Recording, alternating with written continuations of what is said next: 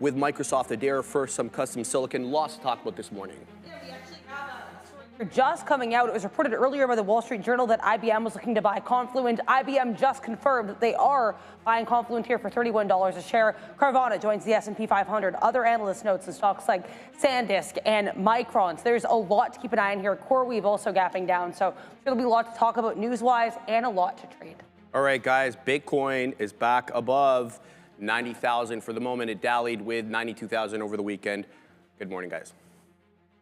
Morning, everybody. Yeah, Morning. I want to see if IBM actually started to make a move down Little there. bit. Right there, okay, good. My mic is turned on. Yeah, I just wanted to see. Okay, down to 303 right there, buying Confluent there, $31. That's CFLT coming through right here. So obviously, because that's going to be halted. It's not a huge premium at all to take out Confluent there. That's good. I like IBM. We own those shares, so we'll see what winds up happening right there. NASDAQ just bouncing around just a little bit right into there. So trying to tell everybody that the Packers were going to beat the Bears yesterday. It was a little shady of a situation there for a while, but we got it done there. I thought it's a good thing they didn't score because I think they were going to go for 2 and probably win. So that would have been. Caleb missed a wide open, and the guy underneath, there was somebody else. No, but he threw to the wrong guy. No, he had him wide open earlier. And he threw late to the guy that was the pick. And then when he was late, he should have gone to the underneath guy. You completely blew that play. Well, when you're Caleb Williams, you're Caleb Williams. At the end of the day, it comes down to quarterback play, right? Thank you, Josh Allen, for being absolutely ridiculous. Yeah. Although the thing is, in the playoffs, he's Superman. Yeah, but, that's the thing. You gotta watch. It's all in on one. It's all in on the best player. And but it's already good that Kansas City is basically eliminated. A smile on my face, man. So that's good. That's good. Bye, Patrick Mahomes. But not all is going to be good. The market's up. That's good. Tesla's down 1.5. So catching some strays from Morgan Stanley, unfortunately, here. You've got Carvana. That's going to be. I mean, there was a bunch of people that I think earlier in the year were saying Carvana a chance to get into the S&P 500. Well, almost double digits today because they're going to the S&P 500. They're going to the show, everybody. And then this week, of course, we will get our rate cut. So Christmas in a couple of weeks, rate cut this week. This week we also get, who do we got? Oracle's going to report this week. They are? Oh, my God. Oracle, Adobe, and somebody else reports this week. So there's still a few more earnings to get to before we round things off. We were at the slopes there yesterday. It was really nice. My kid, we took him over to Mount St. Louis. This is very much in the beginning. It got real packed here, and great hills. I said, my kid's out here somewhere is what I said. And it was great. The skies cleared up there, so we had quite a nice little weekend there. This was a funny thing that I saw, a funny little meme here. See, this is fake Walmart vest, $20. TV I walked out with free. I thought that was funny. Like when I saw that, I had to repost that when somebody else posted that. I thought that was just hilarious because I could see this happening. No one's going to question it. You just roll out, you got a little dolly here. You take one from the back. You put on a TV on there, throw on the vest. Yeah, I'm just putting this in my trunk or in the customer's trunk there. And then that's that. So anyways, I asked a bunch of people here, what are we going to trade today? It was looking like Marvell. I said, what are we going to do with that? It looks like there's a story there about them losing some business. And then we have here NEE, I think is a good one. iRobot. Yeah, let's get back in. What's up, Shane Adams? Let's get back into those robots right now, as we talked about robotics all last week. We got that news from the government there. MU, I think that might be a good one. Puts on Tesla. Neil mentioned that there as well. SPY, NVIDIA, Broadcom, Robinhood, says Talib. Yeah, Robinhood's getting a nice move up there as well today. So check out some of the financials and everything. Yeah, I didn't even realize it was Oracle time this week. 134 here for Robinhood, so that should look pretty good there. So we'll figure it. Yeah, I know. What's up there? The guy in the chat there says there would probably be some alarms going off if you tried to do that. Yeah, I don't know. I would think. I mean, I think that those TVs probably do have those little scanner things on it. You might not be able to walk out with a TV. Maybe walk out with a, I don't know, a blender. Aim smaller. Yeah, aim a little smaller there as well. But yeah, good, man. Welcome everybody. It's freezing here today. 18 minus 18. Yeah, it was some minus 12. Was that what it was with the wind chill? With the wind chill. 18? Although I didn't feel any wind chill when I was walking from the subway. So when you were running from the subway? Walking from the subway. It wasn't all that bad. I mean, yeah. It gets cold. Get that brisk air. It's, you know what? It wakes you up in the morning. It's not the end of the world. winter, it's all about the trade-off. You want to be able to do winter sports, you want to go tobogganing, you want to go skiing, all that kind of stuff. It's going to get cold. That kind of is what it is, man. It also means that, like I said, Christmas is, I'm thankful that I've done like most of my Christmas shopping. I have like a couple of things to do, but with a couple weeks to go, feel a little bit like low key. Yeah, it's much better. No stress about it. I think at some point, I think we're going to have Michael coming through, but one of the things, I know I was sort of guilty of this, because we have the extra time in the morning, right? And I think one of the things that we can do is speak about it, I'm going to pull it up here, is as we're going through, get like that lay of the land. Like where are we sitting at right now? Like you look at the VIX, pretty much chilling, 16, basically nothing, no worries in sight there. The markets are kind of overall flattish. But if you look at me, you look at the ES, it was a gradual, very slow, controlled up week last week, essentially going back into like some mid-month highs from November. So it was kind of like, again, controlled buying, not a lot of turbulence out there. There was some volatility in Bitcoin, which is worth going over, but that was able to get and bounce, I believe, off 88 again this weekend. So you had a retest underneath 90, 91, and that was able to hold that 88 level. Again, still sort of in the same range that we were before. So there's nothing that's too much out of pocket, which allows you to not to be terribly shocked if we end up with some inside kind of days. And if that changes, obviously it can. I think we could see more stock specific, not worried about too much before we get our expected Fed rate decision, which, by the way, sits at 93% over Kalshi. From now on, I just kind of look at Kalshi because the other side takes too long to load, but it's probably at 90% too. Here, I'll just hit refresh and give you guys what it is right there. 89% right now on Fed. So yeah, I don't think anything's going to happen. This one has January, same kind of thing. We have 70% chance that we don't even get a cut in January either. Thank you, Randy, for coming through. How's it going? Thank you very much for that one. And then in March as well, you're at 38% that we have 50 basis points by the time that hits. So March is when we're sort of looking for that 50 basis point move, like to get another quarter point off. So yeah, it should be a fun one. But yeah, it doesn't look like boo. I was really hoping that this would have been a little bit better than 90-10, like maybe even like 75-25. Give us a little bit of excitement when that day comes. But yeah, good point on that one. That is going to be Wednesday afternoon. So financials keep on going higher. There's Robinhood right now. And we'll, let's throw back over the desk. It's 8:08 right now. How was your weekend back up there, Darren Sharif? I can't complain, Katina, man. You know how it is. I just stayed local, stayed busy on the weekend. How about yours? How was your weekend? Yeah, it was good. Very busy, as I kind of explained on Friday afternoon. I had plans like all weekend, but we are here and we're ready to tackle these markets. All right, let's get to Microsoft. Possible tie-up here with Broadcom, and that has Marvell down markedly here to start the morning, 6 2/3, as Microsoft had been previously dealing with Marvell for custom silicon. So Microsoft, according to the story, is in active discussions with Broadcom to co-design AI chips. They had previously, as I mentioned, collaborated with Marvell, but rising requirements for high-performance AI are prompting a shift towards a broader and more scalable partner. Obviously, Microsoft now joins Google, Amazon, and Meta, all developing custom silicon with Broadcom Adara. So we have here Broadcom up nicely, almost 3% here in the pre-market, with Marvell taking a bit of a different turn. Yeah, and this story actually first reported on Friday. Market didn't react too much at the time. I want to mention as well here, though, that Benchmark also downgrading Marvell, so I'll switch over to Marvell here. This one taking a hit here, going from buy to hold. And this downgrade actually has to do with some concerns that Marvell lost business from Amazon, specifically saying that they don't think that Trainium 3 and 4 designs for AWS were done by Marvell. They were likely actually lost here to Alchip. So interesting look there for MRVL getting a downgrade and possibly losing some more business. All right, boys, we've been talking about ASICs, application-specific integrated circuits, yet another push here, and another client NVIDIA won't be taking. Well, possibly so, but you know what? When you look at, for Marvell specifically, I mean, forget about Microsoft for a quick little second, because this is not necessarily going to affect Microsoft at all. Ooh, that is Marvell, but it's not my Marvell chart. That's kind of weird. The first thing I didn't even realize it. That doesn't really matter. I have a 3-minute chart up as well. But looking at what can we, if we come to my chart, because I want to show a 15 here, possibly. Andre, can we come to my chart, please? that's on, I think it may, yeah, there we go. I think it was on Sharice or something like that.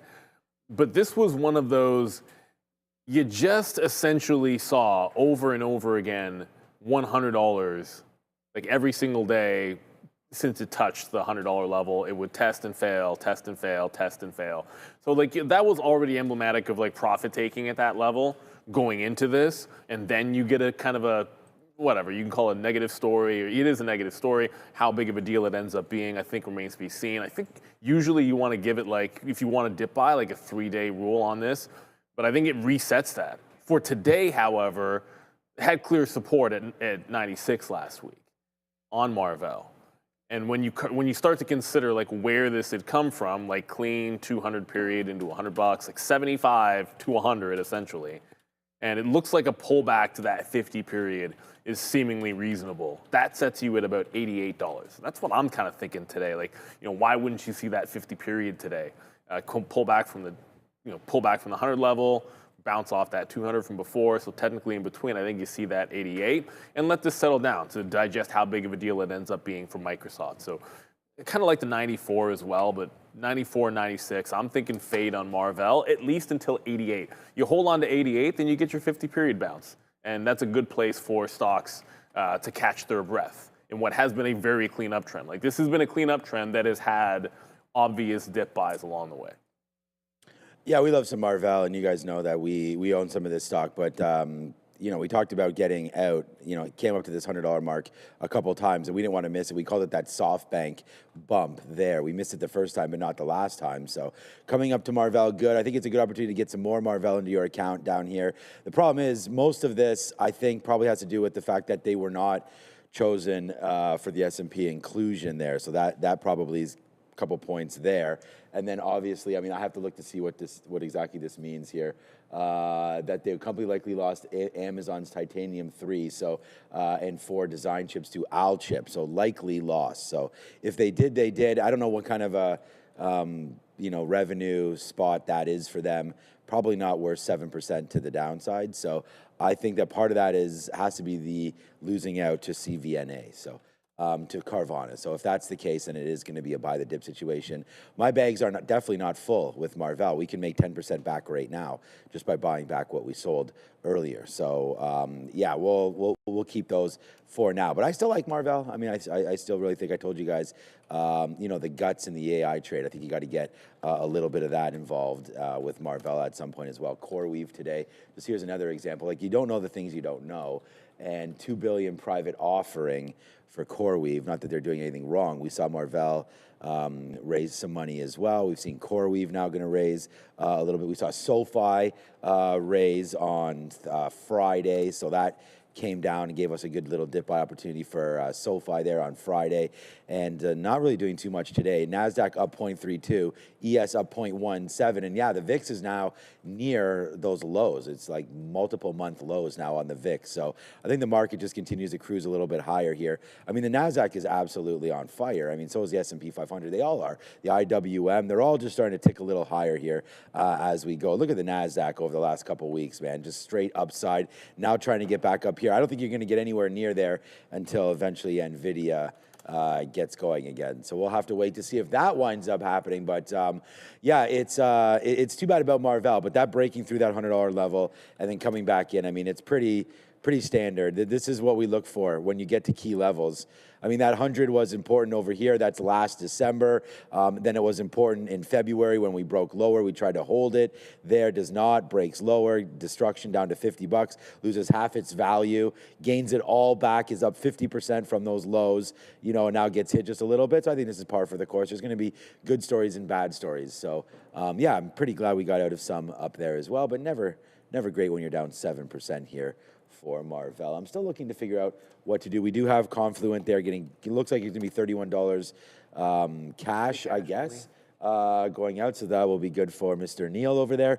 $29.50 right there for Confluent right now. Looks like $31. And then if you want to pick something up on the cheap, I don't know if IBM, this is necessarily on the cheap or not, but IBM going to move down probably a little bit today as they figure out if that was a fair price or what they think about this deal. And again, when you're holding on to cash, traders feel a little bit better, investors feel a little bit better about their position.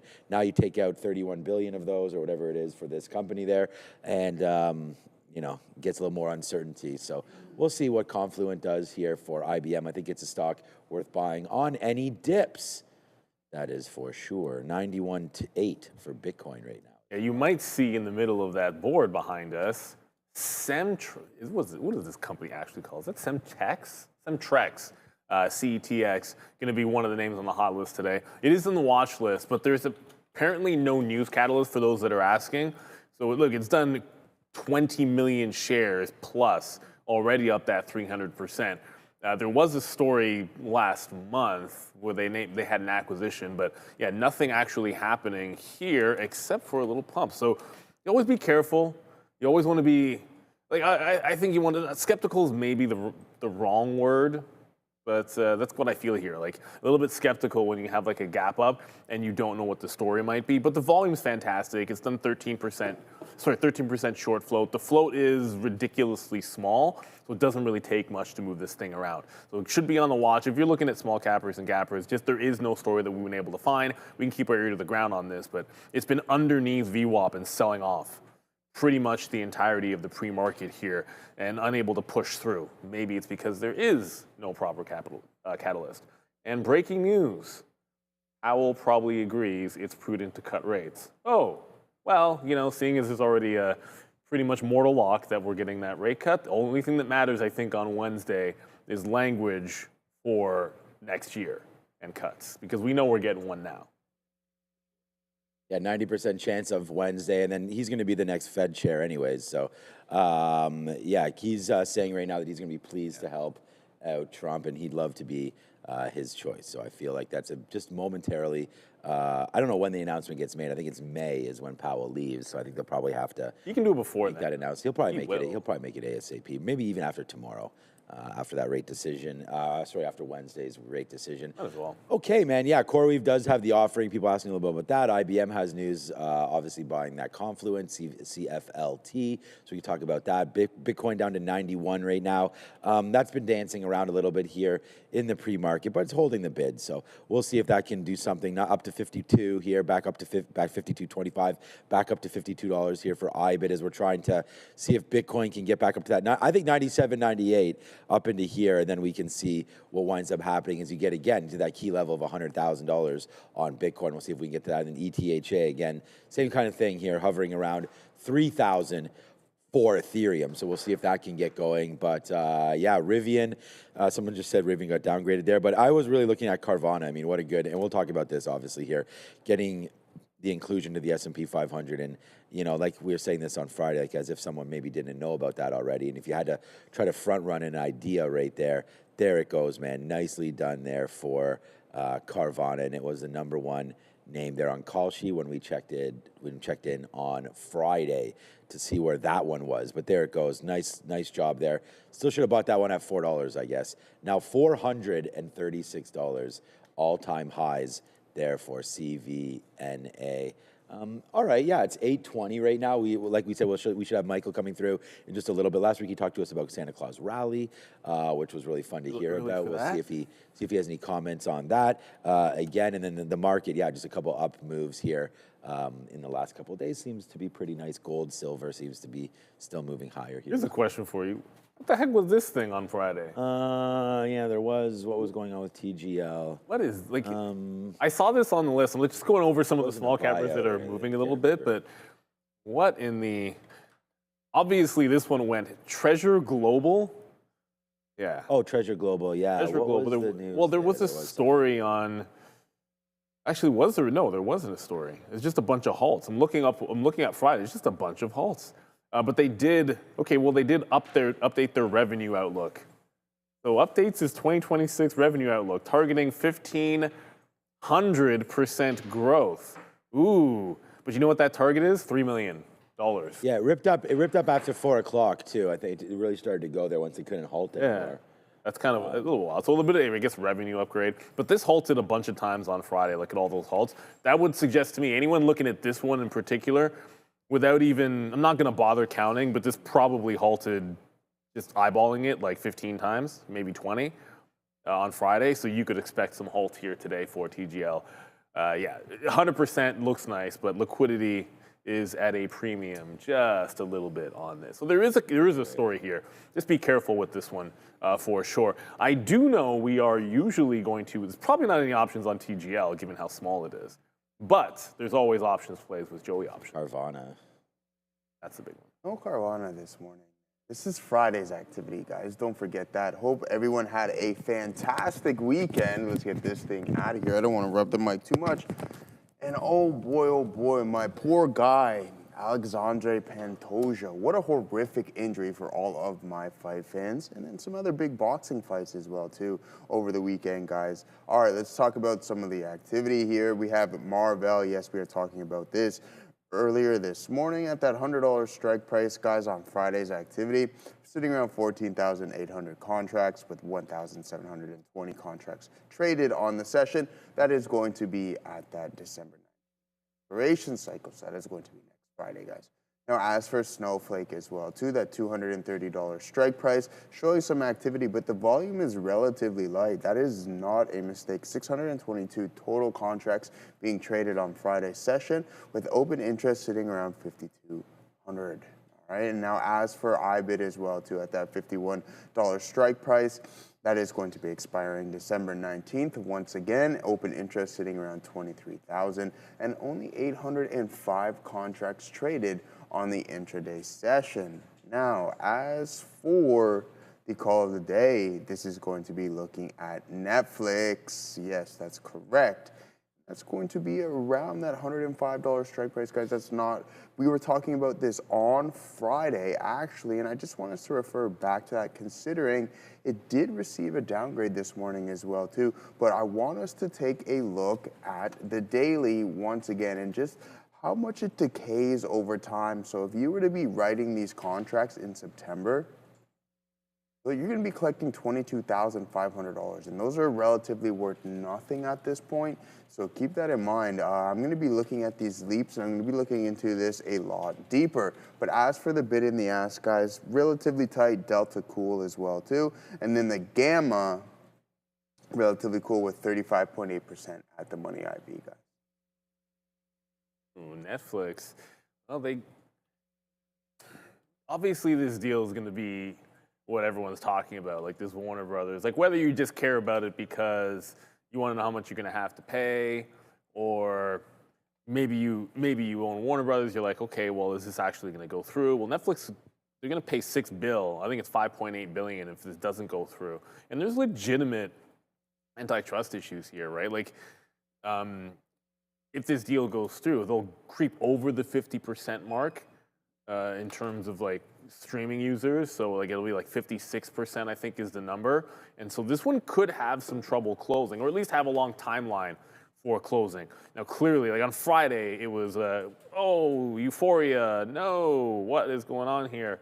Right back and forth. So I think there's a lot of figuring out what is happening for the stock. So I think for at least a couple of days, like let this one settle down. Like I was actually looking at WBD today in particular. I think the easiest way to play this is, I just feel as if there's any big spikes, if it's like, if I see it spike larger than any up move in Netflix, I'm gonna look for opportunities for potential fake, because there's like it's a cash and stock portion of it, and given the risk the deal wouldn't go through, I think there could be some opportunity if you get any kind of egregious up moves here on Warner Brothers. It's a story that's definitely not done. You're probably going to hear a bunch about it. I remember how long we had to wait around for Activision to finally clear, and I think you could, maybe not as long, but it could certainly take a bit of a while. They're expecting to try to get this through promptly, but there are some concerns with one for antitrust. So I don't think it's all that simple. That said, it's going to create an absolute beast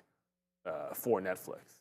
No question about it. It's pricey, but they're going to be able to corner the market in a way that they wouldn't before. I mean, maybe they can fix the DC universe, although I feel like they probably can't. Oh, no, yeah. I think that Netflix, I went to see Five Nights at Freddy's on Friday. That was really fun there in the theater. That was a great time. I still love going to the theater, man. We had a great time there. An absolutely packed packed auditorium, and it was a lot of fun. So if you guys saw Five Nights at Freddy's, it wasn't that really that good, but my son liked it. So I went to the first one there. I was probably the youngest one there. That was really cool. I was the oldest one there. $98. I mean, we already got that bottom there. So I think like that's where, you know, we want to look to see if you want to buy. I think you try to get a little bit there at $99.50, then a little bit more at $98. And then if it's really the end of the world, then it should break through here. And, you know, then you just get rid of it. I think it's well worth the long into this area. So I think 98 to 90, basically 98 to 99.50.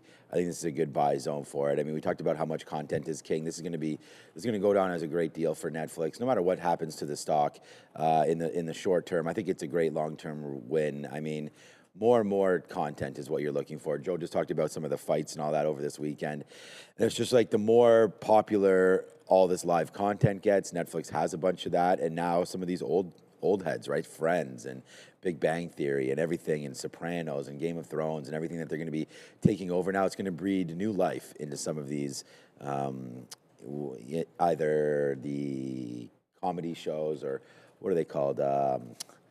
Comedies are, when it's on TV, they are sitcoms. That's what I'm looking for. Yeah, you have the sitcoms or the big drama, things like the Game of Thrones and Sopranos and whatnot. I think it's just going to be a good overall win for Netflix. But yeah, you're going to probably have to suffer a little bit. I mean, when it's split, it's not even, so like our charts don't show this proper split here, but if you go over here, it's not like it's the absolute end of the world. Netflix was sort of starting to already trend down, right? Before we even sort of talked about the eventual deal. But I mean, Netflix has been in talks to do this with Warner Brothers for quite a long time. And the minute that we sort of broke even this 116 and then had a hard time getting back above that in mid-November, you know, that was sort of the push back down in. So you're basically down like, I would say you're down like 15 or 20%, you know, from, you know, that last sort of test of resistance. So if you take away all that news, we still did fail right there. So it doesn't surprise me that, you know, you try to hold the 200, you go right back up to the 50 and fail again. That to me is a technical breakdown anyways in the stock. So I do think that this probably, if it was just to trade by itself, I think that you would have, you know, some really great dip buy opportunities here. Well, it's already dipping, but in buy opportunities in a 88 to $92 area. And for right now on the daily and on your, you know, sort of if you're going to trade it today, I would say that $98 still winds up holding. But I like it. Why is, here, look, you know what, A11 Guru. I already looked at Rivian. It's not doing anything, but because I hear Randy's voice, look at it again. 1750 here for Rivian, down another 3%. We had some Tesla news today as well. That's heading to the south side there. But Rivian, wow, just made highs again on Friday. I don't know what it was even doing up there, but you've had nice run for Rivian over the last 2 weeks, that's for sure. November 21st, not even, 2 weeks. Wow, that was 1450 all the way back to 18 again. Look at this, just round tripping right there. Here we go. In the end, Justice Department will study impact for quite a while. Okay, good job, Justice Department. But yeah, Rivian up here around $18 there should come into play. That's not moving Netflix stock or anything like that, as Kevin Hassett, of course. More talk about the Fed, now talk about Netflix deals. So this Fed is out here talking around right now. But it's, okay, good, it's 8:30. We'll see if Michael has anything to talk about Netflix or what his storylines are here for the day. I'm going to go TQQ long, so I'm going to look for the NASDAQ long here today, although we're coming back quite nicely right now. All right, over to the desk. Here, good look for them, up nicely to start the morning to the tune of around 8%. Look, it's an interesting take here from the S&P, looking to join the S&P on December 22nd after nearly experiencing bankruptcy back in 2022.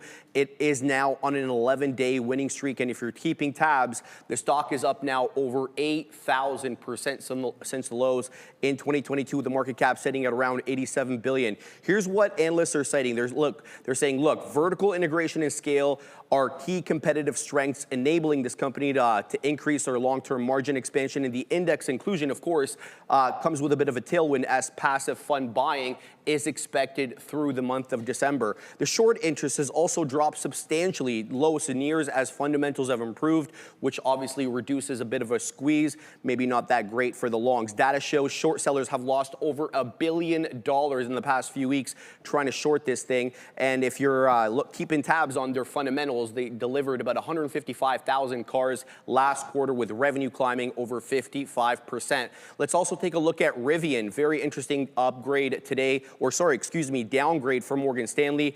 New analyst there, Andrew Percoco, downgrading Rivian to underweight from equal weight, but keeping that same $12 price target. He says, look, a more cautious stance towards EVs is warranted here as EV OEMs next year face struggling pressures. He's calling this an EV winter through 2026. Morgan Stanley's general outlook on EVs is, look, there's a cooling landscape, and he's citing slower adoption and increased consumer price sensitivity, Adara. So Morgan Stanley not too bullish on the EV industry as a whole.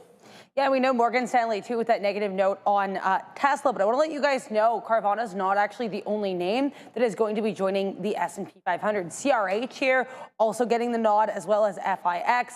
Comfort Systems, this one a little bit difficult for a day trade, given that it's over $1,000. But either way here, Carvana not the only name to join this index.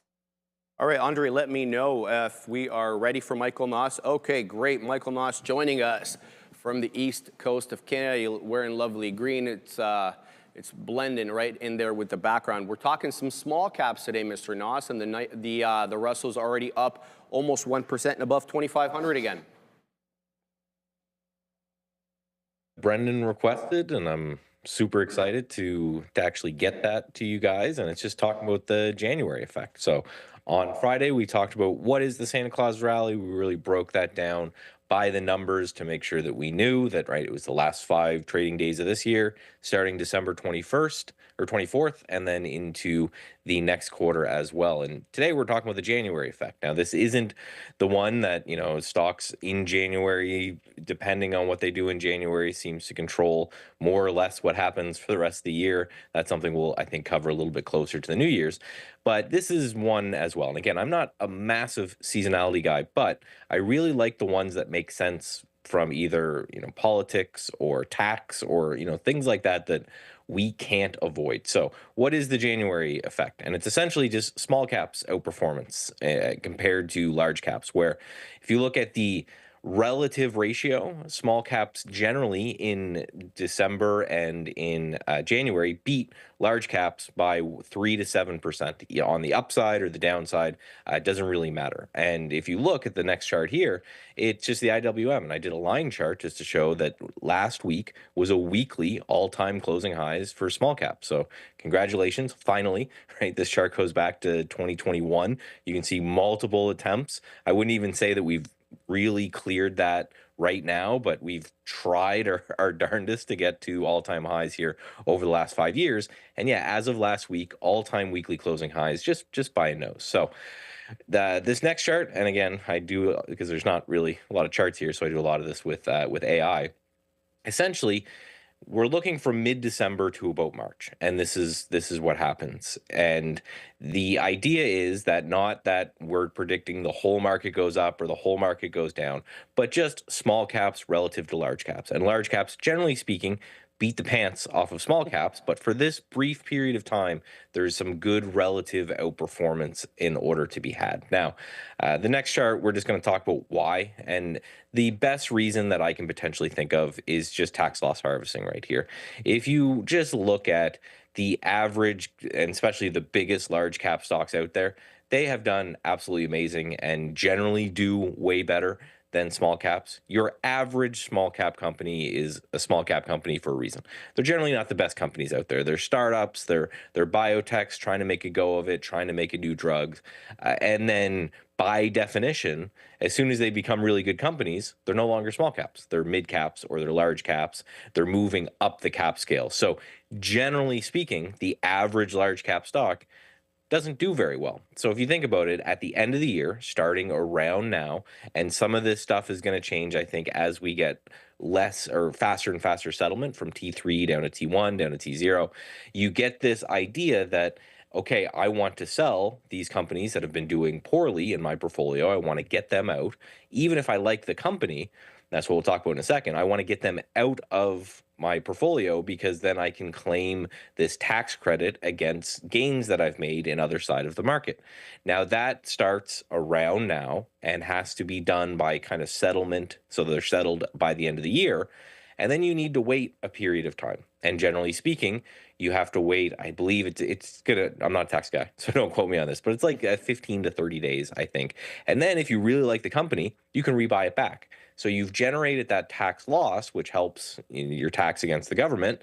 And then if you really like the company, you can buy it back. So that's why going into the end of the year, you generally get the small cap depression. And then starting around now, around mid-December, and then going all the way until the end of the next year, you have people rebuying these companies that they sold to generate this tax loss. And that's why I think we get this small cap outperformance, is you see some of these beaten up companies start to kind of come back to life as maybe the fund manager liked them from some sort of fundamental point of view, but just sold them from a tax reason. The last chart here, this is just, it's kind of a mess, but it's just showing small cap versus large cap, with the light blue being small cap, and then the green being the large cap going back to 2010, and just showing the performance for each year. And what's interesting is even in down years, or in down months, sorry, so this is for the period of time in which they were that March time frame, even if we were down for that period of time, small caps are down a little bit less. So yes, and there's a couple of years here, 2013 and 2021, where large caps were down and small caps were up. So some good historical and statistical outperformance, even if we're not both up. It might make sense, if you're worried about a pullback in the market, to buy some of these small caps that might be defensive, at least for the seasonality period of time. Seasonality, always a nice trend to be able to keep an eye on, Michael. What I was going to ask you is, with the rate cut environment possibly changing, from day to day, is that something that you keep an eye on with respect to seasonality? So, for example, if small caps are supposed to run well into the end of the year, early next year, but there's that variable where we can get interest rate cuts more aggressively than we had predicted, is that something you keep an eye out for? Yeah, and I think the one time that we didn't really see this too much is in 2022 or 2023, sorry, where we were having those rate hikes. And what I think we've learned about interest rates over the last couple of years is that your big mega cap tech guys, they don't really care. It's the rates got cranked up and these guys are hitting new all-time highs.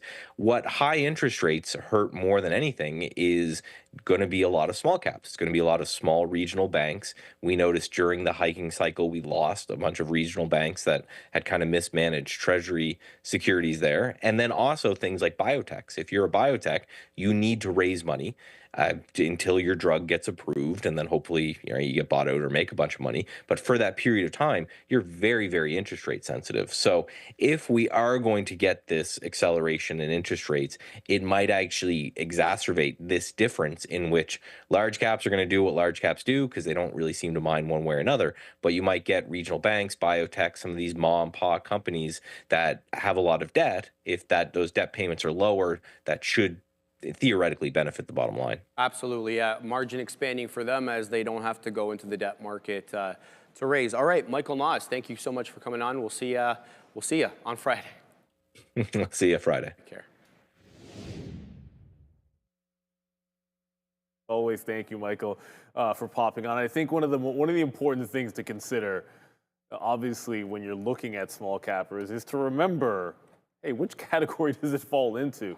Because just because something is a small cap name, as listen, I've loosed it up right here, and I think because we're talking a little bit about our good friend Rivian today, distinguishing between a stock like a Lucid, which you could make the strong argument that, I think it's a fair argument, that people are down on, right? Like this would be a name that, if you like the EV space, and maybe some people are gambling that, X company is going to be able to make it over Y. Well, this would be a name that people have taken a hit on this year, almost invariably. Like, it's certainly some people that might have magically picked the bottom in the last couple of weeks on Lucid, but generally speaking, this is a place where you could see some tax harvesting. But the thing about Rivian in making it a little bit different is this doesn't necessarily fall into that bucket. There's certainly people that, like, it's not impossible that you could be down on this. I mean, and if you are, it would be a really, really small amount because it's effectively at some of those highs. So when you look at some of these small cappers and you start thinking about the seasonality and trends, just understand that each of these, if you're going based on that narrative, you've got to look at them through a different, through some of them with a different lens. Like, I would not apply that same logic to Rivian because it's almost impossible. Like, you mean, obviously you could be holding this for a few years, right? But a lot of the shorter term trades, anyone that had been swinging this, or maybe you got into it early in the year, in the middle of the year, a lot of that trade would be sitting at or in the money, at the very worst, at the money. So there's going to be names which it's more probable that you could see some tax loss harvesting than others, and I think you want to keep that in mind. All that being said, it doesn't mean I think Rivian's going up today. Obviously, they got a bit of a downgrade. They're down 3%, but just in a general sense, it's something that you want to pay attention to if you're looking for that narrative. Yes, and I just want to thank, of course, Michael for coming through. I mean, all the ideas that he gives us, do your own research. There are people say that he is a little off on the tax loss harvesting discussion, but I don't know. So just go get it all figured out, what, your own accounting and what you guys do for yourself is what's the most important. All right, you can call it up, but I was actually going to talk about this stock here anyways. Yeah, so what's up, G-Talk? So I bought more SoFi on Friday. I really like the stock there. They did a offering there on Friday, and it came back in 7% on that offering. You're seeing it happen here as well on CoreWeave today. It just gave me an opportunity to buy more SoFi. So I think that just the banks and this whole industry really has huge tailwinds heading into the Fed rate cut, which is going to happen in 2 days. But again, what we all know about is already priced in. So that's the thing about the market. So we can't really talk now about, I want to buy this stock because the Fed rate cut. Most of those prices are already priced in. It's already 90% chance that does happen. So maybe there's a little bit more room to go here upside on that Wednesday when it's finally announced. But I just, they raised some capital to buy, to, improve their cash position on there and hopefully use it for some expansion. So I really I'm liking SoFi. We did buy some there around, I think it was 27.30 or so, right where we are right now on SoFi, a little lower than this. But I think if you're in this game right now, you probably want to buy a little bit more of SoFi. I'm almost all invested. Right now, I was like 3 or 4% cash left. Like I'm pretty much all in here. So if there is any dip by opportunity, I'll have to put some new money into work. But I think 25 is just so good for a low there for SoFi, and I really like the stock and think it continues to go higher. So down 0.5% here today.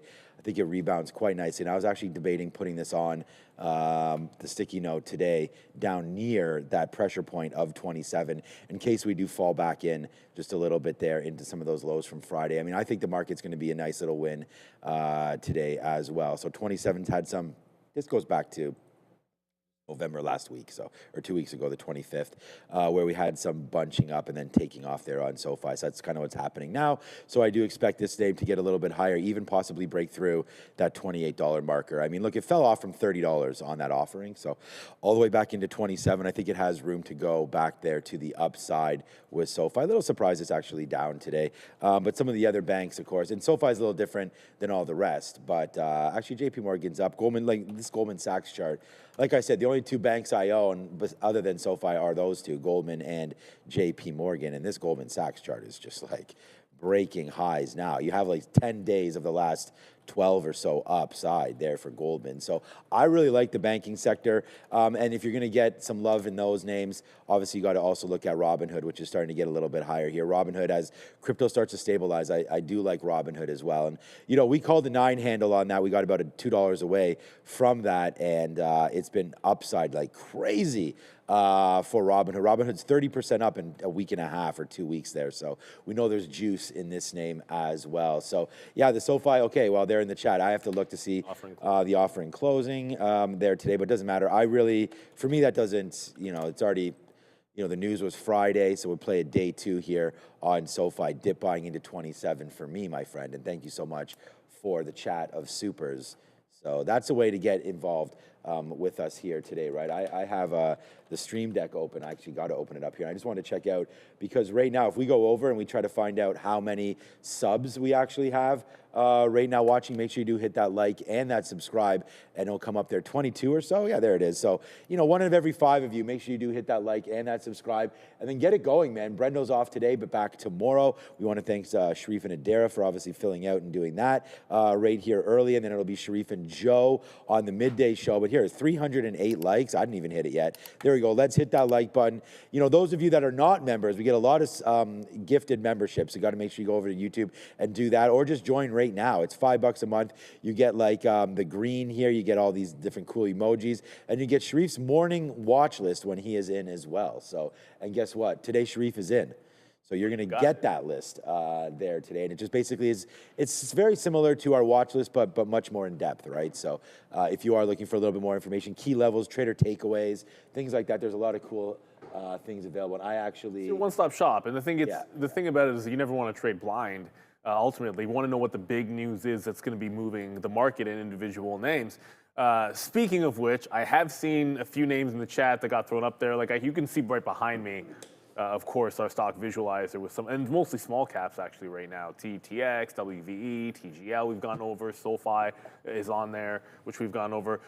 But this IBO that's up 28% in doing volume, I haven't been able to find news yet on IBO, IBIO. So there's a few small cappers specifically running around here without any discernible story this morning that we're able to find. So just keep your ear to the ground. When we get them, we'll obviously let you guys know. And I believe we get to go to Joe for some upgrades and downgrades at this time.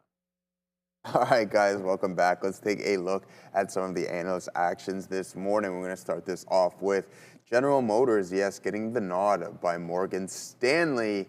KC, there you go. We got the tickers on there for everyone. I know we were asking for that for quite some time, but price target being raised to $90. We're up 1.64% in the pre-market sessions. Now, Ulta Beauty also getting the nod by TD Cowen, guys. Going from a hold to a buy, you're up 0.5% there, a little bit more. And then Carvana with the addition as well, too, guys. Bank of America, 6.75%. Price target being raised to $455. Visa also getting the nod as well, too, guys. You're up 0.5%. Price target raised to $389. Now, as for some of the downgrades, guys, at the top of the list, we have Lucid. You're down 5% this morning. Price target being lowered from $12 to $10 by Morgan Stanley. And then we have 3M also getting the downgrade too, guys, slightly negative in the pre-market sessions with a lowering of the target to $178. Now, Marvell as well too, guys, by benchmark. Adara was talking about this earlier this morning, and it is getting the downgrade as well. So Netflix, guy, by Pivotal Research, price target lowered to 100.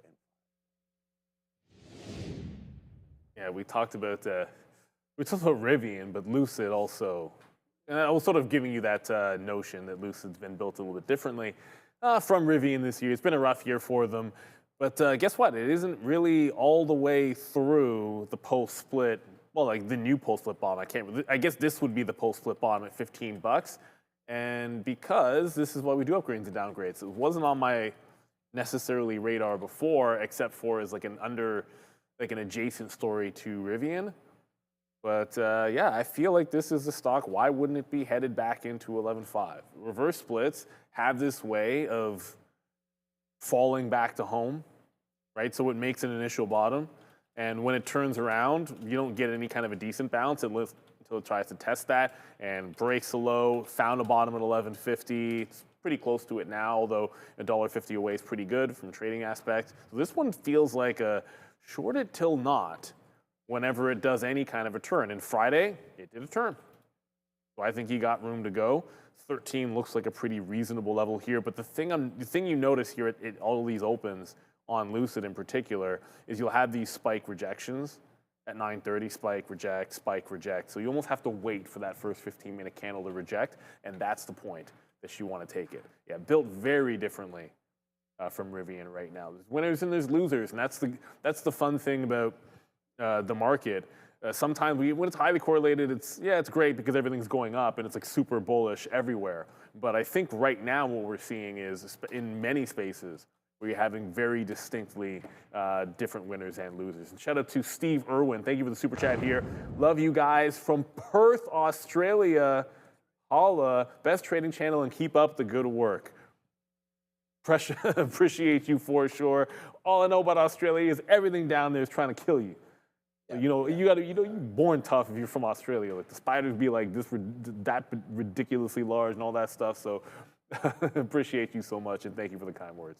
Yeah, very kind words. I was going to say here, Lucid, thank you, Australia. Shout out to Australia. Come over here to Toronto. And, I know it's your winter now, or your summer and our winter, but you may not want to visit here. I don't know why you'd ever want to buy Lucid down 4.5% again here today and just looking like a complete disaster. Anytime a stock reverse splits, man, it's just waiting for that short. You did get a huge, went from up to $20, then kept on going, and then it finally turned around. So I would say forget about Lucid. I wait for the stock to get to $1 again and then reverse split again would be my call on Lucid. I'm not calling this stock up. I'm calling this stock way down from here. Look, Ulta Beauty, this is one that's just been such a killer, man. The best investors in this whole place is probably my 10-year-old who told me to buy Ulta Beauty all the way back down into here when this was 360, 460. It was during the start of the summer. Started to break through there, and there it goes, man. Ulta Beauty just continues to kick out, man. It just took out its highs right into there, 580. Now it's even higher there today, up another 0.5%,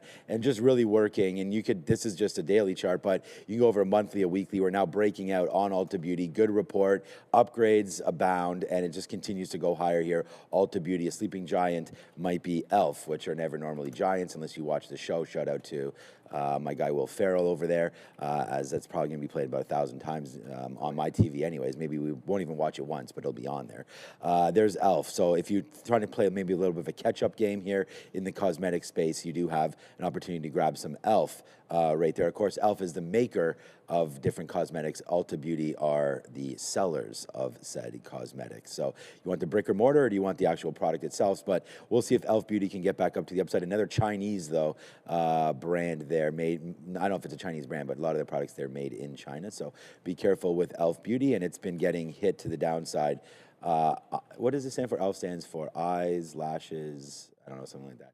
But anyways, as it goes to the upside, Elf, we'll have to watch out for that one, man. This one could fall off the shelf at any time, but I like it for a pickup game as well. Yeah, Santa Rally is very late. It doesn't start until Christmas. Yeah, it's right at the end. We'll wait for that one. It's the last 5 trading days of the year, and then the first 2 or 3 of the new year, and not an exact science by any stretch of the imagination. So if you believe that, puff, puff, pass, and I will now pass it. Well, the beef about that, though, is like the market is generally up. Eyes, lashes, face. Okay, that's what. Yeah, that makes sense.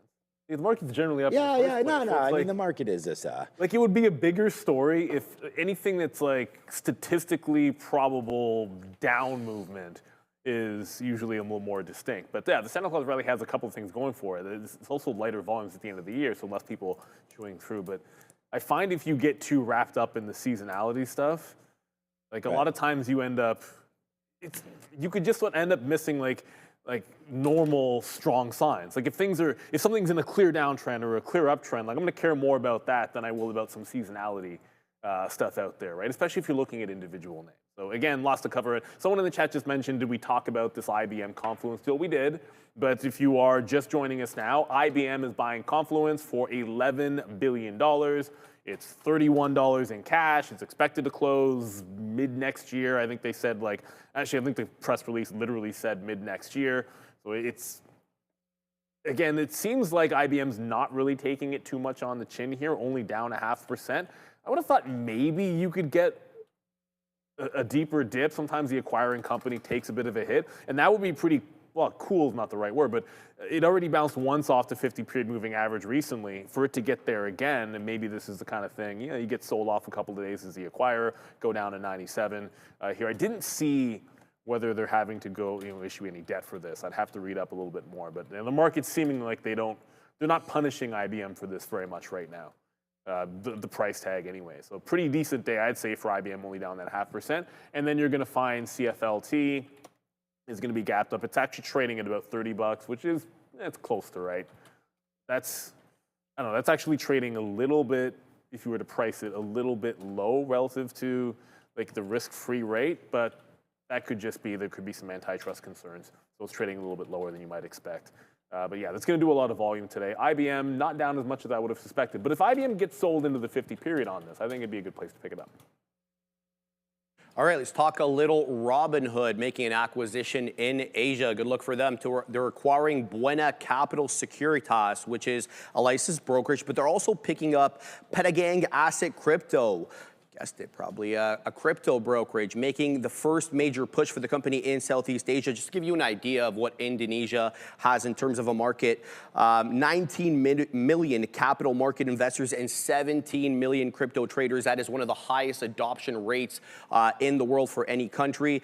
And buying a local brokerage here, according to analysts, dramatically simplifies the regulatory onboarding for Robinhood once they do have a presence in the country, and that will give them immediate legal compliance and operational presence. It's also good that they're picking up a licensed crypto trader, which provides access, instant access, I should say, to digital asset products approval. It is expected to close in the first half of 2026, pending regulatory approvals, Adara. And what's nice here, too, about this deal is that Pierre Tenuri, who's actually the majority owner at both of these groups that Robinhood's going to acquire, he's actually going to serve as a strategic advisor to Robinhood through these acquisitions. So that's a nice look. Should be a pretty smooth transition again once this happens, expected first half of next year. Patrick Chan, who's the head of Asia at Robinhood, basically said that Indonesia is a fast-growing market for trading, which makes it a good choice for Robinhood in terms of these acquisitions. So we'll have to see how this goes. Let's also look at Micron, guys. Nicely here to start the pre-market. Shares are trading higher after multiple Wall Street analysts end up lifting the price target and basically saying that there's going to be a tightening RAM and NAND supply as AI demand accelerates. Susquehanna raised their price target on Micron from 200 to 300. That's a 26.5% upside if it reaches.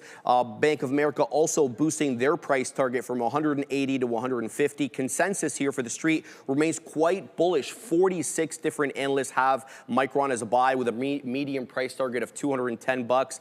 They believe, look, there's going to be severe DRAM and NAND supply constraints, especially as HBM, high bandwidth memory, gets picked up more and used for AI. And Adara, hyperscalers, Microsoft, Meta, Amazon, they're all locking in early allocations, and that's reducing spot availability. And another memory name here actually got the nod as well, SNDK. JP Morgan initiating coverage of the stock with a $235 price target and neutral rating. So good look for the memory space. STX Seagate is another one to watch here. All right, Neil, up 2 3/4 is Micron, looking real good. Looks good. I mean, so many things actually look good today, but Micron does look pretty solid, breaking out local highs. So like this is like that general, hey man, you had a recent pullback last week, and we essentially go right back in and fill in most of that gap, and now we gap above the high. So you had a decent pullback, and now you're seemingly breaking out, and you're at 244 right now. The only thing that I think could be a problem is, well, look what happened at 250 the last time, everybody. Had a little teensy bit of trouble with $250 for an entire week on Micron. And the growth, this is not a news story. Like the memory story has been going gangbusters since September, and we're just trying to retrace back into some highs. So I think you could get more of a grind back into 250 more than anything else. And then when I look at the pre-market as well, like this is flat out not moving in the pre-market. Like it is oddly quiet in the pre-market. So this is exactly the kind of stock I think it might be headed for a retest to 250, but it's not really giving me any feels at all in either direction off of this. So I would let this one lie for a little bit. I'm going to be looking in the chip space at Intel and probably some AMD today. But for MU, let me sit out that first half an hour and see, let it make the first move. At 250 though, I think you want to be ringing some register, that's for sure. So the one thing that no one's talking about, of course, is that Micron reports on December the 17th. Thank you so much, Randy. And, you could get a nice little ramp up into their report there for Micron. So we'll see if that continues to make a move higher there as Randy looks at the charts as well. So December 17th, only 9 days away now from this company reporting. It looks like pretty healthy job to break through that 260 as demand continues to be an issue here for the chip space. But so Micron, I would say you know, people trying to make a position now ahead of that earnings call. Like if demand's going to be low, I don't know what they're going to forecast ahead, but looks like probably a big number if they can't keep enough of these things stocked. So we'll have to wait to see about this RAM. I told you that story a couple weeks ago where my son was like, Dad, good thing we bought some RAM because the prices are through the roof. So if he knows about this, so does the street, right? Obviously. So there goes Micron right back up to the upside. I would say this 260. If you're trading options, I would think this is going to get blasted at some point. So I would watch out for 260. They're long on Micron heading into earnings 9 days away. So Micron going to be a big one there. So just watch out, man. I don't think Micron's going down anytime soon. That is MU. And then I would short it right after earnings, almost immediately after earnings. Then I think you go to the downside, a la Palantir, a la NVIDIA, some of these other names that are just off to the races. I think they're going to lose a little bit of steam post earnings. So that's what I'm doing. What's up to everybody? Randy is amazing. We want to thank him for coming through with that. And it's definitely a cold one out here these days right now. This mic? Okay, there we go. Is that better? Oh, I can't go like this because then nobody can hear me. Perfect. Maybe I should do that more often then. Thank you, Ramin. Ramin is on the board here today. We want to thank her for coming through. One more time. It should be a fun day here. 91 for... Don't slap the fail on that. That was probably Sharif. Slap the fail on that. Was Sharif for sure. Another small case. Sharif, before we go, Workhorse just opened up. So we were just talking about Lucid. Short. Recently. Workhorse with I'm going to make the assumption that it was a 1 for 10 because whatever, like it was... Yeah, it short it. Makes sense to me. It was trading just at like 90-something cents, coffees and now over it's here. trading at $11. So yeah, reverse split here for Workhorse. I haven't checked to see how much locates cost, but you know the general plan of action is to find a place. Find a place when you have a reverse split, and this is what the stock looks like. So WKHS, it is open. It's another small capper, which will probably do a little more volume. You know, relative notionally here today, but it's because of the split. So, yeah, you're not up a bunch of money if you own these shares from Friday, just so you know. You actually technically are up 19%, but you're not up 10x everybody. So Workhorse with a reverse split. Yeah, be careful with those reverse splits. I mean, I can't remember one that's really worked out too well over the long term. We showed you Lucid did get to 20 to 25 and then faded back out again. So those are just compliance issues where they have to reverse split to stay above that $1. All right, man, it's going to be a good day here. I have a feeling it's 91.4 on Bitcoin. That's looking a little bit lower. We'll see if the NASDAQ can continue to hold some of these bids right now. 0.32 upside on the NASDAQ. All right, it's 9:02. We do have the watch list. Make sure you do grab that. Make sure you hit the like and the subscribe as we are ready to rock and roll on your Monday, heading into very festive spirits in the market. So we'll see if Santa Claus rally maybe can come early. Why not get those gifts back on the old sleigh there and take it into town, Santa Claus. It's 243 on Micron, and the market looks like it wants to go higher here this AM. All right, over to the desk, and we'll start our watch list. Might as well do that. All right, guys, 68.78. That's where we closed out Friday on the ES December contract. Look at this melt up with higher lows basically every day since the 30th of November. We've been making higher lows, but we're still below that key area of resistance, 6,900, that we've been unable to reclaim on a decisive basis since, breaking down below it back in early November. So here's the deal, 6,900, that's going to be our first level of resistance. If we start selling off the overnight low 72, but we're going to go ahead and say, look, 68.50, that's going to be our first area of support. All right, guys, make sure to get the watch list. It's sent directly in your inbox every day. Adair prepares it, and we all use it, and we all know there's no good morning routine that's complete without a good watch list that helps you organize your day and lets you know what is running. All right, let's start with the first topic. Netflix, Warner Brothers Discovery tie-up possibly in jeopardy as President Trump making comments over the weekend. He said the Netflix takeover of Warner Brothers Discovery could be, quote, a problem, signaling a potential political and antitrust friction. Trump praised, of course, Netflix's CEO Tetsuya, but emphasized, look, WBD scale, saying the deal has to go through a process, hinting that there could be scrutiny. Just to give you an idea, Netflix agreed to acquire WBD for $72 billion, or around $27.75 a share, but not for the full company, just their streaming and their studio assets. The cable networks, that would be spun off. Paramount came back later, and they offered $30 a share for all of WBD's assets. Now it's being speculated widely that Paramount may attempt a hostile bid directly to shareholders. Adair, you've been covering this for a long time. Give us your take. Well, actually, Sharif, I have a breaking news update that just came out now. WBD popped up about a minute ago, and I just found out why. Paramount launching an all-cash tender offer to acquire Warner Brothers Discovery for $30 a share. They basically said that the Netflix transaction provides Warner Brothers shareholders with inferior and uncertain value. So, as we expected, PSKY coming right in here. They've already reportedly threatened Warner Brothers with this Netflix transaction, saying, hey, we are much more likely to get through regulators. Seems like that's actually coming to fruition with concerns from Trump, as well as Senator Elizabeth Warren. And I also want to add, if you're looking for updates on this, Charles Gasparino on X, he's a Fox business correspondent. He's a really good follow for info on this. Great update, guys. The saga continues. What do you make of this? Told you this wouldn't be over anytime soon. Because of those, again, the antitrust issues. And you got to remember here, like, this is, Allison's a friend of the administration, and not to go tinfoil hat, but if this were to get pressured FTC not to approve it, there is some actual legitimacy to the fact that it might be easier to press through Skydance and Warner Brothers. So this is, you got an actual bidding war here, even though Warner Brothers likes the Netflix offer, this ends up being legitimate because of some of the concern that the deal couldn't close. So this makes it a little bit more bullish today. You don't know, breaking news is what it is, but it wouldn't have known that going before. You just got to be a bit careful here. This is not, I don't want anyone to think that Warner Brothers should be trading at $30 just because $30 was offered.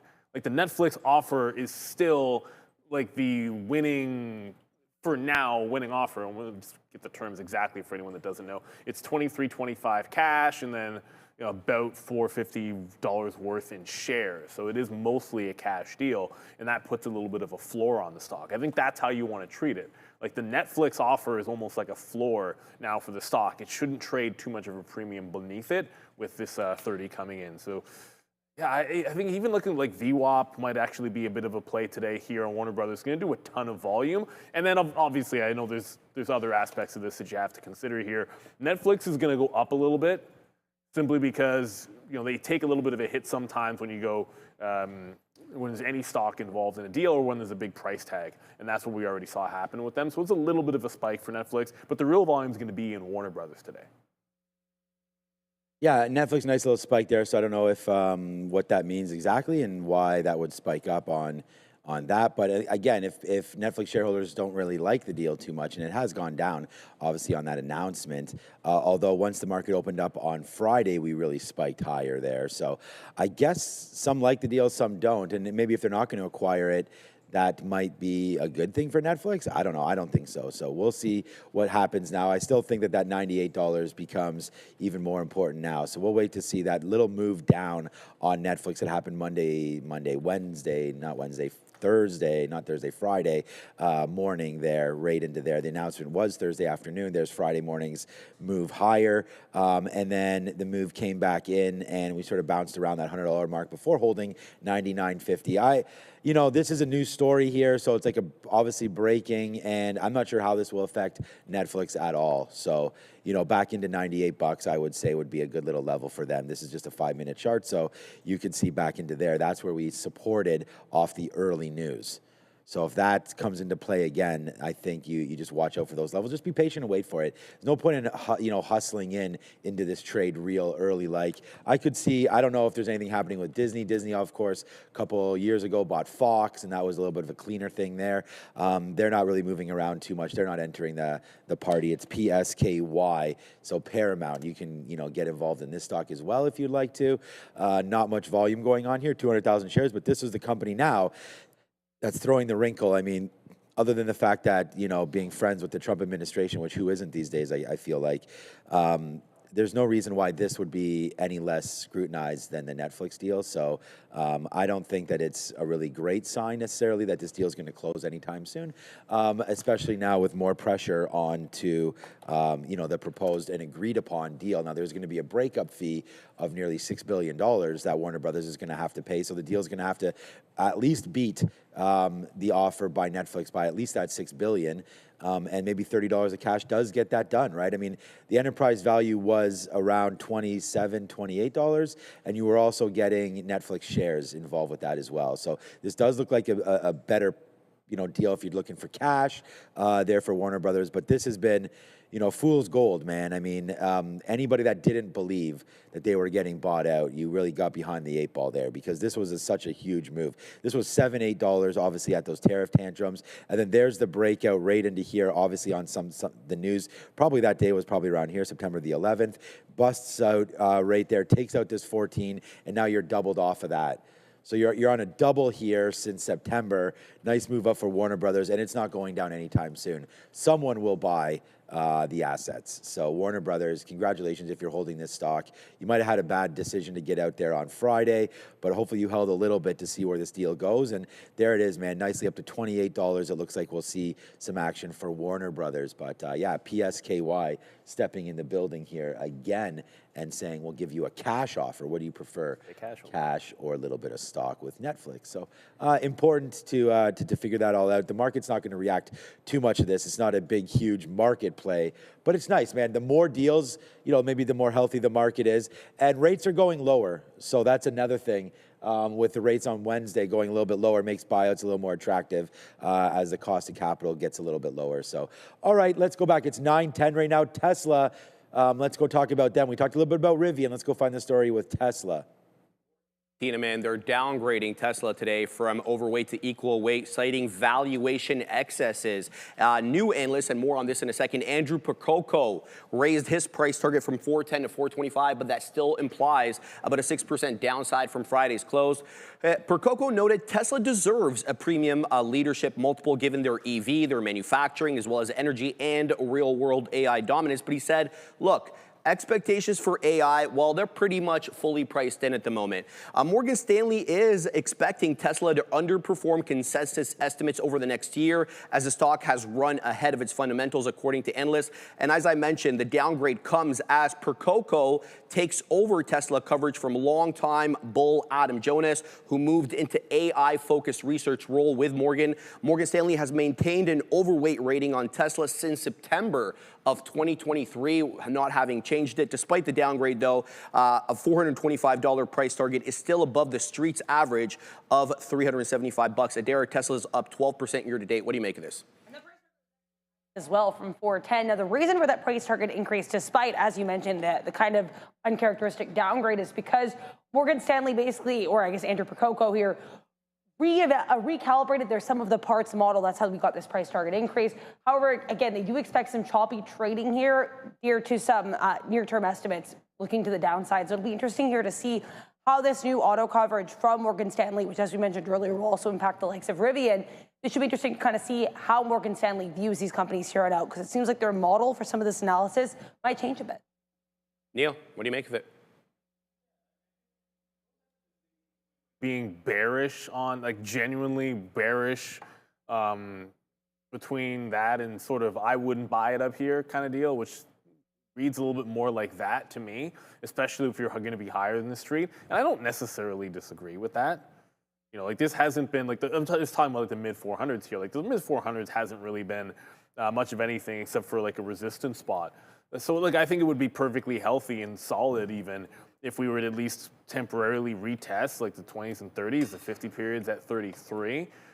For today, however, I mean, if you just look at the 450 level, it was a wash on Thursday when I was here. But when I say a wash, it was like it would just travel back and forth through that price so many times. It was crazy. And on Friday, it was essentially just, oh, we're going to hold over the 450. So I want to look for that as my litmus today. Like if I see it holding, consolidating above 450, look longs. If I see it consolidating and holding under 450, then I'm going to play the short. It's like that over-under kind of deal for myself. And again, I think like I'll read this more of a, you have somebody who's bullish on it that just doesn't want to be buying it at these prices more than anything else. So it's at a temporary resistance spot anyways. So this 450 is going to be where I'm going to be keyed in for sure. And we already talked about the other EV names that are going to be in play. Like if anybody thinks they're not bullish on Tesla, then what do they think of like a name like Lucid, right? So I think that speaks for itself. But for Tesla today, it needs to get back above that 450 for me to get bullish.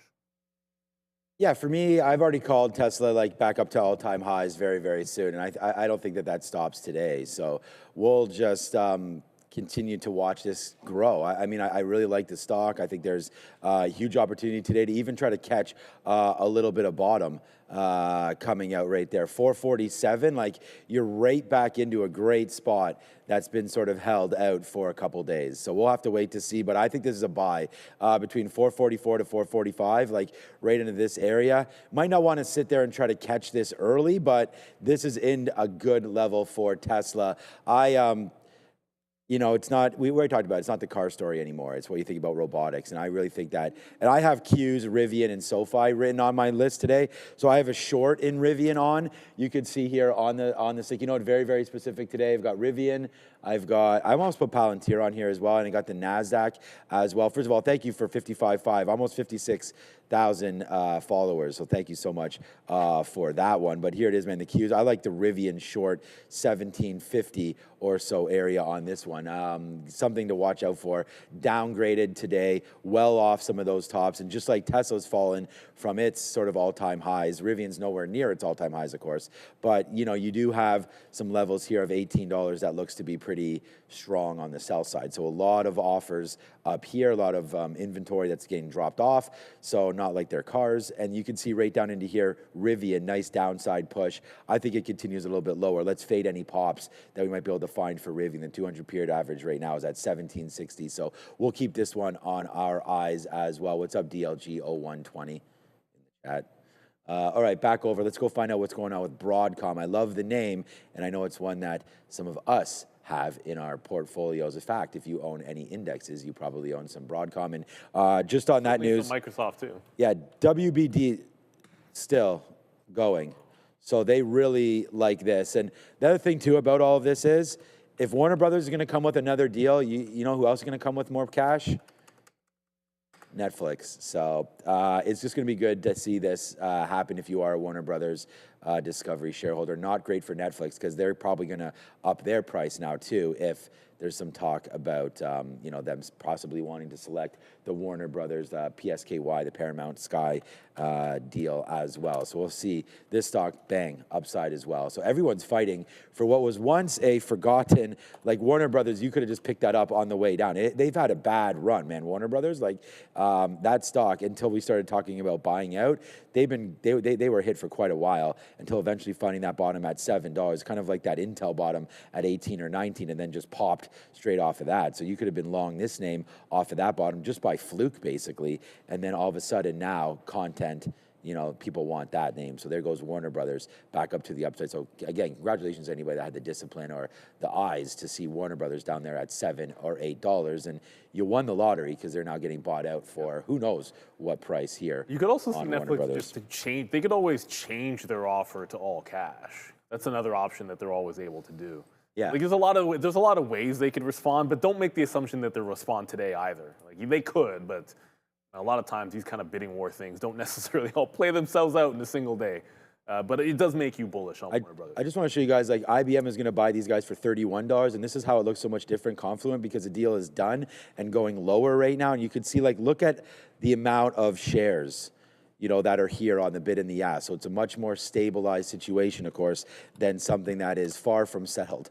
You know, so it's just that's just the difference between an all-cash deal, obviously there, and one that involves some kind of uncertainty and shares involved as well. So there's CFLT, Confluent, and then IBM as well, about $11 billion or so. And IBM is now up on that deal. So normally you don't see the acquirer going upside. That's why I was like, when it was down there, I was thinking to myself, you guys heard me right at 8 o'clock there, was saying like, hey, maybe this is time just to get into some IBM. Thought it was going to go a little lower as per usual, but no, all the way back up to the upside. Not a whole bunch of like key prints, but just dragging itself right back up to before this deal was even announced. And remember, for everyone watching now, it's 9:18, so welcome to the show. Thank you so much for watching, but we are now live at 8 a.m. So you just got to hit this little bell over here, get reminded every time when we're going live.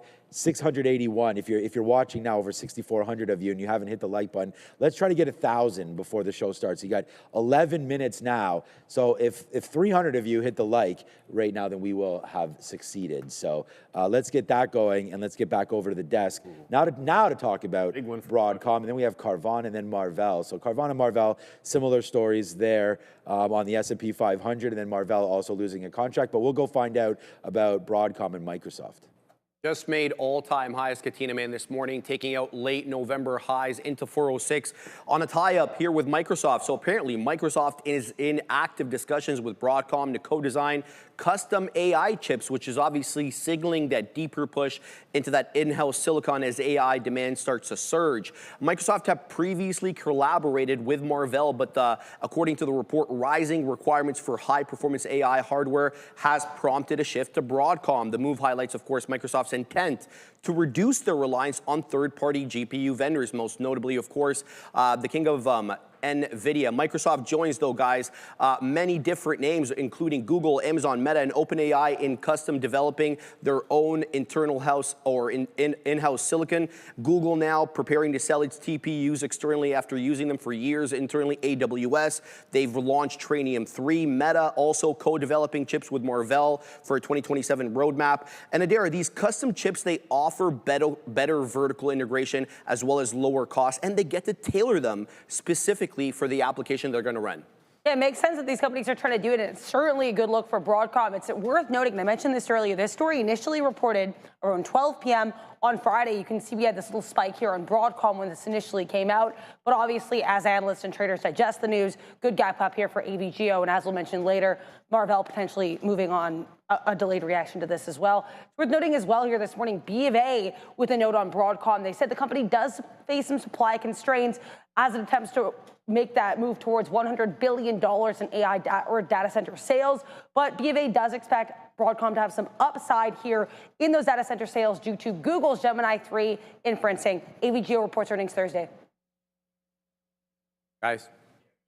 This week, obviously, and this is going to be the biggest. I mean, it's the biggest name, but they're not the only ones that matter. I think it's going to be a big deal for Oracle this week. They have a lot to prove. But as far as Broadcom goes, you're going to have almost certainly you're going to have a retest of the all-time high here, just because unless something crazy happens with the imbalances, it's effectively at the breakout, and an open right here would essentially be at that top. So I'd be very cautious with this. I actually like Marvell because I think if you trade Marvell today, you're getting them post-earnings instead of prior to earnings in a particular sense. So you've got some levels post-earnings that you can work off of that will make sense to me, whereas Broadcom before the report and then kind of getting this positive story, I could see some people maybe ringing the register and think, oh, well, it's price perfection. If I can get this at a fresh high going in earnings, they could ring the register here. So I'm going to back away from them and look more to the other side of this story, which would be Marvell. And I pointed out earlier the 88 level is 50 period on the daily. Well, there's a lot of room to get there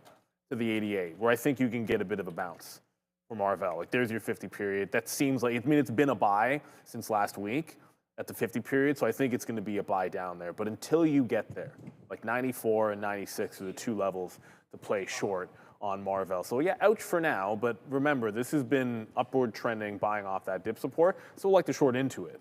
But if you get to 88, that's the support level. We do have, I want to remind you, I'm going to put this in the chat. We do have a video that we did about 2 months ago about the importance of Micron. Notice 2 months ago, right there in the chat, you push play, you go find out 3,300, I'm just going to round that up, of you have watched it. So go find out exactly what the story here is with Micron. I want to thank Ramin for doing this as well, and some dude wearing a hat that looks like me in this video as well. So thanks, Ramin, for that. I just put it in the chat. Go have a look. I'll put it one more time. Let's get that one ringing there as well. Look, and we just talked about Broadcom. Love that stock and just continues to work out. I don't own any shares of it, which is kind of sad face for me on that one. But we do own a lot of NVIDIA, like probably a lot of NVIDIA. And yeah, it's been pretty good holding these levels, but flat on the day with the NASDAQ being up. So I can't sit here and pretend like I'm going to trade this unless, of course, we get back down to that 180 level, which could easily happen today. If we get into 181, 180, I like the stock there for NVIDIA, and then Micron as well. Still going a little bit higher. I didn't mean to call it Micron again, sorry. It was AMD was the one that I wanted to look at off 220. So that 220, I mean, we were looking at that level there on Friday, I believe. We didn't trade it, or maybe we did. It got going there real early, like. No, I think we might have got away from this one, or we didn't look at it at all. It really kicked. I'm not making too many trades again until 9:40. We've Neil, you missed it, man. We're 15 of 16. We are another 3 for 3 there on Friday. Shout out to my good friend Obi, who held the fort down for you as well. We are just being real patient with everything, so we're going to do that one more time there on AMD and try to wait for that top to potentially come in. But I think some of these names go a little lower, but they're up today. So yeah, for AMD actually. You know what? Now that I'm noticing they're up more than the market, it's a little different story there than NVIDIA, so I'm going to change my tune and maybe look for around this 216 to 217 area for dip buys then on AMD, but a little more cautious tail there. We did hold. That's 216 flat, basically, so that would be a level. I think you could start your bidding around 217, but yeah, man, 15 for our last 16. We'll see if we can hold that ratio a little bit today. That might be a little hard to do that, but we'll be patient with it and try to see if we can catch some winners here today. Might be something to trade with Carvana on the SPY. So let's go find out why that is moving higher. That's going to be big. 8,000%, Katina, man. 8,000% since the lows in 2022. That's what we're up on Carvana as they get set to join the S&P 500 on the 22nd of December. This was, when they were almost near bankruptcy back in 22. Now they find themselves on the back of an 11-day winning streak with a market cap sitting at around $87 billion. Analysts are citing here the vertical integration and scale of the company as key competitive strengths, enabling them to have longer-term margin expansion. The index inclusion as well is expected to spur passive fund buying through December as different funds start shadowing the S&P 500 by taking its constituents into their holdings as well. And the short interest has dropped to its lowest in years as fundamentals have improved, reducing squeeze risk, but signaling improved financial strength. The data shows here short sellers lost more than $1 billion recently as the stock ran higher. And Adara, they delivered about 156,000 cars with revenue climbing about 55% year over year.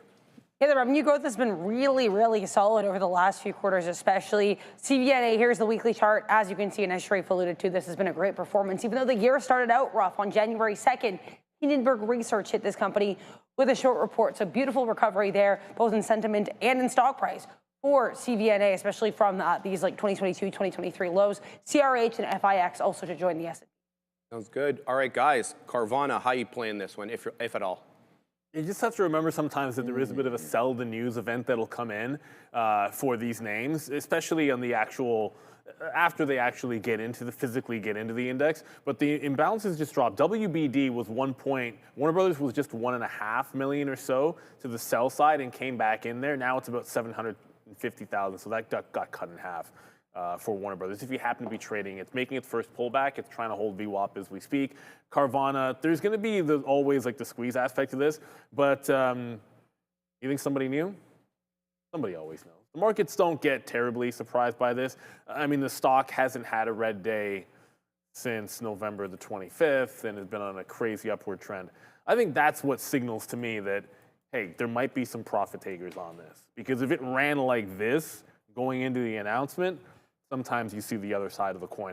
The other thing I wanted to quickly point out is just to show you guys, there was the first dip. This candle was the sell imbalance on WBD. This can hold VWAP. It gets interesting to me for sure, because I'm going to look for some longs on this stock today.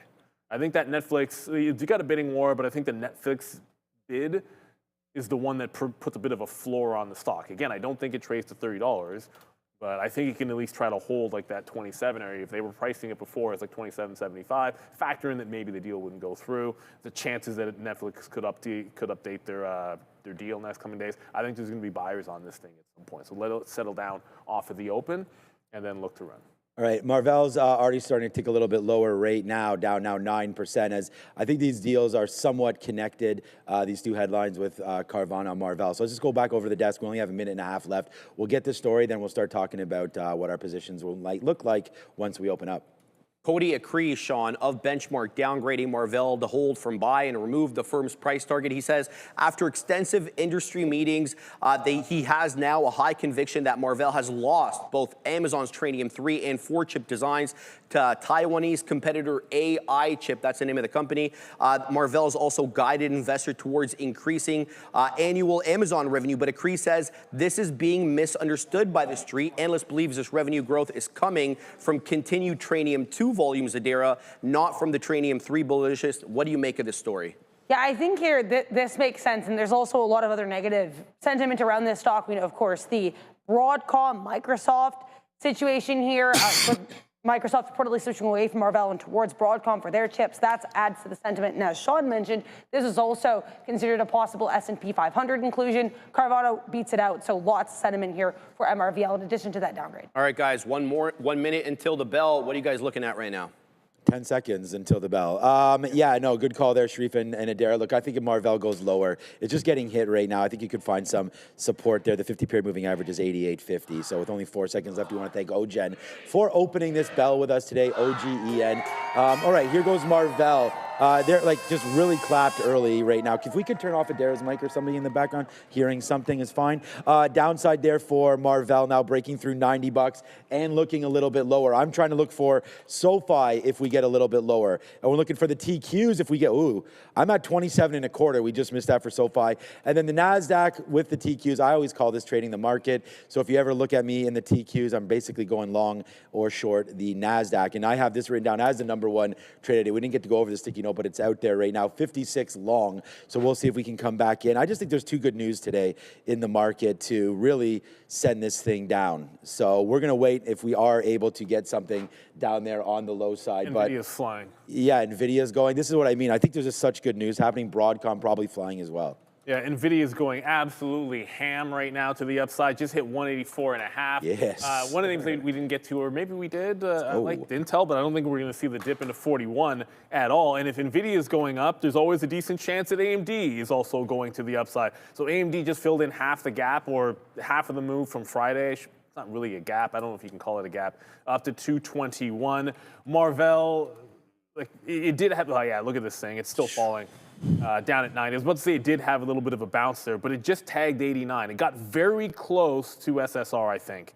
I think it needs to break $89 to go 10% to the downside. So if this does get 10% down, I might look for a reversion. I think 88's a support, but that shot to short it, you had to take it when the imbalances came at 928. There really was no other opportunity. And Warner Brothers, WBD, there was that sell imbalance on it. It opened up pretty much at VWAP.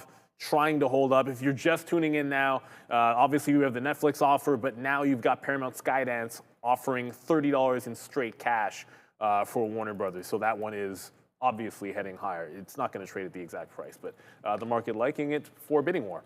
Yeah, Apple's straight upside here, as well as Netflix. As we continue to watch out, see what's going on with Netflix, they're going downside right now. So down into $98 again. That's that level that we talked about there for Netflix. And again, this is the level that held there on Friday on that news. So we're going to have to wait to see if it does hold right now, as there's pressure now on this deal, as we just mentioned there with Warner Brothers and whatnot, man. And I was just mentioning Apple because Apple took off again. Let's see what happens in that 280 mark. We've been through here before, and it might do it again right now. Of course, there goes that TGL, your first circuit breaker halt of the day, and this was a fantastic trade on Friday that just halted numerous times on Friday on its way up to $24, $25, $29. Had to move in the post market like insane, all the way from 23 once we closed at $22 there on Friday. We made that call shorting this $27, $28, which was pretty good. Went down to 23. We would have got stopped out for $1 though. And then up there, up to 63, now printing 55s is the tap.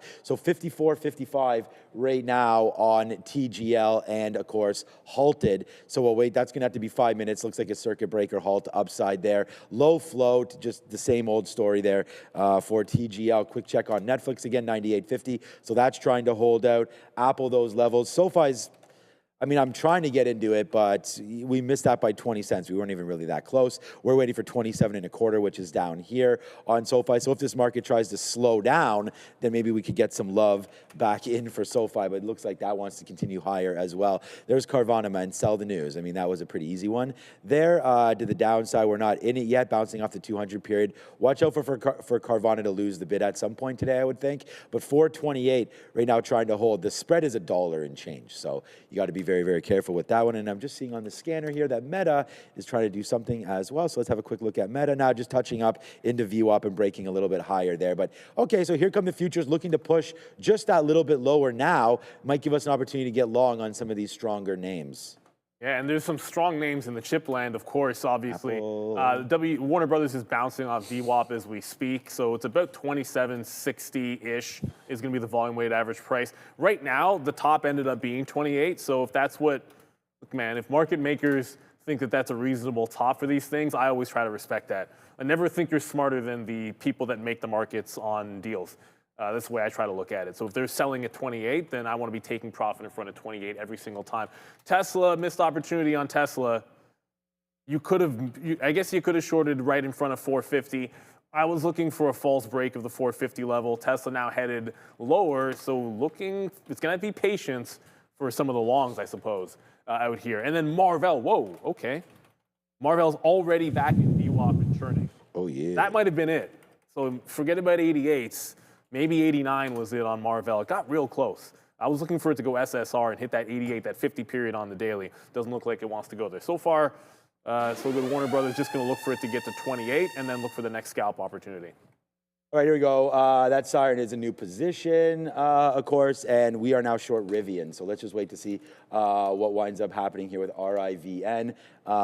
You know, this was a level that we had written down here on our note. So no surprise there on the note, but we have to wait to see where it goes from here. Short now at 45s.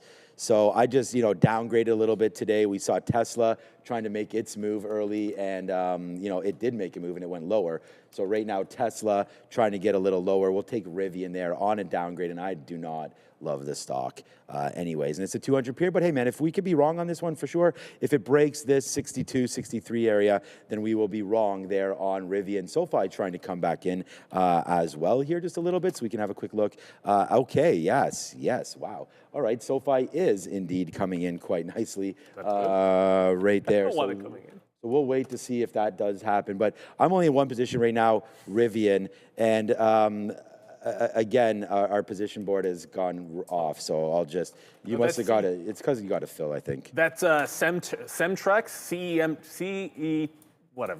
CETX, Semtrex. Halted upside, and now about to halt downside. So it opens up and immediately halts, and then it reopens, and it's about to immediately halt to the downside. Be careful on this. Semtrex, I don't believe we had it. I don't think there was a story on this one. No, so I'm pretty sure this one didn't have a story. It wasn't the only one that was like that. So just be a little bit careful trading that. While Tesla's really starting to drop as we get down to 440.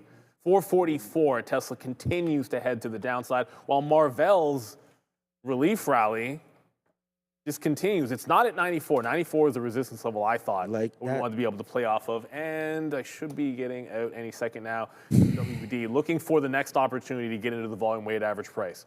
So I want to play VWAP here. Just want to look for, if I think there's going to be a bid and a trend on the stock, then I want to look for VWAP until it sets up a trend line. So right now, we'll get out at 28. There's a big wall there, but who cares? It'll probably punch through that. They don't care whatsoever. But I'll just buy the next available dip on this bad boy. So the market's kind of flattish, but there's a lot of individual names moving around. Obviously, Warner Brothers has the deal, and NVIDIA, Marvell, the chips are holding on to this strength, at least for the most part. They're starting to come back in here. Got to be patient. Got to be really, really patient, because I really thought Marvell was going to give a nice, good opportunity at that open, and if that was the bid, you don't want to get FOMO and start saying, well, we missed a long at 88, and then just start buying ridiculous prices. I'm waiting for 90. It was 94 or 88, so I'll just wait for it to get there. Haven't even had a 15-minute candle yet. All right, no 15-minute candle, but doesn't mean you can't have some chicken dinner winners right now, so that we have one already. We've already taken some out there. We just got 27s there on Rivian, so we're going to take a little bit of profit there, and hopefully we can continue to fall down. I'll bid some 38s right now, and then we're just going to hope against that top there that doesn't fill. But look at the market. The market's really pulled back in here a little bit, so I actually would have thought that Rivian had a chance to get even lower than this, so I'm not like super impressed here with this move on Rivian, to say the least. So we did cover some there. I was hoping we'd get a little bit lower than where we just got to. So yeah, not super impressed, with this trade on Rivian, but we just took some profit, so we'll celebrate a little bit there and watch this go right back up to the upside. I'm not going to average back into this one. This one could get nasty real quick. That's Rivian against us. Let's just go back and find out right now. So good covers down there anyways. Let's just figure out Tesla. This is near that level that we liked, but it's already broken below it, to be honest with you. This 444, 440, I guess it was 446. We're at 444 right now. But this continues to get beat up just a bit there. So watch out below here for Tesla as that's getting lower right there. So be careful with your Tesla positions if you're in it. That's looking like it wants to get lower there. Report of an earthquake in Japan there. Tsunami warnings as well. We hope that everybody is safe, obviously, there in Japan. And, well wishes to families if you're over there on that one. Alibaba there. And again, the Japan ETF is EWJ, I believe. So there it is on Japan. And you never want to take advantage of, obviously natural disasters, things like that. But you want to just look at the stock to see what it is. And Japan's been near the highs anyways. So not a good look there. We just hope everybody is doing well there in Japan. So be safe on all of that. And as we didn't get a chance to talk about crypto. Dropping a little bit, sure. Yeah, there was a double bottom at 88,000 held on Bitcoin. I'm looking at the 90 level, particularly today, and 51 on IBIT. So whichever one ends up being better, but you are trending to the downside here. So there's IBIT, it's up, we gapped up, that's nice. But 51 or the 90K level, that's where I want to look for a bit of a bid. Right, WBD's trying to come off a little bit here, Warner Brothers, I should say. So it got to that 28. I figured that's where the market makers sold it before. That's where they could sell it again. VWAP will be about the same price for now at 27.6. I'm waiting for that opportunity here on Warner Brothers, but the market is looking a little bit weak. Oh, there was Workhorse. Remember Workhorse? Reverse split? Well, what happens on a reverse split? Stock usually has two set downside. So reverse split actually it almost doubled, and it's right back to where it was before. So just be careful. To me, I think you never want to chase those types of plays. Not a good look at all. So I bet I'm waiting for a dip buy. Intel was on my list at 41. So this actually has a chance to get there now with this fall. I like the 41 level. Just a bit of a round trip level from Friday. It bounced from 41 to 42.5. They had that old good news from Apple the other day. So I think there's going to be at least a little bit of a bid on this stock. So if we don't get Warner Brothers pullback, Intel's at least starting to trade down towards the level at 41, which we like. It's halfway there, and we're only at 941, everybody. So let us know in the chat what symbols you're looking at. Trip, I see you. Maybe Tesla is flipping, but next time you type Tesla, put in $TSLA, so it'll show up there right behind us. Right now, Semtrex is still leading the list. I'd expect Tesla to be leading, but maybe people aren't typing that $sign in so that we can't find it. But there is a bounce on Tesla, so I think you're absolutely right. It's trying to go. Trying. Got to get through VWAP first. And remember, 450, huge resistance on Tesla. Market, yeah, good. Good resistance levels. But look what's happening right now to Tesla. Sorry, to the market. The market right now just getting lower, taking out. Well, I was going to say taking out pre-market levels, but they did, and they made a lower bid there. They hit a lower bid, but at the end of the day, it is bouncing a little bit here off of that. So it's too bad because we should have just been in anything else short except for Rivian, but we'll take a little bit more here at the 200 period and watch out for that high of 65 breaking. Like I said before, when the market does these things and your stock doesn't, it is obviously pause for a little bit of concern. So we'll have to wait to see if Rivian eventually does get back down. I'm bidding 43s right now, so maybe that will sort of abide here and we'll be able to get some pressure lifted off of Rivian, but we did go short again on that bump up here, just watching the markets. I wrote down on the note today that we like the TQs to come in a little bit here. So I was just thinking that there wasn't enough negativity in the market that we should go red there today. So I was going to look for 56. That's what we wrote down here on the note. It was a 56 long talk there for the futures. So if we were able to get that, then maybe that might be something. TGL, I think it opened and halted again. So now the tap is 46. So it does halt. It gets to 57. Then it goes halting the other way around. So that's going to be a problem there for TGL and whatnot.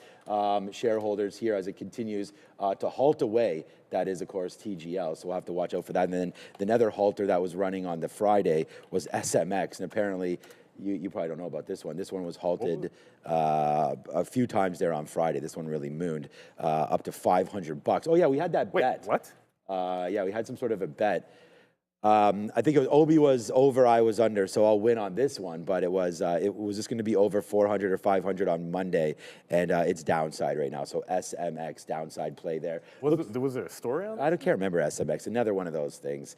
It looks like Rivian right now is just going higher here. So we were kind of right about this one giving us a problem because it did not continue its downside push at all. So we're able to get out here. It looks like it'll be an L there on Rivian. We're just waiting for it to break 65s, which is that high. So once we break that, then we can just get out of it. And, we did average into it, but it'll be a hit, but nothing that we can't absorb. It's 944, so we didn't chase anything here. We just got stuck in this trade. So it looks like Rivian will come out and be a negative story for me there today. But I did want to look at Robinhood because this is a place that if the market does get weak, we know Robinhood gets bought up quite often. And this could be another one there, 132.50, right back into those levels from Friday. So that could be a price that we look at there for Rivian. Right there, Friday's sort of resistance level there.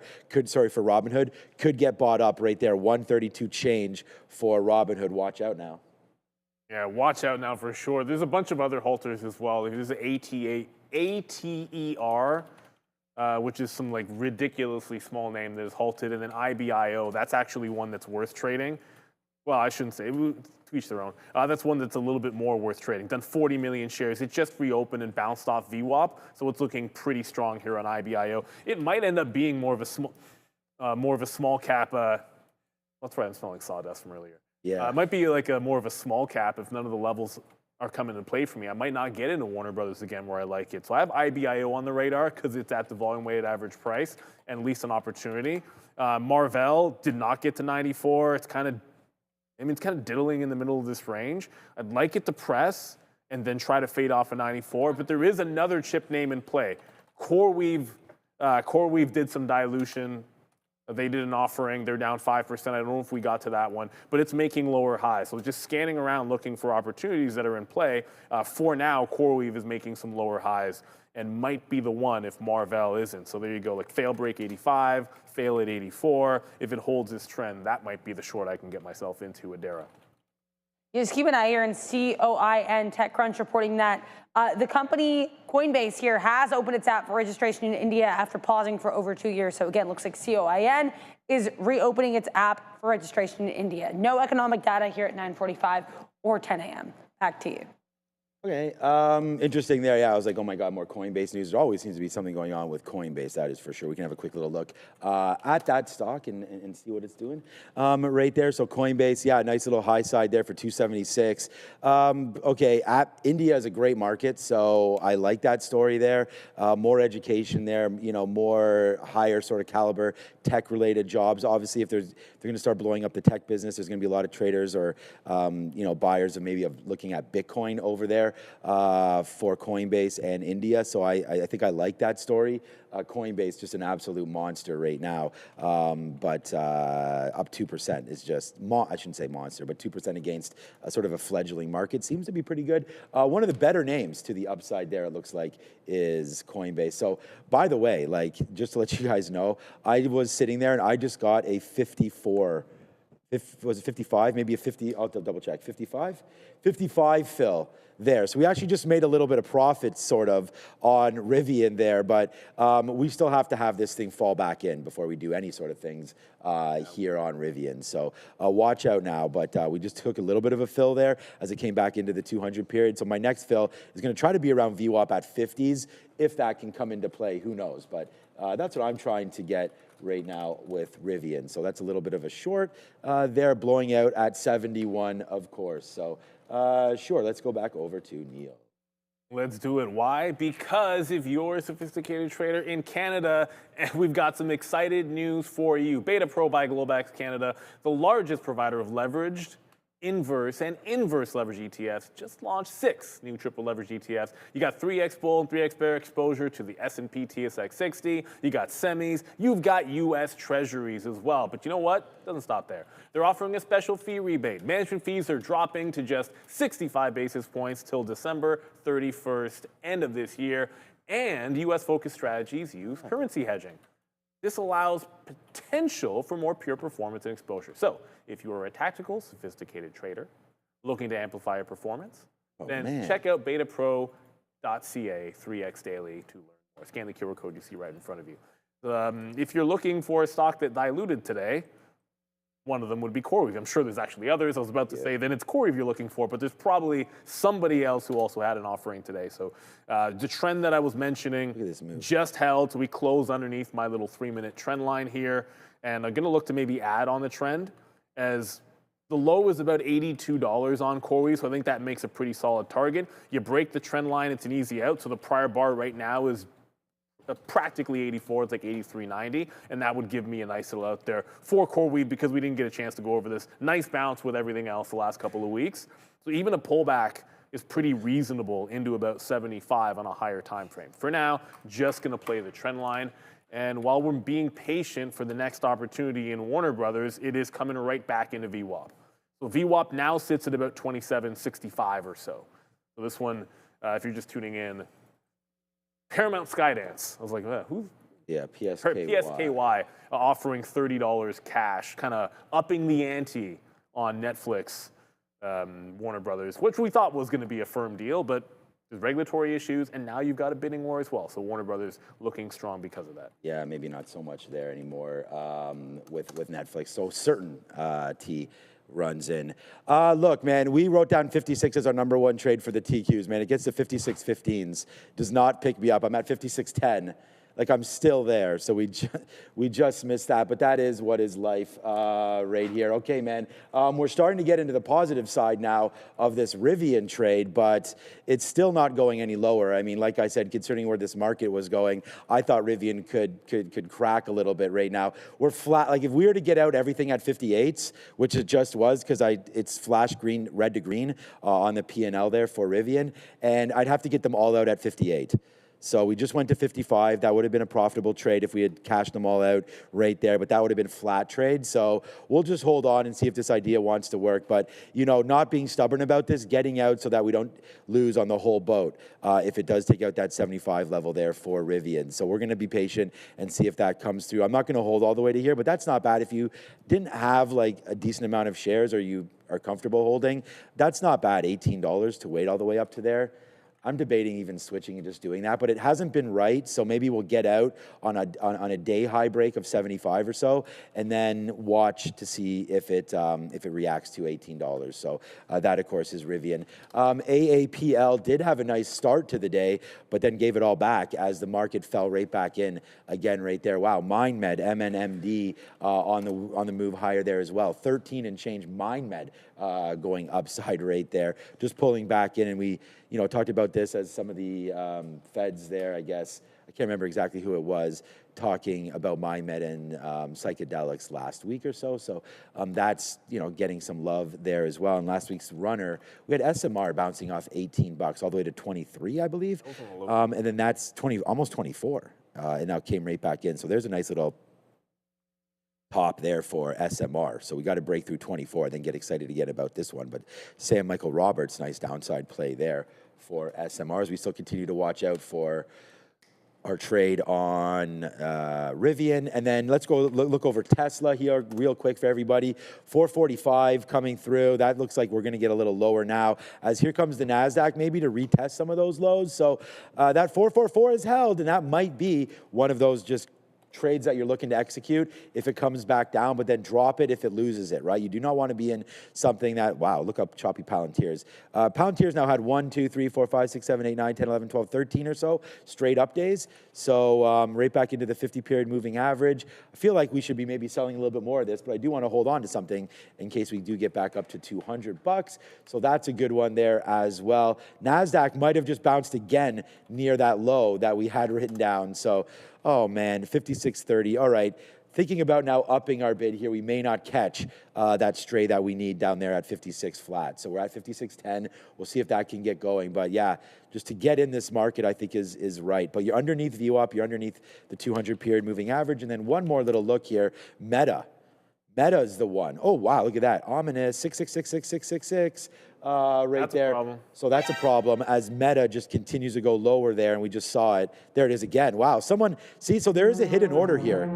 Like that should be breaking. You're seeing a lot of trades going in between those levels. Traders get funky like that, though. Yeah, but you know what? Now that I think about it, there wasn't much trading there. But yeah, to Neil's point, sometimes you'll see levels like that hold around for no reason other than the number that it's at. But that's pretty stubborn if you do that. But there it goes right now. Meta to the downside. We'll see if we break that 668 now. Futures trying to figure itself out. I'm still in Rivian. Unfortunately, it doesn't want to go down. It'll be a much smaller hit than it could have been if it just kept on going straight upside. So thankfully, we do get a little bit of a drop down there. And then Alibaba, oh, there it goes. Okay, we just got stopped out there. I guess it breaks 70.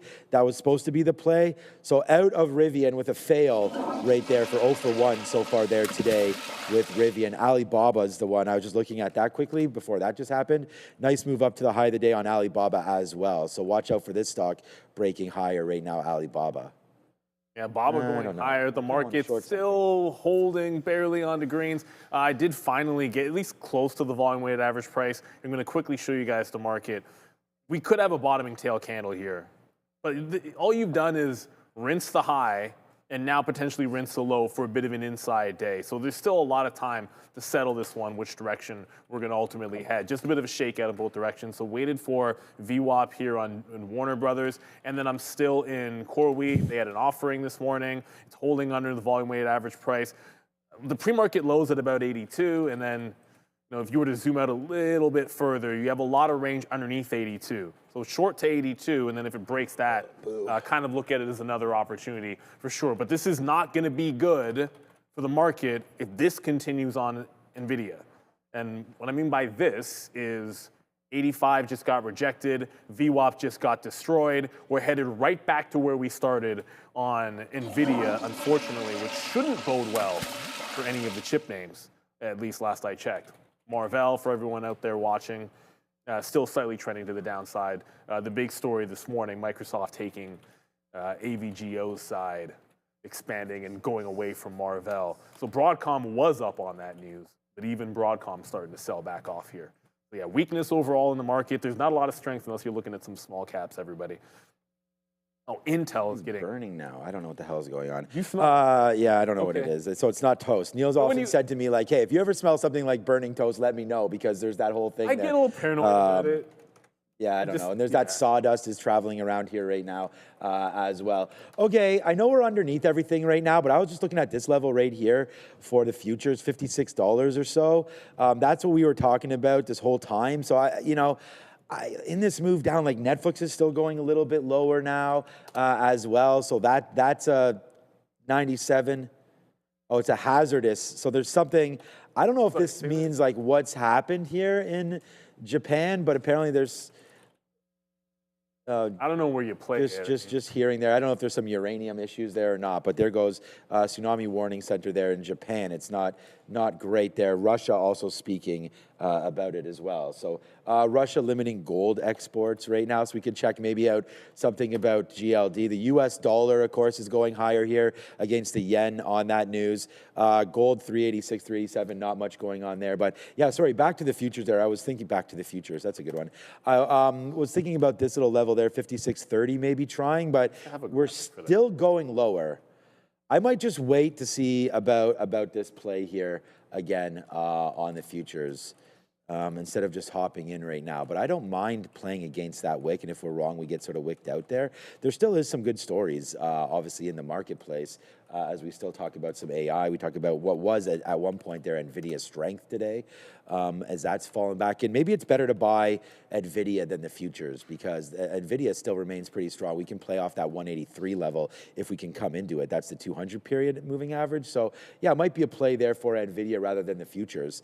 So maybe we can do that if this plays back into 183. I don't know if that's going to happen, but yeah, I am still debating taking the NASDAQ here long, as we've kind of made some lows in now. It's almost 10 o'clock.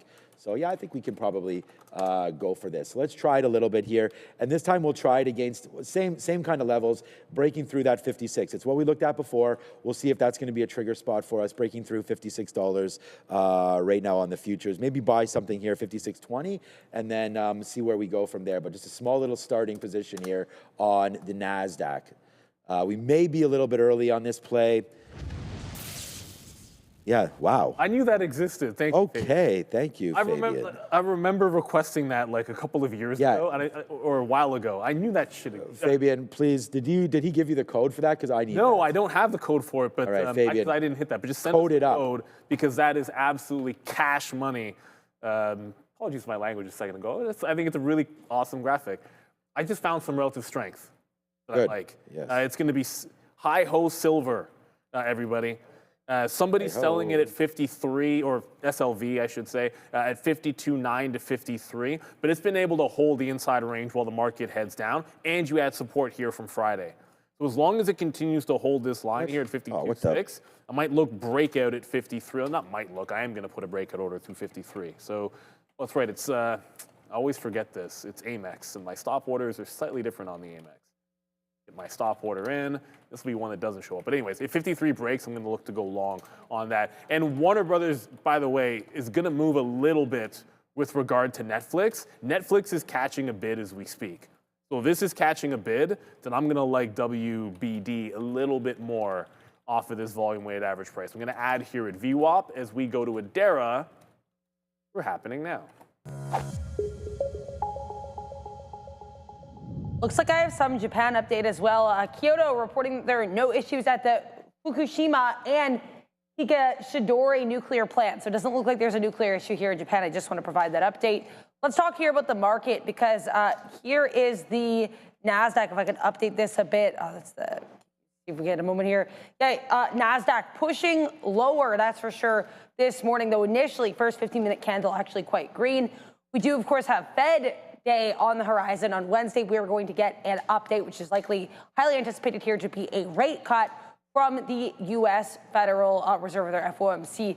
So keep an update on that. We also have comments here coming from likely FOMC chair successor here, Kevin Hassett, saying that the Fed should continue to get the rate down and that he'll actually take that Fed chair position should President Donald Trump offer it to him. Of course, WBD and PSKY and Netflix remain on watch as the bidding war between Paramount, Skydance, and Netflix for Warner Brothers continues. But let's talk about Carvana, because CVNA had a massive gap to the upside this morning. They're set to join the S&P 500 alongside FIX and CRH. That'll take place as of December 22nd, 2025. MRVL, meanwhile, this one was actually not added to the index, though it was considered a potential addition here, competing with Carvana, but they're also dropping after a report back on Friday afternoon suggested that Broadcom was going to be working here with Microsoft on their in-house chips. So Marvell getting ousted. They also got a downgrade or negative price analysts note this morning as well from benchmarks. Keep an eye on MRVL. And last but not least, TSLA trading near day's lows. Going to get downgrade here from notably bullish analysts, at least for the most part here, Morgan Stanley. So interesting note here and change of the tide for TSLA, though Morgan Stanley did actually still raise their price target for Tesla. Before we send you back to Sean and Neil, we'll take a moment to thank our friends at Origenics. Millions of concussions, cure-approved therapy.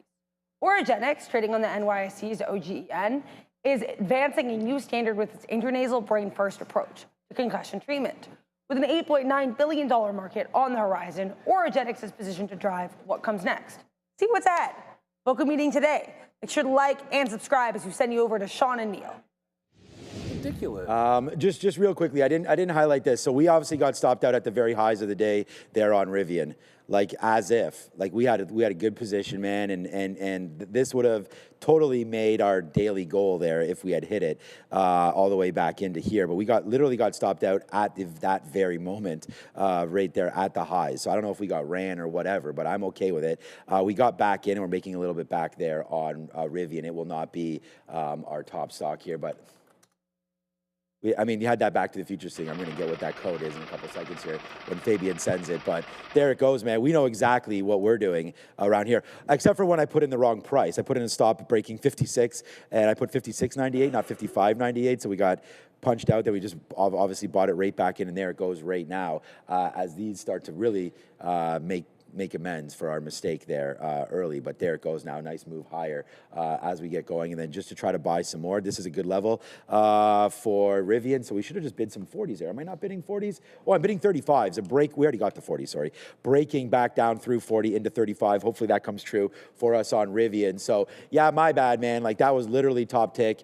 And you know, when you have serious shares, it does hurt. But we did talk about it when it happened, and then just breaking back in after 2 minutes, just realized that, hey, man, maybe that was the top, and I don't know, took it with smaller shares. So definitely not the win there that we had hoped for early on, but that's okay. What it did was just helped us refocus, and we talked about it, and I saw people in the chat there with that futures play. They liked it. They're starting to go now back to the upside. Some said I was early, some said I was late, but at least we're in right now. So here we go. Nice upside move right now. This will be a monster, hopefully a monster, but we'll see. Trying to get a little bit above. Next area for me, I'm sitting right now nowhere on because we just got the offer we wanted. We got this 50.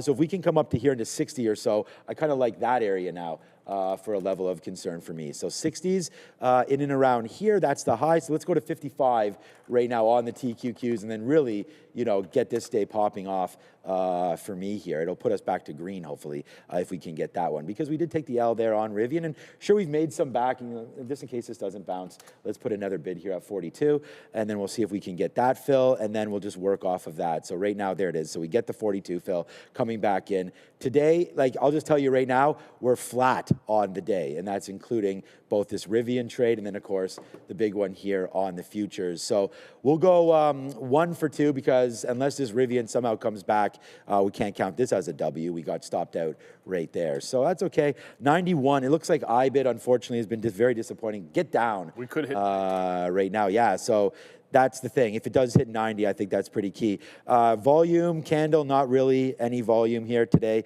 other than the open. So iBid just kind of drifting lower similarly to the market. And there you go, man. That's why we take out, thank you, Randy. That's why we do take out a little bit of profit in and around there on the futures. And now it comes right back in. So nice move lower now. We're receiving the benefits of the low print with Rivian, but the future is getting hit here. We're buying more at 20 and then at 10, and then we're out at O's. So just that's my plan of action here off the futures to see what winds up happening here today. But so far, so good. Yeah, Randy is the Mandy. Well, speaking of getting wicked out, I think I just got wicked out of core even. Sometimes you don't get back in. So it broke. I mean, VWAP's just a line on a chart. The support or the resistance, I guess, in this case was at 84. It did wick me out. I immediately went to jump back in here, but it just slammed. They slammed the bid after the volume-weighted average price. Still in Warner Brothers for now. But the market's still testing red and not looking, it's not looking particularly good. At least Netflix, there's that smell again. Is it wood? I don't know what it is. No, it is. It's like, you know what? I find that when you like, when you feel, it's like burning wood or whatever, or sawdust. Like it can be like a really nice smell, but it's very distinct. Very, very distinct. Anyways, Netflix is attempting to catch a bid here. What I don't like about this is there's a portion of the Warner Brothers deal that is actually going to be stock.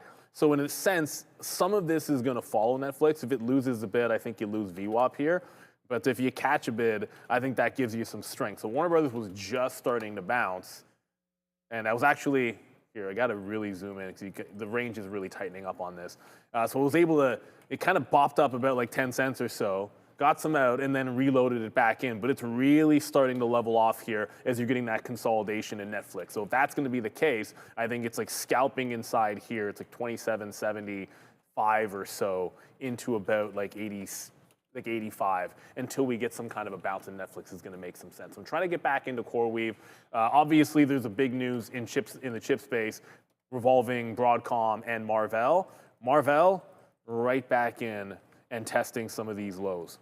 So I liked 88 for Marvell. I think there's still a chance this could get down there for a bit of a dip buy. But yeah, just for me, it's going to be Warner Brothers again. So we took the hit on CoreWeave. Might be able to get back into that at VWAP, we'll see. But now the long here in Warner Brothers, second time through. We're going to see if that can go. If Bitcoin gets to 90K, that's the level I'm trying to support. It's on my note, but I think you had to be patient because some of the levels not really coming in. We're weak enough that we could get there, though. Yeah, we're bidding still 35s on Rivian. We just tried to get that. And then plus our TQQs, we got another fill right now at 43s or whatever that fill was there, 43s, yeah. So we'll have to watch out to see if that's going on. Again, we do have that stock visualizer in there behind us. Let me just have a quick little look to see what stocks you guys are talking about right now. And yeah, Semtrek, so that's SETX. We could definitely have a quick look over there at that level, at those levels anyways, $6.50 up 100%. I'm just gonna actually pause this for a second. So GPCR, I mean, another name that we haven't looked at all. NVIDIA finally is catching a little bit of a bid here as the market's trying to go back upside, which is a hell of a good sign for your boy right now. Let's go. NASDAQ trading. Futures time, man. We went right into that, and that's been really good trade, obviously. Netflix IBIO, that's always a name that seems to be pretty popular around these joints. SoFi as well, down. I'd like to pick up some SoFi. We talked about that, more near $27, I'm thinking, for SoFi, possibly something there as well. Intel, 41, man. Intel had a nice little run over last week, but did stop around that 43 marker. We can have a double check there. AVGO, nice move higher. What happened there? Oh, we got out of some more futures. 2.7% now, so that's good. With a deal on Microsoft, Confluent there. We're looking at that with IBM news, and then Novartis there, 977. So Confluent today up actually. It's a little bit. I didn't think the premium was that high, but I guess it is 29%. That's not huge. No, but I must have been looking at the wrong thing. I thought it was only like 26 to 29 there, but yeah. So there it is. CFLT today. Oopsies. CFLT being bought by IBM. We could definitely check out IBM there. It's $11 billion. It's $31 in cash. So nice up and down. You're not going to see much of a spread happen on this name. It's always going to be 1 penny, but the price here, just trying to figure itself out. And once it settles, which maybe it has right now, down to 75, between 70 and 75. Adara, when's this deal closing? It's closing mid next year. Mid next year. So you're going to have to wait for that $31, and it'll just slightly get back there to the upside. And yeah, you can watch out for CFLT. And then that is IBM related news today. Wow. Okay. They like the deal for IBM. Like, the reason why I say that is we did have opportunity to buy that down there at 301. I would have thought lower. Yeah, no, I don't buy. I mean, unless you really know something about this deal, like that's a risk. Like we saw what happened there. The way I like to do it is if I like the stock in a general sense, if it gets beaten up because of it, that's where I'm trying to buy that. I'm not trying to predict how good this is going to be for them. I'm just like I like IBM at the 50 period. If it had sold off like 2 or 3 points, I actually think it maybe a 4 or 5 would have been closer to what I needed. Then I would have been a buyer. But if we're bouncing now. Well, there wasn't strength at Intel at 41. So, like, that's a level on a chart. Doesn't necessarily mean you have to buy it there. But when it gets down there, it completely blows through, makes a low at, is this Friday's, we'll call this like Friday's pre-market bottom, and now it's trying to break trend. So if it can hold the trend line and break 41, then I'm going to like it a little better to the long side. But I got to do this to myself because I did not get back into CoreWeave. And CoreWeave just did this. It just got right back into the low of the day. So it kind of broke that little trend that it was on to the downside and continues to head lower. So there's a lot of weakness coming back in to CoreWeave in some of the chip names. I put the blame potentially on NVIDIA here as that continues to trend down. It's hard for CoreWeave to catch a bid if NVIDIA is continuing to trend down. So Intel, silver is not going to break that 53, not with the recent weakness that just came into the market. IBIT headed down to 90,000, so that could get there. Yeah, yuck.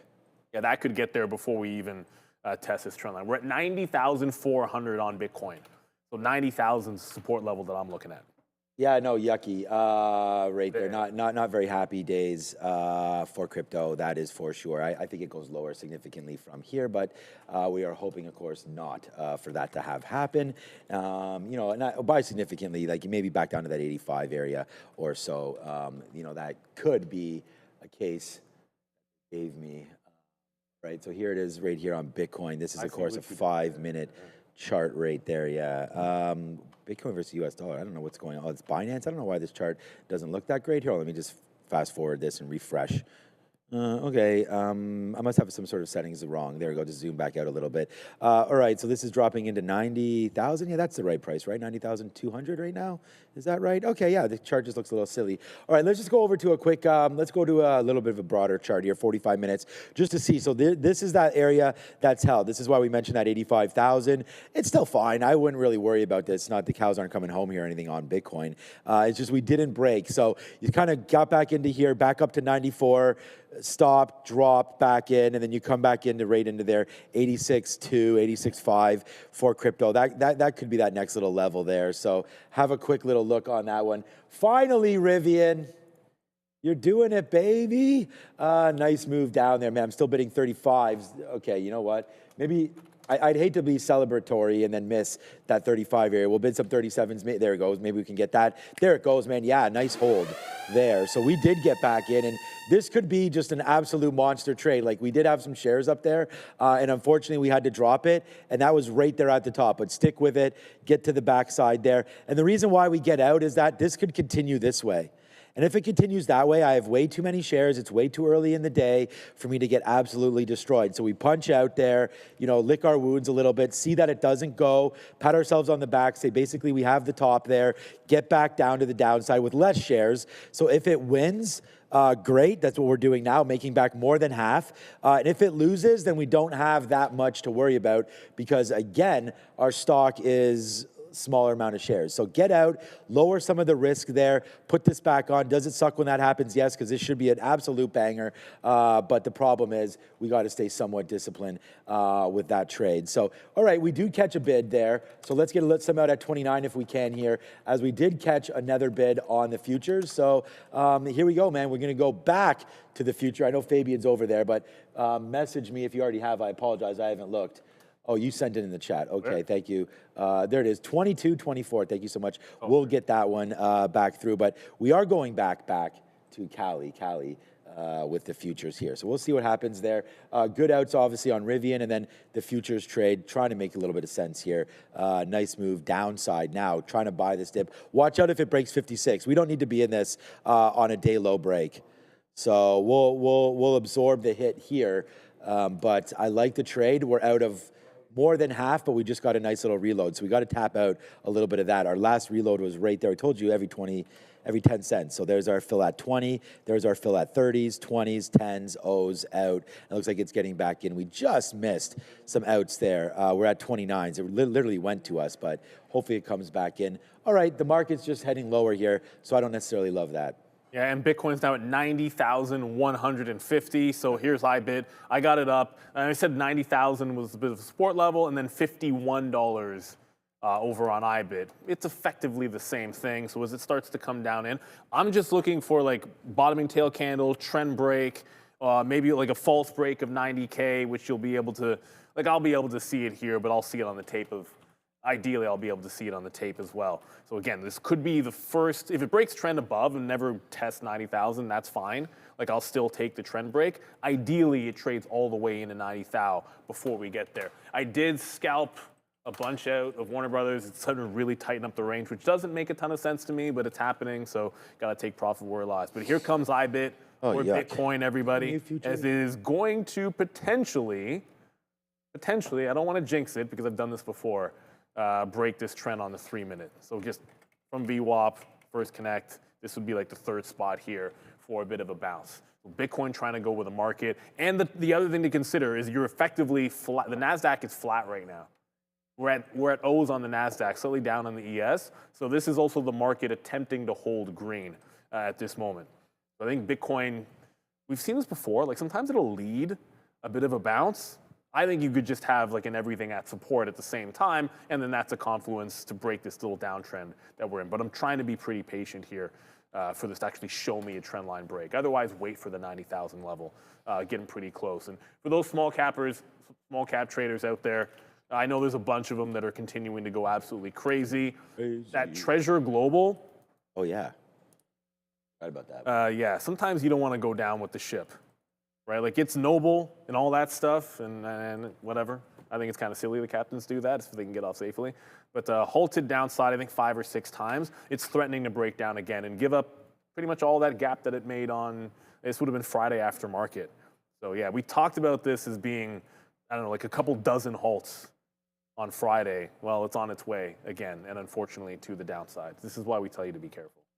Yeah, thank you everybody for joining us here, of course. Why did my YouTube change? Like I was on this page and then all of a sudden it went off of it. But if you're watching right now, do hit the like and the subscribe right now. Over 800 right now watching. So thank you so much for that. We definitely like that at 1018. Right. Well, 1.2K. I then like that one. Hit the like. 8,900 now watching. Remember, just for those of you that are tuning in now, that's thank you very much. But we are also live at 8 o'clock right now. So join us every single day at 8 a.m. We get the Joey Options plays. We got the upgrades and downgrades. We go through our rundowns. We go through the watch list. We talk about all the plays that we may be looking at or not today, including the sticky note plays, which had Rivian as a short, which right here at 1750 is what we wrote down. It didn't necessarily. The problem is, again, we started a little bit too early in the 30s, and then by the time it came up to the 50s, we kind of had to average in, got stopped out, and then took it back, and that came through here.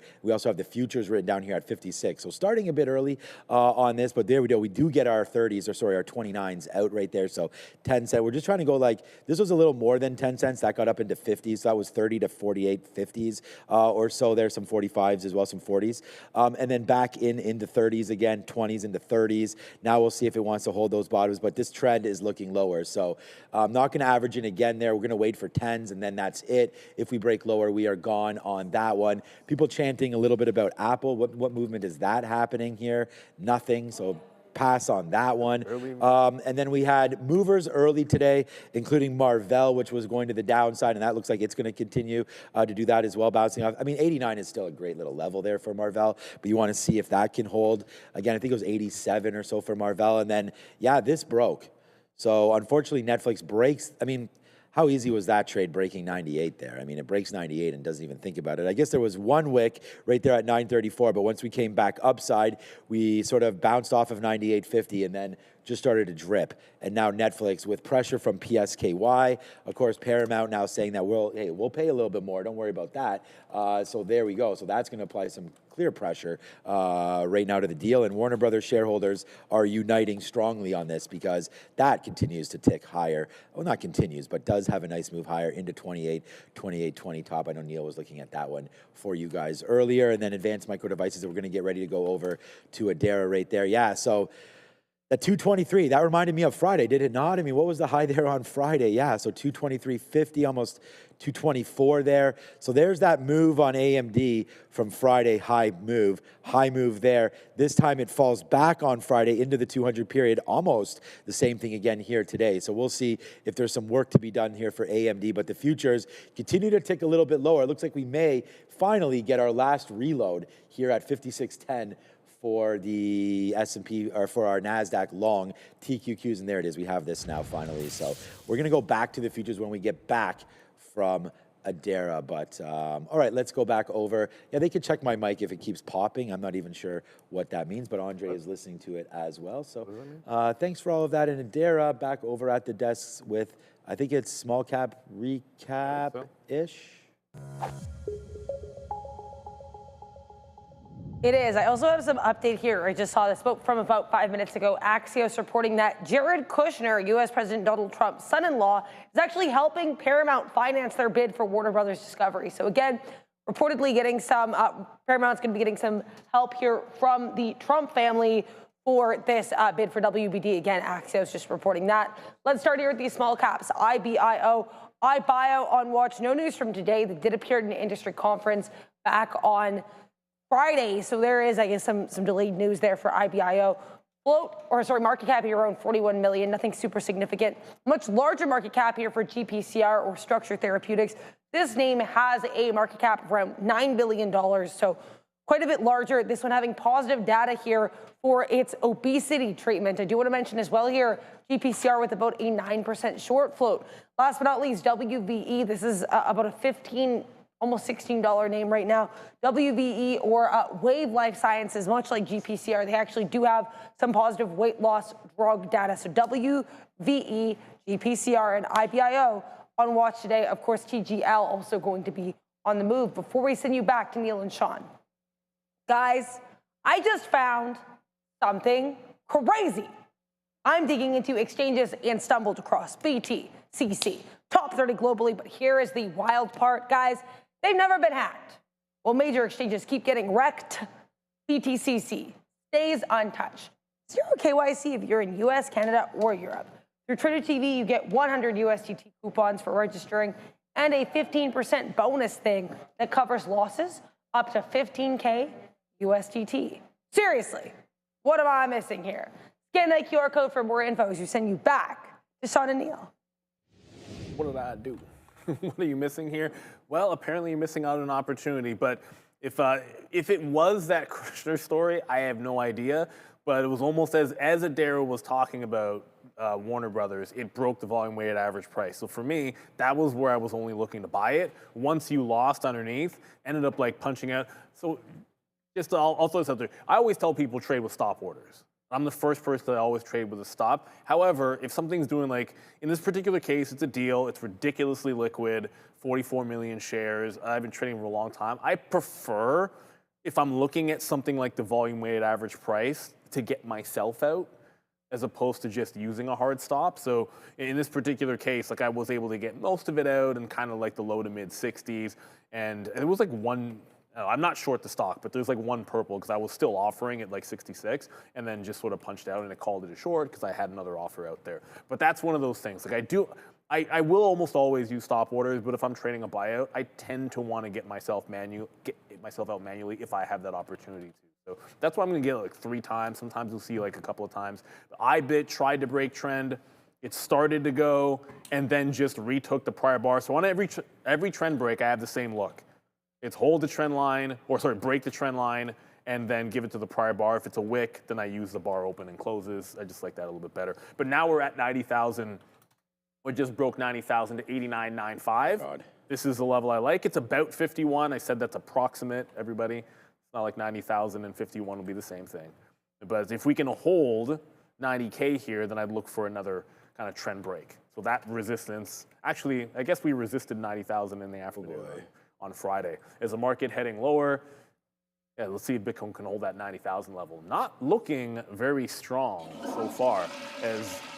I mean, we were looking pretty good at one moment. Not so much anymore. But 90K is the level I like, so I'm going to take my shot if we can catch any kind of a bounce. But if there's no bottom tail or trend break, I'm not just going to sit on the bid because it happens to be a round number. Yeah, so we unfortunately that futures trade can't hold with Bitcoin tanking. So I'm going to go short here on the play now because we tried the long. I got to put this back in my ear. We did try the long there on the futures, so that's going to be, thankfully our Rivian's going down, but it's saving a little bit of this trade, but we lost. So loser there as we tried to go long and tried to support that bid, and it just didn't come through there. So that's going to be an L, and that's fine. And then well, it's not fine. We lose. We don't ever like to lose on a trade, but now we're starting to go, so that's good. Being able to get it, okay, well, we'll make a little bit back again on this one. This is very similar to what happened to us on Rivian, where we got stopped out at the top and then able to buy it back. It's kind of like the same way here, except for we don't go the same way. We play the momentum downside right there. So breaking through 96. Unfortunately, we got 92s. I'm also waiting at 97 to see if we got a little bit more action there. But we can make this all back. Wow. Okay. Now we're starting to accelerate a bit. Get down there. Rivian's going to be a good one. All right. Right into these levels. Let's just take this. Wow. Good thing we did get some short on that play as it breaks through some of these levels, and there it goes a little bit lower right now. So right into these lows from Friday, goes the market. So yeah, it looks like we're getting lower, lower, lower. I thought the news was going to be pretty good there, considering that the Fed rate cut is all but certain right now. I'll refresh this just real quickly. It was 89.6% earlier. Now you're at 10:30 and it's 89.9. So basically the same percentage chance that on Friday. On Wednesday at 2 p.m., where you'll all be joining us, by the way, so thank you for doing that, we will have a rate cut there happening, and it looks all but certain right now. I actually wanted to just to see the broader market a little bit. I know Adair did her small cap recap segment there, but today doesn't look that great, right? I mean, there's not too much strength right here market wide. So you're going to look down here though. This is where all the money is today. Broadcom, AMD, Cisco, GE, Micron. We should look at that. That got caught an upgrade. We talked about them heading into, again, I'm not sure what I can't even click on it. Okay. I'm not sure what Micron was doing here. Table, we can have a quick check on that as well. Meta, Tesla down 2.6. Eli Lilly, some of these healthcare technology names continue to get hit today, so that's not great either. Boston Scientific, robot names there today down 3%. So, some of these movements that we'd seen on Friday. Micron gave it back, but not all of them. Yeah, Micron gave it back. Okay. I just wanted to say, okay, so we shorted more on the TQs there. It was IRBT. I want to check out some of the robot plays from last week to see if there was any sort of continuation on these, and it looks like down 3%, which is pretty good. Right back into Friday's levels there from the evening. So iRobot gets a nice bid there early today, but really hasn't caught one at all while this market's been open. So downside there. And then Rich Tech Robotic was another big name that we looked at for the robotics space last week as well. That's faded out today. And then my play that I made, I just added a little bit to my account here, was this ARC play. ARC, not on Blue Ocean, of course, probably on Amex. And we were lucky enough to get this at 109. So an ETF trying to get some love there as well. Wow, the futures just really shot all the way here. This is what, oh no, data not really loading too much. Okay, well, this is not going to load on my daily chart. It may just crack after all of that. Okay, right back in. Here come the futures. Oh, that's not even changing. There it is. Okay, so we did reload it. So let's wait to see what winds up happening. We're now short at 95 here on the TQQs. And of course, we haven't had any good trades today. Now, come on, man, I got to stop hitting that, I guess. We'll wait to see if we can get a little bit of a bid. I'm just going to stop out, honestly, if we start to break this 21 period, so this trend back in. So maybe 56.30 or so there for the TQs. So if we can break above the 50 period, then we'll get out. But let's play the momentum short on kind of a no news day, really, here, besides stock specific. We do have the Netflix news with Warner Brothers. I don't think that that's really affecting the market too much, except for maybe just uncertainty with future deals. But that's such a big one that I think it's. And then the Bitcoin losing 90K. I think that's you're on it now. Technically, probably a bigger deal. And the news this morning was more that Microsoft Marvell thing, and then the S&P 500 additions, right? Like who got in Carvana, who didn't get in Marvell, and there's a couple of other names that get the nod. So I think that's going to be a big deal. Unfortunately I'm back in as we're again attempting to hold that 90,000 level on Bitcoin. We just first available push off the 51 long, give it to the prior bar low. If we can hold this, great. If we can't, so be it. But I wanted to go to, it was just Marvell. That's what I wanted to talk about. Because Marvell, it's now at a double bottom at 89. 88's the level I like for Marvell. If it gets sold off, I think too far, the 50 period's going to be at 88. It'll also be 10% down any second now. It has to. I think it has to break this low. So if we break this low, I believe, or at least make an attempt to break 89, then we'll be 10% down on Marvell. But it's 88 in the 50 period in particular that I like a little better. It is trending, so I think looking for a trend break is going to make a little bit of sense here. As not looking very good is Marvell. CoreWeave, that'll be like to me, that's the frustrating one, obviously. I feel like I was trying to play it on trend, but didn't allow it to make its own lower high. Like it was kind of form-fitting in there in the first 15 minutes.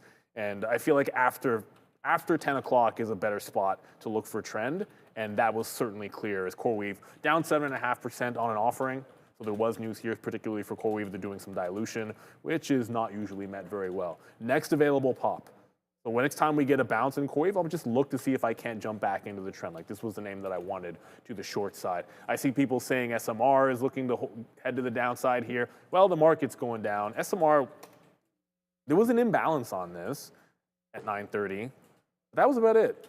I don't recall there actually being a story with SMR that I was aware of, but we did have a bit of an imbalance going into the open. Yeah, it's been weak for a while. But I think when the market's headed down, this is exactly the kind of name that's going to be relatively weak. The chips give a lot of it back, and SMR is going to follow in that game. Of course, being a data center power play. In theory, they ain't selling anything yet. So I'm back into IBIT, got my stop at the prior bar low, which is literally the low of the day here, and we'll see if this one actually wants to get back to VWAP. But it has not cracked a new trend line.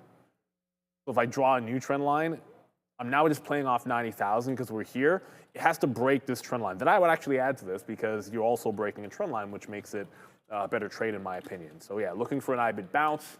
Still not making another trade on Warner Brothers unless it can hold VWAP. Looks like they really rejected that high at 28. For whatever reason, the market makers seem to peg that 28 level as a sell. And they usually know what they're doing. They throw on a bunch of money, those merger arb traders. So yeah, here comes a bit of a bounce on Bitcoin. I'm looking to take some off in front of 5130 and then 5150. But if we can get the good trend break, I'm also trying to add here in front of 51. Yeah, I like, good talk there. I'm a little bit nervous because, I like the Bitcoin sort of discussion there. I know you're going long, which is what's making me nervous because if the long on Bitcoin winds up bouncing off 90, I think that was what cracked the futures there a little bit. So, I'm gonna try to take another piece here in and around this 18, 19 area. And then honestly, man, if we make it, we may get stopped out again on this, but I think it's just looking at the 5-minute break here on the TQQs. It's funny because like we wrote down 56 and then that happened and it kind of changed my mind there. And I don't want to be like right and then wrong all of a sudden. So like, we were right to hold it, I think, back down in there to see if we bounced off 56, and unfortunately we didn't. We actually made a decent move into 73s there. So like, if I hold the position that I had there, that's a huge problem. And I don't know even where I wick out, but we do come all the way down there. So maybe my hold had to be a little bit longer. So we're gonna try to do that up here. Maybe watch out for these kind of wicks up here into 55 as our stop now. But I'm gonna play short on this market, and I'm not sure that's going to be right. The S&P 500 is down as well. NASDAQ down right there. We could just quickly check out to see, maybe what the DXY is doing, the dollar index here, just to see if there's anything going on. That's a 1-minute chart. That's a 45-minute chart. We want let's go to it doesn't really matter, 1 minute, 2 minute, 5 minute at this point. Market is still pretty early. So yeah, dollar strength here going to the upside. That should actually hit the NASDAQ a little bit. So let's just wait to see if that has anything to do with anything here on the NASDAQ. So we'll see if we can double touch there. There's the move down, right, which gave us that move. And now the NASDAQ's getting helped out by a stronger dollar. So what I mean by this could help us is that maybe we come back in a little bit right there again as well. I think we both heard that TGL is now back open, but I think it got killed, didn't it? It's been getting smoked. Yeah, so back down to 31. Look, nothing wrong with trying this stock. There's no doubt about that one, but it's definitely not doing the best right now. TGL downside. And then the runner from SMX, the runner from Friday is, of course, SMX here on the NASDAQ, and that has been pretty quiet here. Looks like we had maybe a couple halts. This is what our halt scanner looks like here at Real Trading. So it's been TGL, some POAI stock. Predictive oncology looks like that halted as well. So these little halt scanners, I mean, if you guys have your system set up there, definitely see if there's a halt scanner or anything like that. It's an easy, very, very easy way to check out, for low float runners, possible gappers as well. SUGP could have been another one there. This is something that I actually just figured out over the last little while. I mean, Neil had it up and I didn't even realize this existed in our system actually. SUGP up 26% there. So another one to look at here as the halt game continues on what has been a pretty active Monday, but not really market wise. Yeah, I mean, you can't get a better one, DLG, honestly. I don't know a better longer term name. It's like the market name. is just not looking good right now on Google. Yeah, and that market doesn't want to go up right now. No, it's definitely had its bid, right, at Google. So DGL, I mean, the best thing that you put in the chat there was that this was going to be a possible long-term move, right? And I think that this is a fine price and a fine level if you are looking to do something there. So yeah, I would say a good look there. I like the stock of Google, and I think you found yourself a winner on that one. But you know, anything could pull back. If you like a stock and it pulls back, that's a buying opportunity. All right, so take that opportunity to buy some Google, and if you're not in it, get in it now. Nothing wrong with taking a little piece here and then a little piece down there. The thing is, remember, Wednesday we do have the Fed, and that could send the market a little tipsy-turvy, right? And so we'll have to wait to see if the Fed has anything to say about that. Wow, this come right up to 16. We just came right back. Yeah, I'm now. at 17s. And as you can quickly see here, we're back under 90,000, so that's me getting out. I think we got a couple of bounces here, but it just could not follow through. So you're still in that downward trend. You're at 89.7 or so you're not getting too far past the 90,000 level that I wouldn't take a third shot, but it essentially, like Bitcoin went up, IBIT went up like 15 pennies, so we're really going like $300-400 off that 90,000 level and not much further. Like that's all you're getting. So we're just continuing to head lower and lower. I look back over at the one stock that I wanted short, and oddly enough, like it's bouncing of CoreWeave. CoreWeave is bouncing here after making a fresh low. I see it bounce. I see NVIDIA continuing to bounce. Like this is almost at the volume weighted average price. So I might take a third crack at IBIT if we get back above the 90,000, and maybe we were led by NVIDIA. So I want to be very, very careful about shorting CoreWeave if NVIDIA is breaking out. But CoreWeave, IBIT, and WBD is all I've traded. Oh, and Warner Brothers is finally doing something here. So Warner Brothers, I'm just waiting for this to. There was some selling at 28 I was telling you guys about, and now it's trying to break what is a more distinct trend to the downside. VWAP's just a line in the chart, but this has really been holding this downtrend. Now it's trying to break it. So higher bid coming in from Paramount Skydance, $30 in cash. Since then, about $27.50 has been holding for Warner Brothers. The Netflix bid is like $223. What is it again? I want to get it right. $23.25 cash, and then some shares, which at Friday's prices worked out to about $27.75. It'll work out to lower than that now because Netflix is down. But this is breaking trend and trying to get through VWAP. So I'm going to go long again when it does, and just continue to play this like scalp into the 28 level. But had to wait for the buyers to start to come back into Warner Brothers. It's going to do 100 million shares plus volume easy today. Look at, I mean, for me, the trade of the day here is going to be Rivian, although stopped out right there. But I mean, I can't just by picking the top there is just so crazy. But we did it, and unfortunately, it does break that 70. I don't know. Maybe we'll just work on quarters next time, like 75s, 50s, 25s, and that way, when we play that game, we don't have to be like, woe is me. But yeah, downside play. Good thing we got back into it. As you got to have that.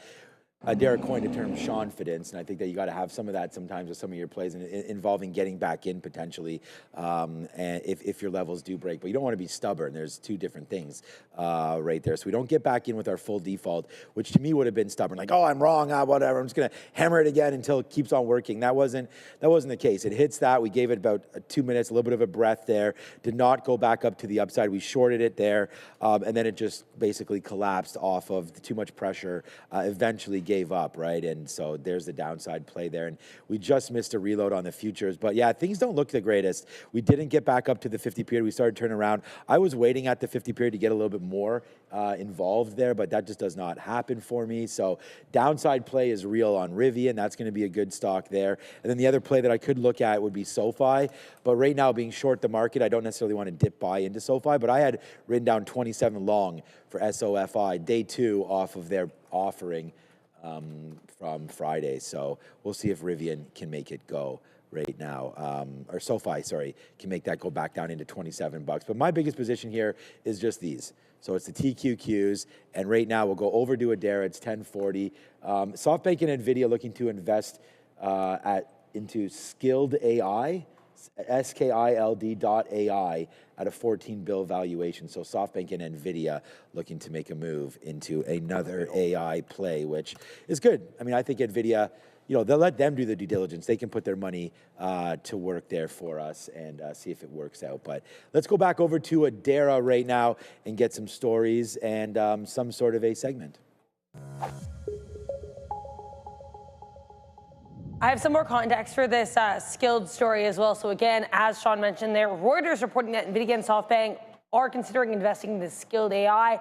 That would be $14 billion valuation for the company, and Skilled could actually end up raising more than $1 billion through this round. If I get more details, I'll let you know.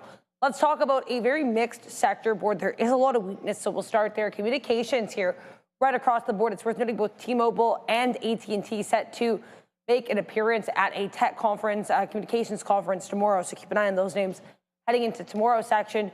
Health services quite weak, industrial services quite weak, utilities mostly red here, with even Next Era Energy giving up some early strength on reports, or I guess announcement there of a partnership with Google.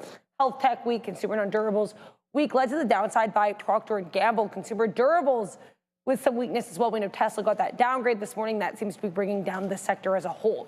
Consumer services as well, pretty red. And let's talk here about health tech and tech services.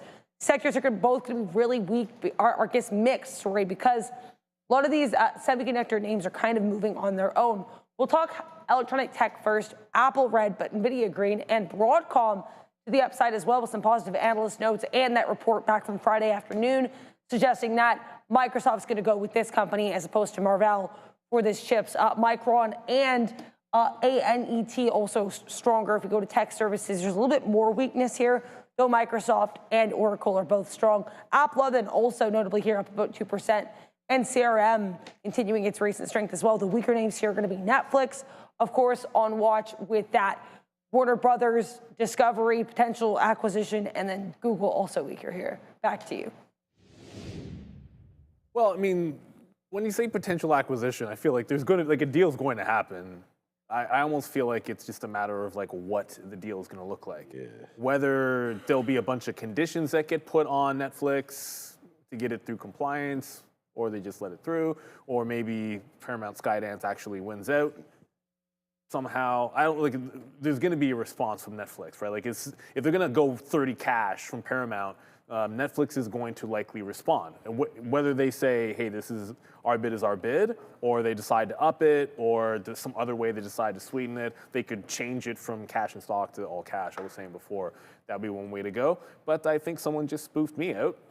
And when I say that, as you can see, like, I was at first take profit, which was at 27.80, and at the moment, I just saw somebody that flashed. Oh, geez, maybe they look. It's entirely possible that somebody just flashed an accidental big size and got taken out. I went out in front of them like, oh, I'll just take it all out and buy the dip again. And at that moment, okay, fine, it's looking better now because it's starting to come back in. But somebody sold a bunch that caused me to get all of it out on that bounce. I'll buy back underneath the volume weighted average price if we get that opportunity. Bitcoin's still heading lower. Everything pretty much still heading lower. And CoreWeave is still the name after that offering that I want to see if I can get the short on, but it's not popping anymore. So there was one chance at VWAP, but as you can see, I got out of it, unfortunately. This one continues to head lower. It's looking pretty ugly, at least relatively speaking. Tesla down 3%. That's trending into some of the lows as well. Could easily be headed, I want to say 438, not 440, because that was support levels on, I believe it was Thursday, or is it Wednesday? You go back to Wednesday. So yeah, trend down, doesn't look very good. IBIT's the only thing that's at a bounce level that's giving me a reason to continue to look for the bounce, just because we're at that 90K. Nothing else is at a support that I like. All right, guys. Yeah, no, it's tough to find something right now, I think. I'm just going to sit in this, but there it is, man. Rivian just, what's up, Brendo? Hope you're enjoying your day off. There's Rivian. So I can't, like, honestly, I think it's just maybe started a little bit too early again, right? Because we only have a few ideas there. Of course, we have TQQ long, and now I'm short. And then we have Rivian short at 17.50 there, and then the SoFi long down there at 27.25. Well, there's our Riv. So that's the sticky note. I'll here at Trader TV, Sean, go be my. Wait a minute, how many followers do we have? I was going to say go be the 55.6 right there. Let me see. Yeah, not there yet. We need someone to, one more follower. You get to be 55.6. Not that matters, but yeah, so there goes Rivian, just monster move there, the downside. I'll post about that trade as well. So nice little cover there as we sort of, that's too bad. Like that would have been pretty much our whole day right there, but that's okay. All right, so the only position I have right now, and it's a doozy. It's just a matter of will it work. That is the futures right now. So I was going to bid a little bit here, which maybe we should. I thought I put a 91 there. I guess I did not. Let me. Oh, I did actually. What am I talking about? Let me just cancel that one. I just don't want to double bid it. So we do have a 91. It just got missed. It went down to 92 there. I didn't know what we had. No, actually went to 91 and we got missed. All right, damn it, man, that's happening a lot. So we just missed the top there of the trade, and I don't want to miss the bottom now. So we'll put a bid there. We'll sit on the BYX exchange or so, so we get a fill. We don't have to worry about it. If it comes into our level, potentially it will hit us. So let's see if we get a downside play there on the Qs. I don't know what's going on with Target, but that's a nice move higher right now, as they made a huge move down early to 91, and then there goes Target right now. Nice bump there for TGT. I'm in this one just because I think there's more room to go, but I do think the much better play there. We're also is Walmart, but Walmart obviously the best of breed there for them. But look what Walmart's doing right now. Walmart from 115 down 1.68%. This is part of the reason why we're in TGT as opposed to Walmart. I just think any kind of good news for Target, and this thing really does get going there. So we bought Target on these dips, and we're now long in the mid 80s. So we actually bought it right into here. It did have this move up to 100. I'll have to double check. I don't think we got any out up there, but now that I see this again, obviously with the 200 period coming into play there now on TGT, we should put an offer around that 97.50. So if we do get that move higher there for Target, we'll see if it hits that target and be able to get out a little bit there. Yeah, we're going to try to stay on target as well. There's our 91. Give it to us. We missed it again, but not now. Let's see if we can have some of these hands and let it go down a little bit more. We don't want to scalp this just for 6 pennies like we did just there.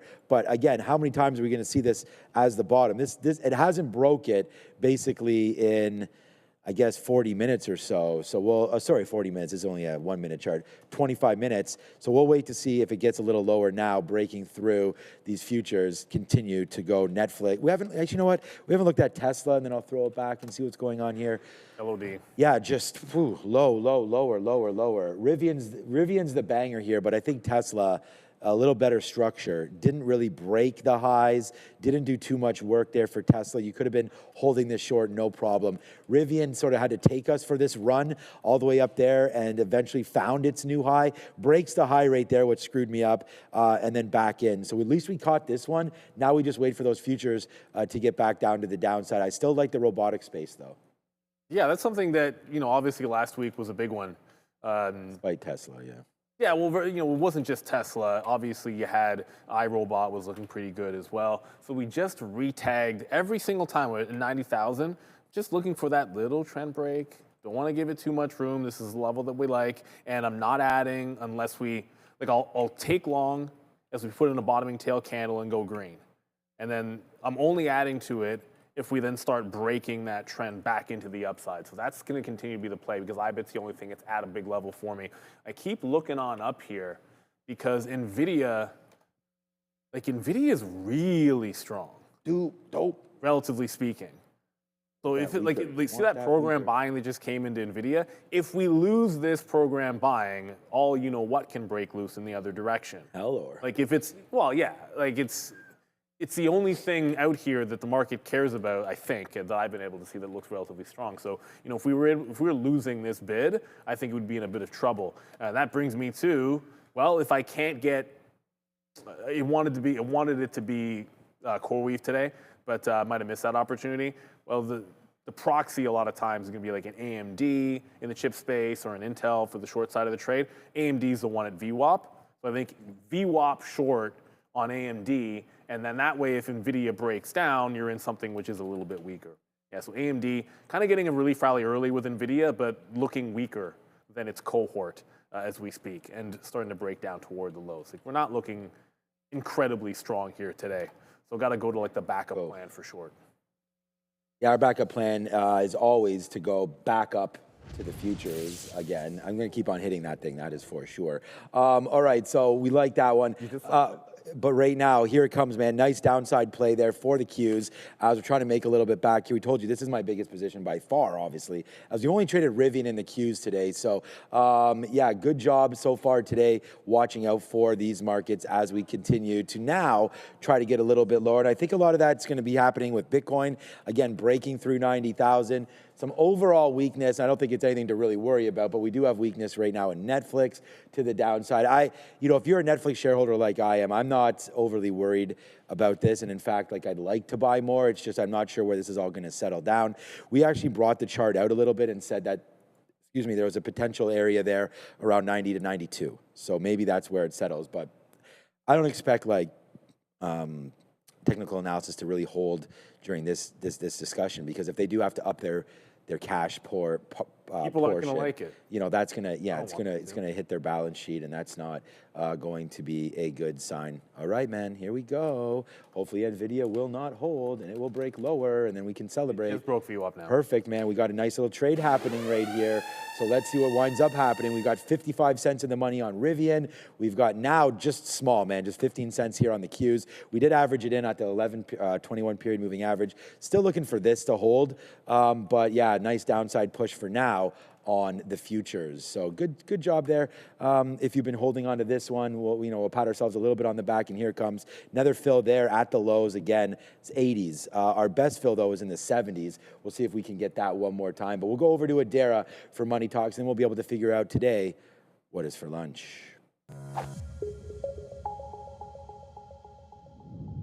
Here's the US dollar finding some solid support of the daily chart, still around that 98.7 level. It's the third straight day we found support at this level. Let's see if it continues. As Sean mentioned here, some relative strength on the DXY today. Now, I do want to mention as well here some economic data happening later this week. We're going to get JOLTS tomorrow morning at 10 a.m. Then, of course, we're going to get the Fed rate decision. We are still expecting that 25 basis point rate cut. On Thursday, we're going to be getting some jobless claims and the trade balance, and then heading forward on Friday. No data, but lots of Fed speak from Paulson, Hammock, and Goolsbee. Now, as mentioned here, that rate cut that we're very likely getting here on Wednesday, we still have roughly 87% of participants expecting that cut, 12.6% of participants expecting a hold. So, again, very likely the rate will be undergoing that 25 basis point cut. Before we send you back to Sean and Neil, we're going to take a moment to thank our friends at Trade the Pool. For too long, trading meant risking your own money or just never having enough to start. The fear of losing. I kept so many traders on the sidelines, but now that is changing. Trade the Pool is transforming how traders access the markets. With its limited risk trading model, traders use funded capital, while Trade the Pool absorbs the downside. This allows traders to focus on what truly matters: discipline, consistency, and growth. When you hit the profit target, you keep 70% of the profits. No fear, no barriers, real opportunity. This is the revolution of limited risk trading, powered by Trade the Pool. Visit tradethepool.com or scan the QR code now to get 10% off your first evaluation. Back to Sean and Neil. Yeah, that's right. Thank you very much, as always, Adara. About 5 minutes to go until we throw you back over to, well, I was about to say Sharif and Joey options, but I only see Sharif sit down. Joe will be there in a quick or a hot minute. So a bit of a bounce here in, well, not the futures, but Bitcoin at least. So Bitcoin, we're back through 90,000. So when we got back through 90,000, it was another trend break. I said I'd only add if we did that. So I added as we did. Just want this to VWAP, but every single resistance point, that 51.2, 51.3, and then if you bust through that, I think you can get to the volume weighted average price here on Bitcoin. I doubt it's going to have all of the juice. The market breaks the low, might want to scalp some more out as well, but that. And of course, the new position for me was I almost said IBM. Anyways, AMD. IBM's on the mind because of that deal today. Yeah. But AMD trending down. When NVIDIA lost VWAP here, I said I'm going to look for AMD. So I got to zoom that in so you can see better. There you go. So as NVIDIA lost the volume weighted average price, I went short into AMD here at 220. So $220. Oh, there's a position board. It's back.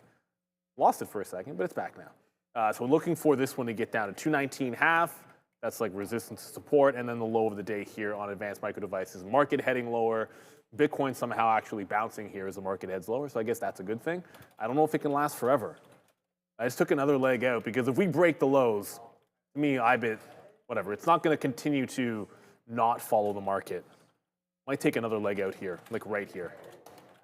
All right, just tweeting this out about this. Okay, we are now.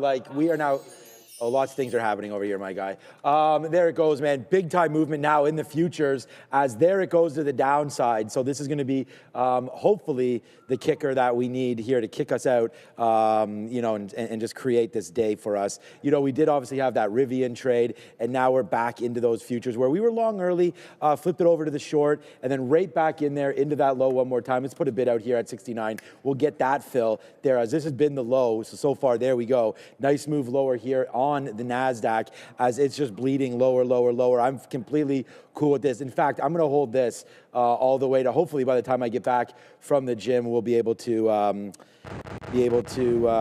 see how low this one can go. But we do want to empty a little bit out here because of where we're at right now. But this is going to be the big trade of the day for me. Well, so is that Rivian trade, but we did get stopped out of that and then had to get back into it. The futures, same kind of ways, man. We got stopped out and right back in, and there it goes. Let's see if we can make it all back right now. And where could the futures wind up settling? 55 change right here. So we're not too far away, maybe 50 more cents back into sort of where we were last week, where it was really bought up there. So 55 and change now for the TQQs. All right, man, you've been waiting all day for it. Let's just tell them Wagwan right now with the lunch, but just got back in. All right, I'm just tweeting out that Rivian trade there. Okay, let's all figure this out.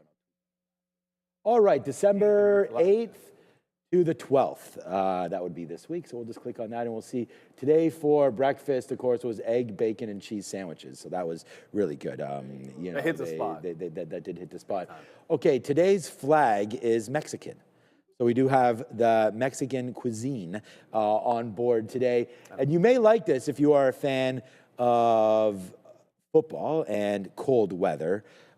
Because right now we have Mexican beef chili on the docket for today with whatever Mexican rice is, and that's going to be in there probably, I think whenever they have like these Mexican omelets, it's corn, it's stuff like that, so that should look good. With today's toppings for the beef chili, apparently diced tomatoes, a little sour cream, some green onions, some shredded cheese, some cilantro, and there it is, a side of corn salad.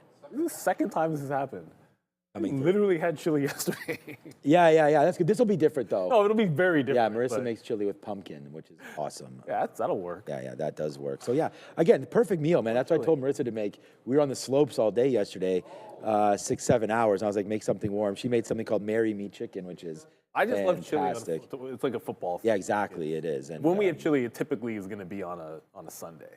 Ooh, Snowflake is all the way down there. Where's Snowflake? Let's go to Canada for good Mexican food. Yeah, it makes sense, right?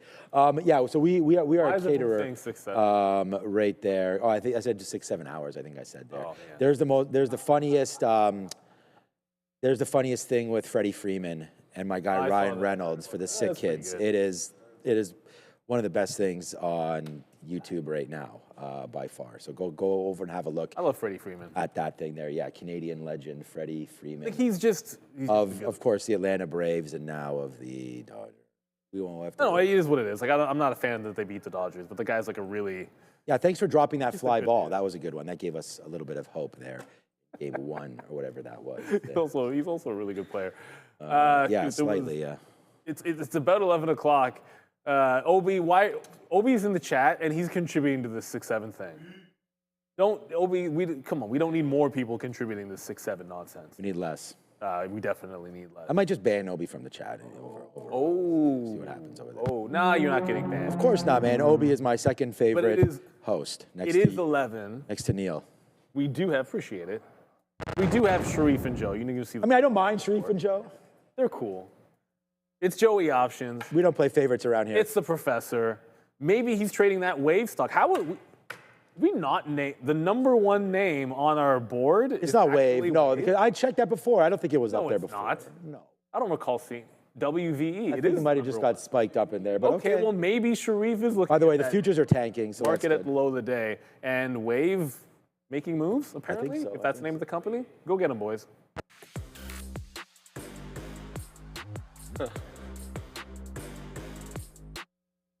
Boom! Greetings and salutations, beautiful people. Welcome to the Midday Show. That right there is your boy Joey Options, and I'm Sharif.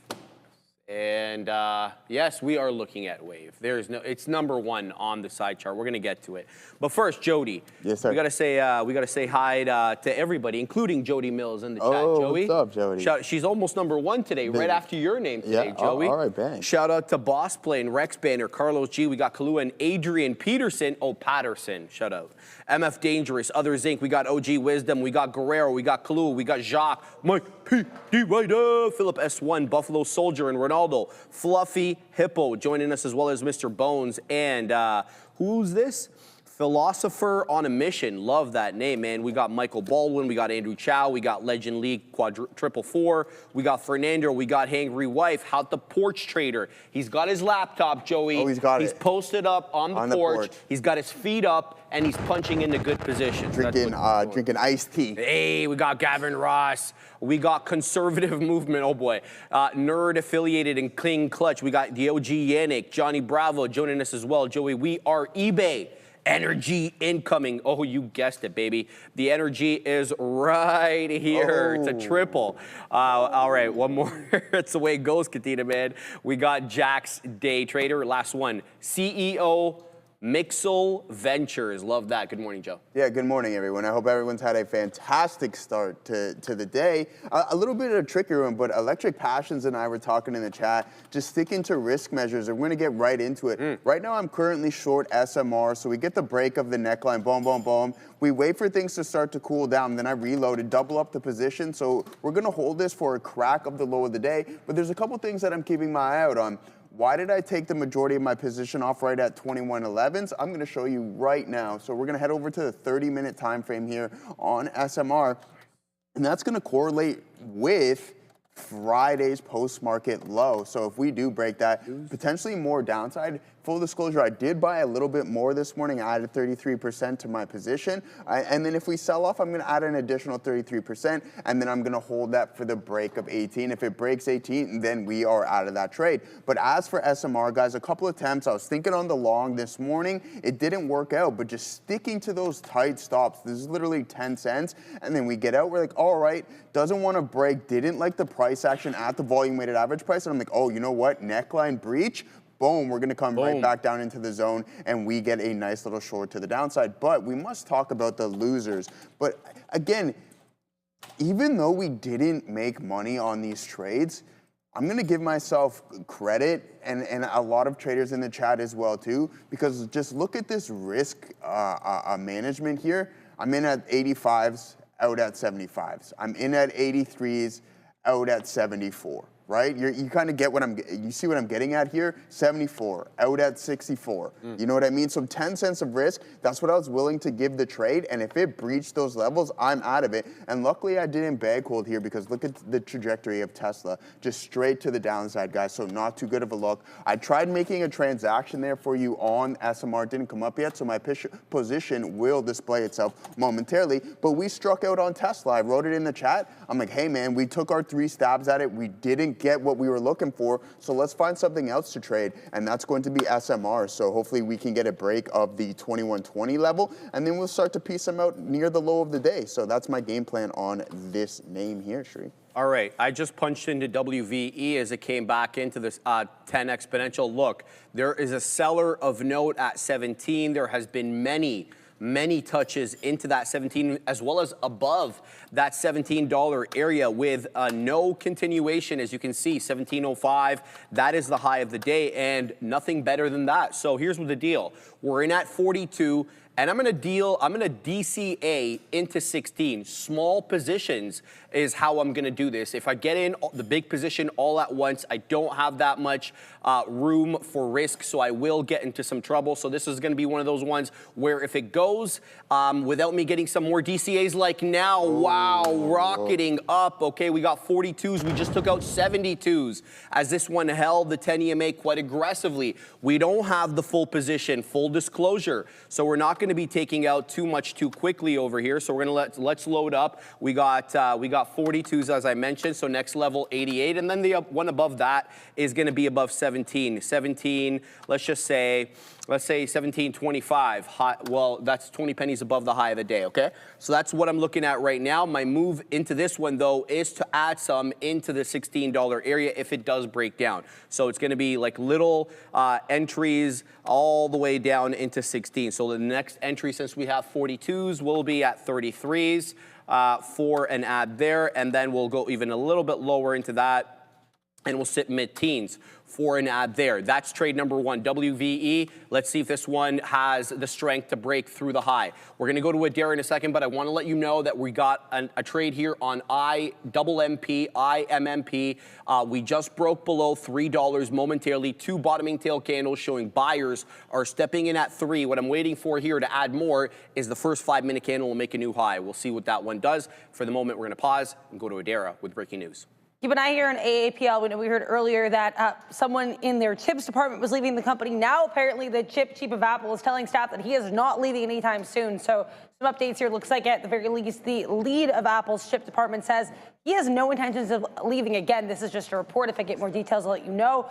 Sounds like he is planning on staying with the company. We also have the Bureau of Labor Statistics just now saying they're not going to be publishing PPI data for the month of October. Back to you. Yeah, interesting take on that Apple headline this morning. We'll get to more on that on the rundown. Apparently, it is one of those situations where they don't want too many people at the high level leaving because they don't know how long Timmy C is going to be there. So they don't want to run out of internals in order to be able to replace him. So many different things to talk about on that story. We'll get to it on the rundown. Joey. Yes, sir. What are you looking at? Yeah, same thing here, guys. I'm just keeping an eye out on SMR. You can see that we're down 0.5% roughly on the intraday session. And essentially what I got going on here, guys, is I'm free rolling. So when I had this ad, if it comes back to my break even, then I'll just get out of the trade. So I'm actually not risking any more of my of the capital. It's essentially just all of my unrealized gains with this addition here. So looking for the breakdown, and we're going to continuously hold this as we're slowly starting to curl over. Struggling at 21.20 though.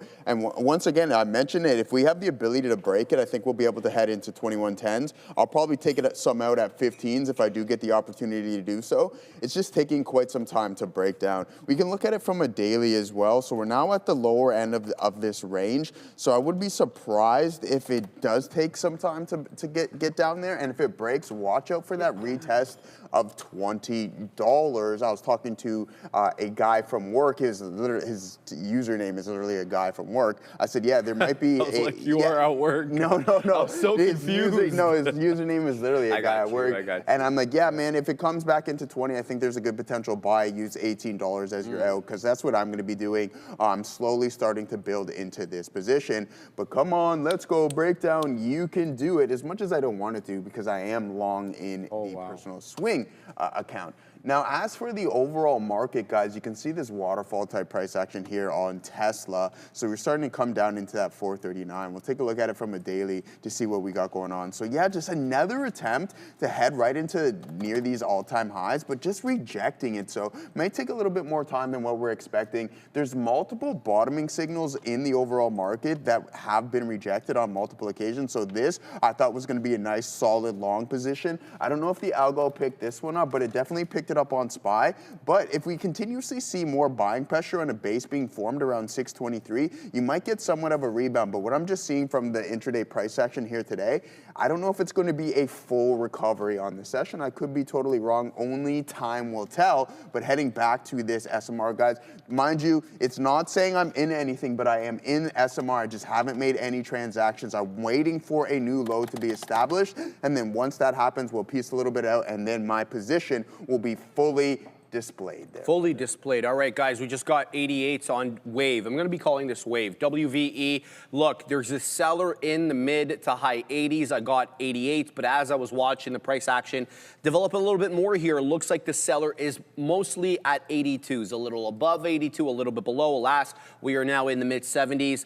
This candle does have a higher low. The candle that just closed on the 5-minute chart did hold the 10 EMA. So I've got my next profit taker at the lofty price of 17.25. By definition, that will have to create a new area high, a new intraday high for me to get printed. But I perceive this to be sort of a possible flat top break candidate. Let's bring in the black charts, and do a little bit more of a nuanced analysis. We've had many different prints reject off 17. Take a look at that.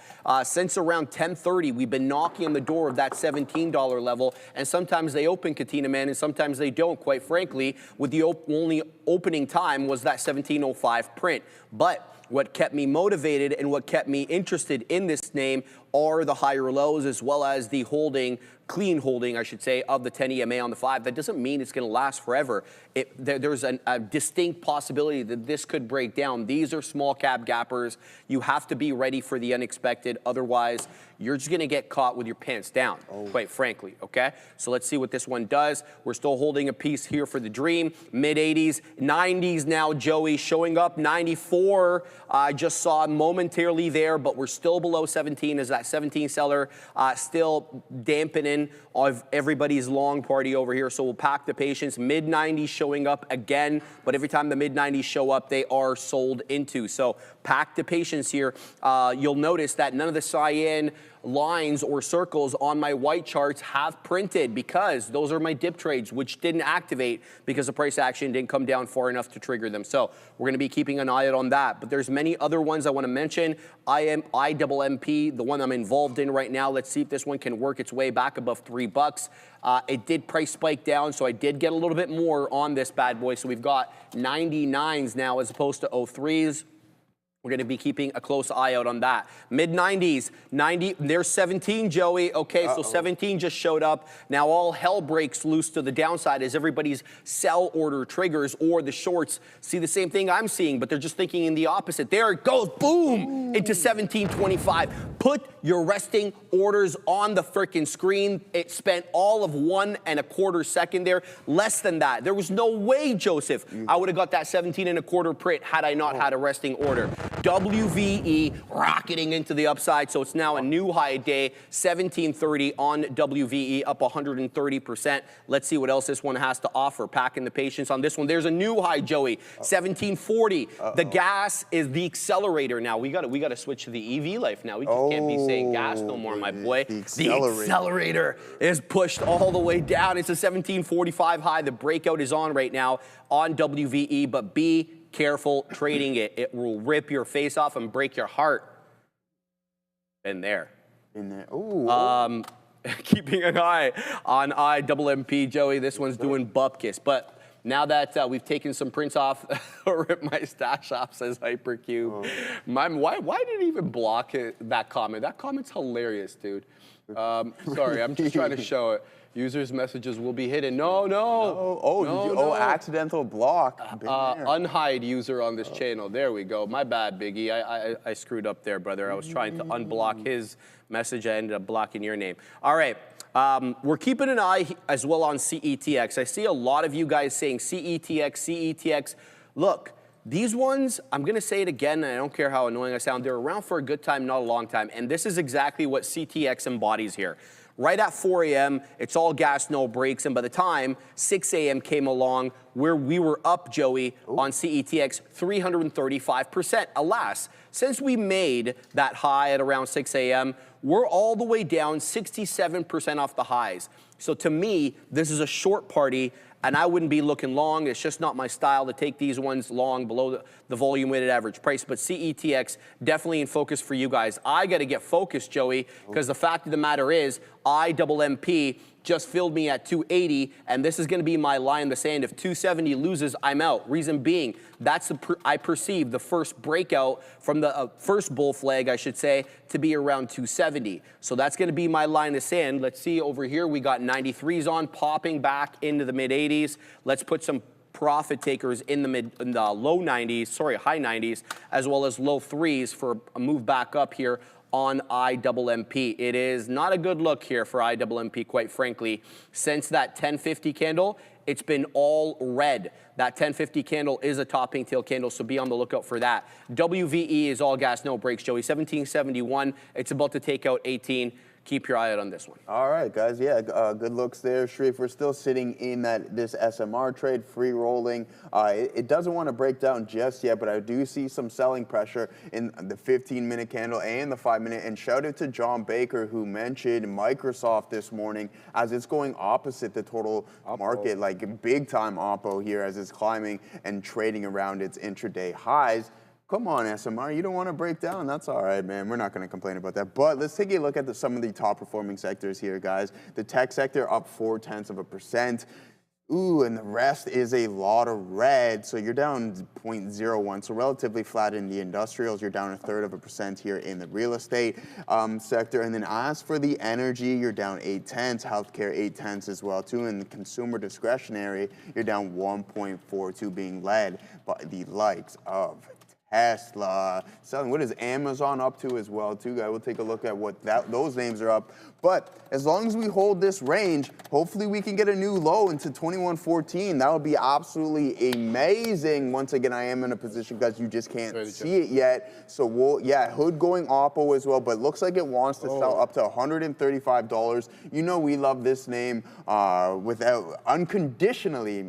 Is that a little intense? Maybe, I think so. But anyways, at the end of the day, a nice bounce off of this $100 low, now starting to climb back to the top side. But SMR not wanting to participate. Choppy stuff here, guys. Not wanting to go down and create that additional leg. We have that turtle shell type price action come right back into that 2120, bounce off of it, and then it's been a steady grind to the top side. One thing that I do want to know is look at the volume by time profile. So as we start to get somewhat of a rebound, look how low the volume is. So this is what's helping me hold on. Oh, okay, no, there it goes. It's starting to break higher now. Probably going to absorb more liquidity. It's these NYSE boys. It's always a little bit more difficult, in my opinion, to trade NYSE stocks. There's a lot of fugazi going on. So yeah, I mean, it is what it is. They'll wait. They're patient, and then eventually they'll make their move relatively quick. But in the meantime, it's just chop, chop, chop, chop, and then we get those downside moves. So I don't have much room left here on SMR as we're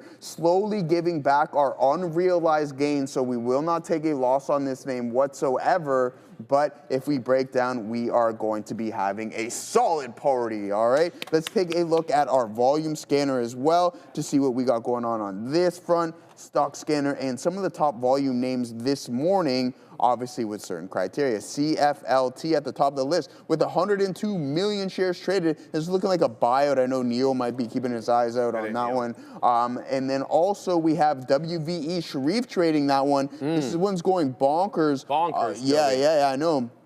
That's a place in New York City, isn't it? What? Or it's Yonkers. It's Yonkers is a place in the city. It is. Yonkers. All right, so maybe we'll just call it that. So up 119% on your intraday session. NVDA, guys, with 61.7 million shares traded. And then we have Warner Brothers Discovery starting to form somewhat of a bull flag. But if that $27.44 breaks, watch out. We're going to take a look at this from a daily. Oh, my days. This is insane. Yeah, that's some cool price action, man. From the April low, Sharif, you're up a whopping 267%, and Warner Brothers Discovery, so that's looking pretty good. But what isn't is Netflix. I'm like, hey, one thing or the other is going to happen with Netflix here this morning. As obviously as it may sound, you're either going to go up or go down, but this selling is substantially coming in. I bought some in around 101, not looking good, but we'll grab a little bit more. I'm glad that we started slow on this one. All right, keeping an eye here on WVE. I'm trying to work my way back into this one as none of my resting dip trades filled because it's just too strong. So it's almost an $18 high. We were talking about this one as a flat top break candidate through 17. That feels like a long time ago because now it feels like 18 is on the way up here. We're showing $0.25. So look, prior bar low is 1663. We're at 1787 right now, so I can't base anything on prior bar low. We're going to have to use something a little bit more short scale or smaller scale is what I'm trying to say there. So what I'm doing is I'm loading up the 5-second chart on my top screen to kind of just see where the local areas of resistance and support are. There does seem to be some resistance at around 17 3/4. If that comes into there, I could pick it up. Otherwise, it looks like it's being bought up off the 50 EMA on the 5-second chart. That currently shows me 1770, but it looks like more likely that this one will break 18 before it dips back into any of those levels. 1795 high right now. Great strength on this one. Look, IMMP is disappointing me. It is all red right now, no gas at all, no green candles coming in. We've had nothing green since the topping tail candle at 1050, so this one is breaking down. If it loses 70, that's it. That's the end of the trade, and we'll give back on this one, but I'm not going to be DCing until I see some green candles come in. I just realized we haven't brought in the side charts to talk about what else we've got on there other than WVE and IMMP. GPCR. Not a bad looker. It's up 93% on the day, but it's really calmed the hell down here ever since popping off at 8 a.m. That's when it really started doing volume. The biggest volume candles, though, came at around 10 after 10, and this one rocketed up off that $35 close on Friday with a 94.90 high. Very, very strong, but it is now in the process of what it looks to be making lower highs as well as possibly lower lows. Watch out for a loss of $62 or $62.50. That could be trouble. It's at VWAP right now, but it doesn't get traded by me unless it breaks above 72.25. I need to see a new area high, and that new area high comes above this double top over here at 1055. What the actual bad freaking word. There goes WVE, Joey, into 1823. Rocketing up here through. I'm not getting nothing on this, man. None of my dip trades are filling. Some of them, you know, they works the dip trade system. Some of them are just way too strong as people are piling in hand over fist, and you're not getting the opportunity to get back into key technical areas. So WVE really rocketing up here. Keep your eye out on that one, but we'll go on with the analysis. GPCR in focus for me. KYMR, very strong, up over 50%, Joseph, as it just took out that $100. It's a 103 area high. It's quite expensive, and I want to say for the most part, it is kind of a little illiquid. On the day, it's only done 4 1/3 million shares, and I shouldn't say only, it's a $100 name, so that's a good amount for a small cap gapper. It does seem to find support at VWAP when it does make a move in, but those opportunities are few and far between. CETX, I've already mentioned. FULC looked really good initially, but as you can see, multiple topping tail candles. So by definition, or by default, I should say, this one is under suspicion. It's under investigation until otherwise noted. What do I mean by that? That means as soon as this bad boy makes an area high, I'm going to be looking for a mean reversion trade. It did it once, twice, 3 times, 4 times, 5 times, 6 times, 7 times. Can we get an 8th over here? So huge topping tail candles on FULC. Ironically, though, it is making a higher lows. IBIO, this one was quite strong to start the day here. I want to say in the pre-market really made its intraday high at 920, Joey, and then it lost the volume weighted average price. Now it's working back up above VWAP, trying to get back above $2, but this one's under probation as well until it can reach that 240-ish area and take out the pre-market highs. OCUL, not doing much, up 27%, Joey. It looks like a flat top breakthrough, possibly 16. Nice, good look there, guys. Yeah, so what happened here on SMR is I had a stop out, so you can see that where my entry is where this prior thing is. So I had a stop order out, and I forgot to cancel it, and then it failed me, and then now you're starting to climb higher. I have no issues with that because this wasn't a planned trade or anything, so we'll take a small W on that, nothing whatsoever. But the market is slowly starting to turn around. Go Robinhood, go, as we trade up to $135.65, breaking through a lot of resistance zones and the pre-market high. So keep an eye out on Robinhood, guys, as this thing is really starting to pick up. Your boy was on the compound, eh? What was he saying? Yeah, he's saying a lot of stuff. Yeah, he's got a lot going. You know what he said, Joey? He's like that, you know, incident with when they had to shut down the buy button on, or the sell button, excuse me, on GameStop. Yeah. Like that day or two, and like how bad it was nothing compared to the pain, the prolonged pain that he had to suffer through 2022. It's an excellent listen. Yeah. If you want to listen to what he has to say. It's kind of the brand damage, I guess, from just that. Him, bro. His company, like, you know, they really suffered. 2022 killed him. I mean, at the end of the day, I read a little bit up on it. It wasn't even necessarily Robinhood, wasn't it? The market makers were like, who shut it down on him? It was basically so like it wasn't actually the app. It was the exchanges that kind of were like, hey, he was just like, yo, like, I was not not colluding with anybody. Yeah, to right. do And that. you know, especially with them who Yeah. don't have like very similar business interests, Yeah, according to him, exactly. whether Yeah. you agree with them or not. Yeah, but you know what, man? I like glow up Vlad because when he got his haircut and everything, I think he's a straight shooter before. I like him. Yeah, long hair, not so much a straight shooter. Short hair, straight shooter. Adara, what do you got for us? Got a couple different stories here. Keep an eye on NEE. This one, we know they had a Google tie-up earlier today. Now I'm seeing reports they're going to be partnering with Comstock on up to 8 gigawatts of new gas generation. Apparently, NextEra is actually already in talks with the major hyperscaler in order to provide said power. PayPal also on watch after Logic Broker announces a strategic partnership with the company. PYPL not really reacting to this news. Back to you. Yeah, thank you very much for that, Adara. Someone in the chat was asking me TSLA long. I just don't know if it's going to be the day. If it is, it's going to probably take some time in order for things to turn around. There's no buyers stepping in whatsoever. We're trading around $438 right now, and it looks like we want to break through these lows. There's a lot of bottoming signals in the overall market as well. I mean, with Microsoft continuing to climb higher, I'm surprised that the Qs aren't stronger than what they are. I haven't even looked at AMD or NVIDIA, Amazon, Google, or even Apple today. Because why? From last night, over the weekend, I had a game plan. There was 3 names that I was going to come in and keep my eyes on, and that was going to be Netflix, SMR, and iBit. iBit not doing what we want to still, so we avoided that, and we're like, hey, all right, let's see if we can get some moves here on new scale power. That's going to be SMR, and then we took some attempts on Tesla just due to that pre-market selling, and then sure enough, I thought we would have got a breakthrough VWAP, break of the pre-market highs as well, to around $450, and then a continuation to the downside. So we didn't even get that pop that I was somewhat anticipating. It's just straight down, now trading at 437.94s, and then we have SMR just chopping around, not doing too much either. But what I'm referring to here, guys, is this a little bit of buying pressure. But see, I think it's really important to know that when we have sessions like this, for me, it is obvious to say that sellers are in charge, and those pops are just immediately being sold right off. So if you're seeing these pops and they're not being sustained, and on the lower time frames, you see the volume slowly start to cool and diverge from what price action's doing, right? So you have price going up, volume going down, that's the divergence.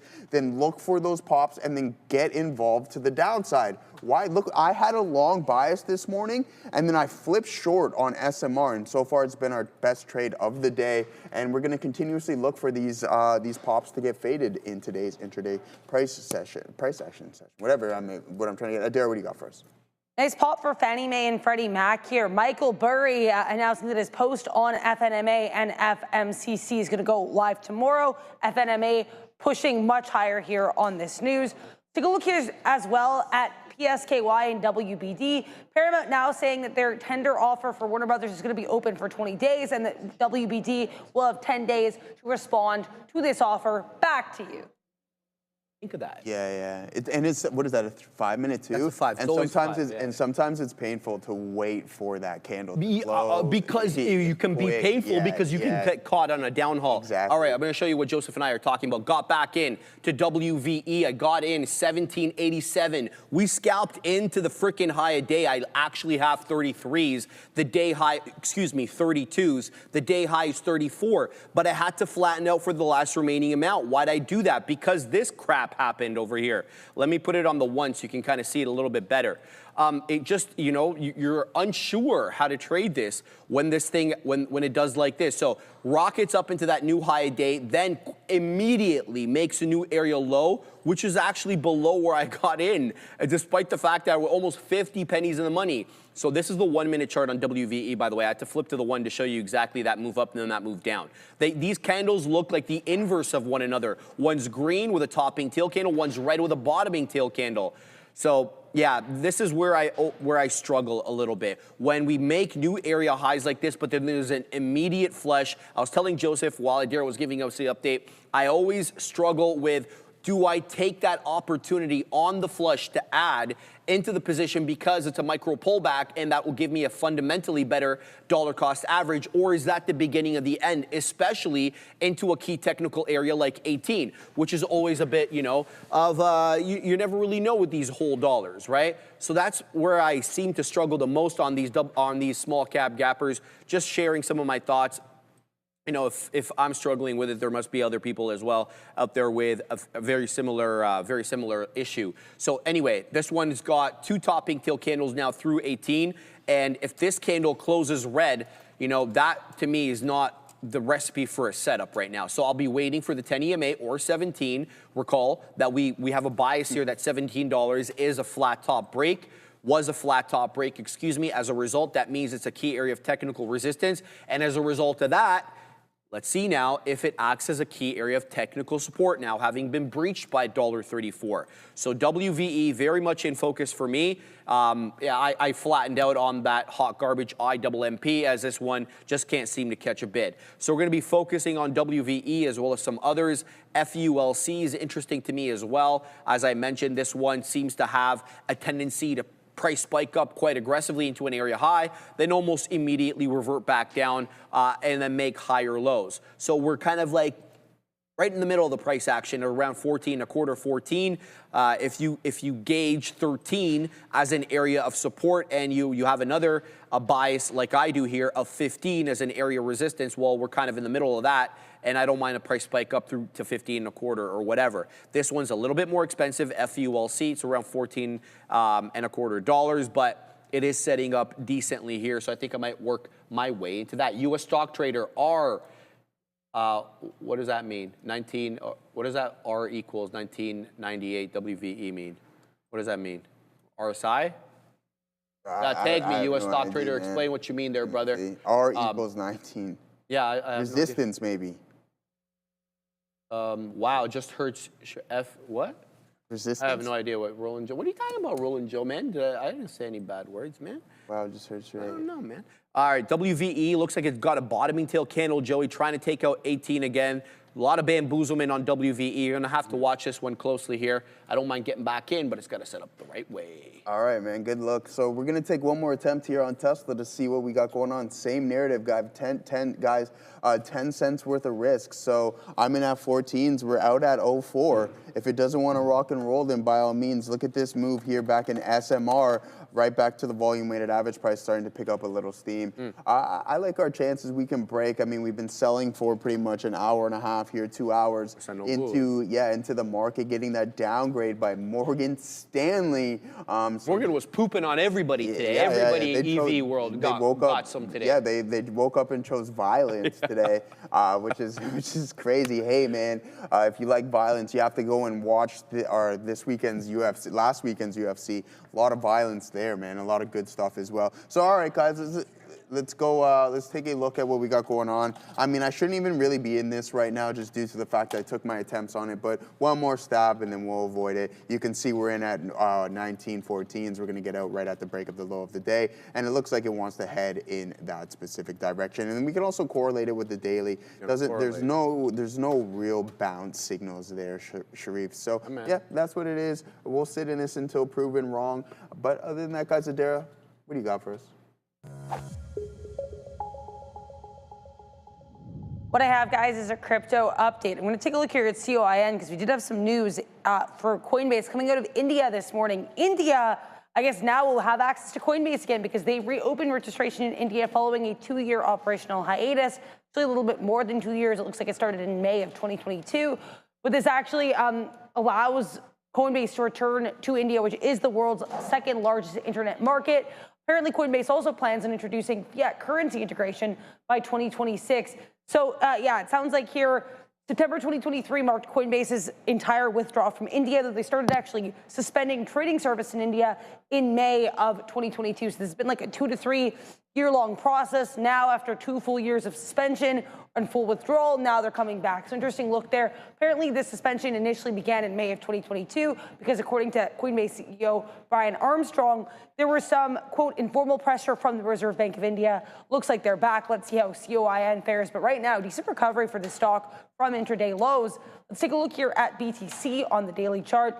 Seeing some higher lows here from that collapse there on Friday, November 21st.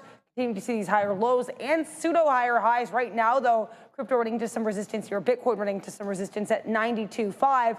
Let's see if we're able to push above that level, because right now, bit of a rejection. We'll take a look here at Ethereum, see what Ethereum's doing. They're actually looking a little bit better than Bitcoin. Still seeing these higher lows on the daily from that November 21st low. Some higher highs as well, though, and unlike what we're seeing with Bitcoin, there's not really any immediate resistance right now for Ethereum. Just has to get over this hump around 32 halves. Back, Sharif and Joe. Stuff. Yeah. As for Bitcoin here, Sharif, I'm thinking What's the coin up to, Joey? it's at 90K right now. Oh, it's ranging. Okay. Yeah, yeah, So every time we're coming in, it's in the high 80s, low 90s. Yeah. So that to me. So as long as we hold this specific lows. level, so we got this trend line here. Adara was just mentioning that. But if we crack 80, I think things are going to get absolutely disastrous. And then that's when you're going to head into that next level, which is probably potentially around 72, 68. So yeah, you're going to get into that area. But other than that, if we continuously hold up, break of this trend could be pretty disastrous as well too if things slowly start to turn around and we don't continue this grind back up into 100K. That's kind of what I'm looking at here. So yeah, I mean, by all means, let's go crypto space. I wrote in the chat actually this morning, if we don't get that bounce in the next coming weeks to 100K, I think that it's going to take some time for it to get a full recovery. And I mean, heading into the summer, to be honest with you, because we know for an extended period of time, it takes a long time for this thing to move. We went into an 8-month consolidation at one point, and then after that, it was multi-months as well too. But there it goes, the hooded one, Sharif, up to 136.40 and still continuing to climb higher. Go Robinhood, go. I know you got some banger trades on too. Yeah, no, I want to get more into that, Joey, because it was a long discussion. He said a lot. About the hood. About with Vlad, he's on the compound there. You know, they had the white glove treatment for him. You know, they're getting big. I'm talking about the compound, but you still feel, you know, when they have somebody big come in, they give him sort of that special treatment. It's more organized. No, we can't talk about this yet. We're going to talk about that in a little bit. You know, we've got that planned. Whereas, you know, when they have the regular guests on, it's just more informal and less of a white glove discussion, if I can put it that way. Guys, WVE is a freaking rocket ship at the moment, man. 1851, shout out to Neil for calling this one earlier. 1851, high a day. It is, guys, there's really no breaches of the 10 EMA, wick or otherwise, since the candle at 10:05, and that barely wicked below the 10 EMA. That's how strong this one is. The trend still very much intact. As Adair was giving us that update, I took an 18 long, scalped up into 1840s. Then, of course, it proceeded to make a new area high into 1851. So very, very strong WVE. I mean, the obvious suggestion here is pick it up off the 10 EMA when it comes into the 10 EMA, and then your stop is a decisive close below the 10 EMA. I would wait for that red candle to close below the 10 moving average on the 5, exponential moving average on the 5-minute chart before I would get out to this one. There it goes again, Joseph, 1857, high of day. There's more coming because we're showing 57s, it's 58s, and I'm going to sound like an auctioneer. It's 63s. The breakout is on right now on WVE. You had a couple of topping tail candles, though, through the breach of 18. So that, you know, probably got a lot of people a little bit hesitant as they were like, oh, look, the shorts are setting up in front of a key psychological level. But this one feels like it is headed to $20, whether it gets to 20 or in and around 20, you know, high 19s. We'll have to wait and see. But my move on this one is going to be first, what do we do when we drop back down into 18? You know, if we touch 19, whatever, do we come back down to 18? Does 18 hold? If it doesn't, my next move is to look at the 10 EMA, which is currently trading at around 17 high 50s, 17 low 60s. That is, of course, a dynamic level, so it'll be changing as the price action develops. But shout out to Chuck of all trades. He got in on FULC at 14.50. So he's 50 pennies in the freaking money. Me, I'm just watching. I'm watching it go up, Joey. I didn't punch in, but this one's got higher low, so I really want to take a move at a smaller entry here on FULC, and I'd love a breakthrough $15. Technically on the day, it is a 14.87 high day, but take a look at the close. The pre-market highs are all around 16.50. So this one is a little dicey for me, though, as it does breach a rule of not taking one of these small cap gappers below the pre-market high. It had plenty of prints above the current day's high in the pre-market. Chuck got in at 14.20. My bad, brother. I thought you got in at 14. a good entry nonetheless, because you have accumulation here in front of the $half, and it feels like, you never really know, but it feels like until just a moment in time until those $half sellers get decimated and you print up several storms on your side of the screen. Ozan, I'm cracking. Bro, what? I think you mean you're cracking up. Every time you say folk, especially with the FU part. Hey, brother, I mean, what am I supposed to do? That's the ticker, Joey. FULC is a ticker. I can't, I'm not at liberty to change it, but FULC wants to take out 1450. Your boy Chuck of all trades would be happy, as well as myself. So we're going to be keeping an eye on that. Good stuff. Yeah, I mean, what a grinder we're in here on TSLL. We're going to be holding this for a 2-to-1. So we're going to have to wait for 34s. And so it's either 34s, we slowly start piecing it out, or we get stopped out at 04, right? So one way or the other, we're calm, cool, collected, just like a cucumber. We're starting to see a little bit more selling in SMR. I had my eyes on IRBT as well this morning, as that's been selling pretty aggressively. And then we have Rich Tech Robotics. I've seen a couple people in the chat mention this name, but boom, there it goes. Let's go. Let's see if we can get to a 1-to-1 here momentarily. Boom, 1-to-1. Oh, big knockout by our boy Frank Martin this weekend.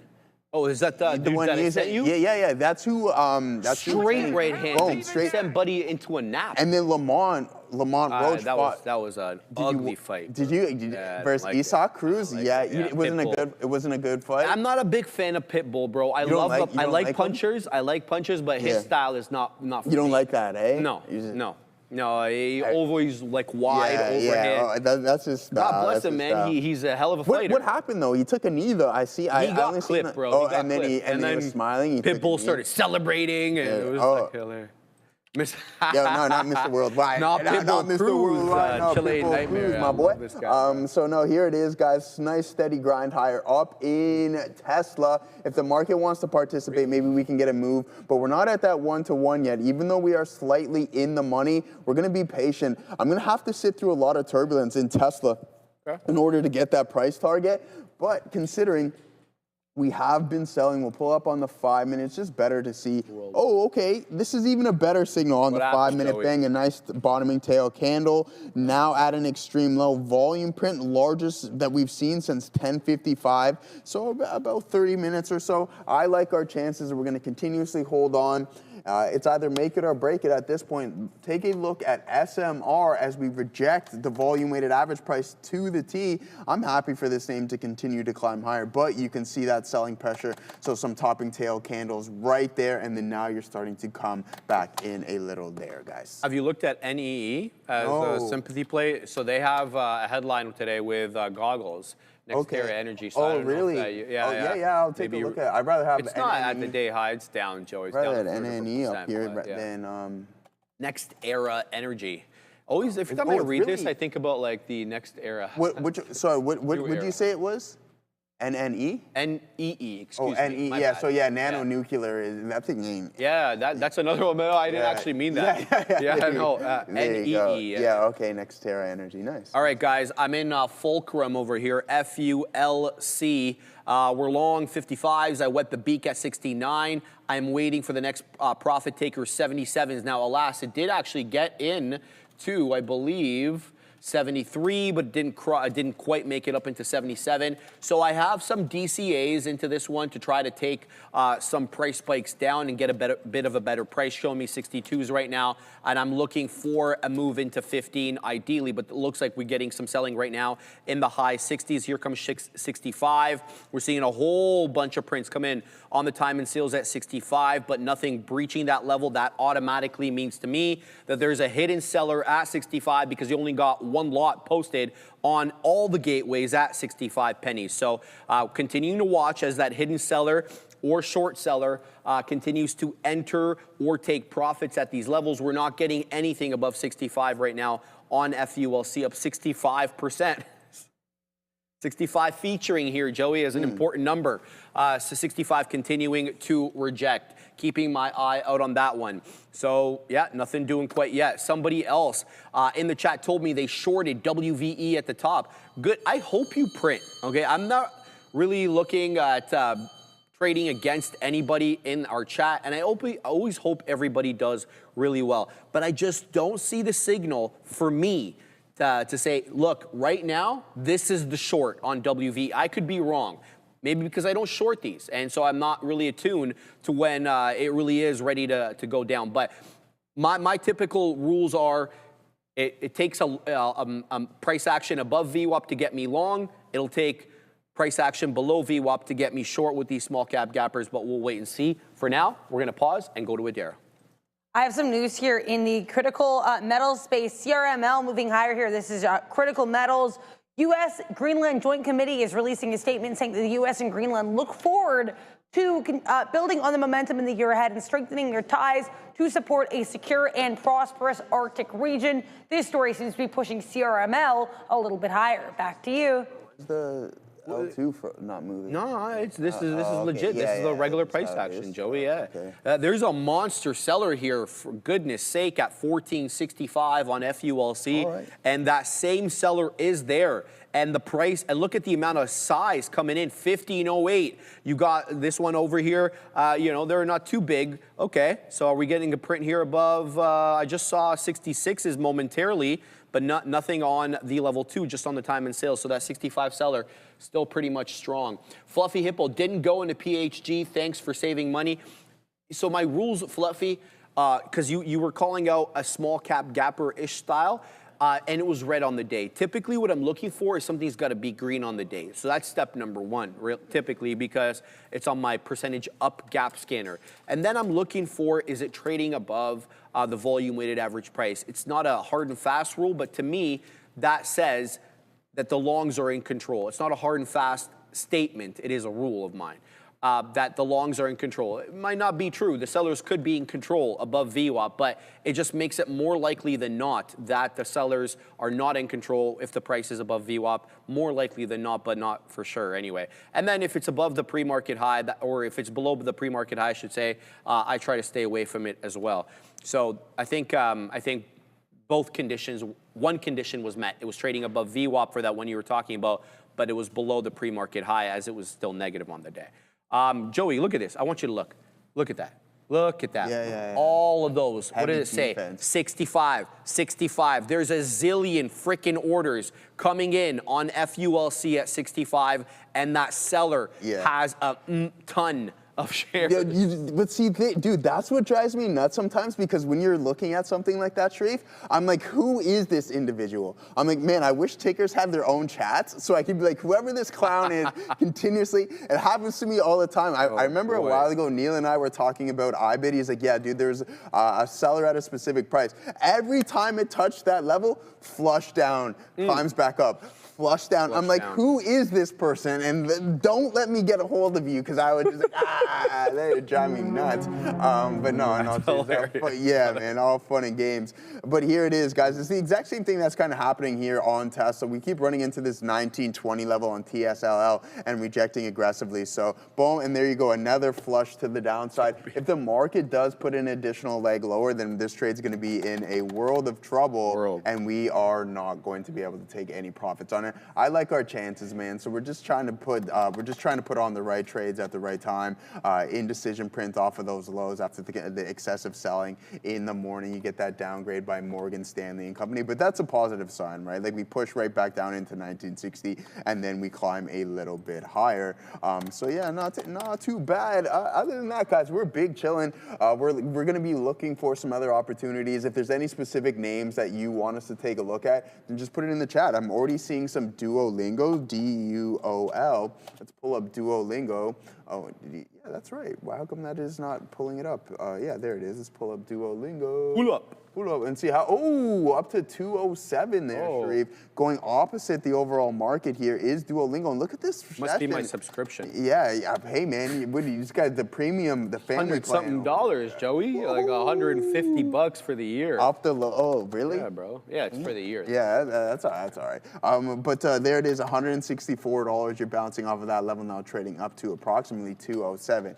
But not too bad, not too bad. You had that head and shoulders pattern, broke the neckline. Look at the volume step in on this bad boy. And then it was just off to the races to the downside, heading into 163. But not a nice little recovery. We're not going to call it anything substantial whatsoever. NNE, we're looking at that one. Still got our eyes on Tesla. There goes IBIT looking to putting in an additional leg lower. Oh man. This poor asset class, man. I don't even feel bad for Michael Saylor, to be honest with you. But anyways, there it is. 4193s might be a potential level here on Bitcoin in the near future, Sharif. I like your vibes, U.S. stock trader. What are you saying? He's funny, man. He's like, some call me the legend, some call me the Falcon. See, WVE 1992, the level. I like it. I like it, my man. The Falcon, we need some context. That's quick. I don't know, man, but it's Fulcrum, get it? Falcon, Fulcrum, Falcon, I don't know, Falcon, Fulcrum. Joey, we got above 65 here on the level 2. Ironically enough, when we did, the spread opened up, and it was like 69 on the ask, and then like mid-50s on the bid.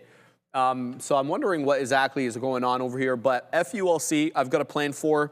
I see higher lows. I'm going to be picking up some higher lows. I already have my DCA there to defend 1440. I'll be defending this into the volume weighted average price, which is I think 1410 or 14 single digits. Keep your eye out on this one. I also want to mention KYMR. It's more expensive, but it's about to take out the pre-market high, or sorry, about to take out the day high. And it's looking real good, man. The deeper retracement went into the 20, it held the 20 like a glove, and it had done that before. So this one looks like it has an affinity for the 20, which could be because the algorithm that is trading it, that is buying it up, is basing a lot of what it's doing off the 20. Hard to know, but just we can pick up on patterns. It did it at 9:20 to 9:30. It did it again over here from 10:35 to about 11:05, and then up we go, trying to take out 102. It is a 103 area high, and this thing's up 52 1/3%. So I think I want to weasel my way in right at that 10 EMA if I can. We're going to keep an eye out on this one, and we'll see what happens. Okay, FULC just dipped down, filled me at 40s. So now we have to be careful here. We can't get caught too aggressive on this one, but this is part of my plan. So we wanted to pick up some into the volume weighted average price, which showed me around 1410.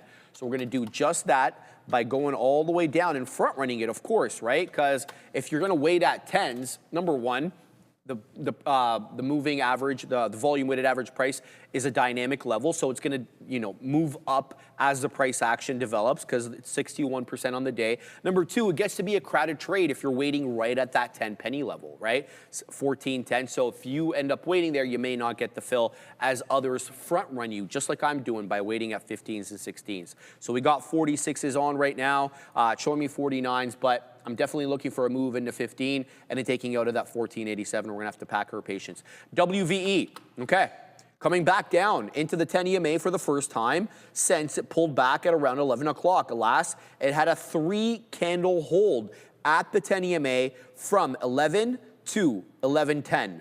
Okay, so let's be on the lookout here. Last time it didn't breach it, but doesn't have to do the same thing it did last time. It is about to lose a 10 EMA right now, at least on a week basis, down into 17 3/4 it goes. It is an 18 4/5 high of the day, 1880 to be exact. Right now, it's showing 1780. Joey, as it just dipped down into that $0.75 area. I'd love a move into 17 and a hold of that 17, given how long we spent at 17 and couldn't breach it. I'm talking about from 10:30 all the way until 11:12. So to me, that's a long time, at least for an intraday trade. So I'll be watching 17 quite closely. But the same thing applies that I just said about FULC and waiting at 1410s to WVE. If you're going to wait at 17, it might be a crowded trade, as others will think the same thing. They'll post their orders 14 and a fifth, 14 and a quarter, 17 and all those numbers,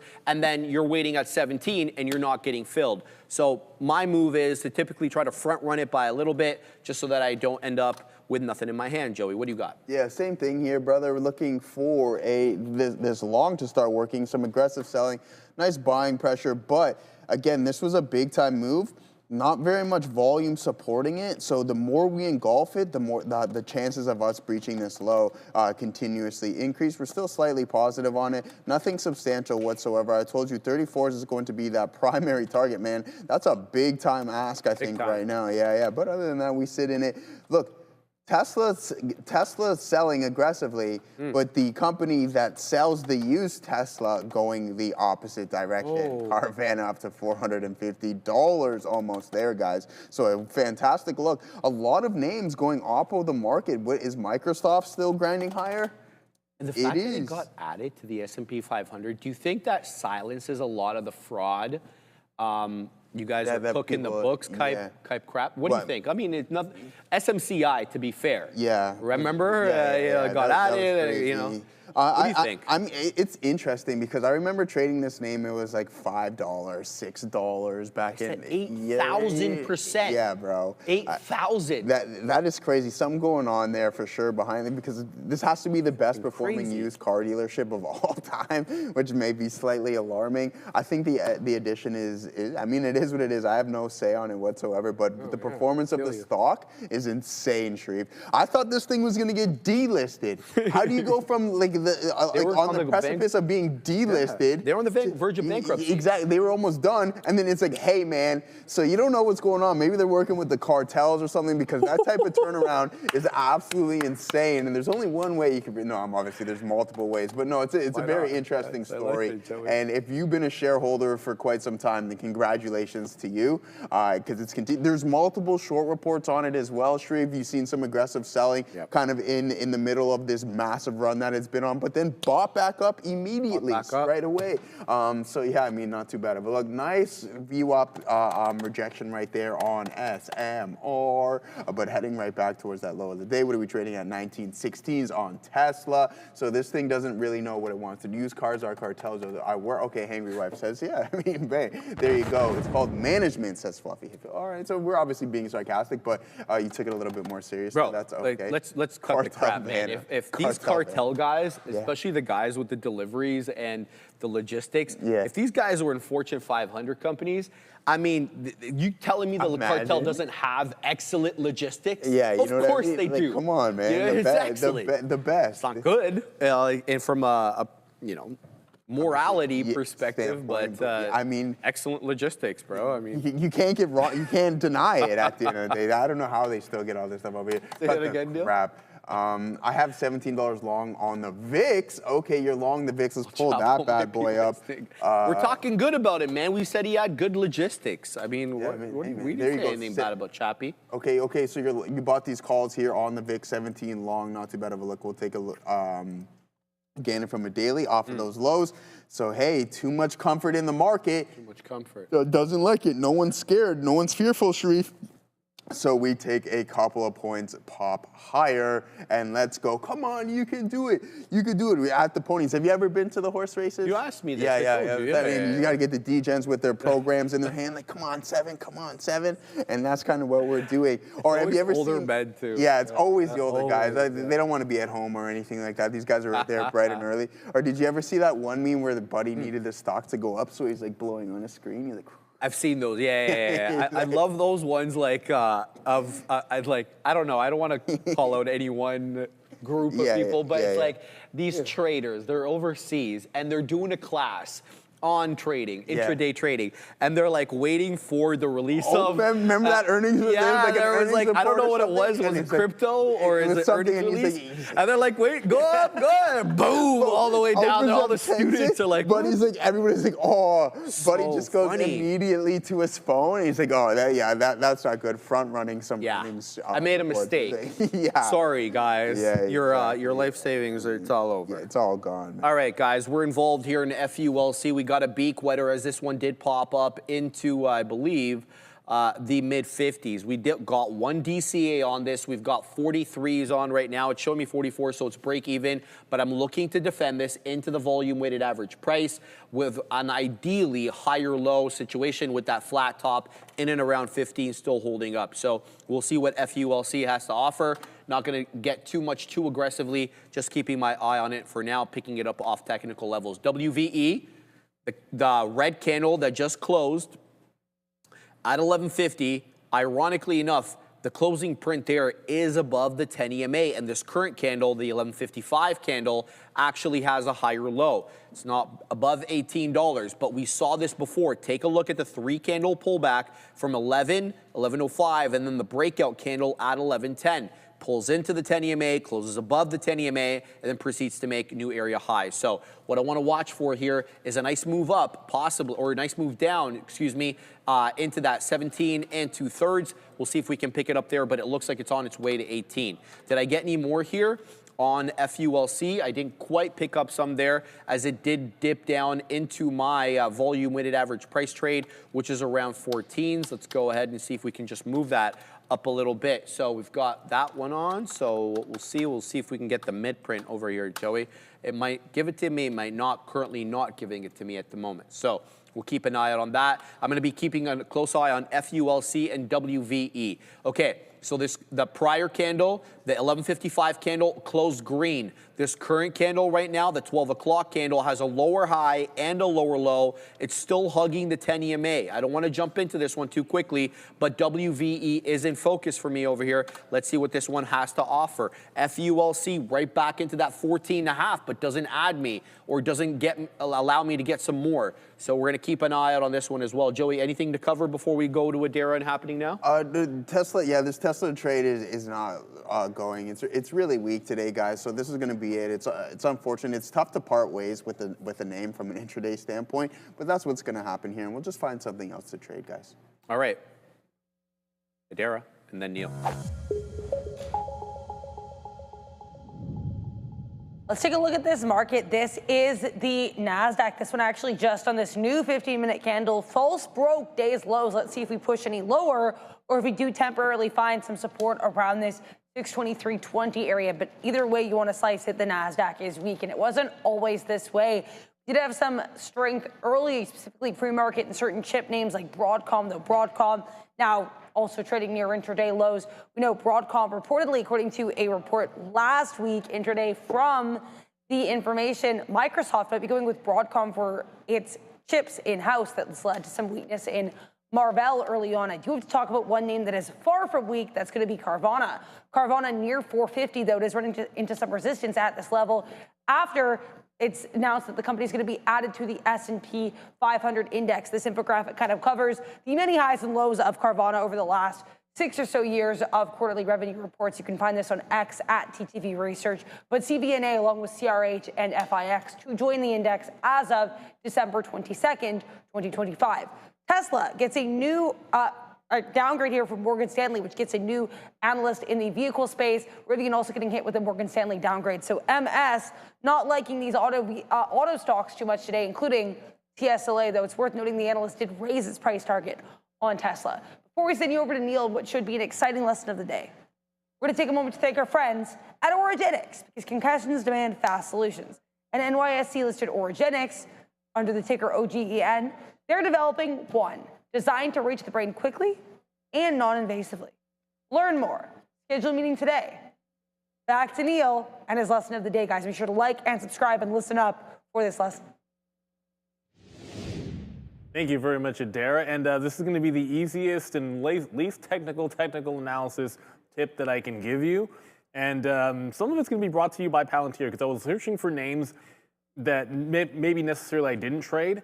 So it wouldn't just be examples of stuff that I saw, but things out in the wild of a concept of, well, if you're trying to be patient in a stock and you think it's not making sense at the open, wait until it's obviously trading differently. And this is going to be a little bit subjective, but I think if it's obvious, that's what you want to go for. And just to note, Palantir, I don't even see any news here, but Palantir, see what just happened at VWAP? Oftentimes we talk about the open being choppy or chopping you up or being difficult to read, all those different things where like money is adjusting what it wants to do for the big money is adjusting for what it wants to do beginning of the day. Positioning, there's lots of things that you might call it. But what it can lead to is a lot of this crazy back and forth action, which, look, if you're catching scalp trades inside and really good and maybe you like the prior close, you're bouncing some longs, you're bouncing off the highs, just going back and forth and you're like a scalping maven, that could work. But the other thing is if you notice something like this, simply waiting until the behavior has obviously changed can lead to some opportunities.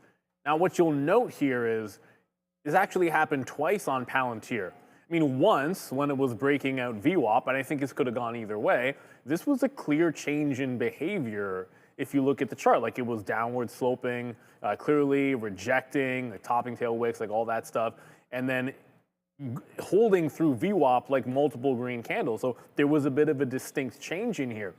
Now, there's a couple of ways that could have resolved. This consolidation doesn't break higher, so I don't know if it actually set you up for a long, but what it did do is if I see this, the only way to have made money trading in Palantir was to have been shorting the tops and buying the lows. Like most of the stuff that I usually like trend breaks and that stuff, that was no good until it distinctly looks different. And it is very distinctly different at this point. At that point, it then has a different behavior. And suddenly, hey, if I like my little trend analysis, which is what I like to do, well, it looks distinctly different. And when it breaks a trend, it is clean, absolutely clean and flushing back in. And an example that I will use as well, one I did trade and one I didn't trade is, look at AMD. Like I liked some other chip, I liked a bunch of chips, a couple of chip names for some weakness today, but didn't really get involved in AMD until later.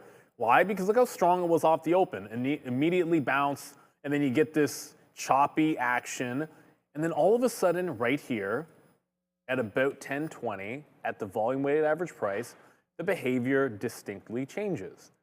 It goes from essentially this little like A pattern or whatever you want to call it to fading VWAP and showing more strength to the downside, right? Like instead of this choppy mess, catching bids and then inside, clear breakdown right into the lows. And what do I see? To me, it just VWAP turned into a sell. So what am I going to do? It's distinctly different. The opening range was a mess, but if I like the short, I wait for it to test VWAP again, rejection, go short. And you could have done it twice. And so sometimes you wait for that behavior or just flat out for the chart to be obviously different. And the reason I'm actually doing this, to be honest, is because I didn't have any trades in Carvana today. And I was like, well, what could Carvana have looked like? Look how good the long is, obviously, in hindsight. But there's your chop.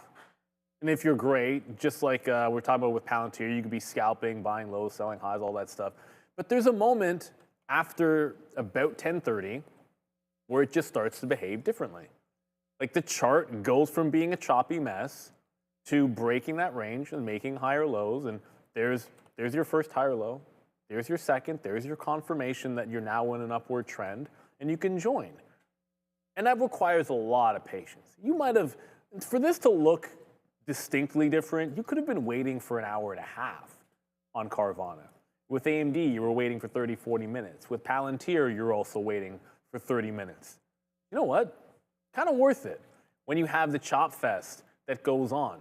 If you think about big money positioning in the market, they'll be really aggressive in terms of shaking people out so that there's more room to rally. If everybody likes Carvana long, and someone's trying to build position for a bigger win on the day, the big institution, whoever it might be, or just shorts that are trying to get themselves out, they're going to shake a bunch of people out before it goes. That's just the nature of the game. So when you see the behavior distinctly different, then you know that whatever nonsense, doesn't matter what they were doing, whatever nonsense was happening at the open, whether it was shorts eking their way out or whether it was people holding it down so they can get a better long, whatever it is, doesn't matter. It distinctly changes at about 10:30, and it confirms that change in here at 10:40. And at that point, if you just, like if you can, let me draw this. If you can essentially take this open range and pretend it didn't happen, right? And if all I showed you is this is where it was in the pre-market and this didn't happen, what would you think of these buys?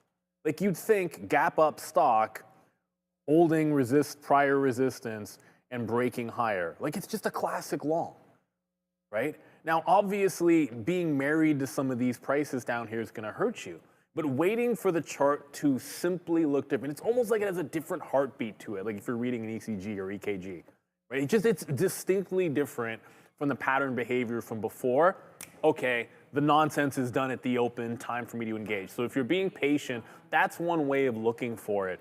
And it might be sitting out 20 minutes, it might be sitting out 30 minutes, sometimes it could be sitting out an hour like with Carvana. But if you're that kind of a trader, or attempting to be, to find that distinct trend, sometimes it behooves you to wait that long, and there's nothing wrong with that. So that's your lesson of the day. Hope it helps everybody. Good luck. I think we just had a pretty impressive bottoming tail candle, by the way, in the future. That could signal a bit of a turn here. Let's see. Take a look here at GeoOGL quickly before we send you guys back over to the Bash Brothers Ad Week, reporting that Google has been telling advertisers they're going to be bringing ads to Gemini in 2026. So it looks like Google is looking to add ads to Gemini. Interesting look here as we send you back to Joe and Sharif. I literally looked over to Joe. 2 seconds ago, I'm like, Joey, what's going on with goggles? We know why Tesla's selling off. Morgan, whatever. Morgan Stanley, we'll get to that on the news, obviously. But Google, do you think this? Well, it's been super strong lately, obviously. Absolutely. And what do you think? Yeah, I think that we're going to see a little bit more of a pullback.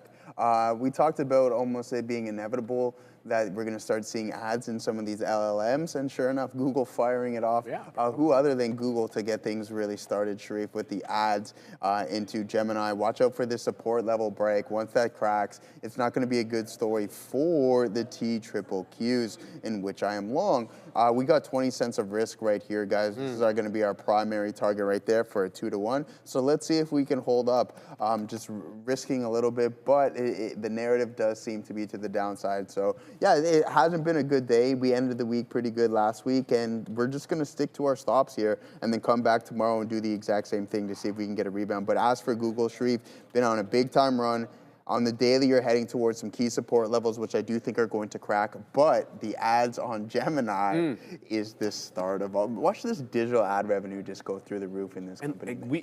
And their regular search revenue didn't even get cannibalized yet. We were talking about that one going down, didn't we? Saw the earnings report last time. Well, now, if anything, they might have a chance to continue to climb, because if you go to the search, you click on Gemini and you see these things. Now, considering it may be the best LLM right now, you got Nano Banana, a lot going on for this name. What a stellar company. And you got Altman panicking, all hands on deck, code red, whatever we heard last week. I got to tell you, man, look, I've been using Google a lot more. The image generation for Google, not so good. I've been doing the morning note with it every day. I've been having. You have issues as well with it, but I can only see it improving, not getting worse. Exactly. Especially with chat telling me it can't include images of people's logos. Whatever. What? Cut the crap, man. The hell is going on? But anyway. I don't know what it is. So when you plug things into Gemini, what does it do for you? Like, mine just mixes up the data.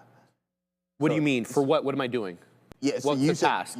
So with your task, you generate an image, right? That's what you're trying to do, right? So what does it do? It just gives you a face that's not even... It gives me a crappy one. Not really as good as chat. For me, it'll mix up the numerical digits and put something else in different places. You know who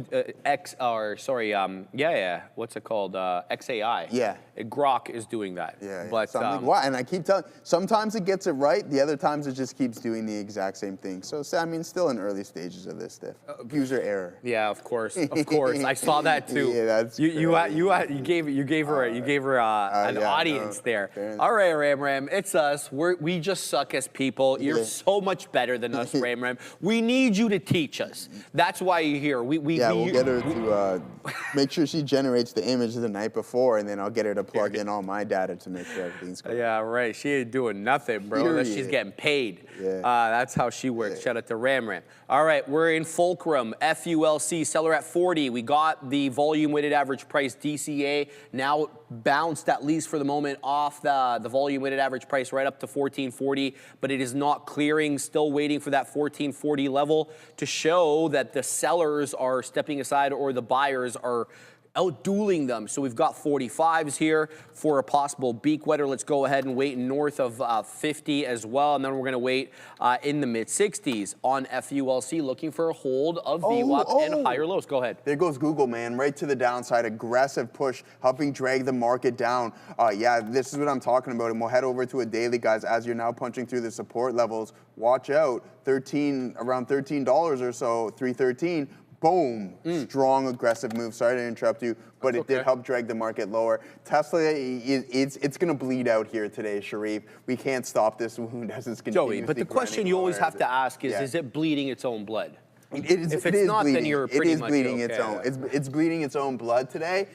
Down 20 plus points, or not quite, but I mean, what did we open up around 449? Yeah, you're down 10 points today on the intraday session. I could listen. You want to do something? We'll do this for fun. I'm gonna pull up the open interest, and I'm just gonna take a guess. I haven't looked at it today. We're gonna see the most amount of open interest on Tesla at 450. Let's do it right now. We're gonna do it live. We're doing it live, and I haven't even looked at the chain today. I promise. I believe you.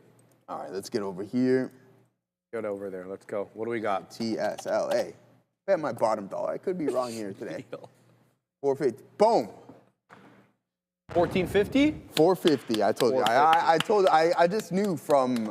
I didn't even look at it today, and I knew this was the largest amount of open interest. That's why you got to use this stuff, man. It's such a beautiful, beautiful tool. 10,000 contracts open at 450 with 39,600 traded at that specific strike price that is going to be expiring. Papacito dropping 6.9 shekels in the chat. I do appreciate that. Why Sheriff didn't take GPCR above VWAP 4.2 BMC? I'm not sure I understand what the BMC part is, but let me have a look at GPRC. GPCR. Let's flip to the 5. Oh, wow, this is trading at 70 bucks. Well, what do we got on? I have it, brother. I have it on the side chart over here. It's just because it's really consolidative. So it's on the bottom left of the side chart. We've got it on. It has a big move right into 94. We talked about this one, but it's just been straddling VWAP. For a while here. What I was literally waiting for was a breach of the double top, the one that took place at 10:55 and 11. The area highs there are 71.94 and 72. So essentially anything above 72 likely gets me into this trade. Let me just put an alert a little bit below 72. So if it does price spike up into there, I can pick it up. Now, another trade, obviously, is to pick it up off the higher lows. This one did breach VWAP quite aggressively at 1035 and 1040, and then it retraced again, but a much shallower retracement, 1115 into 1120, and now the retracements are actually holding up above VWAP. But on the other side of that coin, you're still getting lower highs. So you're getting higher lows and lower highs on GPCR. Let's see which way this cookie crumbles. There goes fulcrum. And I said a word under my breath there that I can't say on YouTube, Joey, but we're going to take the profits there. Right up it goes. A great move off the volume weighted average price and a bounce right back up. The higher lows on FULC are still in play. What I want to wait for, though, is a nice big move above that $15 area, man. 1487 high. Despite the fact that the pre-market highs are substantially higher, more like 1650. Back into the 60s we go. We're showing 62s now on the level 2. You know where your boy is waiting if it's in the 60s. I don't even want anybody to ask, Joey. Right? We're this guy. I love this guy. He feeds into my delusion. It's so good. All right, I love it, bro. All right, we're putting some at 69, and then we're putting some at 88. By definition, of course, that will have to be a breach of the high of the day as the high of the day, the technical high of the day during regular trading hours, 1487. So keeping an eye out on that one. Yeah, Sorry, bro, you're making me chuckle. No, it's all right. Joey, WVE continues to bleed somebody else's blood over here on the way down into the 20. What am I saying? This is bleeding other people's blood. Google too. Assassino's gonna get us off the show, bro. He's gonna be like, we're shutting this. Like, hey, when is it? Oh, Assassino on vacation too. Yeah, and then you know who's gonna be in his place, right? No. Where is she? She's gonna bully the hell out of us. Yeah, well, I know. I'm Constant prepared. I have to bullying in her mentally ear. get prepared. I'm gonna have to be mentally prepared. Ram will be here for 2 weeks while the Assassino enjoys summertime in Brazil, of course, because now it is it's the opposite, southern hemisphere. Before I come in, it's just daily affirmations just to remind myself of the potential verbal abuse I may endure. Potential potential. in the next. Delete that word, Yeah, bro. yeah. There's no potential. Yeah, It is a certainty. It is definitely. It is a factual it's certainty. coming, man. It's coming. You know, she's really good at being mean, eh? Yeah, Makes I you mean, wonder hey. what somebody who's really good at being mean, what it says about them. Why is she hiding behind that pole? Ram, show hey, yourself. that's what she likes it over there now too. That's We love funny, Ram man. Ram. Look at that. I'll be on my best behavior. Yeah, Ray. I believe that when I see it. Give So me a we're salmon, kidding, of so course, we're cool, guys. man. Eh? I get her salmon when she doesn't want to eat it. There's a but- salmon in the fridge there. I know. I It's been put it since there last week. No, I threw that one out and I put it. threw it out, Oh so- yeah, I put, the Friday I put that one there.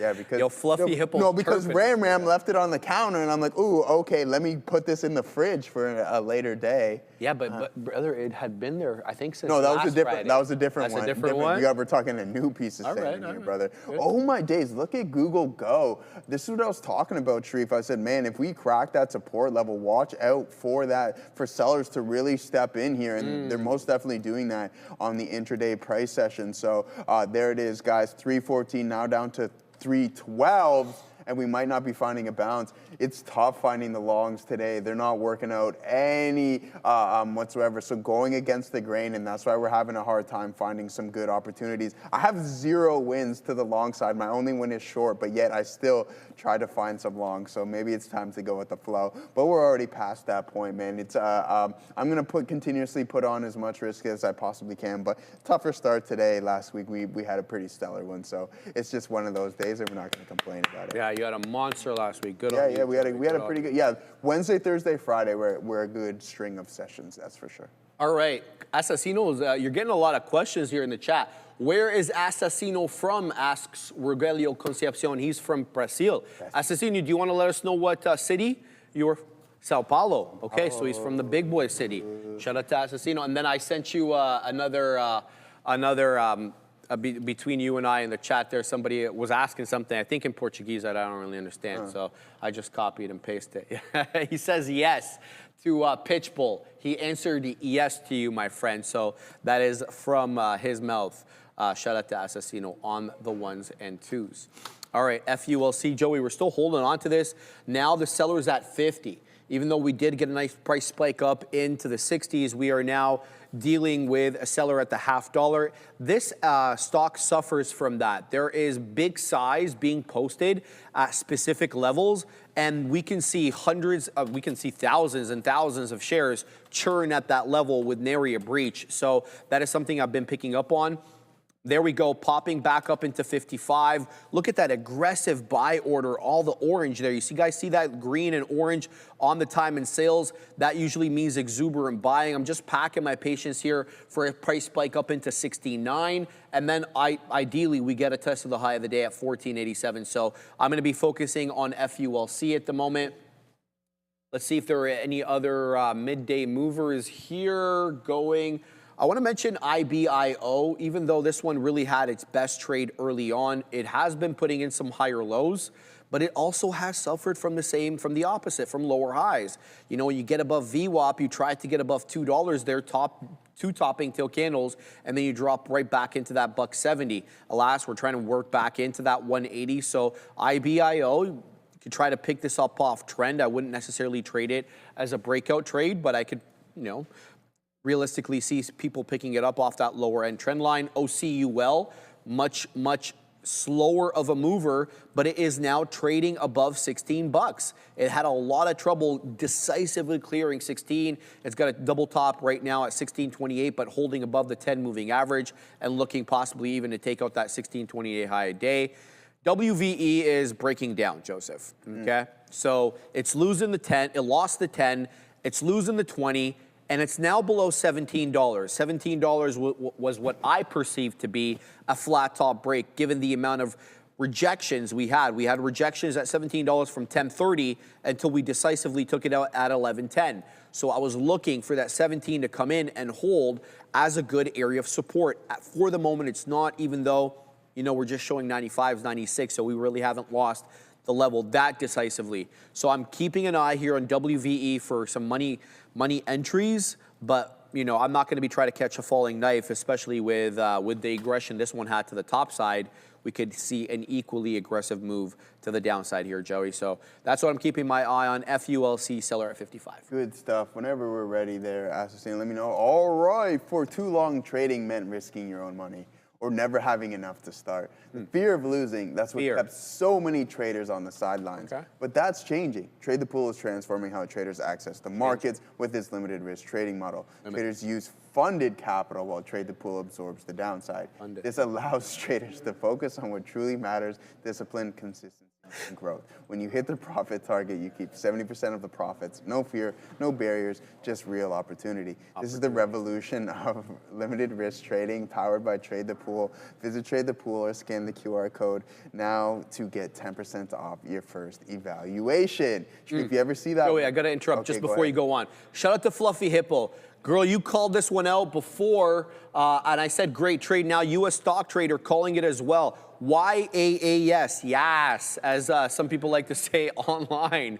Up 40%, Joey. Shout out to the Fluffsters, man. She called this one out early, even before we went to Adara and Neil for happening now. Garbage. There it goes, Joey. It is now a $2.30 high on YAS. Trade this one carefully, as the volume on this one, only 810,000 shares. So we haven't even broke that milli yet, and we're a $2.20 name. But I'm going to be keeping a close eye on this one, especially with other ones breaking down. YAAS. What does R mean, U.S. stock trader? Does that mean like resistance, my boy? Oh, goodness. 233. Yeah, that does make sense. Right? 230, yeah. So shout out to you, brother. U.S. stock trader saying resistance at 233. We're up 39%. I'm going to keep a close eye on this one. I don't mind getting in, possibly off that 10 EMA, maybe even 2. I also like the breakout level here in the 210s. So YAAS. Breaking out here, Joey. We're going to keep an eye on that. Yes. All right, man. Yeah. Google really weak here, guys. Yeah, man.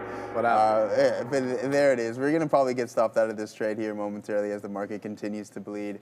Yeah, I mean, the longs aren't working. We'll go back to the SMR trade. It was definitely our better one on the day, and it was to the short side. But the funny thing is, I'm going to come back tomorrow and do the exact same thing and look for the longs. So I'm not just going to abandon what we got going on, because it's working pretty good for us. We'll take the loss, and then we'll just, what a What's tank. going on, Joey? Fast our stop. That is not good. Freaking me out here, bro. Yeah, no, market just continuously diving, man. That was a big time move. It is what it is. We'll take the TQs off of the chart as well. How did the market not climb higher with Microsoft doing this? What kind of bogus is that? I mean, we open. Yeah, exactly. We open up around 484 and we climb up to 493 roughly, and then sure enough, we're just continuously. I feel your pain. I cannot trade when the market. You can't go, okay, so you're short biased. Yeah, fair enough, man. By all means, I feel no way about it. As you can tell, I'm just super calm, chill. It's part of the nature of the beast. Just doing a lot of work over the weekends and stuff. Oh, full disclosure, guys, I will be leaving a couple minutes earlier today. Yeah, because going to see the orthopedic surgeon. I'm pumped for you, bro. Yeah, finally, man. It's been too long. It's been 8 or 9 months that I've been. I have had a torn meniscus. Yeah, I tore it in hockey, and I've been playing with it, just taping up. But I have no east and west movement, so I'm going to be looking forward to. Aggravates the hell out of me. Yeah. So I mean, I'm looking forward to just kind of getting back on the road to recovery, starting off anyway. So listen. I've been dominating with one leg. What happens when I get 2 legs back? Ask your boy Mateo. Yesterday, Mateo was playing. What did he do, Joey? We're playing. He was on the opposite team. Did he get smoked? No, we tied, actually. It was a tie game, yeah. But that by design, or it just happened to be that he was on the other team? It was by design. It was by design, yeah. Nice. So, yeah, I mean, by all means, yeah. You got something? Go ahead. FULC. Into the day's high, Joey. We took it out there. There it is at 82. FULC, we got 27s on. I packed my patience. I added into the right areas, entry 1, entry 2, and then finally entry 3 to defend the volume weighted average price. And there it goes into the high of the day. It's up 65%.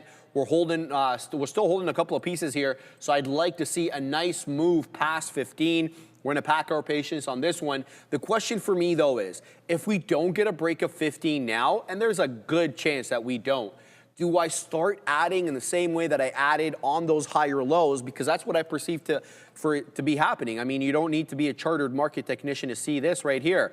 These higher lows are still in play. Every successive area trough is a little bit higher than its predecessor. So I want to ride that trend. So FULC certainly in focus for me over here. Shout out to the man over here, Zen Zombie. He's dropping $2 in the chat. Thank you very much, Zen Zombie. And he's in the money on the VIX. Ooh. Love to hear it, man. Let's take a quick look at the VIX and see what that bad boy is up to. Joey, when you chart on the VIX, you go to the future or you go indexes? Yeah, or you yeah, go index. future? Yeah, index. You go index? I look at That's the crazy talk. Why don't you go future? Because the index it shows you the whole thing. It's probably relatively the same. I've never gone on the futures. You never seen continuous contract, my man? No, I'm I've gonna never show you seen this one, on the Joey. daily. You're gonna Well, like I that. mean, It mixes all the contracts together. Even though they See? expire, it blends them together. I'll See? show you that. Well, if it stopped embarrassing me, I'd show it to you. You're But not alas. feeling- you're not the, okay, All right, let's go to the index now. Yeah. Thanks, Joey.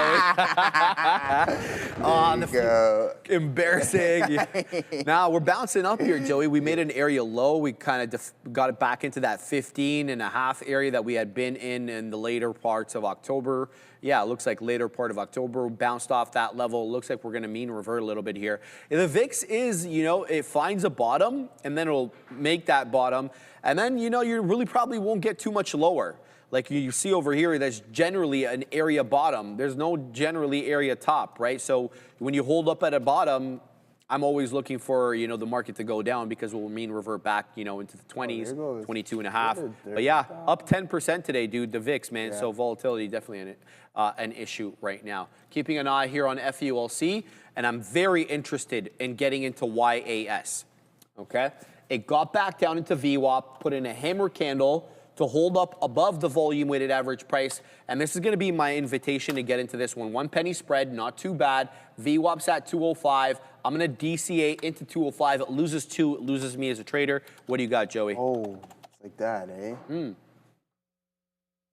What happened, bro? I didn't want to do that. You didn't want it. No, I wanted to go the opposite. I hit the wrong key for. My bad, brother. Yeah, I mean, oh my God, I knew that would. No, I have to get out of this. I hit the wrong key, ladies and gentlemen. My God. Oh, not good. I mean, it's not bad. Joey, I got to interrupt. Go ahead. Fulcrum. Boom. What was that? Freaking boom. Look at the breakout, bro. Into 1574. We took 1550s there on FULC. Guys, the last print there we had was 1481. This one, price spiked up right into the area high, 1574. It's up 72% now. Big breakout right now, above 15. Now, this is what we're talking about. We wanted that 15 breakout. So what's the next move? Do we wait for 15 to come in, Joey, or we're going to wait for that 14.5s? Big move here on FULC. Watch out for this one, though, because as I mentioned before, take a look at the wider time frame. It has a tendency to mean revert once it makes these area spikes. Look at this. It did it all along the pre-market. It did it in the build up to the open as well, right into, I think, 9 o'clock. FULC, watch out now for an aggressive mean reversion, and you're getting it. You're already $1 lower than where we printed. We're showing 1480s. The high this candle, 1574. FULC on that illegal stuff. Sorry to interrupt, Joe, but this one, YAS going as well. We just got the beak wet there at 15s, just popped up into 16s. We got some there at 9s, looking for a continuation into the $quarter, Joey. Ooh, Eduardo Marino, watch your profanity. You're gonna have to remove that one there, my brother. You cannot swear in here. All right, we're gonna take the second attempt here on the TQs. Just not abandoning the thesis. Lots of buying pressure. This is gonna be the last attempt, I guess, because the Apple continuously bleeding. You're starting to get a rebound, but a lot of indecision prints across the board. So let's see, exact same narrative, guys. Though risking 20 cents, so 55.30s is going to be our out on this one. We're long at 55.50. So 5 cents better than our previous entry, and let's see if we can get this rocking and rolling. If not, it's a bleed its own blood. It's funny because I'm like, man, I was looking at, I'm like, oh man, the TQs was $100 just a couple of days ago. What happened? And then I forgot. I forgot about the split, obviously. So now you know, and a little bit slow of a reaction from your boy. But let's go. Let's pull up what we're looking at here. I'm long the TQ, so we want to keep an eye on some of the big names. That's going to be Apple, Amazon, NVIDIA, Tesla, Microsoft, and goggles. Indecision print at the low. Indecision print at the low. Indecision print at the low. And you guessed it, no more indecision prints at the low. What has Meta been up to? What is it up to? I mean, some choppy sideways PA here, but at least we're not selling with the overall market. We still like it all the way up to 676. Oh. Let's go, man. Oh man, what a buy. Anytime I mentioned this, you have these mega cap names. We're gonna breach this this gap relatively soon, and that's gonna be around 680. But these mega cap names, man, when you're down 30%, 26%, it's just slowly start to buy them, because I don't think they can go down.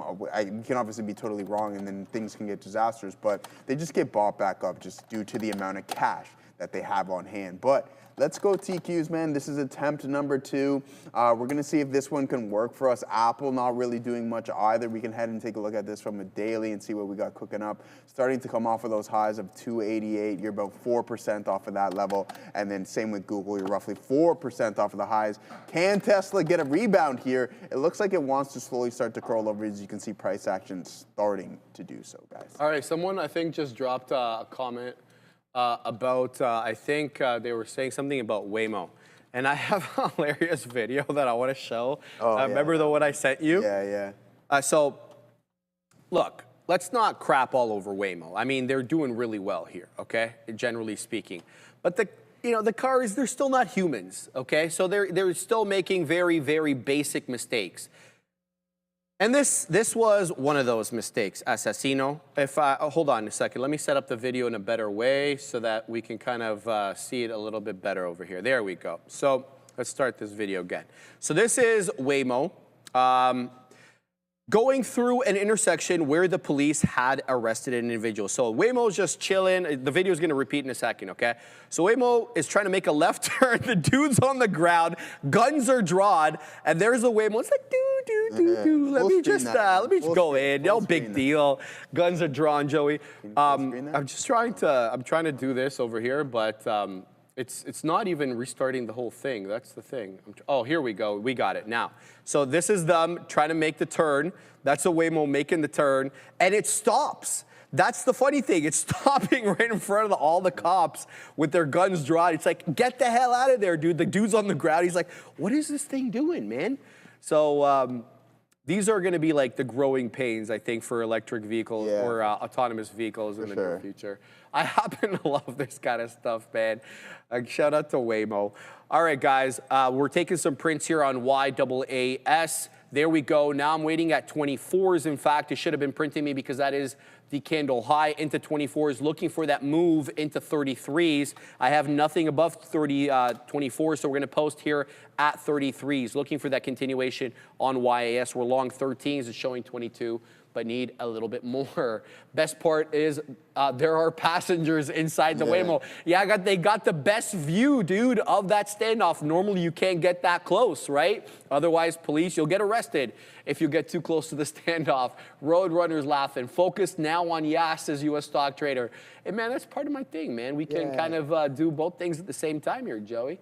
Gavin Ross, dude phoned for a getaway car. That's hilarious. Imagine he phoned in that Waymo and he's like sitting there waiting for it and geolocated him on the ground. Sunny Gadget Review. At least Waymo didn't run the guy over. I'm assuming you're talking about the robo-taxi, of course. Yeah, man, look. There are some definite advantages to having LiDAR than just a camera-based system. Absolutely right. You'll always be able to know if there's an object there, and not just because the camera is interpreting that it sees an object, but because there is an actual reflection of the laser. It's a laser radar, right, being projected back. So I think that there is definitely advantages, no question about it, of having LiDAR. The question always has been for me, you know, does the cost especially going into the future, kind of support that the approach that they're scaling taking. expansion. Yeah. If they really want to build this thing, I don't think so. They have to figure something out. But what if LiDAR gets super cheap? Is what I'm trying. It is getting cheaper. It's getting cheaper, It's getting right? cheaper. But I mean, like, I think it's the vehicle as well too. That's an expensive vehicle that they're purchasing. Super expensive. Right. But you don't have to build it on an iPace, right? Like you can get a Yeah, Hyundai, well, right? Like that's what an I'm saying. Ioniq, or you know what I mean? Toyota. No. Can I say something? Yeah, absolutely. There was, I think, President Trump's did he say? automotive something, transportation secretary. I'm not sure. Yeah. He said Toyota. Yeah, Toyota. He said Toyota. Like I thought Donald was gonna roast him, No, dude. Toyota. I was like the way that I roasted Joey. Yeah. No, it wasn't even me. It was a chat, brother. Louis Julian says pins. Let's take a look at PINS. Bringing this in. See what pins is up to on the day. All right, we're definitely towards the lower end of that range. Just looking on the daily here on pins, we held 25. Definitely an important area for Pinterest going back, I mean, years, man. From July, I think, of 2023. That $25 area has been well defended here on pin. So is 30 though. When you take a look at some other areas, that 30 area would probably be resistance now. Let's look on the daily, the 5, okay. So we've got resistance here. It looks like at 27.40. We consolidated in the pre-market around 27.40, 27 and a third. We just popped back into it at 27.40, rejected, dropping into 27.20. I do like the higher lows, so you're getting that sort of accumulation, higher low, higher low, higher low, possible flat top break through 27.40. But you know, this is just not the type of stock that I trade. I had a great breakout there in the aftermarket on Friday. Let's find out why that happened. So Friday aftermarket, just looking over here to see what's going on. Does this have something to do with the S&P edition? What time was that breakout, Joe? That came in at 17:15, so that's 5:15. I'm just trying to look to see what came in on my blotter 5:15 on Friday. Quite frankly, I'm not seeing a whole lot. Under Armour, shoe. No, I'm not really seeing anything. Carvana. No, I don't know. Maybe Pins is joining the S&P or something. Is that it? Let me know what you guys are seeing. Oh, S&P 400 inclusion. Thank you. Okay, it's not a 500 inclusion. Okay, S&P 400 inclusion. Why am I not seeing that on my blotter, man? That's really annoying. Wedbush did downgrade them today with a $30 price target. If that has maybe a bit of a damper on that inclusion bullish effect that we had on Friday, because this thing popped up pretty nice, man, from 26 3/4 all the way up into 28 1/3, and now we're kind of halfway in between there at 27 1/4. Good look from Pins, man. Nice S&P 400 inclusion, but I'm not seeing it on my blotter, so I don't know. Jay Lee, Sharif, Joseph, I'm sticking with my TQQQ short. I'll make sure hedge just before 2 p.m., but otherwise I expect it will dump hard. Shout out to Jay Lee. Always, you know, trading the future and some of these bigger names. Yeah. Keep your eye out for his levels. Joey, what do you got? Absolutely. So yeah, we're still sitting in the same position, guys. You can see the entry on this one, almost at a 0.5 to 1 right now. So 0.5 to 1 risk to reward ratio. We're gonna wait a little bit longer. At 60s, we'll be at 1 to 1, and at 70s, we'll be. That's 5 cents. Yeah, so I'm at a 1/4 to 1. Not too good. All right. So for the individual in the chat who was asking about Unity software and a potential breakout, I mean, you punched through that level right now at 47.50, and then now you're starting to climb a little bit higher. You're thinking swing trade. I don't think this is a horrible place. I'd be patient just in case there's somewhat of a breath and you do get a pullback. What was I going to do here? Yeah, I'm going to send it over to the weekly and see if we can get something. So you're off the lows, $15. Wow, that's interesting here. So this name has been year to date from those April lows, you're up 164%. This is the weekly, obviously. But yeah, you're breaking through resistance. The volume not supporting it quite yet, so keep an eye on that to just slightly pick up.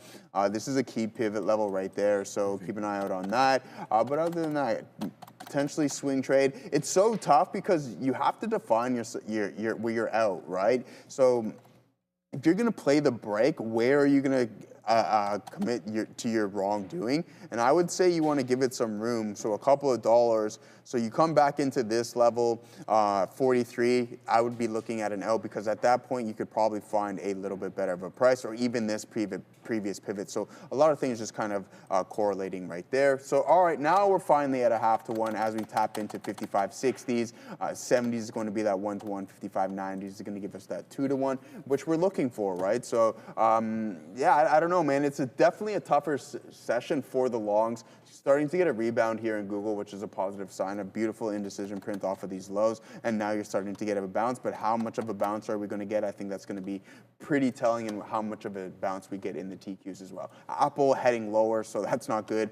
You get, at one point you have these guys going higher with Google going lower. Now you got Google slowly climbing higher. Now Apple's going lower. So sometimes it's just best to avoid the tech trade and find something else, like the names of Carvana and other opportunities. Robinhood was trading good on the session, Sharif. So yeah, I mean, it's still hovering around those highs of the days, 136, and I believe we had an all-time high of around $150. But yeah, I was telling Jay Lee, man, not doing too good on the long side. My only real good trade today was SMR to the short side, and I still am taking the long. So something we gotta figure out there. But it is what it is, man. TWG halted to the upside. CETX also halted to the downside. A bit of an opposite one there. I just saw that Baidu's up almost 4% on the day, so I was like, what the hell? What's going on here with Baidu? Apparently, they're looking at spinning off their AI chip branch or segment. So Baidu confirmed in a regulatory filing on Monday that it is in the process of assessing a proposed spin-off and listing plan. Last week, Reuters report indicated that Baidu's AI chip division, not even try to bother saying this one, is planning for a Hong Kong IPO after a recent funding round that valued it around 21 billion yuan, which is about $3 billion. It aims to submit its listing application to the Hong Kong Stock Exchange as early as Q1 of 26. Sources indicate the company wanted to complete an IPO by early 27, trading at near the high at 131. Big gap up that hasn't been filled relative to Friday's price action on BIDU. What's the latest look here on Baidu? Yeah, it looks like we're putting in a bit of a bull flag here with some lower highs ever since that breakout, I want to say, in late August. Good look for Baidu. I mean, it really hasn't given back the entire move, but well off that 147. I want to say that the real resistance level is around 140. So good luck for Baidu. I didn't have this one on the morning note, so I just want to cover that one super quick. I'm keeping a close eye here on WVE. So we talked about that $17 level being a key area of resistance. Lo and behold, it goes to 1880, almost 19. Now it's been consolidating at 17 since 1220. It is now 1245. So I'm trying to keep a close eye on this one to see, when we formed a bottom and whether or not we can kind of get back and hold above 17 with an aggressive move possibly into that high day. Here we go right back into that area low, 1680s.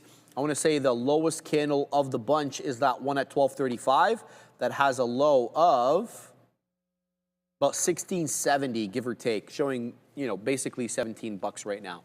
So we'll keep an eye out on that. But as I mentioned, TWG halted to the upside. Top Wealth Group. Oh boy. You love when you load up the daily and it looks like this, Joey. Right? It doesn't matter though. We're on for a good time, not a long time. TWG. All right, so this one started moving in the afternoon on Fridays. Started moving at 5 to 4, man. So this one exploded to the upside, obviously with no halt parameters to stop it in the aftermarket on Friday. About a $14 high, but that was not as good as it could do. It did better this morning in the pre-market, 420. 420, Joey. 420 Bud Monster. It got up to $15.95, so almost a $16 high. It is halted to the upside at $12.82. We have these institutional prints here at 8 a.m. Go up to about $15. Higher than that is the pre-market high, as I mentioned, at 4:20 a.m. That has a high there of $15.95. So $12.82, lower high, and yes, lower high currently. So we'll see how this one does. I could be interested certainly on TWG if it really gets going here. In fact, we're going to take off. Who are we going to take off here? We're going to take off Yas super quick here, unless it loses the if it loses, I should say, the volume weighted average price. For now, I'm going to take off IBIO, and we're going to throw in TWG into this bad boy, and we'll keep an eye out on this one for a nice move into the high side. It's about 1:45. We'll start the news momentarily, but Joey, tell them. What's going on, guys? And now for some exciting news out of Canada for the sophisticated traders on the stream. Beta Pro by Global X Canada, Canada's largest provider of leveraged inverse and inverse leverage ETFs, had just launched 6 new triple leveraged ETFs offering 3x bull and 3x bear exposure to the S&P and TSX 60, semiconductors, and on U.S. Treasuries. Even better, they're offering a special fee rebate, dropping management fees to just 65 basis points until December 31st, 2025. Plus, with the U.S.-focused strategies, use currency hedging, offering the potential for pure performance and exposure. If you're a tactical, sophisticated trader looking to amplify your performance, check out betapro.ca 3x daily to learn more.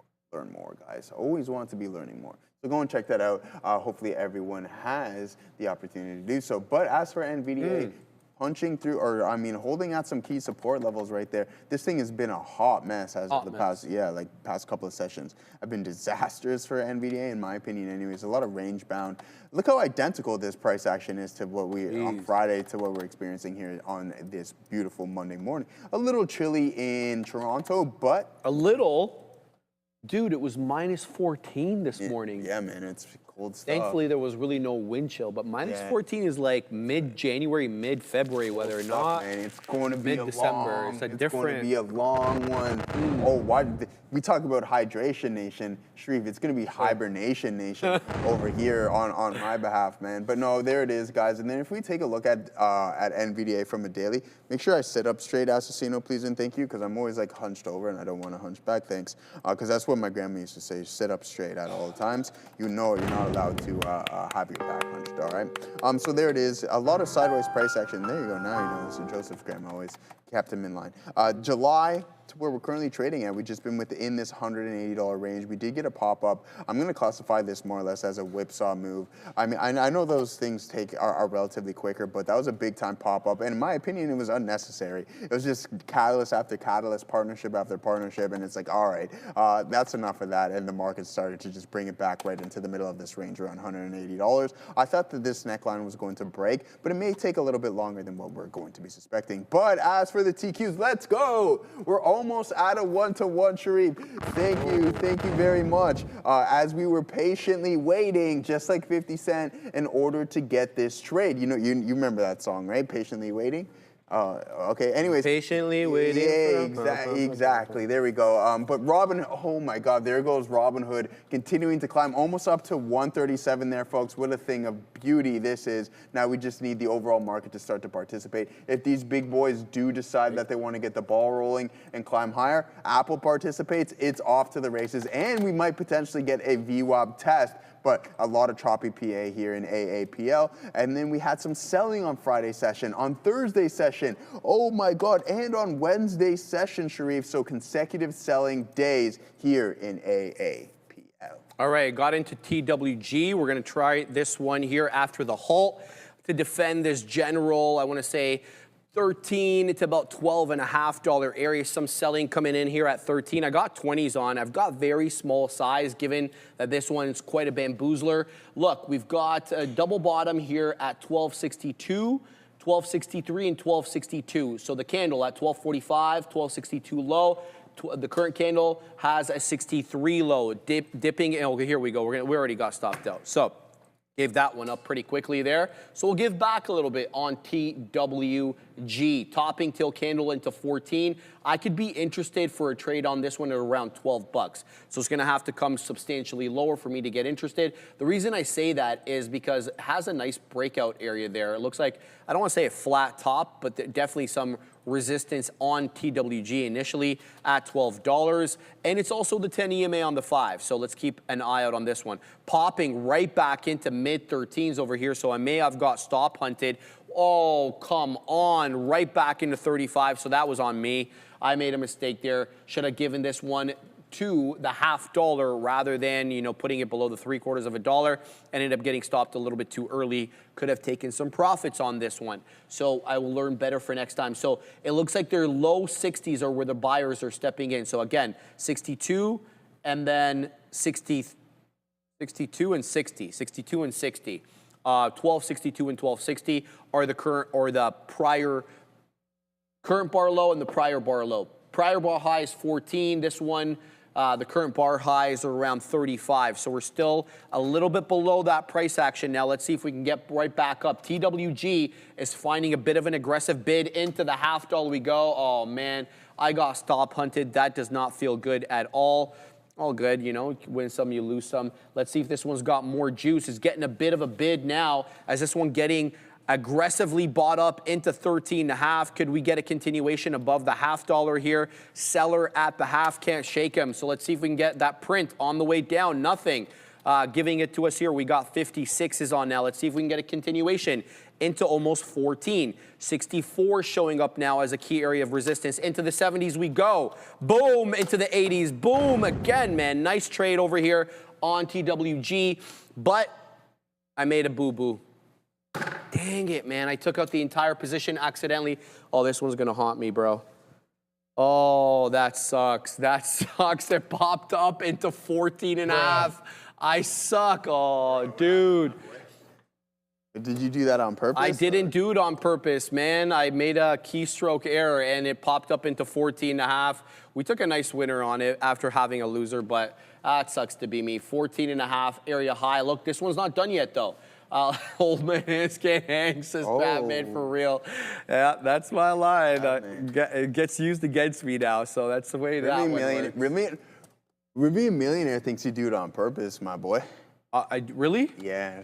He can say whatever he wants. He's entitled to his opinion. So we're keeping an eye on. Thank you for you know, supporting his delusions. By the way, I never said I supported. Into the area high. Here we go again into the $0.50. What about now, Mr. Millionaire? Oh, into the area high. I give you a gesture. 1480 into the area high, my boy. There we go. 146%. We did it live. Right back. All right, 1480. I actually have the 80 out there. Here comes the whole guys on this monster. Let's see what this one does. You need a few more seconds at this level before it drops all the way back down. And there's the gray out, my boy.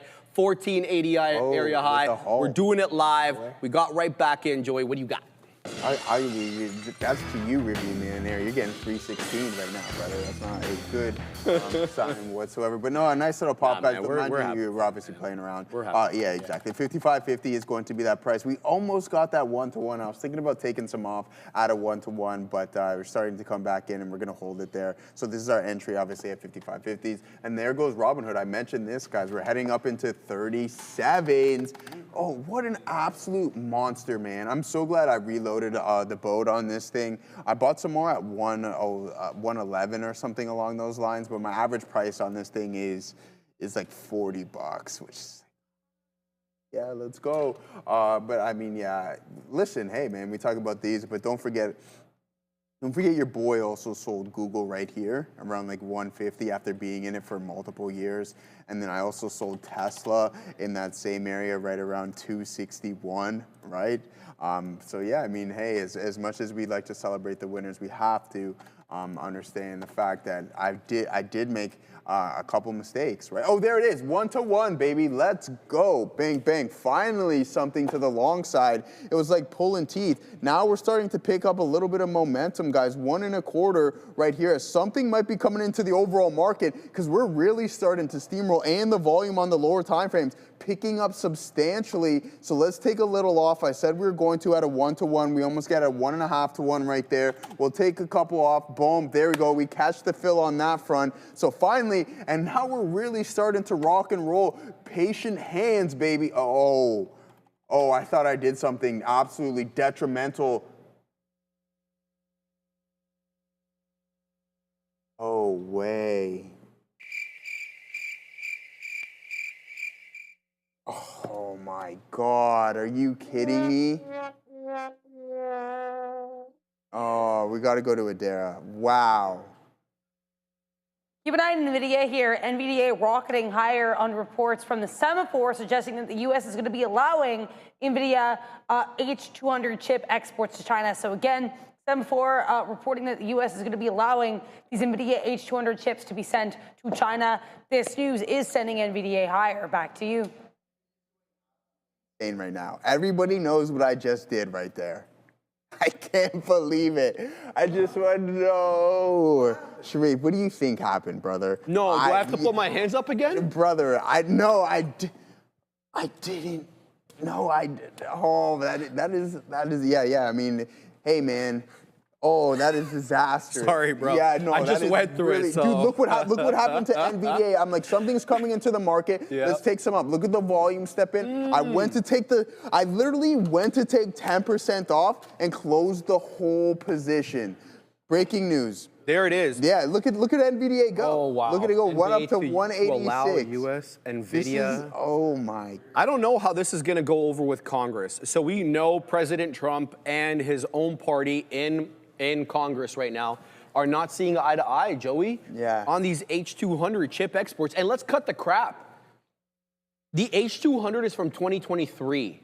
Is China going to want to buy that? Yeah, but didn't they Just say... because America can let them export doesn't mean the Chinese are going to buy these. Yeah, no, exactly.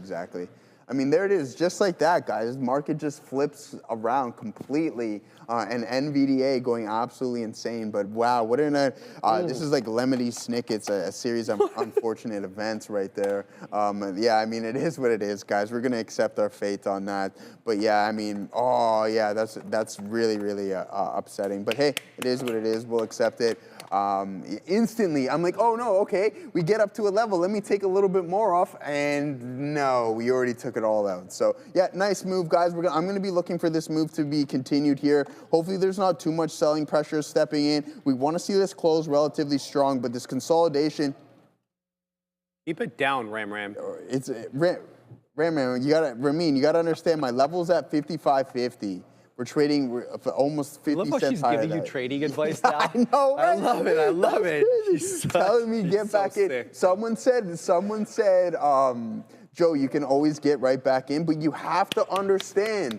No, Sharif, no, we're not going to clap. I'm not clapping. No, we're not clapping that one. Why? Because look at my risk to reward, right? Like I was risking 20 cents. That's going to be the low of the day. And I would have been above a 2-to-1 at the peak here, a little bit more. I'm not going to buy it all the way up here. Why? Because where am I proven wrong? All the way down here. That's like an additional 30 cents. I'm not doing that, nor am I chasing it. And there it goes, continuing to climb higher and higher as NVDA just turned the boat around. And finally, Tesla started to turn around as well, too, but not participating as aggressively. We took all the attempts that we could on this game. Boom, and there it is. But yeah, it's detrimental watching this thing continue to climb higher. But hey, we suck it up and we look for the next trade.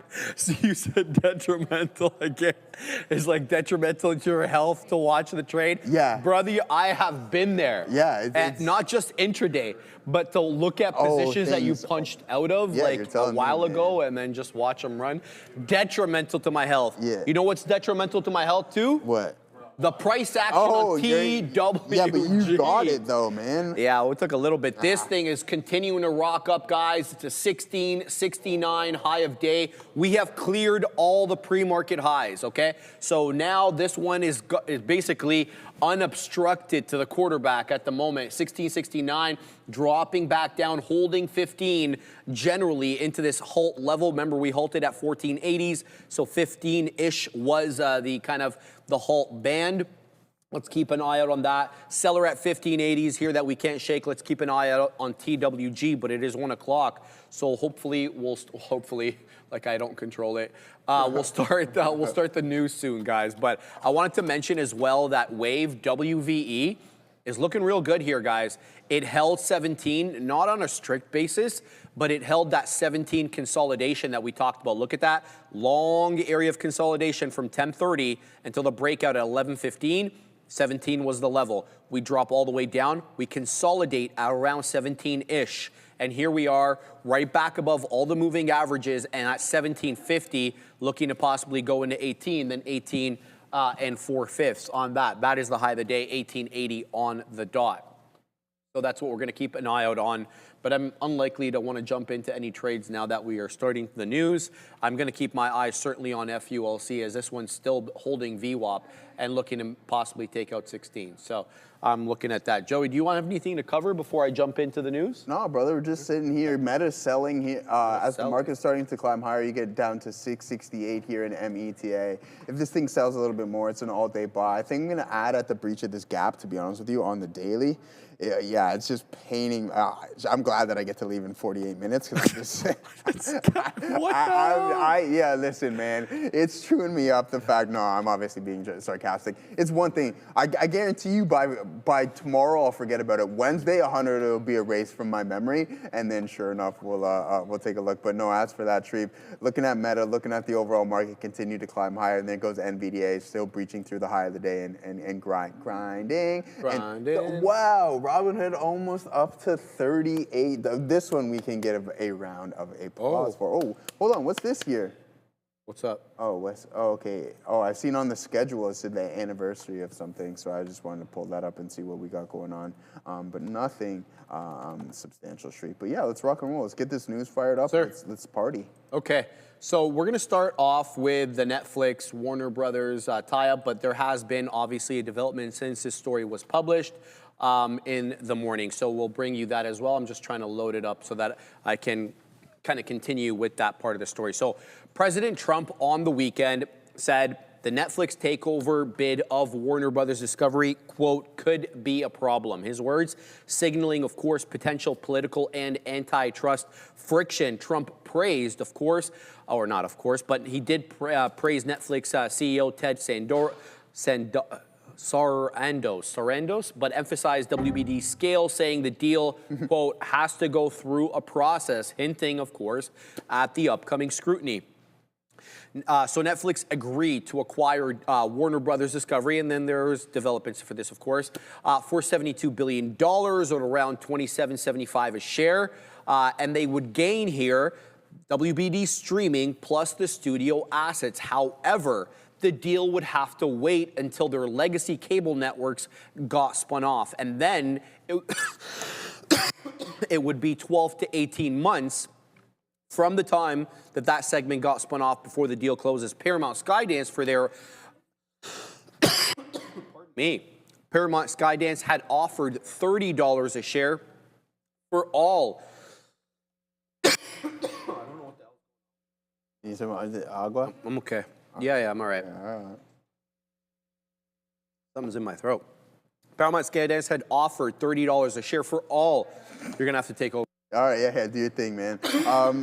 Yeah, I'll leave it with, so I'll let Shree finish thing once he gets everything back together, but a nice little rebound right here in the TQ, so you get that pullback down to 55.75. Someone said long COVID, which is crazy. But there goes Robinhood, guys. Still on its move to the top side. Take your time, Shree, by all means. Once you get really good going, cough it out, and sure enough, there it is. Apple starting to get somewhat of a bounce as well, too, so that's a pretty good look. From 277, wow, still continuing to climb. I remember I owned Apple years and years ago, which is crazy to say in the team. Thank you, Ram. That's so nice of you. There you go, bang. But I actually sampled a little bit of the chili that was back there. Oh, Joey. Is that what it got you? I think I'm choking on that.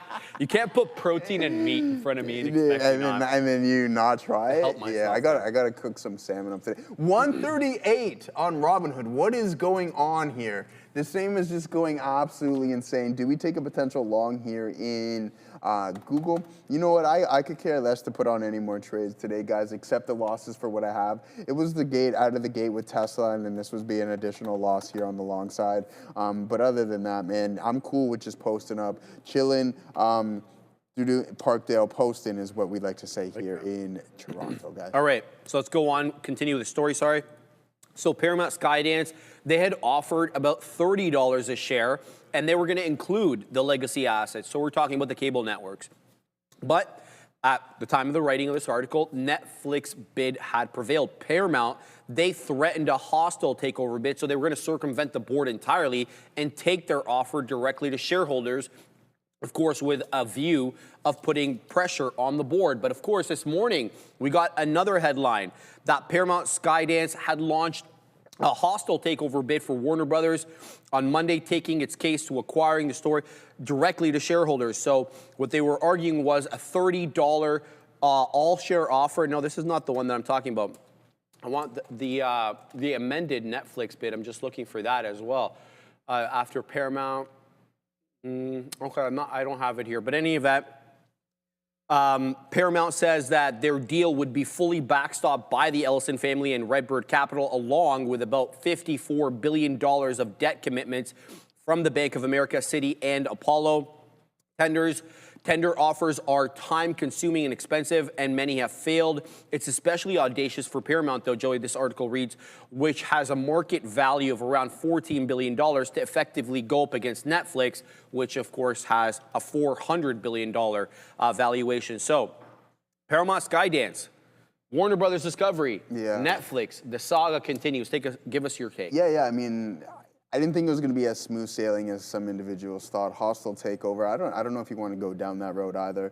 But I mean, you could it's just going to form a giant, and then you'll get the antitrust saying that they hold obviously an unfair monopoly in the streaming business and in the entertainment business. So I'm going to be patient to wait and see what's going on. 12 to 18 months. No deal is finalized just yet either. So I'm just going to be patient. Once it does, you might see a pop in this in some more of the stocks. WBD was popping today, and then you're starting to see the aggressive selling in Netflix, which it never really recovered from. So I'm going to be patient, Sharif. I think Netflix is going to come out on top on this just due to the amount of cash flow that they have, high margins and everything. So it might be a little bit more strategic. I was listening to a lot of analyst commentary over the weekend, and a lot of people are saying, look, this is going to cost Netflix a lot of money. And the comparisons that were being drawn was when Amazon picked up MGM for way less money, and they got their entire catalog in the same way that Netflix would get Warner Brothers catalog. Now, you can fair people. I was going to say, the strength within the catalog, I think, is really, really important. There you go. I was coming to that point. Very well said. So I think that reasonable people can disagree about, MGM's catalog versus Warner Brothers. Warner Brothers may be worth multiples more. But the fact of the matter is, this is going to cash strap Netflix for a long time. Absolutely. At the time, Joey, where we see them making a concerted push into sports. Sports isn't cheap either. We see what some of the legacy media has to pay now for the NBA deal, for example, for even NHL. You were giving me, which is the weakest of all the league, other than MLS, of course, right? But at a time when Netflix is already making a push somewhere else, is there enough room for them? Obviously, I'm not talking about dollars and cents. I'm talking about, strategically. Is this going to kind of strap them a bit? Listen, well, you might be cash strapped for a little bit, but I think just the potential, because if they have all the rights to some of their big series, I think Game of Thrones is one of the best series that was ever produced on the planet, in my opinion, and I think a lot of people can agree to that. But the spin-offs that you can do, you can make massive money, just considering you have all the rights, you're grabbing the studios as well, too. Right. So they're not going to be spending money on the studio aspect, and they just need to get a little bit more creative. But the potential for the spin-offs, I think, could be huge and pay off in the long run. And to be fair, well said. Dylan Nuff, a great comment by you, brother. I could be naive, but how are the arguments against Netflix acquiring Warner Brothers different from the arguments against Skydance Paramount? No, it's absolutely fair to bring the argument both ways. I think the only really difference here is how much backstop obviously Netflix has, maybe versus the Ellisons. But I think that they're in a comparable group, man. They're both monsters. Look what Paramount Skydance has been doing as of late. UFC deal. There you go. Sporting deals. Which so they had to pay for. They had to pay out the wazoo for that, but that's a big deal. ESPN Plus, we know that's with Disney. They're losing that. So that's out of the works. So for me, in my opinion, I don't think what Netflix is doing is any different than what Paramount Skydance is doing. So I agree. It's just pick who. They're going to both be expensive. Exactly. All right, Adair, give us your take on this tie-up. I think what also makes a difference here is that Warner Brothers, much like, again, I'm going to use the Metsera, Pfizer, Novo Nordisk example again because I do think it's relevant. We have a situation where the company that's set to be acquired, Warner Brothers, vastly prefers one deal or one offer over another. So I think that's really worth noticing here. We know that Warner Brothers definitely seems to prefer this Netflix offer to the point where we actually had Charles Gasparino, who, as I mentioned, has kind of been the authority for this whole story.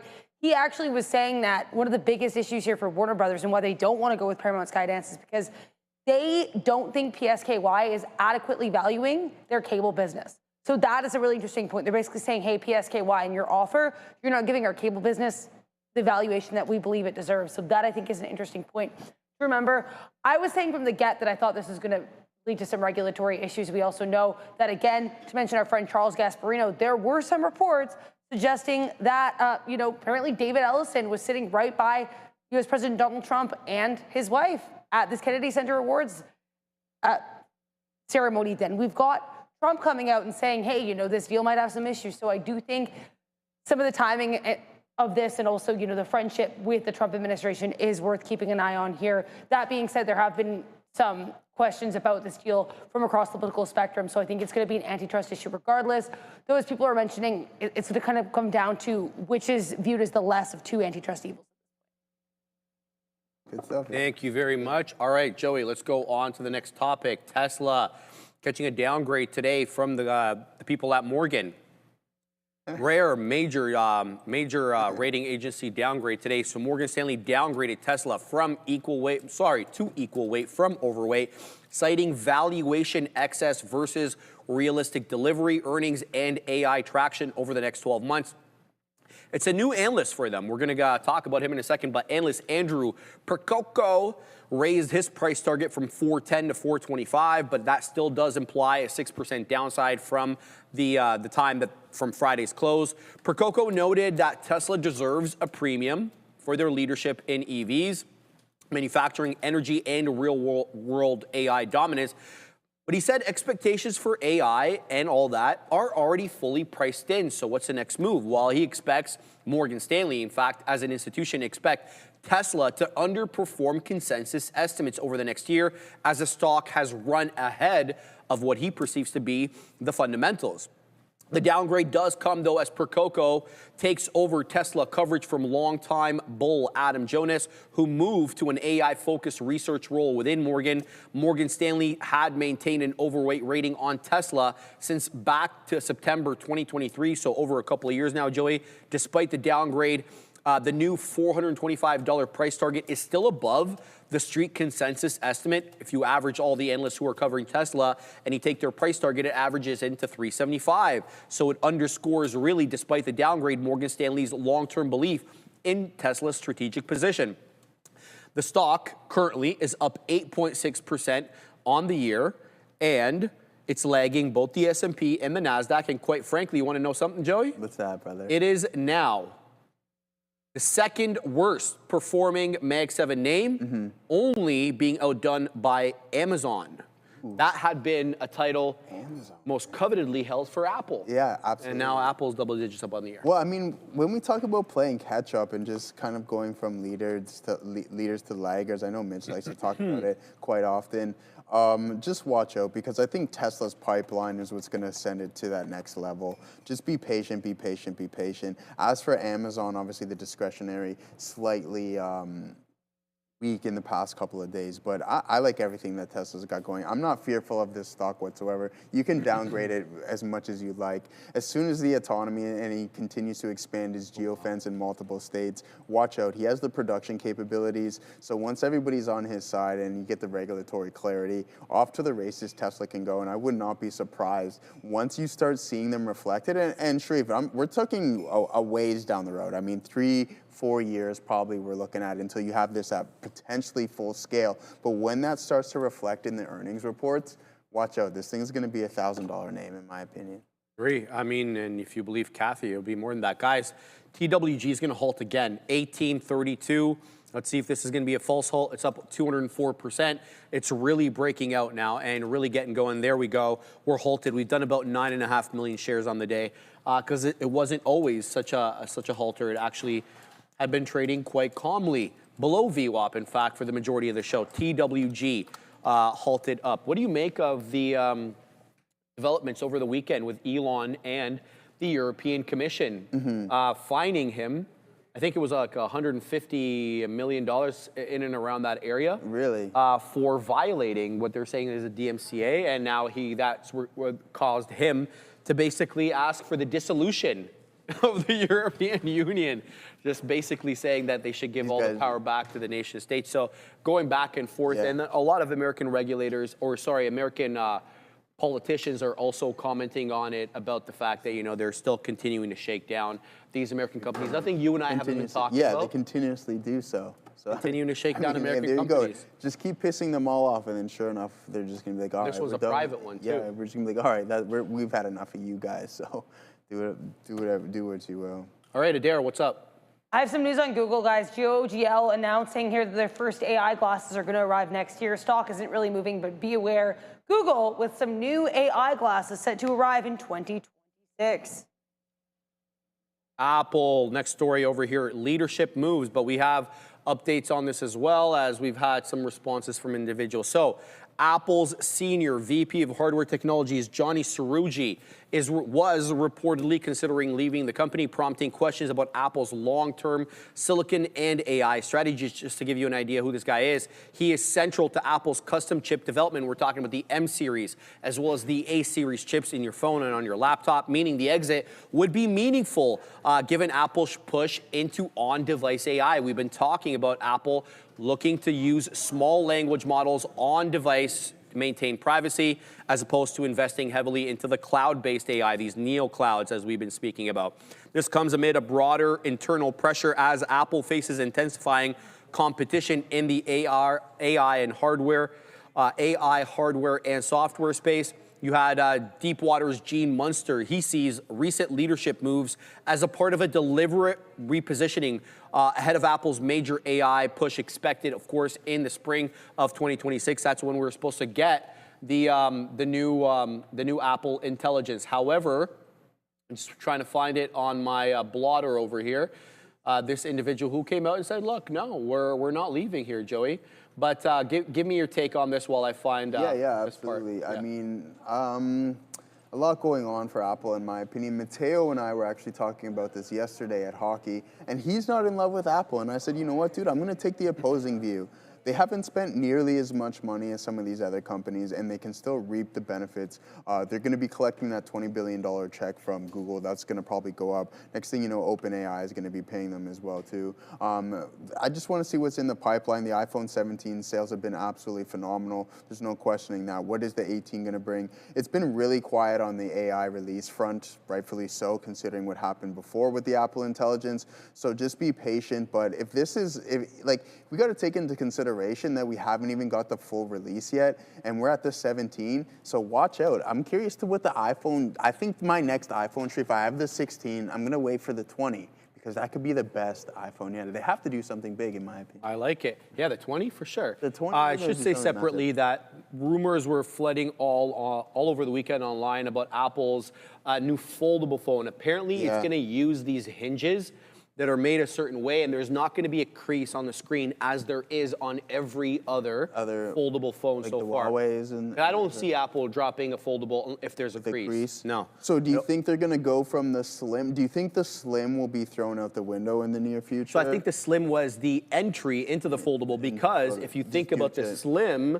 it's going to be basically two of those stuck together. Yeah, exactly. And apparently it's not going to have Face ID, because it's not going to be able to house the components for Face ID. So they're going back to the fingerprint scanner, which is going to be on the side of the phone. All this is unverified, of course, as it always is with Apple. Yeah. And it's only going to have two cameras on the back instead of a telephoto lens as well. So there's going to be a super wide frame and a regular one as well. Okay, so maybe some downgrades within the technology within it, some of the hardware within it, same software. Yeah, and I'm not a big fan of square screens, because they're kind of like, what am I doing with a square screen? You know, 16 by 9 is how you watch it. So here's what we were talking about earlier. Apple's Johnny Sarugi, who oversees the company's chips unit, told staff that he's staying at the company. Bloomberg reported. Here's what he said. "I know you've been reading all kinds of rumors and speculations about my future at Apple, and I feel that you need to hear it from me directly," he said in a memo to his division. "I am proud of the amazing technologies we have built.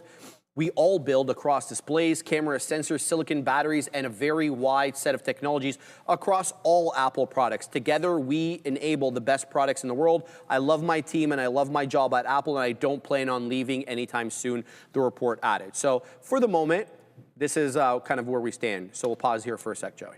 All right, guys. Guys, I just found something crazy. I'm digging into exchanges and stumbled across BTCC.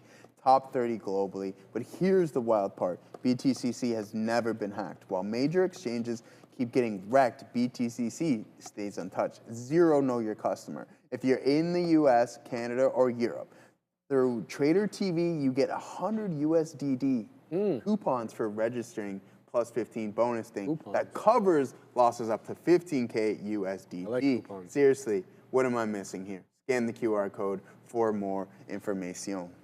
All right, guys, let's go on. Microsoft explores custom chip designs with Broadcom. This is going to be super interesting, I think, the next couple of years to see these hyperscalers make their own chips rather than relying on NVIDIA's. I think that's where we're going, but we'll have to wait and see. Microsoft in active discussions with Broadcom to co-design custom AI chips, signaling, of course, a deeper push into that in-house built silicon. Microsoft had previously collabed with Marvell, but rising requirements for high-performance AI hardware are prompting a shift towards a broader, more scalable partnership with Broadcom. So reads the article, not my opinion. The move highlights Microsoft's intent to reduce reliance on third-party GPU vendors. Who are these third-party GPU vendors? I scratch my head here for effect. We're talking about NVIDIA, of course. External chip expand internal chip capabilities, according to the article. So we know Microsoft is joining the likes of Google, Amazon, Meta, OpenAI, and others who are all developing their custom AI silicon. For example, Google now prepping to sell its TPU, its tensor processing unit, externally. It's been using it internally for a hot minute. AWS as well, with Trainium, Trainium 2, and now Trainium 3 on the precipice of development to further advance its custom AI accelerator roadmap. We know Meta is co-developing chips with Marvell with a possible release in 2027. Collectively, the initiatives represent a structural shift in the AI chip market from entire reliance on NVIDIA's high-end GPUs into these more specific, cheaper, and less energy-hungry custom silicon chips. Basically, what do they call them? Application-specific integrated circuits. Custom chips, Joey, as I just mentioned, offer better vertical integration to lower long-term costs, more tailored performance for company-specific AI architectures. Every time I look at Broadcom, bro, this thing's a little bit higher, a little bit higher. I think it breached. Are we all-time highs? No, not quite yet. Not quite? Not quite. 1016 is all-time highs on Broadcom. Yeah. I mean, Sharif, at the end of the day, when we talk about NVDA and just the dominance within market share that they have within the chip space, I'm going to be looking at this kind of in the same way that with Tesla in Europe and obviously Tesla here in North America as well too, is that you can be at the top, but unfortunately when you're at the top, there's only one way to go from a market share standpoint, as some of these major corporations are continuously making their own chips. So what am I essentially saying is that you have Meta doing it, you have Microsoft doing it, you got Google doing it, all of these massive companies starting to produce their own, Amazon as well too. So what is that going to do for NVDA's market shares? Slowly start to decline. I'm not saying that it's the end of NVIDIA. I'm saying at the end of the day, it'll be just fine, but you're going to see stocks like Microsoft get a pop. It's been selling for quite some time off of this news as well too. So that's where I stand. You're going to see that market share slowly start to cool down, and you're going to see it go to the other companies like the Amazons, the Googles, and the Microsofts. And another thing too, like remember we keep talking about these NVIDIA chips like just being back ordered to no end because everybody wants to get them, right? And so by kind of circumventing that and making your own chips, you're kind of digressing away or diverting away from that, product backlog that everybody has to wait in line for, or you got to pay up a little bit more. It'll slowly cool down, right? I think, in my opinion. We'll see. This is all super new and developing. Yeah, it's going to take time. We're not saying that it's going to happen tomorrow or in the coming days. The market being forward-looking, obviously, with this one, putting in a solid position. Microsoft going opposite the market here today. All right, Adara, give us your take on Broadcom. I think with Broadcom here, one of the biggest things to remember is they actually report earnings this week. They're going to be reporting earnings after the bell on Thursday. So you can find this here in XTV Research posted over the weekend. But here's a look at what to kind of expect from this report. Now, last quarter, obviously, a lot of strength. Forward guidance, they are expecting some growth. And we had some analyst notes this morning as well with people suggesting basically it is possible for this company to have this data center beat. We know that data center, the intense growth they're forecasting for data centers has been one of the biggest things on watch for AVGO. So if they can surpass that on earnings, I think that's the biggest thing to remember. As I mentioned earlier, this Microsoft and AVGO story, while interesting, was actually initially reported last week. So I think right now, certainly keep an eye on these earnings heading forward. Back to you. All right, this is what we're waiting on here, Joey. So these bad boys right here, these are called the Phoenix. I'm just trying to close all these ads. My goodness, talk about being inundated with ads. Here it is. These are the augmented reality glasses, Phoenix. They look very similar to the Orion glasses that were a prototype. Obviously, there's your camera, but there is, augmented reality displayed onto these lenses. And these bad boys, Joey, they're going to be delayed. So Meta did announce these earlier in one of their launch events, but those are going to be delayed to 2027. So let's talk about them. They've pushed back the launch of its mixed reality glasses, Phoenix, from the second half of next year to the first half of 2027, as per an internal memo obtained by Business Insider. Leadership says the delays provide more breathing room to perfect the product, which is kind of reinforcing the challenges every company is having with these new form factors that we're all talking about going to be in the glasses form. The timing aligns with internal budget discussions as well as the potential for 30% cuts to the metaverse division, which has already accumulated about $73 billion in losses. This is part of that division, obviously, but not without its AI components. Meta confirmed its acquisition of Limitless, as well as we reported to you guys on Friday, a maker of AI-powered wearable devices. The move is a clear pivot from the metaverse spending towards AI-enabled wearables, a category Meta believes will deliver faster, more real-world adoption than the unproven metaverse.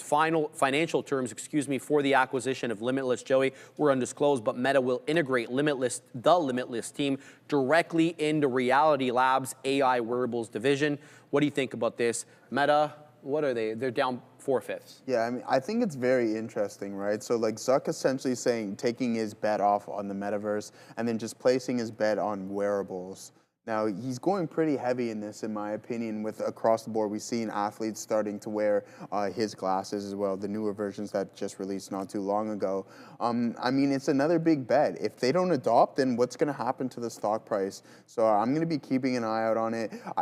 I think it's a mixed bag. A lot of people like the glasses. A lot of people are like, hey, man, I could care less for these things. One thing to note as well, Sharif, is how are we going to be operating these glasses? Is it going to be through that neuro, right? What are you going to, because we know, you mentioned this before, that Apple already has the technology where you don't actually need to wear something that is connected to your nervous system. And that's one of the only things that Zuck praised when he reviewed about a year and a half ago the Vision Pro.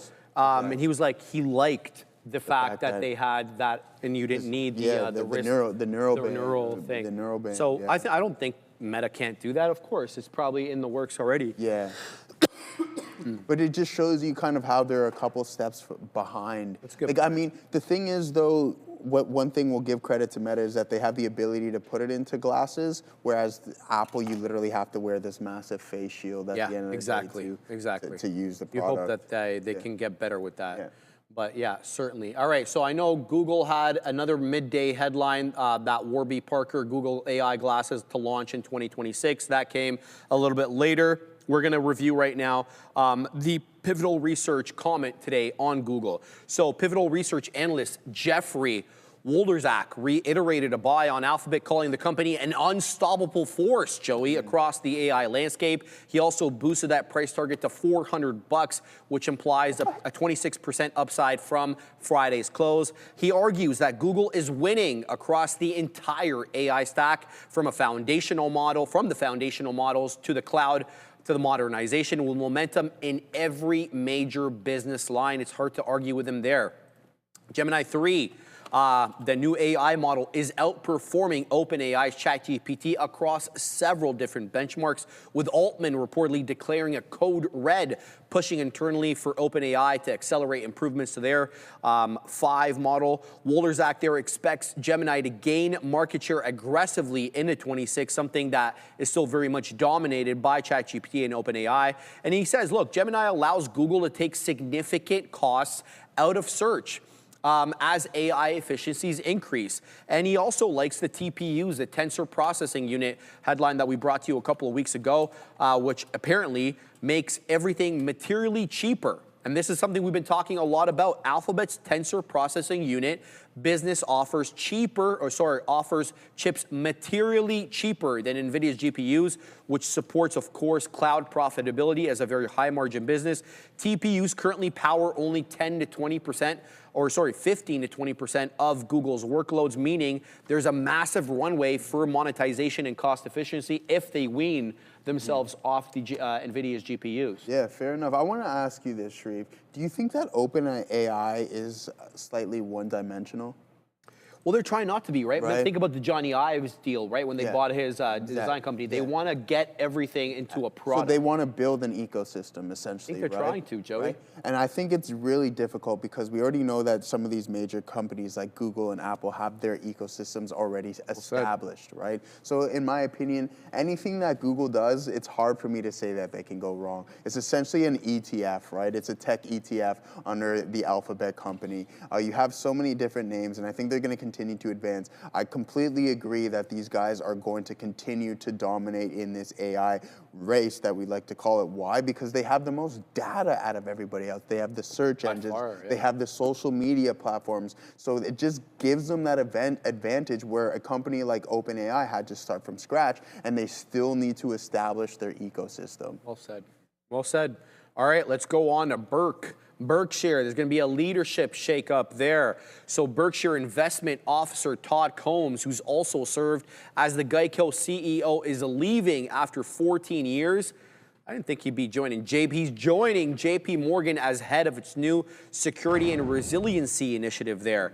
JP Morgan's initiative will deploy about $10 billion initially with a long-term commitment of up to $1.5 trillion. They're targeting many different sectors: defense, aerospace, healthcare, energy investments, and he's going to be leading all that up. Combs will also act as a special advisor to CEO Jeremy, stepping down from JP Morgan's board immediately, so there's no conflicts there. Let's just give an idea of who this guy is and who's going to be replacing him, Joey. So Combs and Ted Weschler have long been viewed as successors to Berkshire's investment operations. His departure raises succession questions about who will manage Berkshire's massive equity book once the Buffster steps down. We also know Warren Buffett, of course, is scheduled to hand over CEO duties to Greg Abel in 2026, marking the timing of Combs, of course, particularly notable. And there's been many different people leaving here, Joey. Berkshire, their longtime CFO, Mark Hamburg, retiring after 40 years. You got Nancy Pierce, who was the COO, of Geico. She's stepping down. Adam Johnson, CEO of NetJets, he's going to transition into president of Berkshire's Consumer Products, and Greg Abel, as we know, of course, taking over for the Buffsters. So a lot of transitions, a lot of movements there, Joey, in Berkshire Hathaway. What's going on over there, Katina, man? Abel's Canadian. We like that. We like that very much. There you go, Greg Abel, Canadian. The Katina man is now short the futures. He's returned, and he's punching short, baby. I like that short on the overall market. Let's head over to a weekly. And I mean, when you talk about quality investments, obviously led by Warren Buffett and his late partner, Mr. Charlie Munger, fantastic stuff. I mean, it's just steady appreciation, Sharif. We're seeing some bigger returns in a shorter span from March of. This is the beginning of COVID, roughly, and then you're up approximately 206%. I mean, it's not bad, but it's just a nice steady incline here on Berkshire. But as for the leadership shakeup, we've already seen this stock react after they announced that Warren Buffett is going to be stepping down. So, I mean, you'll probably see a little bit more of a shakeup in the stock as well. And Geico is a major income payer for them. That's been a big one for theirs. All right, guys, and Ozan especially, listen up, new traders. First month, it is free. That's right. We're waiving all the fees so you can trade smarter, not harder. Upgrade to that elite experience so you can analyze, strategize, and after all that, you will hopefully capitalize on their platform that has everything. We're talking about infinite data and instant trading and lightning fast market insights and game-changing charts. And you can predict better with their backtesting tool. Yes, you can do backtesting, reliable, real-time data, global markets at the tips of your fingers. It is an all-in-one platform, so do yourself a favor and do not miss out. Execute your best trades now. If you're ready to elevate your trading, you need to scan that QR code or click the link in the description. Shout out to the good folks there at eSignal. eSignal. Was that there? No? Oh. All right. Joey, let's go on to the next story. Marvell downgraded on an Amazon chip loss concern. So we'll explain what that means in a second. Benchmark analyst Cody Acree downgraded Marvell to hold from buy and removed the firm's price target altogether, citing new industry checks. Those are his words. The article wrote, after extensive industry meetings, Acree now has a high conviction, not knowledge, but a high conviction that Marvell has lost both Trainium 3 and Trainium 4 chip design wins to Taiwanese competitor AI Chip. I didn't even know there was a Taiwanese company called AI Chip. Analysts view the loss as a major factor behind Marvell's sharply lower XPU growth outlook, which they gave at their last earnings report, now projecting only about 20% in 26, below the prior expectations. Marvell has guided investors towards increasing annual Amazon revenue, but Acree, the analyst, he says this is being misunderstood by the street. The analyst believes this revenue growth is coming from continued Trainium 2 volumes and Amazon's Kuiper LEO satellite engagement, and not from any transition to the Trainium 3 as many had assumed. The discrepancy implies, of course, that Marvell's long-term AI chip share at Amazon may be overstated by bullish investors. This is a concern. What do you make of this? Yeah, very interesting stuff. I mean, there's a lot of stuff that obviously I'm not a chip expert whatsoever, but if you look at the stock here in Marvell, you're up 109%. It was Big, on a man. solid, Big. yeah, it was on a solid run for quite some time. A lot of positive catalysts, just kind of giving it a tailwind here. So not too bad, but I mean, competitive nature. We know what's going on in the chip space, and people are going to lose market share left, right, and center as you have these emerging companies starting to step up. Absolutely, well said. All right, let's go on to Carvana, getting added into the S&P 500. This company was near death, man. Wow. So Carvana set to join the S&P 500 index on the 22nd of December after almost entering bankruptcy in 2022. It's on a nice winning streak, 11 days. Today might be 12, and the stock is up. I actually had to check this to make sure it wasn't a hallucination.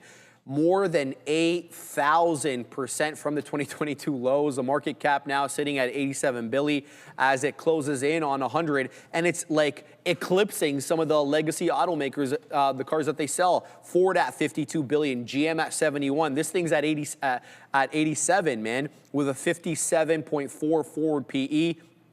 Analysts cite vertical integration and scale as some of the key competitive strengths, which is enabling their long-term margin expansion.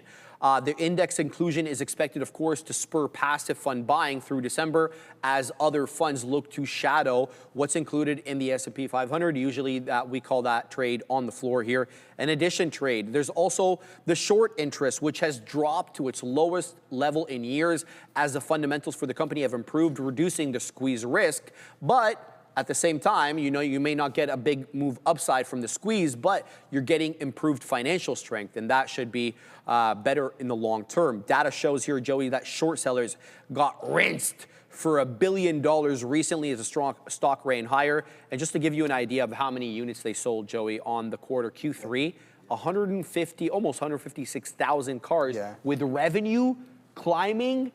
Read that number. Brother, that's crazy. 55% year-over-year on the quarter. How? I don't know, bro. You know what? You want to know How? Because the average selling price of a new car now is insane. So how furious would you be as one of these legacy automakers watching the person essentially selling your same vehicles that are just used and the stock just skyrocketing in the span of a couple of years? Do you see what Marquise Brownlee did? Did you see what the video he dropped, Marquise Brownlee? Did he? You need to watch it, Joey. Was on the SU7. You know what he said about the SU7? What did he say? It's an $85,000 car for $40,000 US. Okay? Yeah. And that's Marquez Brownlee, not Doug Dumaro or everybody else. Who makes the SU7? Xiaomi. Okay. Yeah, the one that makes the copy of the iPhone. Yeah. And so he make an iPhone and a car. They make microwaves, washing machines, everything. And you can like turn on your washing machine from the car. You want to talk about an ecosystem? Brother, that is insane. How have we not adopted some of this technology? But this doesn't make sense, Sharif. How infuriating would that be to be the GMs, the Fords, and all these other companies to see like Carvana just selling your used product and then climbing 55%? Year over year, which is absolutely insane. This thing was a $4 name 3 years ago. It's infuriating. It's infuriating. But hey, whatever, it is what it is, bro. We were all making fun of them. Nobody's going to buy cars from vending machines. Yeah, vending machines. All right, Yeah, well, look how here it sick is this now, thing right? is, right? Like, Apparently, you feel like stupid, but I was part of that stupidity as well, so I'm like, involved. who is going to buy that? It's insane. All right, Adara, give us your take on Carvana and its addition to the S&P 500. Yeah, I think my look is less a take specifically in Carvana and more, I think, just looking back at how many names have been added to the index this year, because it is a staggering amount. So this is 12 as of like the last official edition, which took place on September 22nd, 2025. We're going to get 3 more added because it's not just Carvana, guys. It's also CRH, which the company's also named CRH. That's also the ticker. And there's Comfort Systems, FIX. So guys, by the end of this year, 15 companies will have been added to the S&P 500. Great look here for TKO. I see Joe pointing that one out. This one by far the strongest post S&P 500 performer. Then we've got TTD on the other side of things. The trade desk getting beaten up pretty aggressively, down 50% plus since it was added to the index less than 6 months ago. Block also getting hit kind of hard. But yeah, I mean, generally, a lot of these names that have been added this year, either flat or relatively stronger, with the notable exception of TKO knocking out its competitors with that strong move up. We'll have to see how Carvana fares after it's added. But as Sean and Neil were mentioning this morning, a lot of these names do tend to kind of sell off right after being added. You can find this infographic and many more on X at TTV Research. And there's a poll now in the chat. I'm assuming it's for our American viewers and our American viewers only. Yeah. Are you a Carvana user? If you've bought a car off Carvana, we'd love to hear about it. And if you have, and you want to give us maybe a little bit of a review, your experience was good, not so good, tag Joseph or I in the chat. I'd love to hear this, read them out, give people an idea, Joey, about what real world experience is. But yeah, make sure to vote, guys. Have you dealt with Carvana? And if so, kind of what was your experience like? I don't know. Have you looked into how it works? So you buy the car online, right? And then when you go there, you put like a token in, and then it just like brings the vehicle. But you don't have to do it like that. No, so you can get the car. The fun way. Yeah, That's exactly. the fun way. But you're buying it online. Yeah, that's the point. And we gotta compare them to CarMax. CarMax doesn't have that online presence. They're traditional, they're a franchise or whatever, not a franchise, but they're multi-unit, but they're not focusing on the online. Whereas Carvana is like almost everything. Clutch, have you been on? I've seen it. Is that the Canadian version, right? The Canadian version, yeah, I've seen that one. All right, guys, tag Joseph or I if you have any comments with respect to Carvana or your experience with them. We're going to go on to the more car talk here, Joey. We're going to talk about Rivian catching a downgrade from the folks at Morgan Stanley, who are not too bullish at all with the EV sector, at least lately, with a Tesla downgrade today. So analyst Andrew Percoco, I like this guy, this Percoco guy. He's got a very nice to say last name. He downgraded Rivian to underweight from equal weight, but keeping that same $12 price target unchanged. Percoco says Morgan Stanley is adopting a more cautious stance towards EV OEMs next year, with Rivian facing what they're calling is, quote, a prolonged EV winter through the year of 26. The firm's view suggests that Rivian may struggle with demand normalization as well as margin pressure and the capital needs, and that's always an issue with these EV companies, for longer than previously expected. Morgan Stanley's 2026 outlook reflects a cooling EV landscape, as I kind of mentioned there, citing slower adoption as well as increasing consumer price sensitivity. Morgan Stanley expects Rivian to face ongoing cash burn, operational scaling challenges, as well as margin compression through the full year of 26. The downgrade removes, Joey, a supportive Wall Street voice that had been, holding, I don't want to say holding them up, but is one of the big names that still had them as a possible winner here. And I think they're rethinking that whole thing. Yeah, just expensive vehicles, man. Just going back to the Carvana point, it's just like, you just wait and buy it used. It's tough for the automakers, man. Rivian not performing relatively well. We had a high of $24. You're still 30% off of that level. And if we go back, it gets even more disastrous. Was there any reverse splits or splits in between here? I don't think so, Sharif. You're still down 90%. No, off brother. That previous There's high been of never, yeah. $180. So It sucks to have gone IPO'd in 21 because so many bad companies times. had highs in 21 Yeah. that may never see again. I'm not saying Rivian won't, but yeah, like IPO in 21, right at the peak of the market when you're thinking it's Especially a good EVs, time. yeah. You would want to get in on that in 19 Oh, yeah. and then go through obviously the COVID runs. But yeah, I mean, I don't know if you ever recover from this. I don't know if you recover I don't either, think you financially recover from this. As Joe Exotic once said, he'll never know if he'll financially recover. Remember that part when the guy got his finger or his arm bitten off or something? Oh. No, you didn't watch it. All right, that's all right, man. But yeah, he's like, yeah, I'll never financially recover from that.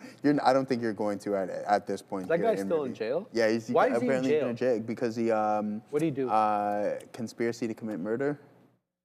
Oh wow. Yeah, okay. Well, yeah, that might land you Yeah, a little hot yeah. water. So Let's go on, Joey. You know what, Sharif? Yes, sir. I'm gonna. You gotta take off? Yeah, I gotta That's get. crazy. I gotta get out of here. All right. Brother. You got 10 Good minutes. seeing you. Guys, I got the boys. Are you guys locked and loaded or no? I'm not. All right, we'll figure it out. But yeah, guys, I gotta go see the surgeon, see what's going on. I will be back bright and I'll wait for them to come back. Sharif started, and then I'll. Sounds good, brother. Then I'll jump out. Of Eli Lilly, guys. China adds Mounjaro to the national insurance list. This is good. And good in one way and not good in another. So China's National Healthcare Security Administration will add Mounjaro to its state-run reimbursement list starting on the 1st of January, making the drug significantly more accessible to the country's 1.4 billion people. It's been there, but it hasn't been on the reimbursement list, the state-run reimbursement list. So reimbursement status typically boosts, of course, volume, but compresses pricing as they negotiate a lower cost per unit than you would get if you were just buying signals. As the government negotiated rates that are materially lower than the private market levels, Novo Nordisk's Ozempic already entered China's reimbursement market back in 2022. So Mounjaro launched in China in January of 2024 following Ozempic's introduction in 21. Again, different times between entering the market and when you make it onto the China's reimbursement list. They're two different dates, two different things. So Ozempic got in 21, and then it got onto the China's reimbursement list in 22. Mounjaro got in at 24. It's getting into the reimbursement list now. I just want to make that point. Ozempic sales in Greater China reached about a little bit less than $900 million in 24. China is expected to be a major battleground for GLP-1 penetration, driven by a rising diabetic population and strong demand for weight loss therapies. There's also a global expansion push here. So Lilly's international president said Mounjaro saw strong initial stocking in China, Brazil, Mexico, and possibly India earlier this year. So good look for Mounjaro there. Q3 results also reflected continued acceleration in the basically all the other markets other than the U.S., reinforcing that global adoption curve for both diabetes and obesity indications. So a good look here for Eli Lilly. Take care, Joe. See you soon. All right, we'll go on to the next story. Robinhood expands into Indonesia with a dual acquisition. Let's talk a little bit about this one. Robinhood's going to acquire Buena Capital Securitas, which is a licensed brokerage, I'm assuming equities, as well as Pedagang Asset Crypto, which is a licensed crypto trader, marking its first major push into Southeast Asia as an entire area. Indonesia is a prime target, though, for Southeast Asia because they got 19 million capital market investors and 17 million crypto traders, one of the highest adoption rates actually globally. So buying a local brokerage rather than opening one anew had some strategic advantages here for Robinhood. So it dramatically simplifies the regulatory onboarding. It also gives Robinhood immediate legal compliance as well as operational presence rather than having to go through that entire process anew. And acquiring a licensed crypto trader provides that instant access to digital assets product approvals. The transaction for both of these acquisitions is expected to close in the first half of next year, pending, of course, regulatory approvals. So we're going to have to keep an eye out on that. But Hood shares, guys, probably higher now, up 268% year to date. I'm just trying to make sure that that number is still accurate. Where is the hooded one over here? I'm just trying to find it. Give me a second, guys. Robinhood, show yourself, Hood. There it is. It is up 265%, so a little bit lower than this article said. The Indonesia announcement reinforces a narrative that Hood is transitioning from a U.S. disruptor into a global retail and finance platform. Separately, of course, as Joseph and I were talking about earlier, Vlad Tenev, the CEO of Robinhood, was on the Compound and Friends for about an hour, really giving a full insight into kind of what he'd gone through from the initial stages of the launch, and then the rising into popular culture of Robinhood during the pandemic, and then a fall from grace as that whole GME saga continued to unfold, and now the subsequent years and what kind of a monster this thing's become. Just to give you an idea, Robinhood's market cap, guys, listen to this, okay? Robinhood's market cap is $122.5 billion. Let's compare that to IBKR, and IBKR is not a small company. $110 billion, markedly higher than IBKR. So good look for Robinhood, as IBKR was definitely a lot older of a company than Robinhood. Let me know if you guys not jumping in, right? Okay. CoreWeave announces a $2 billion convertible note. It's due in 2031. So CRWV down on the day. Let's check where they're at right now. Give me a second. Down almost 5%, trading below 84 bucks. They plan to issue about $2 billion in convertible senior notes. They're going to be due in 2031. They're going to do that through a private placement, giving the company, that longer dated, more flexible financing option. The initial purchasers of that convertible note are going to have an option to add an additional $300 million within 13 days, potentially expanding the total rise about $2.3 billion. The notes are going to be jointly and unconditionally guaranteed by wholly owned subsidiaries that back, listen to these rates, man, 9.25% on the 2030 notes and 9% on the 2031 notes. That's some money. That's a great look there. A portion of the capital will fund capped call transactions. The purpose of that is helping to limit the dilution if the stock rallies. However, the remaining funds are going to go to a general corporate purposes, likely, the article says, to support the aggressive expansion in AI infrastructure and the data center build-out. So good look here for the neo cloud provider CoreWeave. But as we look at the chart, this company has certainly seen better days. Let's look at CRWV and see where we're trading at here relative to the area highs. Yeah, it's been quite ugly, man. I mean, I hate to take a victory lap on these lower highs, but when we were at this 185 area, the fact that they bring in about $5, maybe $6 billion in revenue, and they're spending $55 billion in revenue on the year was never going to be good in the short term, and you've seen that certainly. So off the peak there at 188 to the current price, we are actually trading 55%, Katina man, off those all-time highs. And I was just going to say, I think it's a good read on the chart. Like, you have the cup and handle sort of situation forming where you've just come right back into past support and resistance levels of this 90 bucks, and it's not kind of it's not an ideal time to announce that offering, because like the thing is like you were just about to get back to the upside. Now it just kind of looks like you ran into some problems there. So let's give it a day. I think this is more of a day 3 play here on CoreWeave. We'll be able to figure out exactly where we want to go on this stock, if we can break back above 90 or not. And if not, then definitely 70 comes into play again. Like if you don't break those highs and then the market starts to lose a little bit here, this is going to go back into $70. Then we can see if it wants to buy the same thing there. It's kind of like what happened here. We got a little bit of a cup situation. Then there's the breakout back to the upside. This time we tried to break out there, and then today you come right back in. I mean, maybe my bias is here. I'm still short the TQs. We were long early, then we went short, then we went short again when we just sat back down there, and now we're starting to hit some bottoms. Oh gosh, there's a nice move to the downside right now, so we're holding on just a little bit to this move. We just got 30s. There it is. Good trading here today on the futures, but we'll throw it back to Sharif there. 4 minutes, and yeah, Joe had to leave a little bit early, so me and Neil will give it some color if there's anything here. But yeah, nice move down in the futures right there. Yeah, I appreciate you guys helping out, boys.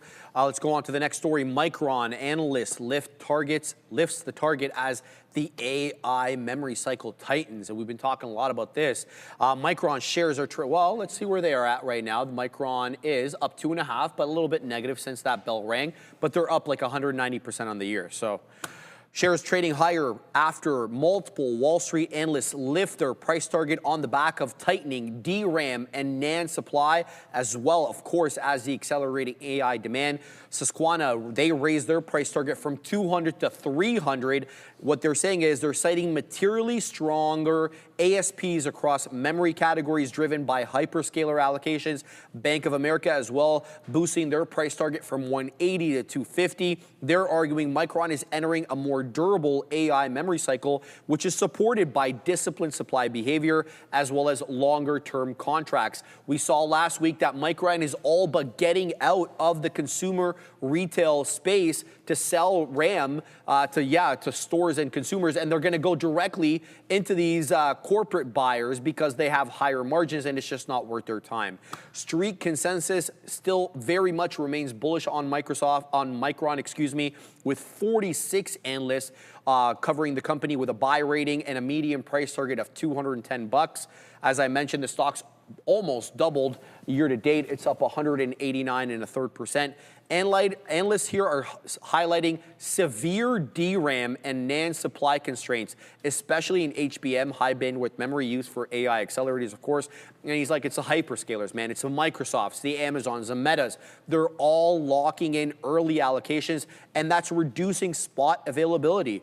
So Micron is one of like the only 3 major companies in the world that sells RAM en masse enough to have billions in market share. So we're talking about SK Hynix, that's number 1, and NVIDIA's biggest supplier. We got Samsung, which sells obviously to a multitude of others, but Micron is the only American company, guys, out of these 3. What do you think about Micron? I like Micron more than I like SanDisk in the memory space. I think they're all frothy, and we said today there might be some trouble getting through the 250 level.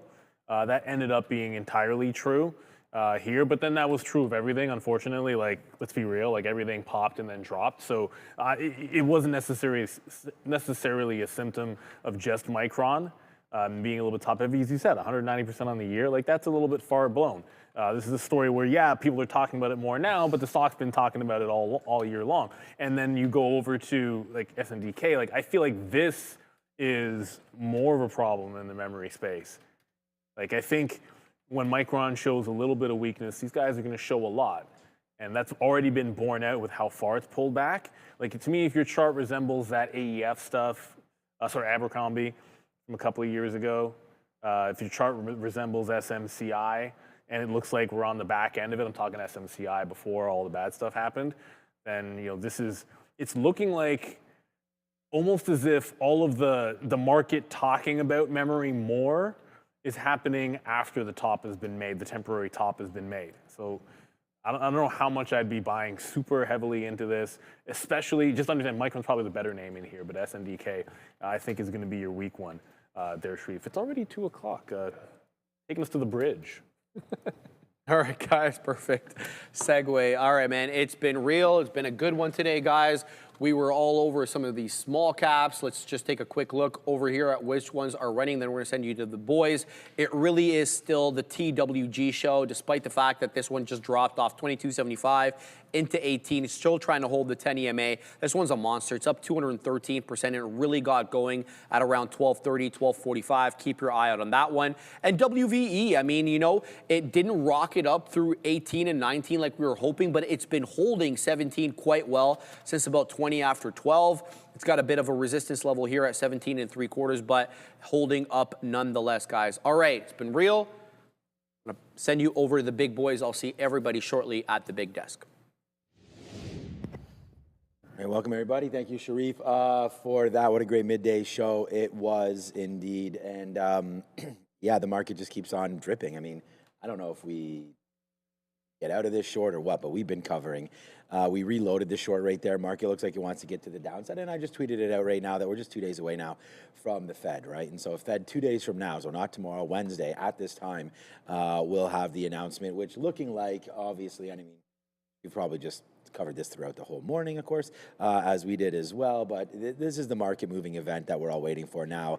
Whether or not it's going to move the markets, we'll tend to see. But for right now, it's a 90% chance. Then we got the news that, for all of next year, right, we're only expecting 75 basis points.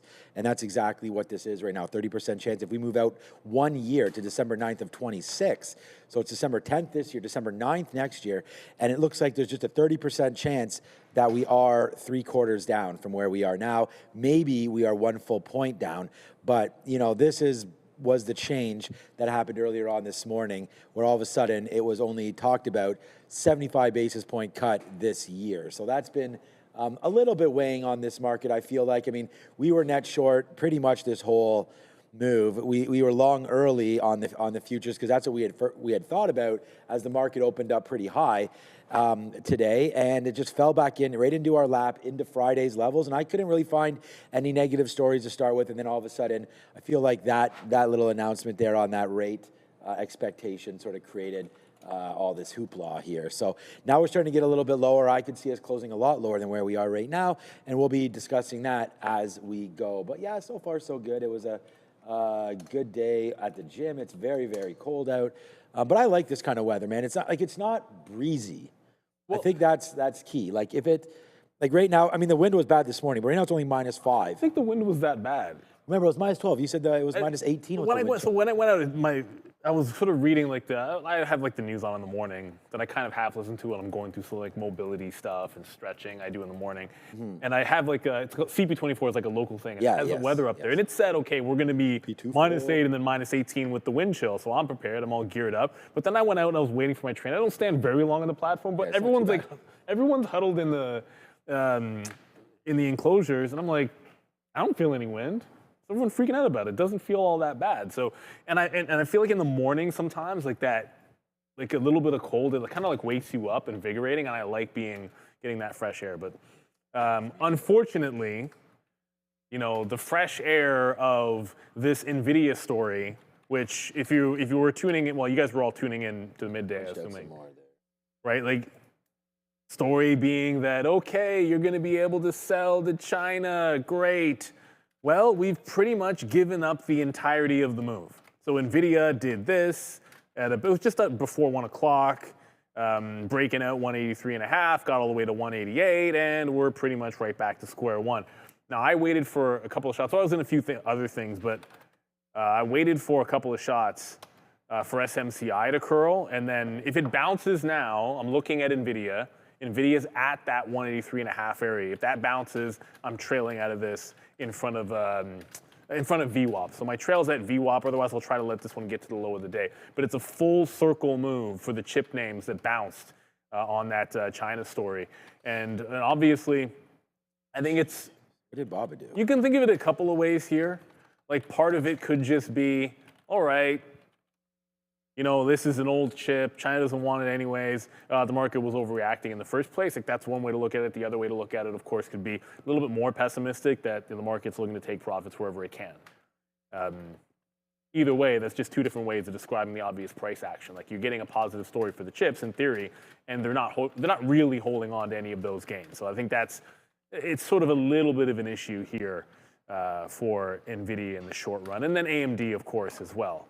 AMD with a big spike on that headline, and it's given back the entirety of the move. So hopefully there's going to be a lot that you guys are interested in, letting us know what you want to trade. That's what we're going to do with the rundown, and then we'll see what happens with this market.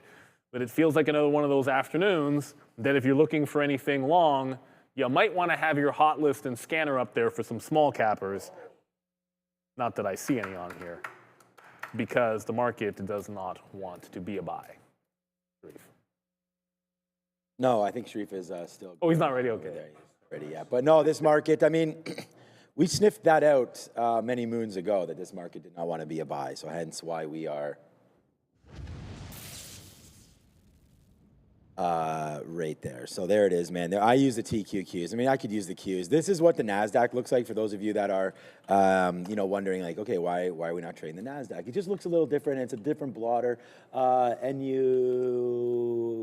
right? Yeah. So it's just trades in the quarters, of course, as the futures go down. And it's the same thing. I mean, I still would have short, like they're literally the exact same chart right there. But there it is, goes down. Oh, good. I didn't even realize Eli Lilly was declaring dividends these days. And there goes Eli Lilly declaring a nice little dollar and change, they just said, per share. So that's nothing, but Eli Lilly declaring a dividend right here today. They're getting hit, actually, pretty nicely. Eli Lilly, look at this, man. Wow. 1, 2, 3, 4. Wow, I did not realize this. So 1, 2, 3, 4, 5, 6, 7 straight down days. Eli Lilly actually almost in bear territory right here from 1120 all the way down to 980 right now. So or was it 990? 990. Eli Lilly there off about $150 from its highs right there, close to 10% lower. Of course, you need to be 20% lower before we start talking bearish territories. All right, because we're going to do this, and if you guys are short with me right here, I'm going to use the 50-period moving average. Generally speaking, we'll cover all the way down, and that's honestly, that's exactly what we did. This is actually a pretty big banger of a trade. Shout out to Sebastian right over there. We hit this. I just say that because the money cow. I don't even know if Sebastian's here. But this came right back into a level here that we were like, we should short this. Unfortunately, I wasn't here.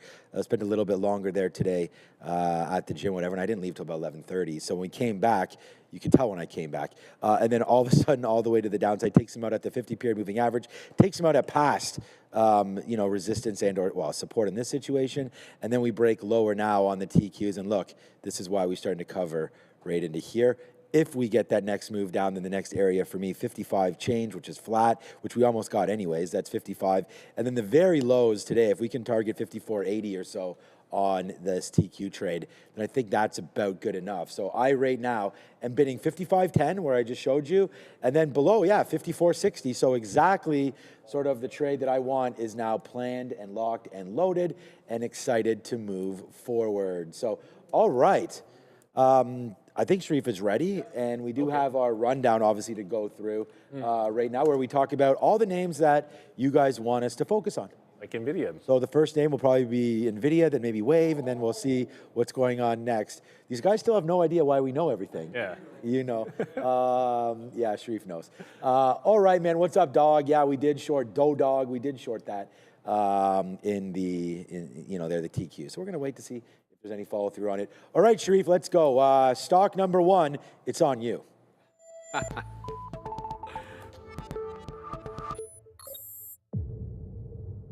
Welcome to the Afternoon Rundown, everyone, the show where you decide what we talk about every afternoon. The big boys, they are locked and they are loaded, and they're ready to look at the tickers as decided by you. But the only way to get your tickers on the Afternoon Rundown is to get into the chat and vote for your favorite ticker every day. You got to throw in that $sign, though, followed, of course, by whatever ticker your heart so desires. Let's look at all 4 major averages, and unlike the morning when we first spoke at this desk, all 4 major averages now in negative territory, starting off with the NQ trading below 25,600, down 0.56. Similar look here with the ES down 0.54. So very, very similar trades between the NQ and the ES today, with the Dow not too dissimilar as well, down 0.61, trading below 47,800, trying to hold on to 700 here as we speak. Last but not least, the best performing major average on the day, but negative nonetheless, is the Russell 2000 down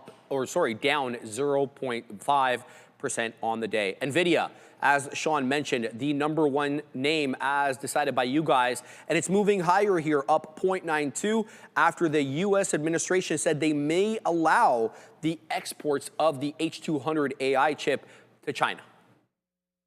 Yes, sir. And just very quickly, for Alien Labs in the chat, that is on Wednesday, if you are curious. We are going to get a rate cut, and that will be on Wednesday. When they have their policy meeting. It's always like it's an event, it's a couple-day event, but it's really about 2 o'clock getting what we expect, and then 2:30 on Wednesday, we'll get some comments from the soon-to-be ex-Fed chair, Jerome Powell. He probably won't comment on that. Maybe he will. He might. You know, I kind of feel like someone might ask him a question about it. He'll find a good way to skirt It's it. like, what's the date of your book you're going to publish and all that kind of stuff. How much money do you make per speech? Yep. When you're done. Check out the Clintons' notes for that one. Oh, well, okay, first of all, the Clintons, when it comes to like post. I think even their kid wrote a book. No, it's just what they roll is that they roll way deeper in terms of writing books and public appearance speeches compared to what a Fed chair is gonna get. Trust me, they know how to. I didn't even read that book. The only book I've read on the Clintons wasn't written by them. It was written by like a. You know what? I shouldn't. People get mad if you say it's a really good book by Christopher Hitchens. I'll just leave it at that. NVIDIA. Back to NVIDIA before I get myself in trouble. NVIDIA. I think you got hoodwinked. You got bamboozled. Whatever other word you want to use here, unfortunately, on that the China headline. You're going all the way back to square one. Maybe a chance that we could hold on to this like 183 half area, at least for now. But what happened? We popped right to the 50 period on the daily, and this has been the stock's been a chop fest since pulling back. Like, look at all this mess. Like, it's not really very clean on any given day.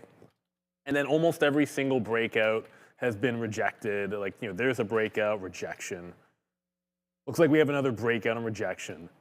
And when we get the breakout rejection on NVIDIA, it's like somewhere the prior resistance ends up holding. So we'll see what that ends up being today. But wherever that is, I'm going to think a little bit bearish. Today I was thinking more bearish on AMD, and obviously the NVIDIA news changed the way that was going. Because when it came in at lunchtime, and thank goodness, that's all I will say is I missed VWAP here because, you know, sort of after we do the morning show and all that stuff. But then it comes right back in on that headline, and thankfully wasn't trying to short it off VWAP. But now it is underneath VWAP, and we get the VWAP on AMD. I'm going to want to short that one again, and Intel as well. But yeah, a bit of bamboozlement there for NVIDIA, not really holding on to gains. It's just an excuse for some people to continue to take some profits. It's still in that leveling off mode, unfortunately, for NVIDIA. All right, the stock was NVIDIA. Okay, yeah, let's just have a quick look. I mean, I think that 180 is going to make us sick, right? The fact that we don't have that 180, but that's okay. We can't have them all, but we should have that. So this 180 long, it's just, I remember that one day we wrote down 178 to 180, and those have been like just great holds. There's been dip down opportunities for sure, but I really like this area on NVIDIA. I mean, this goes all the way back, move the coffee cup here, back into the 26. So we do have one move down, but I think this is a long if we ever get back into this area. That's 179 and change here for NVDA. So again, like I like the stock. I think it's a good stock down here to get going. I mean, the fact that it went to 188 today, oh wow, what a move right there midday. So Neil just covered some of that, but pull back in here. I think we buy this dip. The fact is I'm short the futures, so it's kind of like, all right, what are we going to do here? But yeah, I like the trade here. Short right now for NVIDIA. Would have worked 10 minutes ago. I don't know if it's going to work now. Right back into some support. Let's see if this market can catch a bid. Like I said, I'm pretty biased here, holding on to what I'm holding on to. But I could really see NVIDIA start to go back up. 200 period, VWAP 50, maybe a test of 185.50 or so coming. But I'm holding short. So for me, great move. It just shows you the power that this stock does have on news, right? This is now a news-based stock, whether you like it or not. It's just going to have to wait for more China news there. And if it gets that positive reaction, this is what we can do. Remember, though, all-time high is still well above $200. So you're well off here, and it kind of sucks to be holding the bag here on NVIDIA, especially if you got excited off of their earnings report. But we have Micron coming in 9 days, so hopefully they'll be able to justify some of the spend that's going here in the chip space and give a good guide. So maybe that will help some NVIDIA story there. But no, I mean, Google eating their lunch a little bit with those TPUs. Let's just see how efficient those are exactly, and if that does create a big switch. But if we're talking robotics and we're talking all this stuff, man, the best chips are going to win out, and I still think that that's held over here in NVIDIA. Yeah, go NVIDIA. I think there's more room to the upside here on this name. All right, guys, WVE, Wave Life Sciences, up 138.33%, but a little bit below the high of the day, 1880. It's trying to break above 18 now. We were involved in this one on the midday, and here's why it's moving. Their obesity drug showed promising phase 1 results. A single dose of 240 milligrams led to almost a 9.5% reduction in visceral fat, some of the toughest fat to remove, as well as 4.5% total fat loss and 3.2% lean muscle gain after 3 months, guys. So WVE here looking about to break 18 bucks. I feel like with this one, Good story, maybe? yeah, should have paid more attention to like the nature of the headline. Like a lot of times you get these biofarms, it's like yada yada yada biofarm, and I don't understand. And whatever, most 99.9% of the people that read these press releases on a biopharma stock are gonna be like, I have no idea what's going on here, which is fine. That being said, the second you heard GLP with the low float and it was breaking out, that somehow, sometimes it just makes it built differently. That's all I'll leave it at that. But just like we always talk about when we bring up these names in the afternoon, first of all, this one is actually good. It's still above VWAP and trending higher, which is incredibly different from most of the times we review these. Most of the times we're saying how this is done for the day and good luck. I hope it can hold on to X level. And then it'll still be closing somewhat bullish. This is clearly still in a very bullish move, but it still doesn't mean you're not better off in the pre-market for these. When we came on at 8 o'clock, it was in a somewhat of a pullback, and then this VWAP happened, and look how quickly this broke away from VWAP at 820. Like if you were laser focused on this as it's breaking VWAP, like that's your in, because at least you're long here with risk to there. You know, that's like 1050 to risk to 980. And on one move, it goes up to like $14. When it starts stretching itself out a little bit, it's a little bit more difficult to work into. But yeah, I think in the right space with a good headline and the volume, this is impressive. Like it's on over 100 million shares of volume and it's still near the highs, near the end of the day. So I wouldn't necessarily, like unless this closes underneath 16 bucks, this one might have a little bit of legs, but I'd be all over ringing the register with me. Will not touch this with a 10-foot pole shorting. I'm not even considering paying for locates here, for trend breaks or anything like that. And I don't even think you can get VWAP at this point. So there's not much for a trade except to say for those that were in this one in the pre-market, this is why you look at like 8 a.m. in the morning and why we're coming on early, because that was your chance right in here. Clean VWAP break. It has not even gotten within $1 of VWAP since. Yeah, no, good look on that one. I wanted to give an update on the brigade over here. Like, BBAI just again, like came into that 7 to 720 marker and now is falling back in again. So down 4%. I saw some people in the chat talking about this. I just, for me, it's the same story, man. We're still long here at $4, waiting to see what the next actionable trade is going to be down here, potentially at the 200 period moving average on your daily chart. So I don't want to be surprised or anything if Big Bear AI comes back in and prints this $5.50 to $5 area. I think this is the next buy zone for them, and then we'll just see if the pattern remains, right? Like you can, if I zoom this back out, you'll see the 200 period actually down into here as well, and that's the pattern I'm talking about. It's just this, so it's bouncing off. Ever since we broke it, we haven't really been underneath the 200 period at all here for BBAI. So this is why I continue to support the name, and I like the stock here at these levels. So, bounce down below here. This is when we got involved, came back in, bounced again, came back in, bounced again. So we're going to give it another shot down here for Big Bear AI. So just want to talk about that one quickly. If that breaks through $5, then maybe you can get out. But I look more at this 450 area to think about where there could be a problem, because that would be the first legitimate break and hold underneath your vaunted 200 period moving average. That's a little bit of a talk there on BBAI. As the show goes on, we'll talk about Open Door and some of those other plays that I know are pretty popular for many right there. SoFi starting to go back up as well. 7 today. Okay, what's the next stock? Nobody knows until we throw it over to Sharif. I know. Netflix, guys. When asked on the weekend, President Trump said Netflix takeover of Warner Brothers Discovery could be a problem, and he said that they will have to go through the process, possibly signaling at more scrutiny. But we got more information today that Paramount, they're not taking this lying down. They're in fact getting ready a hostile bid here to take it directly to shareholders, circumventing the board, and they're outbidding Netflix by a substantial amount. $108.4 billion is what the total offer will be versus the competing Netflix bid, which is about $72 billion. Separately, when asked, Netflix CEO said, look, the Paramount Skydance bid for WBD here was entirely expected, so you feel like they were alive to this issue as well. Netflix down 4%. Tell you guys about BTCC, so check them out. Catch our link in description, because if you're digging into exchanges, you'll stumble across BTCC. They're a top 30 globally exchange, and here's the wild part.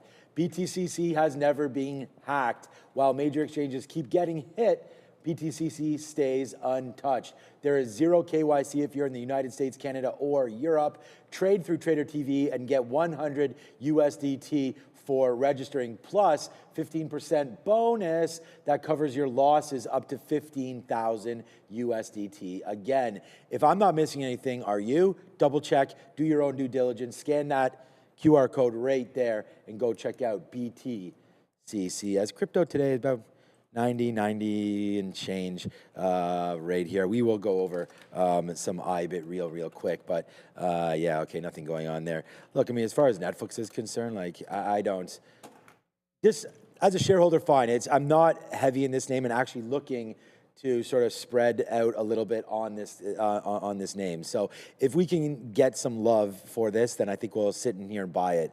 I'm just waiting for everything to settle down. I just feel it's a little immature, obviously, to sit around and try to predict, what exactly President Trump's going to do here, what, if it gets approved, if there's a higher bid involved or not. Today, PSKY came out, Paramount Skydance came out and said, hey, we'll up our bid there and give you some 30 cash. How does cash sound?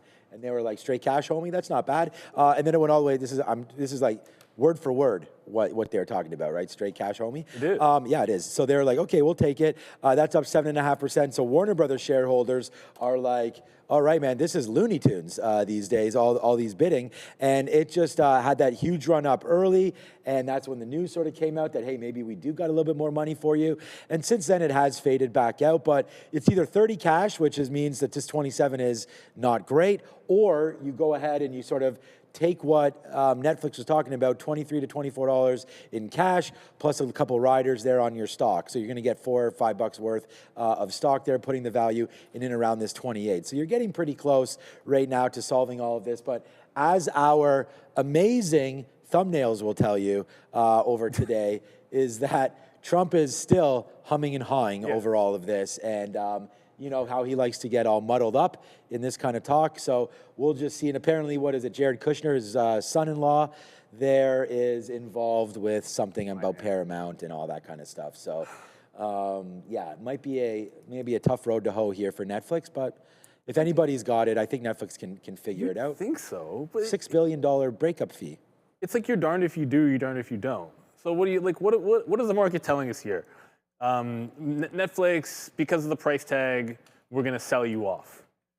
And then when the bid gets raised and there's a bidding war, it's dropping more. Is that because, is there an assumption that Netflix is just going to raise their bid? Like, why is that? Like, that doesn't necessarily have to be a lock. Like, it's just because another bid came in higher, they don't have to raise their bid. So I get the feeling that if Netflix, if their response, which there hasn't been one yet, if their response is, we are not bidding anymore, then I think Netflix is going to shoot higher. But that's a bit of a gut feel. At this point, I think you're just waiting for a response from Netflix to see what their next move is going to be. And ultimately, only they know. Because if they do up their bid, I think the market said, we don't want this. If there's a bidding war, what are you doing? That's what the market is telling you on Netflix. So there might be, I'm not sure. Oh, yeah, that's right. This is not split adjusted. Sorry. Let me just go to my e-signal. I should have already been there. There's $92 or so. Yeah, I just want to go to a weekly chart. Like, if this drops any further, like, there's lots of great places, I think, to pick this one up. But if they're still getting punished, I think, like, I like it. I like the 80s when I look at the weekly chart here on Netflix. I'm not saying it's down there, but if they raise their bid and they really start to pummel these guys, I think starting in here in the 80s is going to make sense for Netflix. So usually, at some point within the next couple of days, they're going to let you guys know, or let the market know what their intentions are with regards to their bid. They could stay or they could raise it. It's pretty much that simple. And I'd expect something in the next couple of days. But patience until then, because the market doesn't like them.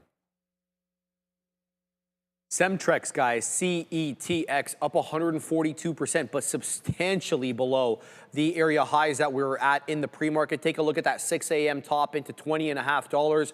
We're trading at about $7.50 now and still up 142% on the day. The last headline that I could find for Semtrex was on the 20th of November when they agreed to acquire Invocon for about $7.06 million.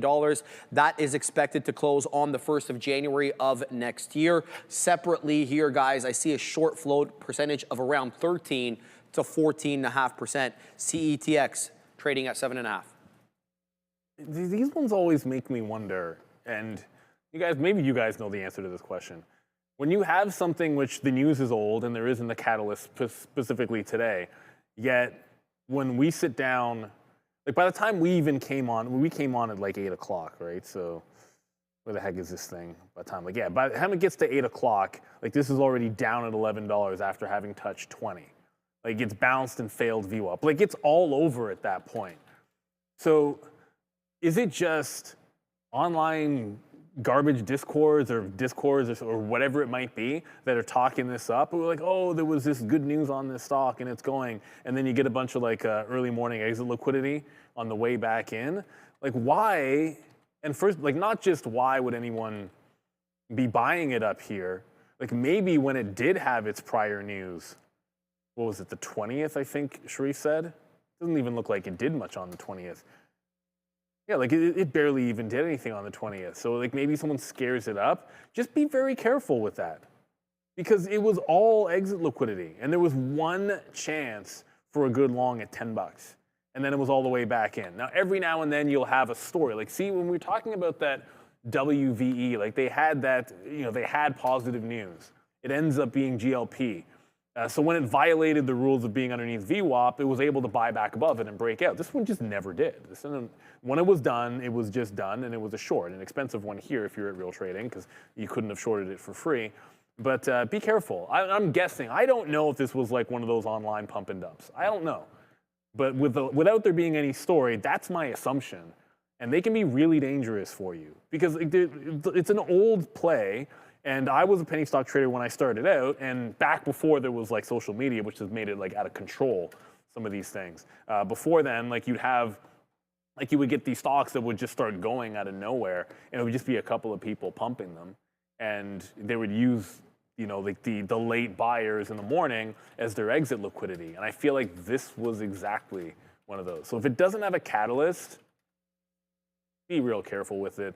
To me, I'd rather not trade one of these than sit there and just be bag holding for the rest of the day. Sentex, yeah, I didn't, I haven't looked at that at all. I'm just trying to right now decide what to do. I mean, just a quick update on these futures. It's been about 10 minutes or so since we talked about them. Right now, an out rate here and debating. Again, we talked about potentially getting out if we break through this 40 level. So that's going to be an area that I just put the trigger in right now, above 40 to get out of. Now a quarter of what we had left, but we did get another bid right there at 30. So I'm going to see if we can still get in. I mean, I'm still bidding here 23s. So if we get 10 cents lower, we may have an opportunity here for these TQs to come back in and get out right there. But yeah, lots of stuff going on here. More news. Charlie Gasparino, once Adair gets back in, he's talking more about this Netflix deal right here. So he's the guy that's been breaking sort of that Paramount has been talking about it. Sharif's got this story, but I'm going to throw it back to him. And if you wanted to mention what that was there, Sharif, that's all good. Yeah, Zaslav here saying he sees an agreement in which Ellison's raised their bid enough to cover the $2.8 billion breakup fee that WBD would face if it walks away from the Netflix deal, according to people with direct knowledge of the matter being reported by the New York Post, guys. So Zaslav sees an agreement in which the Ellisons raised their bid enough to cover the $2.8 billion breakup fee that would Warner Brothers Discovery would be on the hook for. Lastly here, SoFi, guys, trading down 0.75%. There was a notable change in the open interest on Friday. About $69.1 million contracts resulted in a net open interest growth of 10.4 million calls and 11.2 0.8 million puts. This is all after on the 4th of December, SoFi announced that they were issuing an offering of $1.5 billion priced at $27.50 per share to raise money for general corporate purposes. Before we get to that, everybody, just want to remind you that when seconds count, you don't have time to just wait to treat symptoms. NYSE-listed Oragenics, OGEN, they're rewriting the rules of neurological care. They're looking to develop the first FDA-approved treatment for concussions. Book a meeting with their team today. You can scan the QR code that will be on screen or link in description as well. And when I'm watching NFL on Sundays, well, Monday too, also sometimes on Thursday night football. Yeah, what is it tonight? I don't even. I know there's nothing happening. This is killing me because I actually have no idea. I I legit have no idea what the Monday night game is. I just blanked on it myself. Oh, it's Chargers somebody, because I know Herbert hasn't gone yet. And by the way, shout out to Shadur. I mean, I finally started him. 35 points. What, you're mad that he wasn't on in the 2-point conversion? Okay, so I have. No, but they did. But they went for the 2-point conversion earlier, apparently. I was away snowboarding or whatever with my son, and I didn't see any of it. So go ahead. All I'm going to say is this. I have the utmost and genuine empathy for Cleveland Brown fans. Because you're a Bills fan.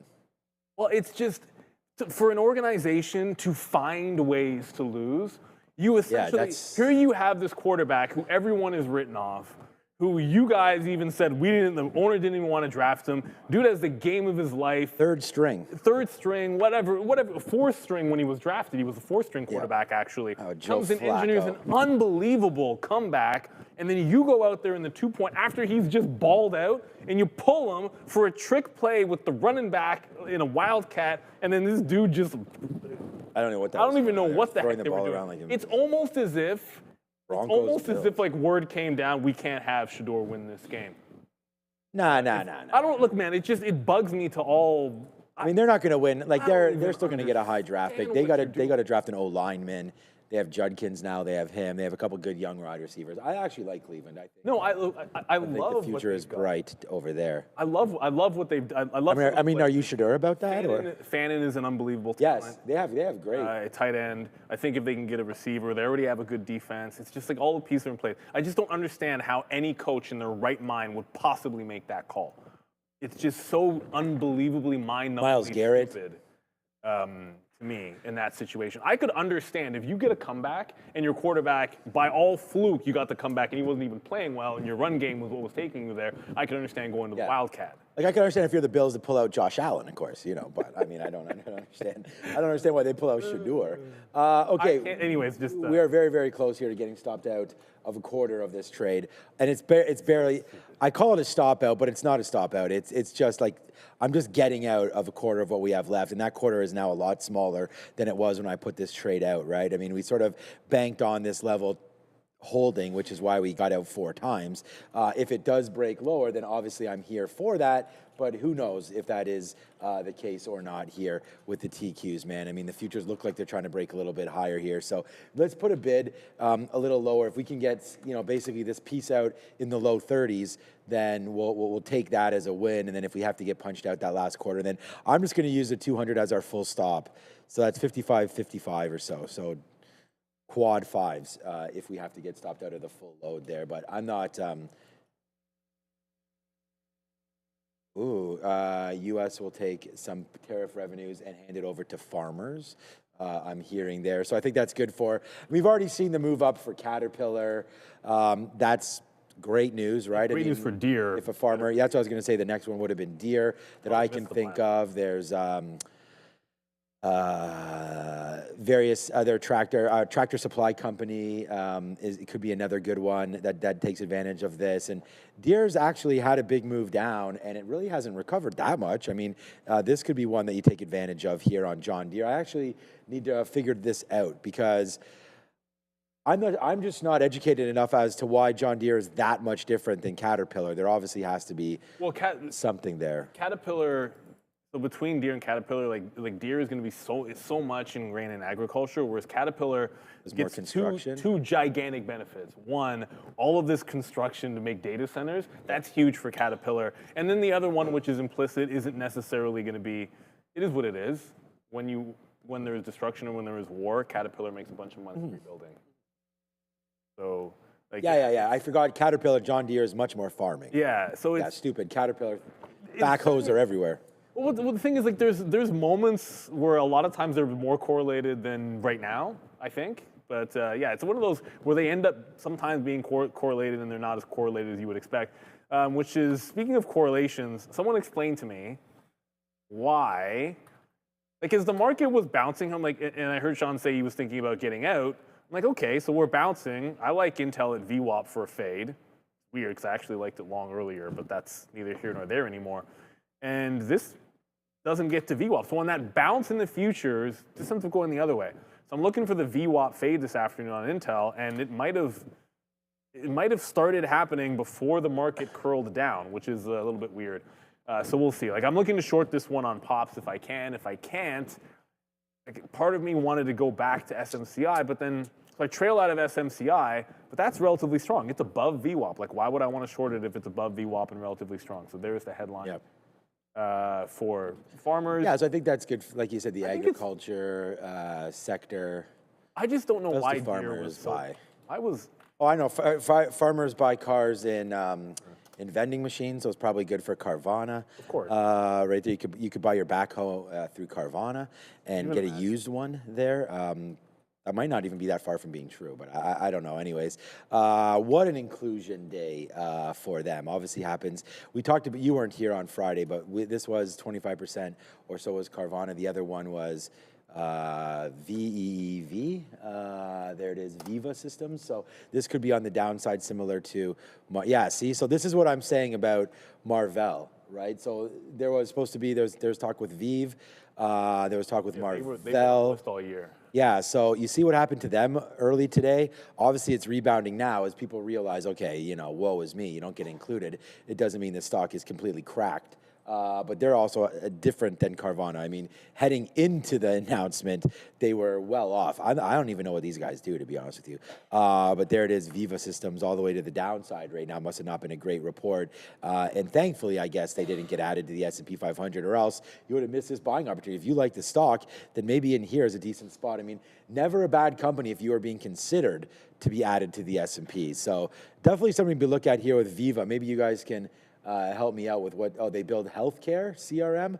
I don't like CRM, and I'm talking about customer relation management, not Salesforce. Oh, absolutely, dude. I think Agentforce could be something good for Salesforce, and you do have a nice little run up here in CRM as of late, and this has actually been a nice little boon to the old account, man. I told you guys the other day, like, that despite this move down, for some reason we were still hovering around highs in the PI there, but I'm just looking at right in here. This is a decent little look here, coming off of the 200 period moving average. What a move higher there. As they were talking all about their Agentforce, and you know, I think they should change their name from Salesforce to Agentforce. I'm not even joking. If they could take this out, come back in, I think a comeback into the 50 period moving average is completely healthy for this. Let's see if it holds it at 250 and then gives you the springboard action there back up to the upside. A pretty decent report for Salesforce, and you can see the stock reacting there over the last week or so. Nice move higher off of that 230. Salesforce, aka Agentforce. Only place to buy that thing is at 230. Yeah, and I don't know. I hope it doesn't get back there. So I hope it never sees it again. yes, Because it's been until it might when it splits 10 for 1. we have a friend who, well, it's one of our guys in our high school football pool who has like a really close buddy who's there. Oh, at Salesforce. And I was at the birthday party. I was like, oh man, this stock is stunk this year. And we're just, whatever, stocks always come up anytime there's a conversation. It's like, yeah, Neil, what do you think about the market? And then it obviously came up because it was like the worst performing tech stock in a while this year. And then he was sort of giving like all of the bull cases for it. It was like, I think it was the worst outperforming stock this year. Yeah, this is it right here. This is 331. So it opened up the year at 331. It's down at 258. So it's down about 20% this year. Unfortunately. Yeah. But it's showing signs of a bottom. That 230 is. I mean, look at this chart. I mean, this 230 has been huge. Get my place to buy it. Get my mug out of here. But you've been buying. But that's the problem with that level is. Hey, Andre, get my mug out of here. Not doing enough. There we go. Oh, by the way, there was, I don't know if Ramin still has that. Maybe you could just send it to me. But I spent about all of 1 minute trying to learn what those guys do over there. And like, I could say like, oh, you know, take my face out of there. There are multiple buttons and combinations you have to hit to have that happen. So shout out to Ramin, Andre, Fabian, sometimes Randy, who tries to run the board. When we first started, it was like there was I remember. Yeah, it looked like it was reasonable, like you could fly it. There was like a thing. It looked like a normal keyboard with a little bit of extra stuff on it. And I remember us getting shown how it worked. And it was easy enough that there was a point that the midday was actually switching on themselves. Like that's how not complex it was. And now it's like the Starship Enterprise. Yeah, well, but I think, now there's literally it's multiple cameras, whole angles, this different- and that. We get in trouble if he doesn't show different cameras all the time. Exactly. What do you guys think about that red background? I don't know. I think we're working on a few new things here. You, you missed Family Feud. We did have Family Feud on there one day. That was a lot of fun. Love Family. I think we're working on a few more things. We have the stock visualizer, of course, at the bottom there as well. And then I see, what's up, Silverado Blue? I'm going to show this because they don't show up on the I like the picture. I don't like the thing color. there. Oh yeah, the picture's great of Toronto, of course. And then happy holidays, if everybody. You got your tree up yet, or what? Oh yeah, we put our tree up. December, what time is it? Our goal to put our tree up is always U.S. Thanksgiving. Yes, that's when we go It's and get our tree needs to get up at that time, and I got to get my winners on for U.S. Thanksgiving. It's like there's no excuse because like the market's closed on the Thursday. Like if I can't get stuff done. We take the kids out of school on that day to go get the tree. Yeah, so that was good. So our tree's been up for a minute. Yeah, you know what? Good point there in the chat. What in the hell? Heck. Both. Andre, man, cut the stream very, very soon, man. Because, like, honestly, if you guys don't want us to be on here, we don't have to be. 4,400. Soon, Andre. Soon. Okay, no. 4,400 watching. Come on, man. 200 likes. 200 likes. Man, they're really not feeling us right here. Which is fine, man. We could just have Sharif and Joe just go. What the hell is even that? Yeah, what that guy said. What? That was that whole bowl. That's not the bowling thing. No, I know what that is. But That's the that bowling guy was something. You're not him, that's me, or something. Oh, who do you think you are? are? I am. Pete Weber. Pete Alonso. Pete Weber, who do you think you are? I am. That dude, it's like nobody is into bowling, but I'll tell you right now, like there is not think of it, it's bowling for crying out loud. That guy is talking smack in the lanes while you ever watch the As clip, he should be. He's trash talking the crowd and going back and forth with the crowd as he's winning the whole day. It gets out of a movie, that guy. So I don't want to face Mookie Betts in bowling. Mookie Betts can win it just about it. But I don't like him anymore. I used to like that guy, and then he beat us. This market doesn't want to bounce to get me short. I'm looking for a small capper that might be moving, and Adair is looking to fill us in on something. Keep an eye here on Fannie Mae and Freddie Mac. As hinted at earlier here, Michael Burry has published a long idea for these two, saying that the day seems to be finally nearly upon us, quote unquote, for FMCC and FNMA to the upside. Here's FMCC.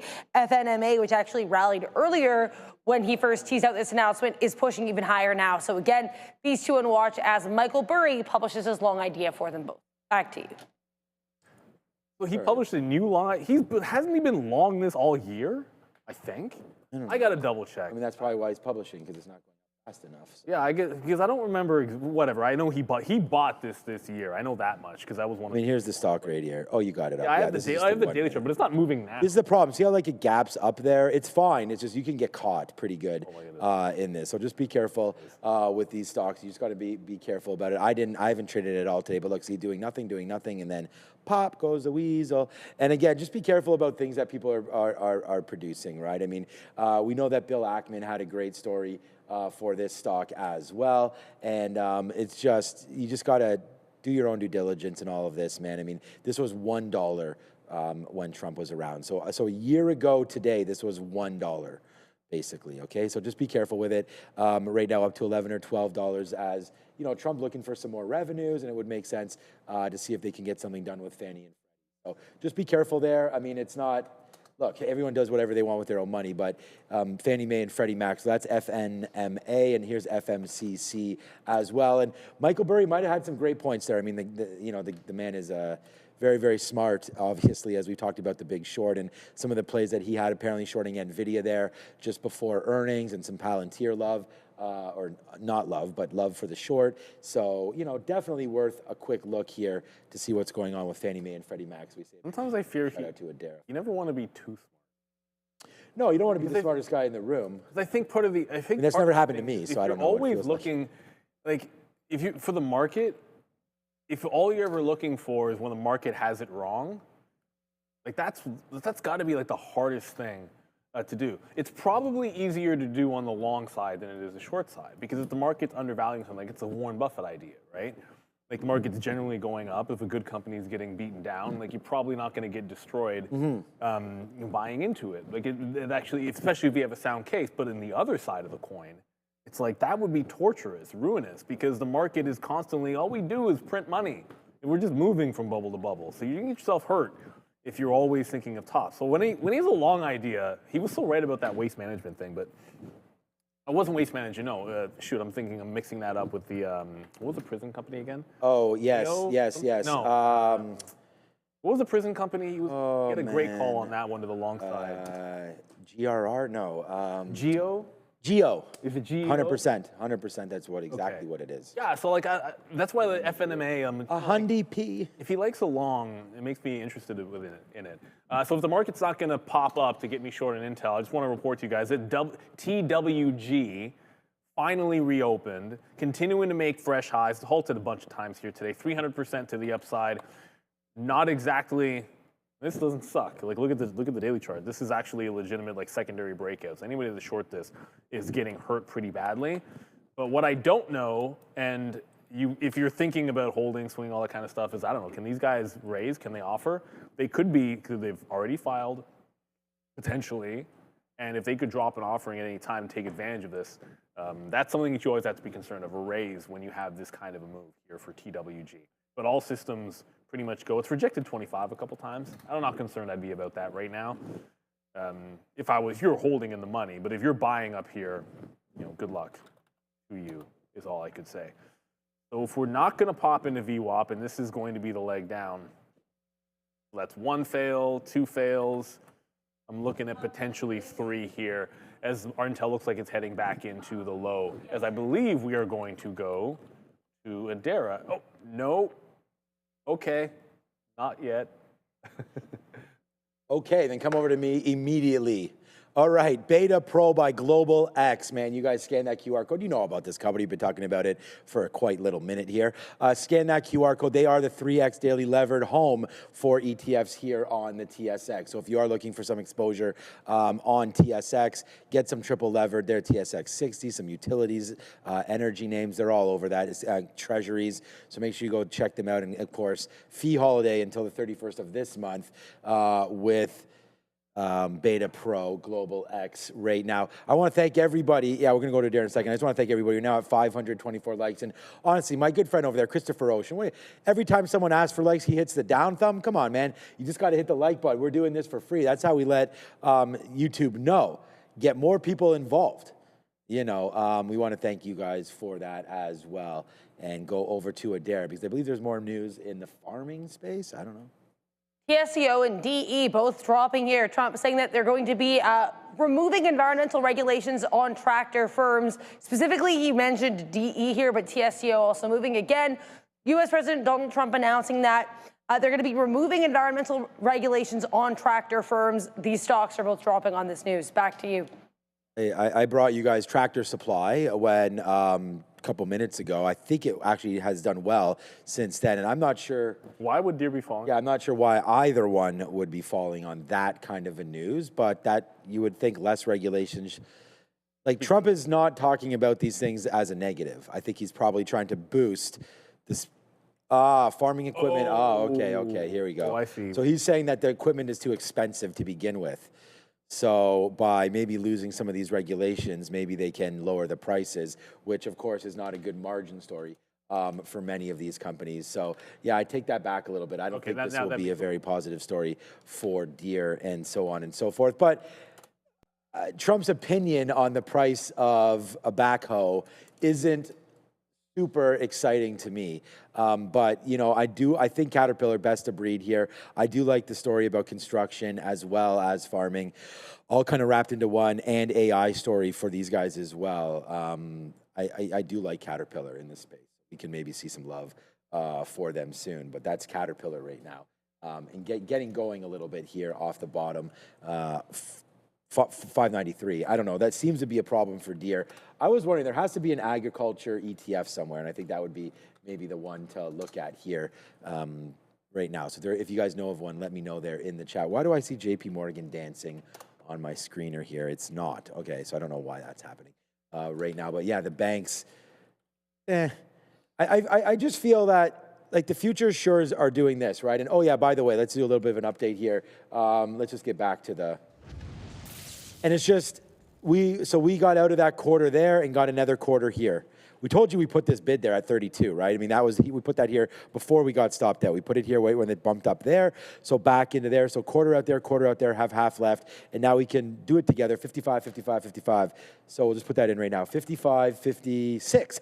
Fooled ya. We'll put that stop in right there, push offer and enter. And Neil and I have hotkeys associated with our accounts. And as anybody can here at Real Trading, make sure you understand your software. That's first and foremost. Make sure you can do this kind of stuff.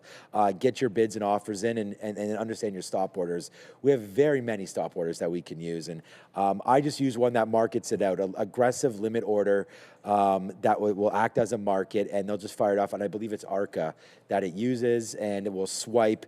It's like a fill or kill button where it just goes out. So if I get stopped out now, it'll probably throw out like a 55.70 order, meaning it will wipe everything until 55.70. But when you're trading on Qs or basically a lot of the liquid names that will use this order type on, you will not get that much slippage unless it's an instant unless there's in the sort of a news event. And even then, like, I would still trust the software more than my hands. So I don't have a problem with whatever price I get on stop outs that I put the order out. There's only one instance where I've ever seen it be an issue. And it's a very particular one, and I remember it ended a trader's career. It was trading an oil ETF on a Wednesday and using one of those order types at 10:29. But that is like a strict news. Like that is like the worst kind of news. It was literally in the 1 second before the oil inventories came out and having a stop trigger in that moment, because that's the 1 second where there is no market. Yeah. And then the oil inventories come out, and you just flattened yourself, or punched in this particular case, into an absolute you're automatically the worst price possible. Let's go to Adair. Holy shit. 9TERN here. This is Terns Pharmaceuticals. This one on watch here after announcing that their safety profile for one of their treatments has been maintained with longer treatment duration. Nice move here for TERN. Back to you two.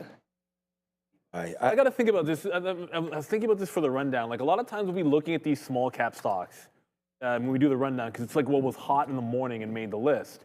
And so we end up covering something which is dead, and then something like WeBuy, which is going ham, ends up not really getting the coverage. So WBuy, 127% to the upside here, breaking through highs, as we're going to go to Adair, presumably, to find out why. Yes, sorry guys, more news. Keep an eye here on PSKY and WBD as well as NFLX. Senate Republican leader John Thune saying that the Department of Justice has to take, quote, a hard look at Paramount's bid for Warner Brothers. Back to you. Look at this butter knife here. He needs some defrosting here. I don't know where you're located to get some trade ideas. Look, I just want to show you one thing here before we go over to SoFi. This says here 27 long. It actually says 27 and a quarter long on day 2 of the offering. Should still hold these Friday lows and then head to the upside. All right, so I was thinking about, all right, what have we done on SoFi today, right? How about absolutely nothing? How about the low of $27? How about it right back up to highs? So SoFi right there. Man, oh man. It's too bad because, you know, during this move down, I wanted to get up, and I leave every day at 11. I try to do my best to do that. And there's SoFi right there. Comes back in at 11, touches down to 12. Down to 27, and then right back up. Whatever. Mistrade. Not going to cry over spilled milk. But that would have been a good one there for SoFi. Was that over to Adara again? Sorry? No, we just came back from her. Okay. Yeah, so look, some good talk here about everything. Oracle right now, I see someone in the chat asking us about this Oracle. What is going on here? What a missed opportunity now for Oracle, man. I mean, that was epically low. Like, honestly wondering, like, if Oracle is bankrupt or what's going on here, because they just fell from grace real hard and kind of came into a good support area. Now, it's not going to look like it's the greatest area here by any stretch of the imagination, because who knows where it's going to stop when it's falling like that, but it does stop right into December of last year levels, you know, and now right back up to the upside. So it's kind of taking me a little bit by surprise that we're up to 220. I didn't think we were that high, but I guess we were. We were kind of up here on Friday. So I kind of just missed this one. I think it's a good stock that you can sort of put into the portfolio now. I'd like to see it maybe test this 200 one more time, which is just so you can easily test it tomorrow. And then if we can get that and then the springboard back up, that would be good. Or come back into this area, then springboard one more time. Whenever there's bottoms like this, I'd like to see like at least one more test just to make sure what we're talking about here. So that's a level for me on Oracle. So let's see if it comes back into 200. A 200 hold would be fine for me on that one as we get some more orders out, because our good friend, the TQQs, has come all the way back in and we just got filled again on that one. So there it is right there. Another move right back in there for the future. So we sit at the 50-period moving average and get another fill. Now we'll just wait. I still have bids lower. I don't know if they're going to fill 20s and then teens. 23 and then 10 to get out. So the low of the day is what we're kind of waiting for now on the future.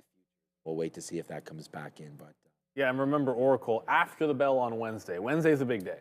We're gonna get Oracle we get the Fed on Wednesday. We get Oracle earnings on Wednesday. Hey, that should be exciting. Today is Broadcom. Is it the same day? Maybe not. Is Broadcom this week? Oh my gosh. We have Broadcom. Who's the third one? Dara. Broadcom is Oracle, in 3 days, Broadcom. December 11th. Oracle, Broadcom, Lululemon, Costco, and ABGO, ORCL, Adobe. Micron. Adobe's also this week. Micron is not this week, though. Micron's next week. Yeah, they're That's last. the next big one. Yeah, so it is here. It's 3 days from now, Thursday, December the 11th. We get to figure out why Costco is so weak. That's one. For sure. Well, we know why. It's the tariffs. They have to pay back all these tariffs. Whether or not things are getting better, I think, for them. I don't think. Unfortunately, which they might not be, to be honest with you. Will. And apparently, John Baker says we've forgotten Cracker Barrel. Our bad. Whatever happened with that story didn't last very long. No, they changed their symbol back immediately. It's just like, Trump was like, I don't like the new symbol. It's weird. New logo. It's weird that it turned into something political. When I remember when I saw it the first time, I was like, why is this even needing political? I just think the new logo sucks. Like it wasn't. It didn't move past it to me just looking bad. And it's like, oh well, some people turn it into something which was bigger than that. I'm like, I don't know. It just kind of sucks. Adara probably has a post. Adara, you had a post on Cracker Barrel. The hilarity of this is A, I do have one, and B, I just finished a new one that I'm posting ahead of the earnings. So yes, and I have more. Give me 2 seconds. I can put up my existing post on it. Yeah. It's about the Trump thing, and give me 2 seconds. Yeah, because I want to see. I hope it has the 2 logos on it. I want to have a judgment. I want to go. Maybe we put a chat up and we see old or new logo there for Cracker Barrel. If it's not okay, I just want to see. I can't remember what the new one is. I'd say it'd be like 85% old. Yeah, I mean, most people want to stick with the. Yeah, the kind of people that would like the new one, I think, are the kind of people that would pull Sure Sanders and have the running back and the Wildcat for that 2-point conversion. Like that's what I'm talking about. Oh, so the coach maybe. Like those kind of things. Kevin Stefanski. Shout out to Kevin Stefanski. Yeah. Which, by the way, I'm not a Stefanski hater. I actually think he's, like, in a lot of ways, a very good coach. What is it? CKBL? What is Cracker Barrel's symbol? CRBL. Oh. No, sorry, CBRL. Yeah, right. Okay. No K's in there. Oh, what's with you see this bid? What the hell? What the heck is that? Maybe Sharif left a bid there for some reason. 400,000 shares? What is that? This is a real bid. Why is that there? Right here. Why is that there? That doesn't make any sense on Cracker Barrel. What does the daily chart look like? What in the... Oh, yeah, by the way, I got to get Joe. Joe wants peach pie. I don't know why I thought about that with Cracker Barrel. All right, Adair, what is that? What do those things look like? Rebecca makes a great... Yeah, so I mean, I do have the second half of this infographic here. This has the old Cracker Barrel logo and Trump's fun AI version of the Cracker Barrel logo, but I also have the new logo. So here is the new logo. This is the new logo. The old one, not the Trump version, is just going to be right here. So I can kind of put them so they're side by side for you guys. If you give me a moment, here you go. Old, new versus old. Again, there will be an infographic about Cracker Barrel earnings that'll be coming out soon. I haven't decided yet when to post it, but it's ready to post. So. I don't know. They look Yeah, the but same. the other thing too is One like has a dude in it, They one- completely get rebranded like how the stores look and all that stuff. So like yeah, People were really perturbed they got rid of the man. That was like a big issue for people. And it's funny, while I was doing research for my new Cracker Barrel infographic, I found out that apparently, even though the CEO of Cracker Barrel, Julie Fels-Macedo, she's still with the company, but she says it felt like America fired her. So really weird stuff. well, it's because they didn't like And they getting spoke rid up of. and they didn't It would like be the the logo. equivalent of getting rid of. Like it's not an easy thing to do. You could pull off getting rid of Why? the Colonel, let's just say. That can't for be the reason KFC. why it's Like, down can, so much. It can be that can happen. No, I don't think that's why it's down annmore. No, I don't mean, not even mean today. I just saying like in general. At like, one point, that's when what it did that happen? That Cracker Oh, that was Barrel months ago. news? Because like, It was months ago. what the? This is a weekly chart, so you're well below 2020 levels. Look, I know, we don't have that many of them around here. I believe there's one at Yorkdale. I'm not sure where there's even another one. But if we're gonna look at a monthly chart here, like right now on Cracker Barrel, like how far exactly are you back? You're back to 2010 levels. What is this thing, Intel or something? Like this has gotten real crushed right They're not now. alone. They're not alone in struggling a little bit. I don't know. I mean, this is a restaurant, right? So I mean, some restaurants are fine right now if you're going to look out there. Darden, we can look at Darden restaurants as well. That's they have Olive Garden and things like that. But yeah, Cracker Barrel right there, an interesting bid happening right now at 2703. There, so I don't know enough about all these, but yeah, I'm not going to compare it. I see someone there talking about KFC and stuff like Yum Brands. Those aren't like, that's why I was saying Kava, like CMG's had a run at it to the downside as well, trying to find its base as well. But these are more like fast food places, and I can wrap my head around that because more people staying home from working. CMG, obviously a big like fast food, get it for lunch and whatever type of thing. Right there, big Uber Eats name, I would assume as well, or DoorDash name is, with Chipotle and Kava and things like that. But yeah, that's an interesting one for Cracker Barrel. This is CMG. Just whoops. See, they lost Brian Nickel, and that was the end of that one since that happened. On there, and then of course, hopefully none of them are selling Beyond Meat products. But even on this one, still above $1. This could get going at some point as well. Don't discount this one. Beyond Meat still 45% or something short float on BYND right here. If we go into details for Beyond Meat, I just want to see what the short float is, and then we'll think about putting some trades on somewhere, at least looking for some. Oh, okay, no, it's 20% short. That's probably pretty accurate. So during that move up, a lot of traders might have got blown out of Beyond Meat. So yeah, up 35% this week. That was from last week. So yeah, Beyond Meat's still a decent name here. This is the Benzinga platform we use to try to get some of our news. But obviously, be a big shout out to Adara in the back there with all of the news that we need. Futures still trying to go lower. Let's see if we do. This is my big play for the day, man. I mean, let's just see if the futures close near the lows, and hopefully they do.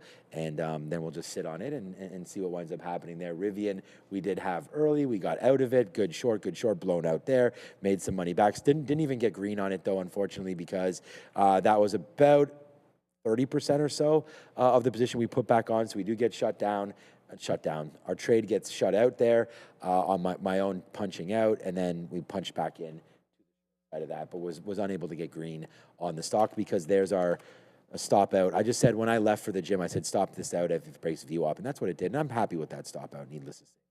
We had about 20% left, so that's why that was not able to turn. And then one more trade here, as I'm thinking short into the close if the market doesn't hold, and right there, Tesla would be the one that I'd look at.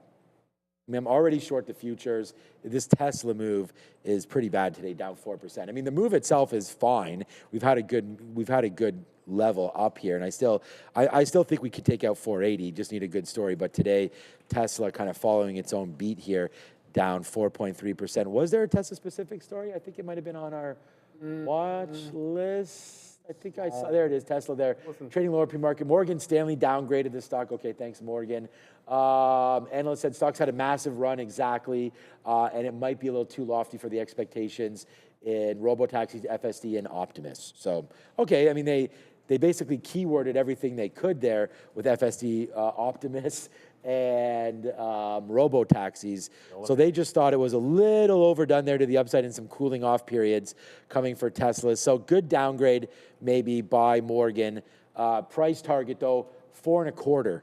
So they downgrade it, but not too far from here. So we'll see if that 4.25. I mean, I like 4.25. That's a good level there. I think anything down near 400 maybe gets bought up again. So, all right, here we go, man. Can these futures tick lower? We're bidding 23s. We are now moments away. So we're sitting in line up there. We're going to have to get filled, and there it is. It crushes through, and we do get a little bit there of those 23s on the TQQ. So a little quick out there on 23. Now let's wait to see if it can get a little bit lower, but the short is trying to go right now. IBIT holding. I see some people asking about Holding it. 90K. Gonna have to wait on that. I don't know. We're retesting 90, but I liked 90 this morning. I don't like it anymore. I'll be honest with you. 90,000 on Bitcoin is what I'm getting at, but I'm looking low of the day here in Intel. It didn't get to VWAP, so Crimea River shorted it in front of the quarter level. I have 16s as my price. This is technically 24, but it's about 10 cents worth of risk. So as it gets down about 20 or so, I'm holding on to a third for the low of the day. As far as IBIT goes, we're at 90,280 or so on Bitcoin, those that are asking. And it was, I don't know, I feel like I was trying so hard to be patient, and this led to like the lesson of the day, which was when things are falling and I know I like a level, do one of two things. One, 90,000 is at 51, right? So one of two things would be A, wait till it gets there. And I took the first possible trend break, so I don't like that trade. I don't like it at all. And then I think I can live with every other time, like it holds the prior lows, I'm going to be in that. Stops out. And then it starts bouncing here almost clean around the 51 area. So we take those trades. But it's the early two trades that are just not necessary. Like eventually get it back, but you're always looking to be a little bit better than before. So Bitcoin holding 90,000 I think is a good thing, but I'm just going to slide over and show a higher time frame chart, whatever, 4 hour? Yeah, that kind of gets the job done. So if you look at this on the 4 hour, you still have, there's our higher lows. At the dump, doesn't end up breaking into the 70s. We end up holding that 80,000 level, higher low at 85. And then this little double bottom here at 88, half of which came in the weekend. It held the 88. And you've all been doing that going into a potential re-breakout of 93. So this area here, unless we break that out, I think you got a little relief rally without breaking this out at 93 and breaking back above this little structure we have, the support. I still think I'm not completely convinced of this dip buy. Like there's always individual longs and day trades for longs like today.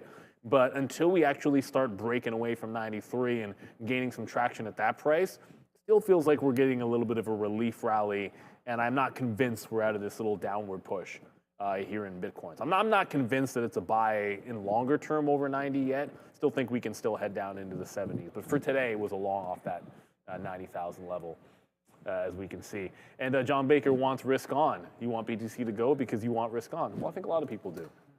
Maybe Powell gives us something on Wednesday that puts us back in that track. Until now, I think mostly, you're just looking for like the small moves, like take what you can get. If you're looking for longs in Bitcoin the last couple of days, like, okay, get yourself a little bit of a long off the bottom, a little bit off the bottom, get some range bound stuff. Like there's not a lot of, like there's no huge moves. Like you got a couple of huge moves in there, but most of the days you're getting sort of like scalp trade action on Bitcoin. And then the bigger moves happen like overnight, over the weekend, that kind of a deal. You just get used to that, especially to the upside. It's kind of few and far between there for Bitcoin. If you're looking for bigger moves, then you should be looking at, like it's a little bit of a bouncer on IBIT, and I can learn. Whoops, BMN. I guess I didn't type the R. Yeah, there we go. If you're looking for bigger moves off the bottom, like when the small bid happens in crypto, a bigger move happens in BMNR. Look at this off of Friday's low. This is in hindsight. I wasn't looking at BMNR. I didn't trade it. I was looking at Bitcoin. Off 34 into 35.5, up 5%. That's a clean move off of the lows on BMNR. So it's going to be outsized moves, and whoa, we just had a bit of a spike there. As it's breaking out, I still don't like those. We got that news. Yeah, I don't. I'm not the sure. treasuries, I mean. I just mean if it's a trade, if it was a decently strong day in Bitcoin and you're like, it's not moving enough, then go trade one of the, like an MSTR or a BMNR. The market is just slow right now. I know that some people maybe in the chat are getting frustrated with this market, and I don't blame you. There's not a whole heck of a lot going on right now. I mean, we are now, like I said, 2 days away, minus an hour into the Fed. And we got some stories this morning. We traded off of those. We discussed some of those stories. We just got one right now. And I'm trying to watch out for Fannie Mae and Freddie Mac here, see if there's anything going on with Michael Burry putting out a report about, maybe it's time to get these things going again. And, yeah, it could be right. I don't know. But right now, just kind of hovering around this 1150 marker. So if you break out through the top of this trade, then maybe I was just looking over there. I was looking at FMCC as well. This could be something. I mean, there's the break higher through this level. So like if this was NVIDIA or something, then maybe. But that's still 1175 there. Often these will move the next day. So if you're involved with this, let the news settle down and then maybe trade this thing tomorrow or trade it today as well. It's not a huge amount of volume though. Like we've seen this name do 20s, 30, 40, 50 million shares. And just today at 3, it's not like a huge level, a huge amount of shares right now to say the least anyways on Fannie Mae. So 4 million, but a good one. And then it's brother Freddie Mac. Also hovering near some of these levels as well. So we'll see if Fannie and Freddie each have something to say today.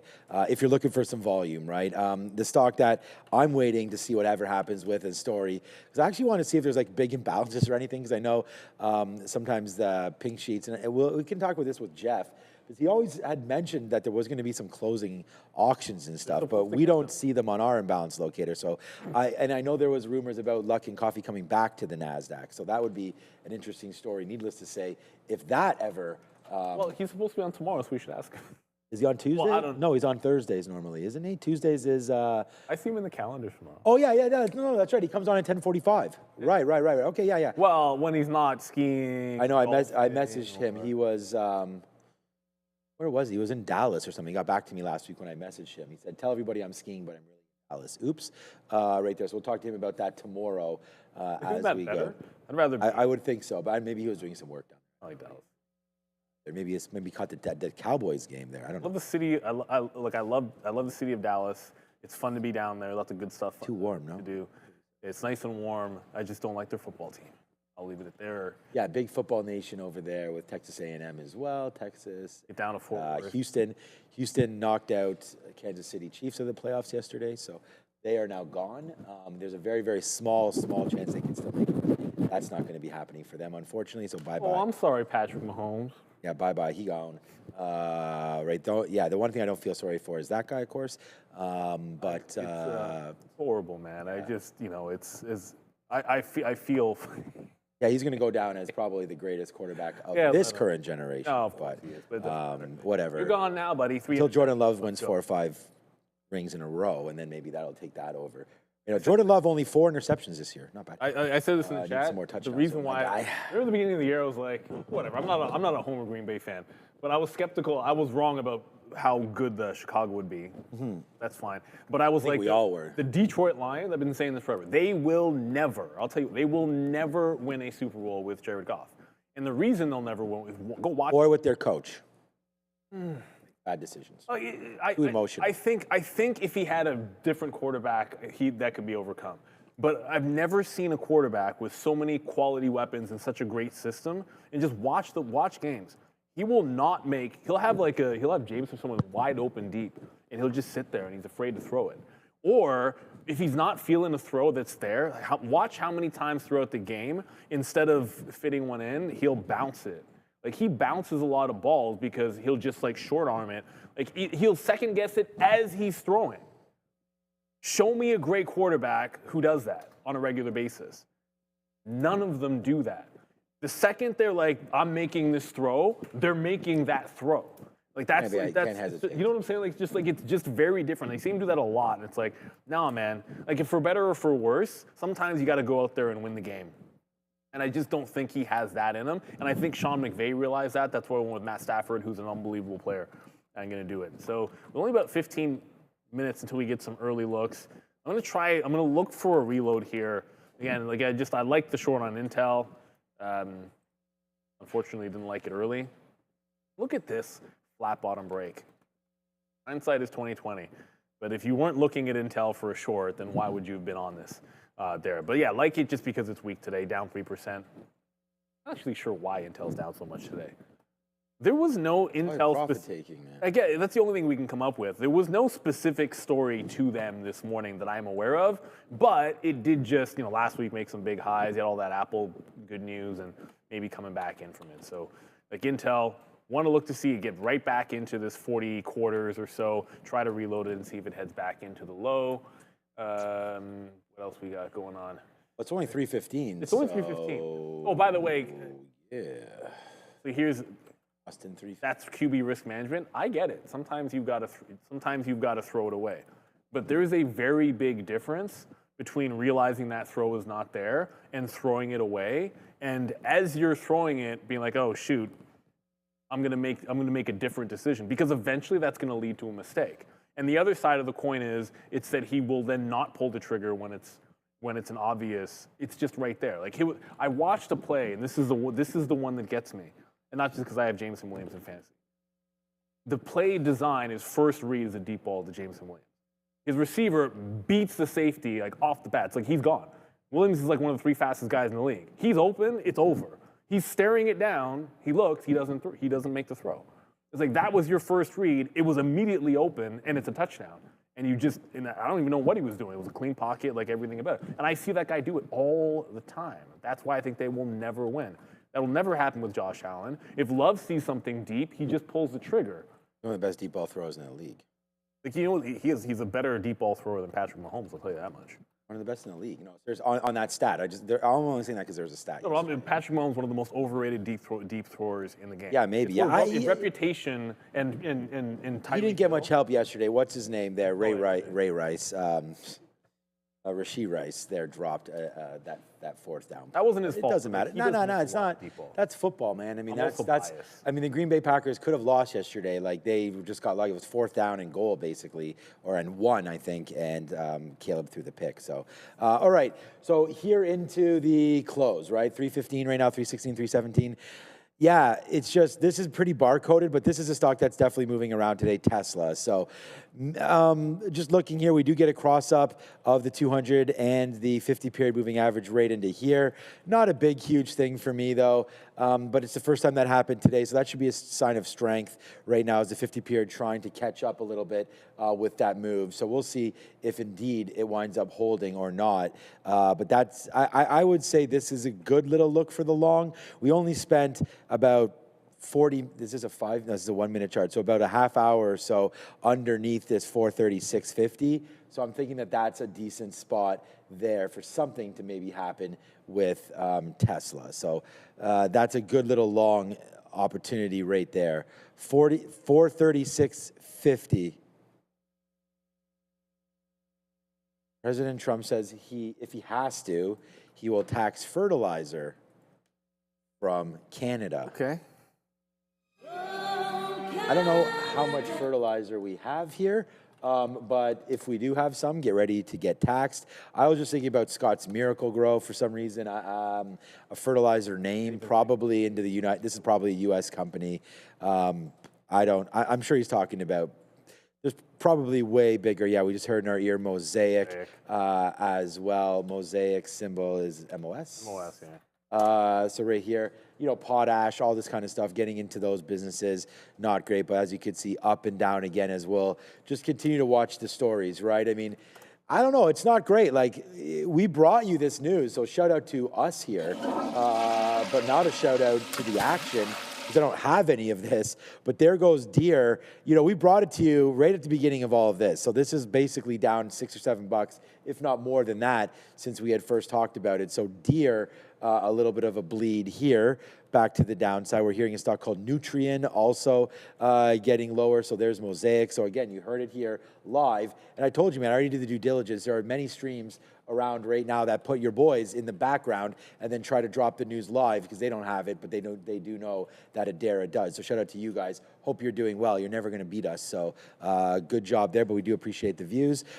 There's a stream down for Mosaic. Nice downside play there. So it was Deere. It was the TSCO. I really like Tractor Supply Company, but their tractors haven't provided much gain here over the last couple months in Tractor Supply Company. So we'll see if that's going to hit through again there as well. But Deere, and you know what? I still think there's going to be more talk, hopefully, about Boeing. You know, I'm in this name basically at 200. Not basically, at $200 even for Boeing. We talked about this was a dip buy that I bought in the last couple of weeks on that weakness there. Looked like a falling knife when I did it, but I thought it was going to hold. It didn't. Went down to 180. CFO comes back, reiterates some of their targets. That stock jumps last week. And then the other name that I bought basically 3 names. Well, I also bought Oscar, but I haven't checked that in a while on their recent move down, and I also bought some Uber in around $85. And then we bought Alibaba at 160. So this is the one that's definitely not working right now, Alibaba, but the other 2 are. So I think Alibaba is a work in progress there, but I don't mind Uber or Boeing down there at some of those levels. Just trying to get a little away from the AI game. I know Uber's an AI play, but I was trying to get away from the chip AI type of stuff there. Well, you can still diversify within the AI space. Like to me, to not have any of the, like you have energy names that work, Caterpillar is being diversified in the AI game, Uber is an example as well. Having not just the chip makers, you can have some of the equipment makers that are going to be in there for you. Like you could like a Lam or an ASML. It's just tons of ways that you can be diversified in AI. And for everyone that was, I think someone already mentioned a Nutrient, but yeah, I did. I heard in my ear, but I didn't know the symbol. No, because Nutrient is like, that's like the biggest in terms of potash. They're like #1. So that's the Canadian stock that would be moving on that headline, which they were. But the question is it potash or potash? I don't know. I think it's potash. And I think so because I say potash. Me too. And I think there was a stock, there used to be a stock that got bought out by somebody, and it was potash. But I think it might be the other way around. You guys let there as well. Or don't. I mean, either way. Bernstein just put a target on Bitcoin. Is that what you're going to talk about, Adara? No. Yeah, let's talk here about the market, because we do have to keep an eye here on, I couldn't really find any fertilizer stocks immediately, but again, Trump's saying they're going to be tariffing Canadian fertilizer if they have to, saying this will be severe tariff threats. He also said that they're actually willing to tap more into tariff funds for farm aid. So just keep an eye here. Trump talking here about tariffs. He also previously said that it would be really bad for the U.S. if the Supreme Court case ends up going a ruling against the tariffs. Back to you. So it is potash. If it's potash or potash, but at the end of the day, some saying potassium comes from it. So and then the pot. Apparently, people saying that's how it's cooked up. All right, so talking about cooking something up here. Bernstein right here, a little aggressive over here. Target is 150 right there. I did not read about it. This is Bitcoin's current price, 91,000. So a little bit of work to do on Bitcoin there, Bernstein, and I haven't read. Setting a new 2026 target right there at 150. So long bull cycle. I mean, we could read this all over and over again. First, to enter an elongated bull cycle. I mean, that's for sure. I mean, if you look at the chart of Bitcoin, especially if you do look at the monthly or yearly or anything like that, it's quite clear that Bitcoin does have its ebbs and flows, and right now it's in an ebb, I guess. Forecast Bitcoin reached 150 in 2006 with potential cycle peak of 200K in 2027. And then, just a slight milli shout out to Lil Wayne. It will be a milli by 2033, which, yeah, I mean, if you say it's going to get, first of all, you got to hit the 150. If you hit the 150, then you're calling about another 7 years or so. That's probably about right.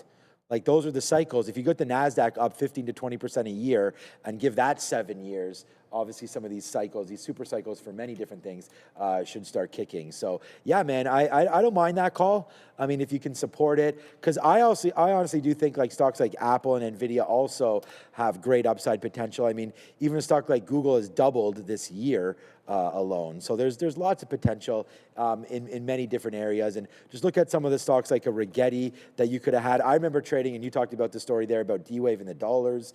And then same thing with Rigetti. Like, I was long $6 on Rigetti and then got out at 9 same day.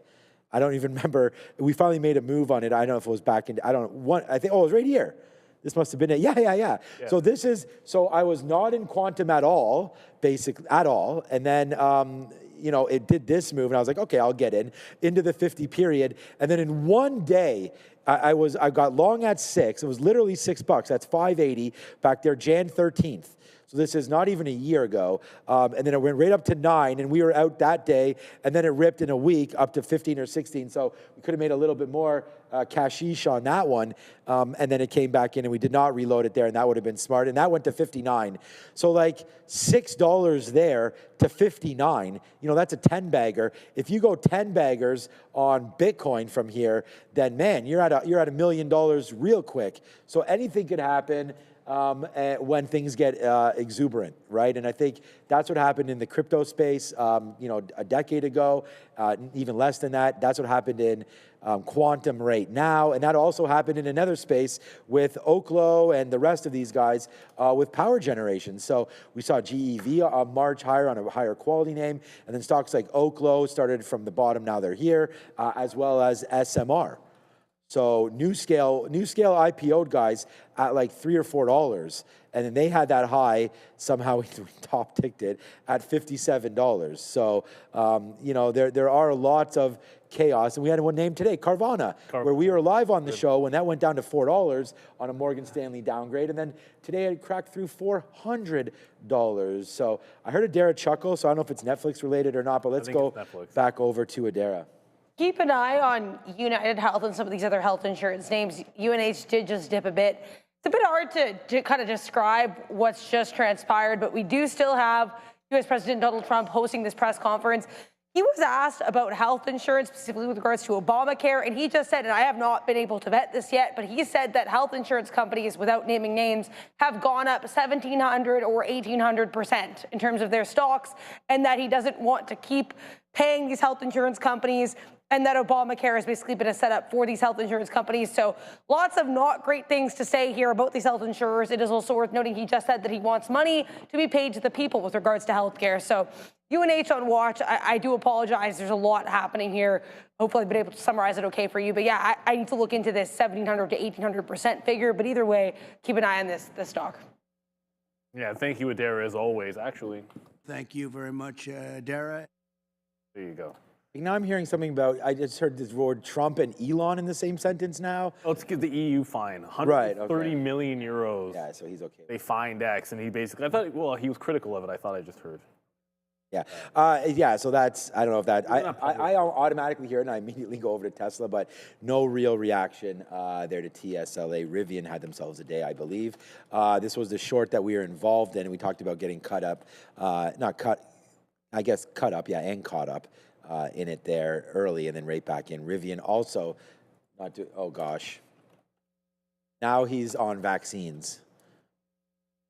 We can pause for a minute here because the guys stopped reading the news. Trump is talking something about vaccines. That's all I can say right now. As Moderna right here trying to get through 27.25. Moderna's actually had a nice day to the upside. I wish, we showed you, and maybe I'll show it to you in a minute again, but you could see this. Like, I really thought that before Trump goes on, he wants to see Netflix and Paramount's percentages of the market. So he made all these opinions not really knowing anything about market share. So that's good. All right, so here's healthcare. It's so bad. Shoot first, man. He wants to do what's right, he's saying. That's obviously that. But I was just thinking with the weakness over here that maybe this will give me some more. Netflix is the one that's going to wind up with this. I can almost guarantee that at this point. I cannot guarantee anything. That's the idea. Hold on, Fannie Mae in the pink sheets as well. He's saying nor Warner Brothers, nor Paramount, nor Netflix are friends of his. Okay, so Fannie Mae right there. I didn't want to get to Fannie Mae. I wanted to get to something else. No, I can't. Oh, it was XBI. That's what it was. So here's XBI right here. Quick little shout out to XBI fame. Because this is the biotech ETF, and it definitely one that I've liked in my day here. And I just thought it would pull back more today. It's actually down, up today, which doesn't make any sense. So I got to figure out why that's even up right now. And I just showed you the biotech space. I thought it was pretty weak. But anyways, Trump just saying he has not talked to Jared Kushner at all about this. About this, which is his brother-in-law, his son-in-law. Maybe. No. No, maybe it is. I'm just saying, like, we keep reporting all this that, this guy's involved. And it's actually good to recuse himself, actually. Like, if he knows that. Should, yeah. Right. If there's a family member that's part of some kind of financing thing here, it is good that he's dismissing himself from that. It's actually smart for him to say that, whether or not he's been in contact or not. Whether it's true or not. We'd like him to always speak the truth, but I do hope that that might be the case. So, yeah, Netflix getting a little bit of a bump there. The more I just see all this stuff, like, I think better connections I think there's a better likelihood that this does get done with Netflix, but I don't really know anything. Warner Brothers Discovery here. I just know that I wish I was long this at $7, which we'd come from. So there's a nice move up there for Warner Brothers today, up another 5%. Always good when you're the belle of the ball that everyone wants. So Warner Brothers doing best of breed today for sure in the streaming space. But I think, Adair, if we ever knew, I don't know if any of your graphics actually had I just want to quick say one thing, because someone said in the chat here, didn't Warner Brothers, and they said, didn't Warner Brothers already respond today? They were sticking with Netflix. So specifically, if this is what you're referring to, I'm literally going to read to you exactly what it is. They would review Paramount's offer, but it is not modifying its recommendation with respect to Netflix. So when you have an offer come in, the board can say, we recommend that you take this deal. The board is in favor of this deal. Just because they're not changing their recommendation to take the Netflix deal does not mean they have not rejected. They say they're reviewing this higher bid. But they haven't specifically rejected it. They've just reaffirmed that they still believe in the Netflix bid. That's all. So it's not, I know it's a little bit nuanced, but I wouldn't be sitting here saying that Paramount Sky is completely out of this whatsoever, just based on that statement. So it's like the wording does matter here, and ultimately, I just hope this one works out for the shareholders. To be honest. Well, it's already shareholders can't lose. Well, that's not true, because if the regulators put the kibosh on this, and, and nobody picks them up. But this is the question. If you were at long Warner Brothers, I think you want to get out of some of your position right now, just in case. Oh, Hundy P. Like, anytime I've ever been involved in a stock that takes, you get, whether it's just pure dumb luck, you happen to be in it when it happens, and if you show me any kind of a reasonable return, I'm taking 80% out, man, and put that cash somewhere else. Because it's not non-zero. Yeah. Like, this has happened before. Like, think Spirit Airlines, man. Like, this stuff happens. I bet you Cracker Barrel, when they report. When did they report again? Soon. They're going to Q1 preview. Is it today, Cracker Barrel? No. They report tomorrow. So this is an interesting name. Down another 4% here. I don't know how much options are, but we already talked about that this is down at 25-year lows right now. Was it 2000 or 2010? Anyways, President Trump now. I wonder about this name. Some beat up names continue to work. Target there. I know this is retail, but and then Lululemon.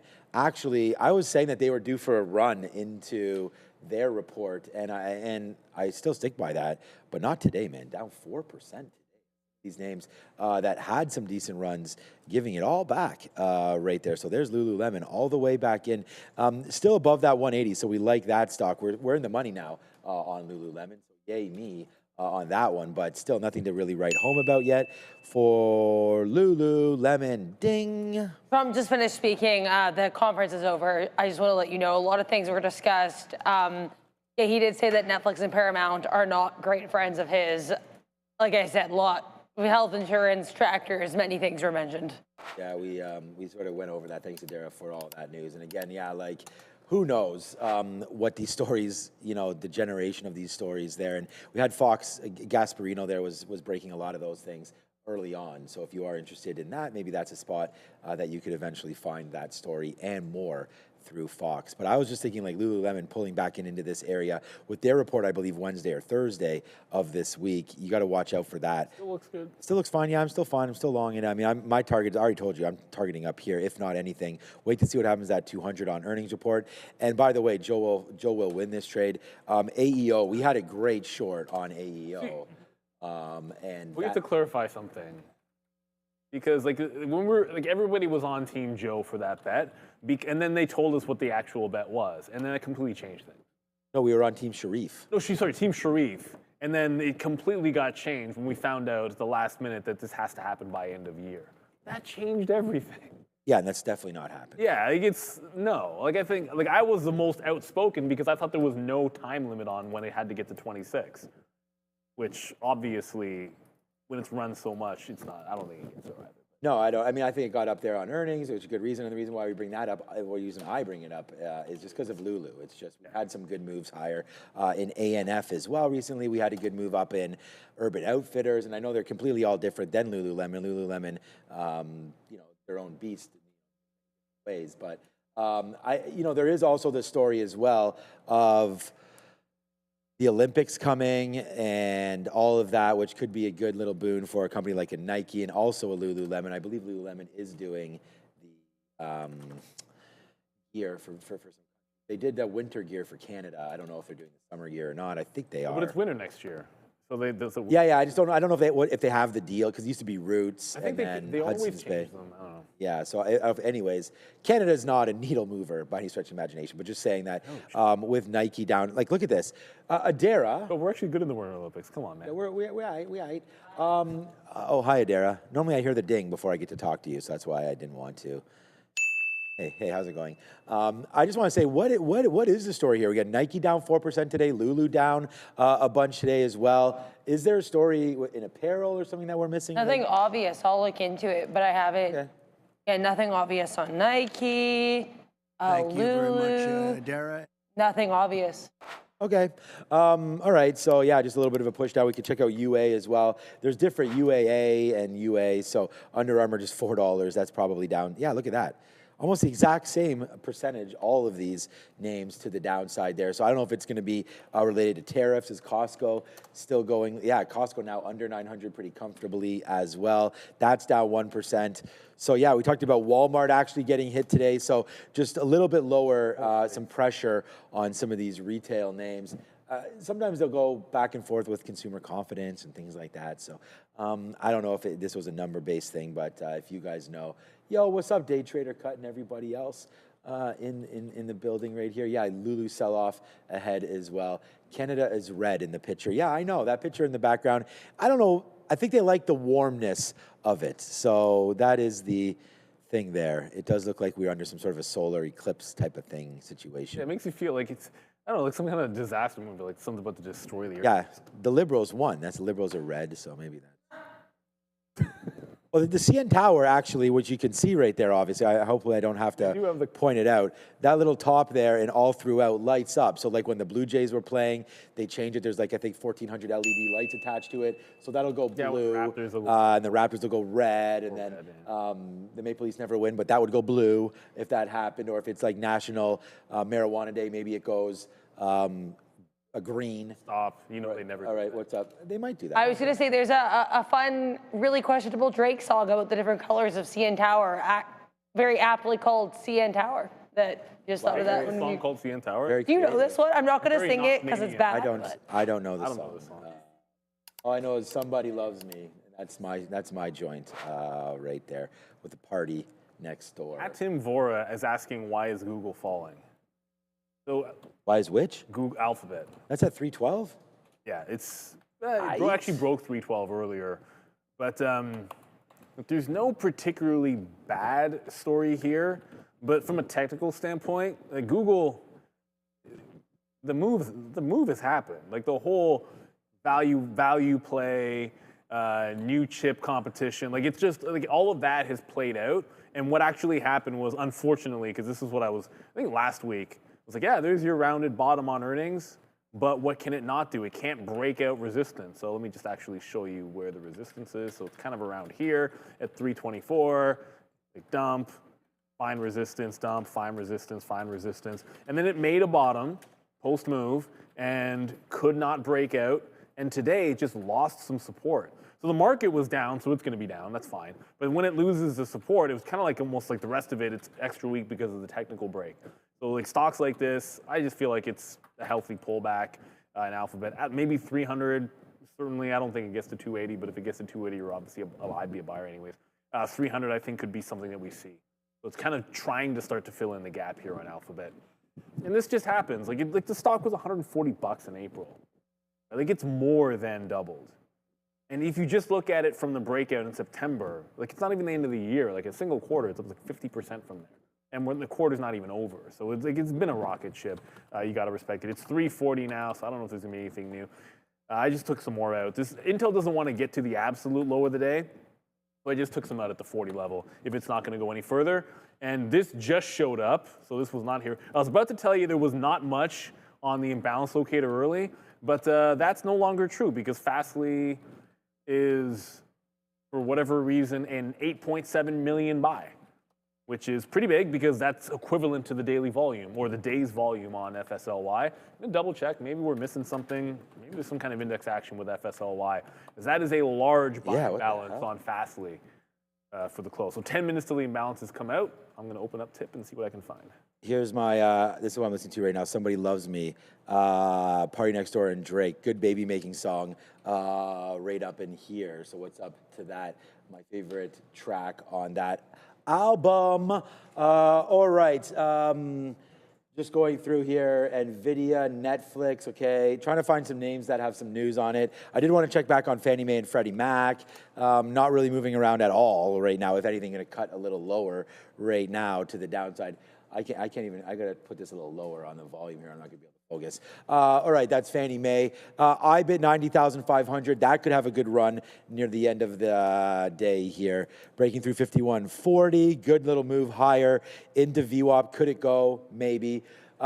Futures, thanks for coming out again, man. Like, I have no idea what's going on. I'd love to get back to the futures trading, but I don't think we're doing anything right now.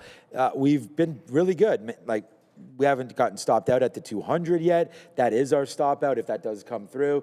And to Neil's point about those imbalances, if they start hitting and they're not great, we could just get away from this. So I think that's probably what we will wind up doing closer to the future. So I'll put another bid. Let's put something at 35, see if we get that fill. And then we'll figure out what's going on with the futures right now. Did Google sell off because it had a dividend today? Possibly, yeah, but that would have been in the morning. By the wheel, my name is Sir Poopy Paper Hands. Oh, that's you? You know what? That's the frustrating Why is thing. that your name, first of all? The problem is that YouTube did that thing where... Hopefully it'll go back. I think it's just us. Just show my chat for a second. I'm going to do it this way because, see, it's like at this, at that. So it goes to whatever your YouTube page name is. You can change it, but... everyone has different names in there. Like instead of just me, it's like Neil TTV because that's what we threw it to. So we haven't been able to figure out why this keeps on happening, YouTube. If anybody knows why that keeps on happening, because I don't think it happens to other live streams. But anyways, I didn't know. See, sometimes we're used to seeing certain regulars, and I didn't realize that was you. It's an interesting name. If you happen to have a reason for why you call yourself Sir Poopy Paper Hands, fair enough. Paper Hands, I get it from a trading standpoint. Like, that speaks for itself, but the other side of it seems a little bit intense. So FSLY, don't really know what the story is here, but I double-checked. We don't have anything in our notes suggesting there's an index action here for Fastly, but it is 8.7 mil. It's only done 9.2. Stock's barely moving on that. But there could be... Look, at 350, if this thing has a 10-cent range going into this and comes out the entire day's worth of volume with a buy and balance, it could break out for sure. Just nothing happening yet. Not a heck of a lot happening at all. Insider buying, hyper-stagflation set on FSLY. Even if there was insider buying on this, I don't know why that would cause it to have a big imbalance. That's not usually the way that they would get involved. That's like it's more like when you see those big, massive closing imbalances, it usually has to do with more of like index reweighting or sometimes institutional stuff. But even they'd be more nuanced than to just throw it all into the auction. That's like the least efficient way. Like, a stock's not moving today. Like, why would you just throw it into the auction when you could have just been a little bit more nuanced the last couple of days as it's been weak? But that's just me. Yeah, no. I just put my stop here at 55.51. So if we break above there, we have like less than 5%, like we have like 5% left of this trade. Like we've gotten our fills, man. We got 2 fills down there. We just got another fill a couple minutes ago, again at 35. We've just been hitting this 50 period moving average as much as we can and holding out for that move, which we got one time.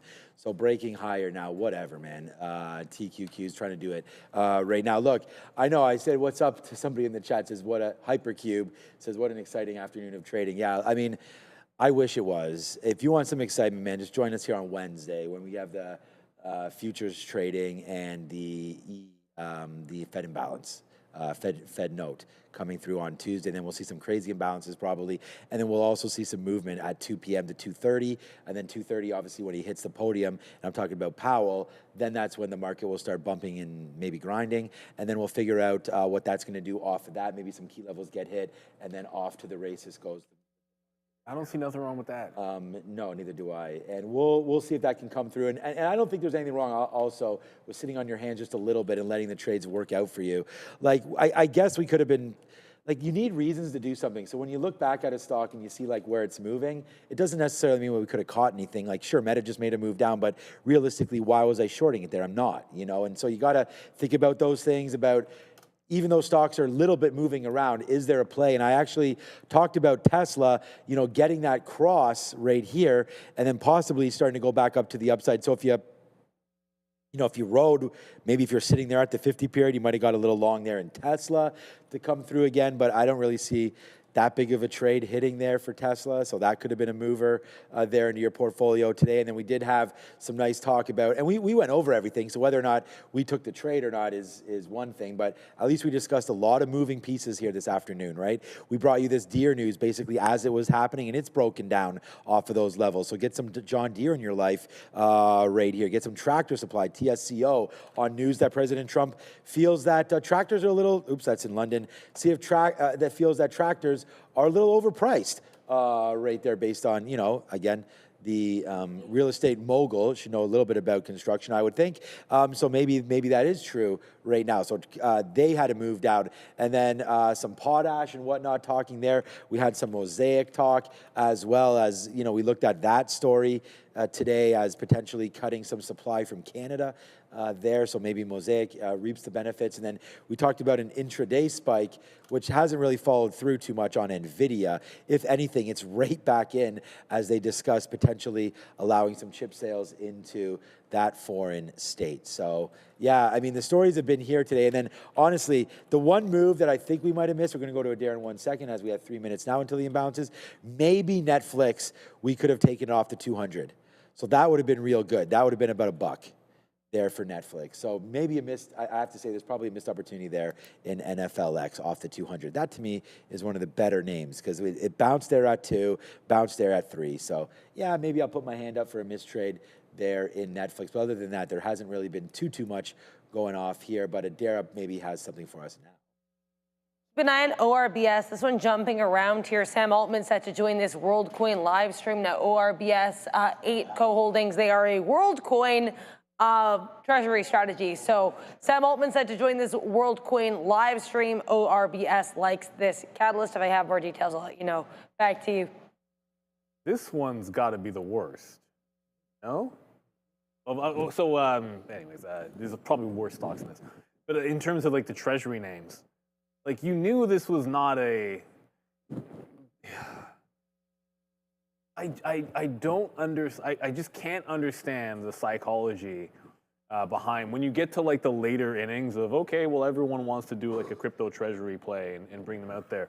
And at some point, it's like, you know at the end of that cycle, someone's holding the bag, right? It's like, it was like the SPAC cycle. You know there's going to be bag holding, but this is like the most egregious of them.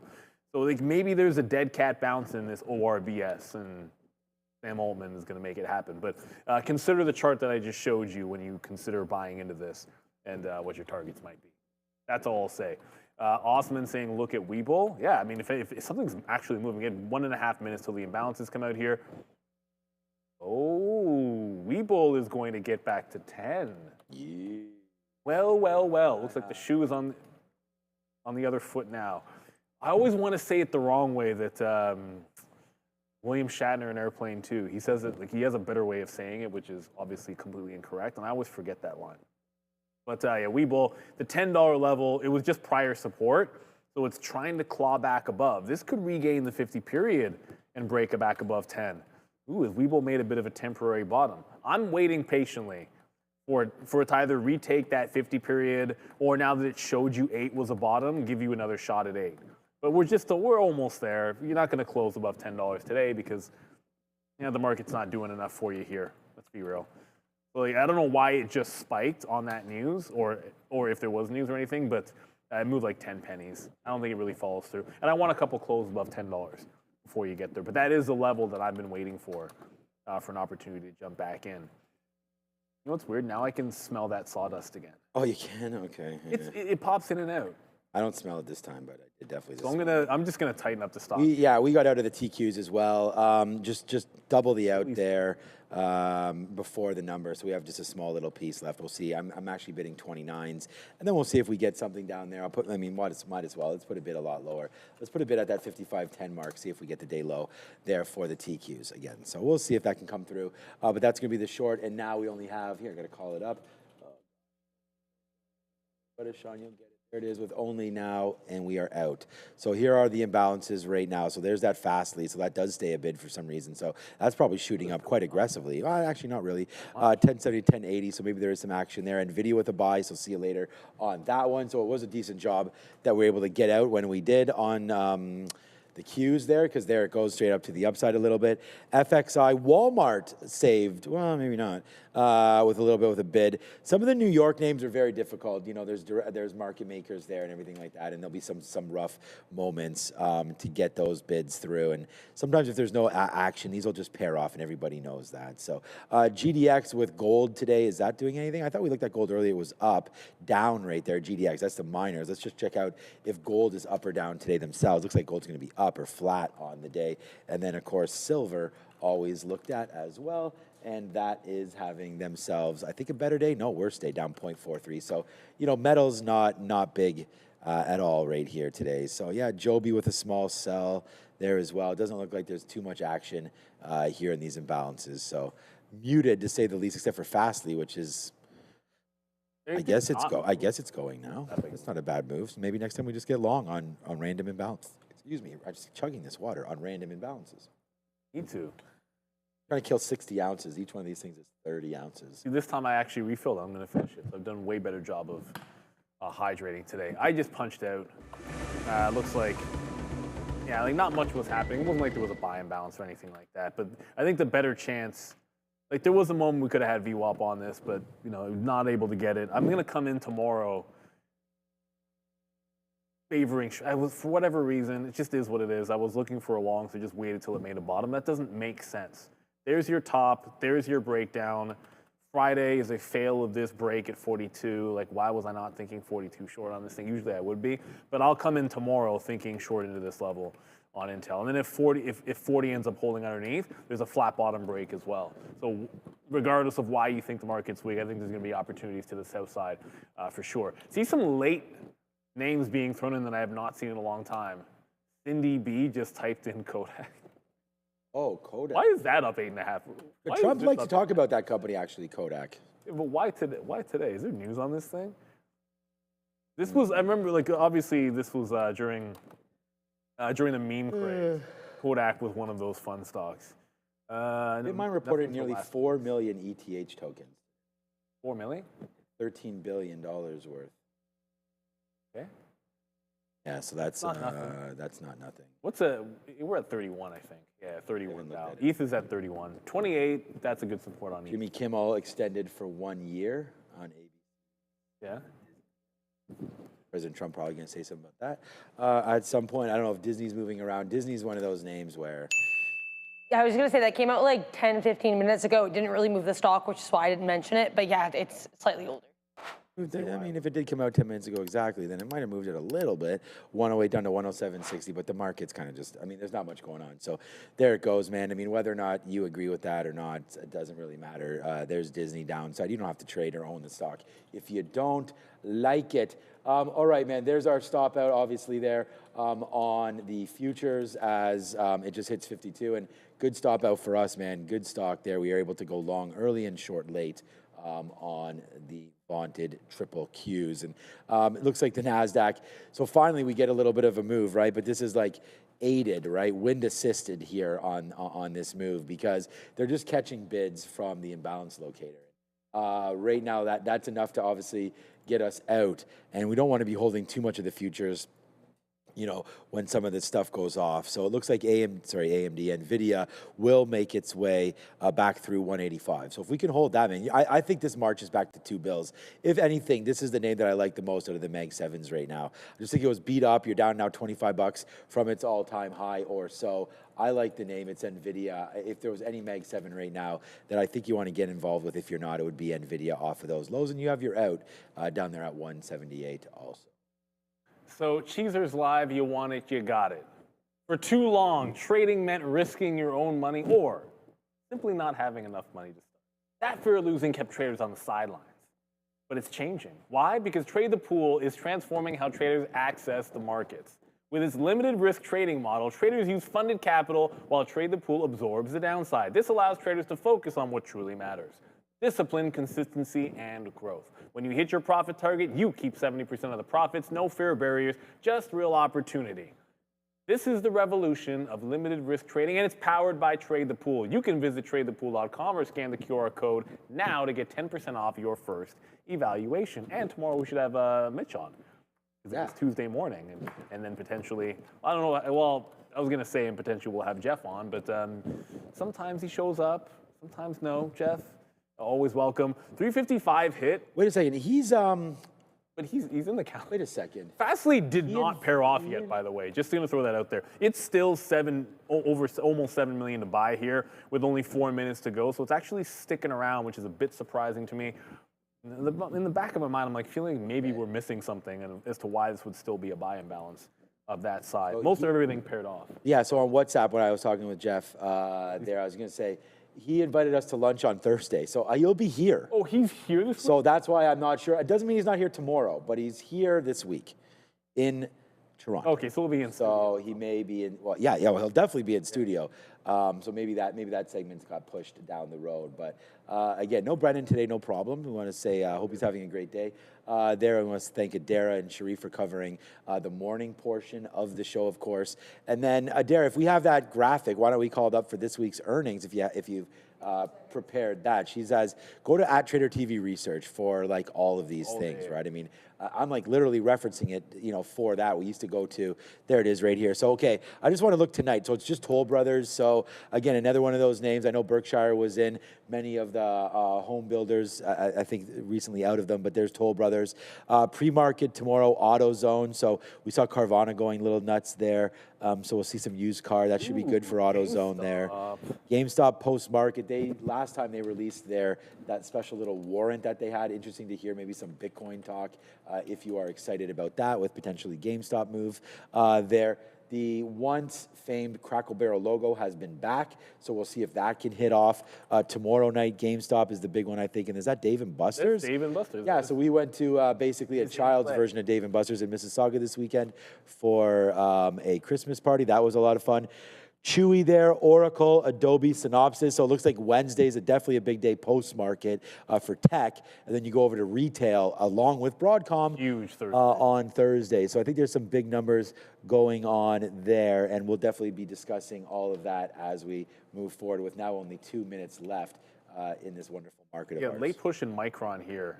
Micron busting through VO, but just double checking to see if there was like a buy imbalance related to that in case anyone happens to be trading it and don't see it. So it could just be Micron doing Micron things, up 4%. Micron, I think it was just an upgrade today. Nothing too crazy for them. Straightforward. Bank of America. Oh, it was just a price target raise. It wasn't even an upgrade. The thing about Micron is they have earnings coming, so people are getting exactly. So ahead of next week they're going to report. I think that is the last major name in this earnings cycle. Right, will be next week. All the bigger names, obviously, this week are happening on Wednesday and Thursday. Micron 4% today into a market that is, unfortunately, down 0.4%. So a red day for the overall market. A green day if you happen to own Micron shares. Although that little memory boost, not so much for SNDK. They're down 1.5. I think they're starting to separate themselves a little bit here. We were talking about that earlier. no longer running together. SNDK not as strong, Micron looking a little bit better, but that just means the next time Micron drops, SNDK is for sure the one you want to short. Like, is begging to make a big move back into 190 at some point. At least that's what the chart says here. So 1 minute to go, everybody. Thanks for a fun one for sure. We got 1 minute to go. Beyond Meat looks good. Someone just says in the chat, I promise you it probably doesn't. I'm sure you're just trolling us. Product or the? Either. Either, yeah, good call. I don't think the product, whatever, to each their own. The chart doesn't look any good. No. So you're not talking about that. Hard to disagree there. Right? Like, I mean, does the meat look better than regular meat? I don't know. Not any time I've ever looked at it. Does it taste better than regular meat? Not to my knowledge. No. At least not when I had it. Is it healthier than regular meat? And then that was also a no. Does it mean that will always be true? Hey, maybe someday they will make something that is just as healthy and tastes just as good. And when that happens, more power to you. Till then, the stock is probably still going under. Is this one going to be automated, or do I actually have to hit the button? Because I'm ready to hit it. No, I think Andre does it all. It does? I don't know, man. I don't want to take the guy's job away from him, man. I'm just used to hitting it. The closing bell brought to you by Origenics, OGEN, listed on the NYSE. And ring it. All right. Beyond meat or anything. I'm just saying. Yeah, that is that. Well, no, I mean, it's a dollar stock for a reason. I don't think they got very much market share in the fake meat space there for Beyond Meat. I mean, I think at one point it was very, very popular during COVID and all that kind of stuff. I remember Beyond Meat was like, wow, they're into Costco. They got to deal with Walmart and all of that. There it is, man. Thank you to everybody. There it is. Everyone's going to be green tomorrow. There's the chat up on the screen. So again, you got to be part of the show to be into that chat and subscribing to part of the show. If you do that, hit the like and the subscribe, and make sure you do hit this. Okay, 800 likes. We'll take that. 4,600 of you watching. Yeah, we used to have an after show. We do not anymore. We will be back on major earnings days. So yeah, maybe we can, Wednesday and Thursday are big days. So I don't know what the plans are for that, but we are excited for Broadcom. That is for sure. Broadcom's in the morning, though, right, on Thursday? Or is it afternoon Thursday? Yes. Okay, so then I don't know how. We have to definitely come up with, we know for sure NVIDIA earnings, we know for sure Mag 7, those big days. Palantir is one that I know is always gigantic, but we want your feedback as to which are the biggest ones out there, because that's the plan. Oh, what a surprise here. WVE drops an offering. So WVE had a big move today. We were just talking about this. Yeah. So it's not actually going down that much, but they just announced a $250 million public offering right there. So does VERA. They dropped that one as well. So that's Vera Therapeutics. They dropped it. They look like they're fine at $43 and not moving down that much, but there it is there. So nice little move down there as well. And that's about it. So that's what we're dealing with right now.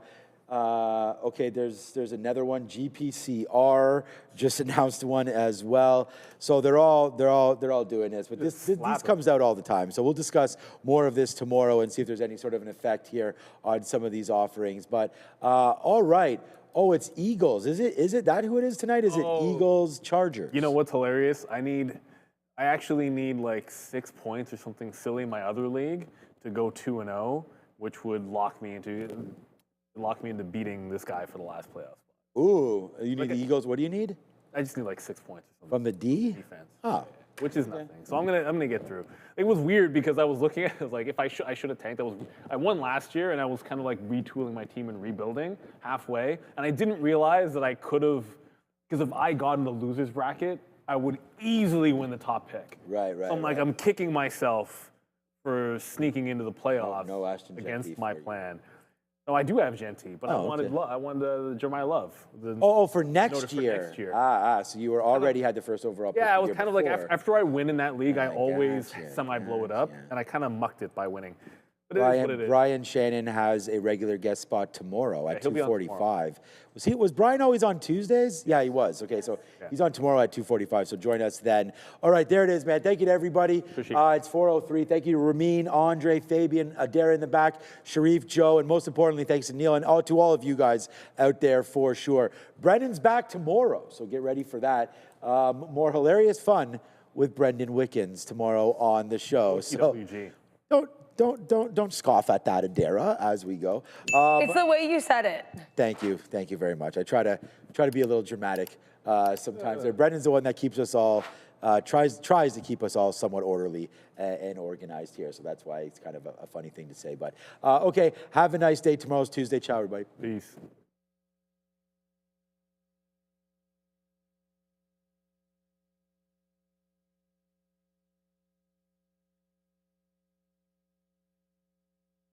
Yay, yay, yay.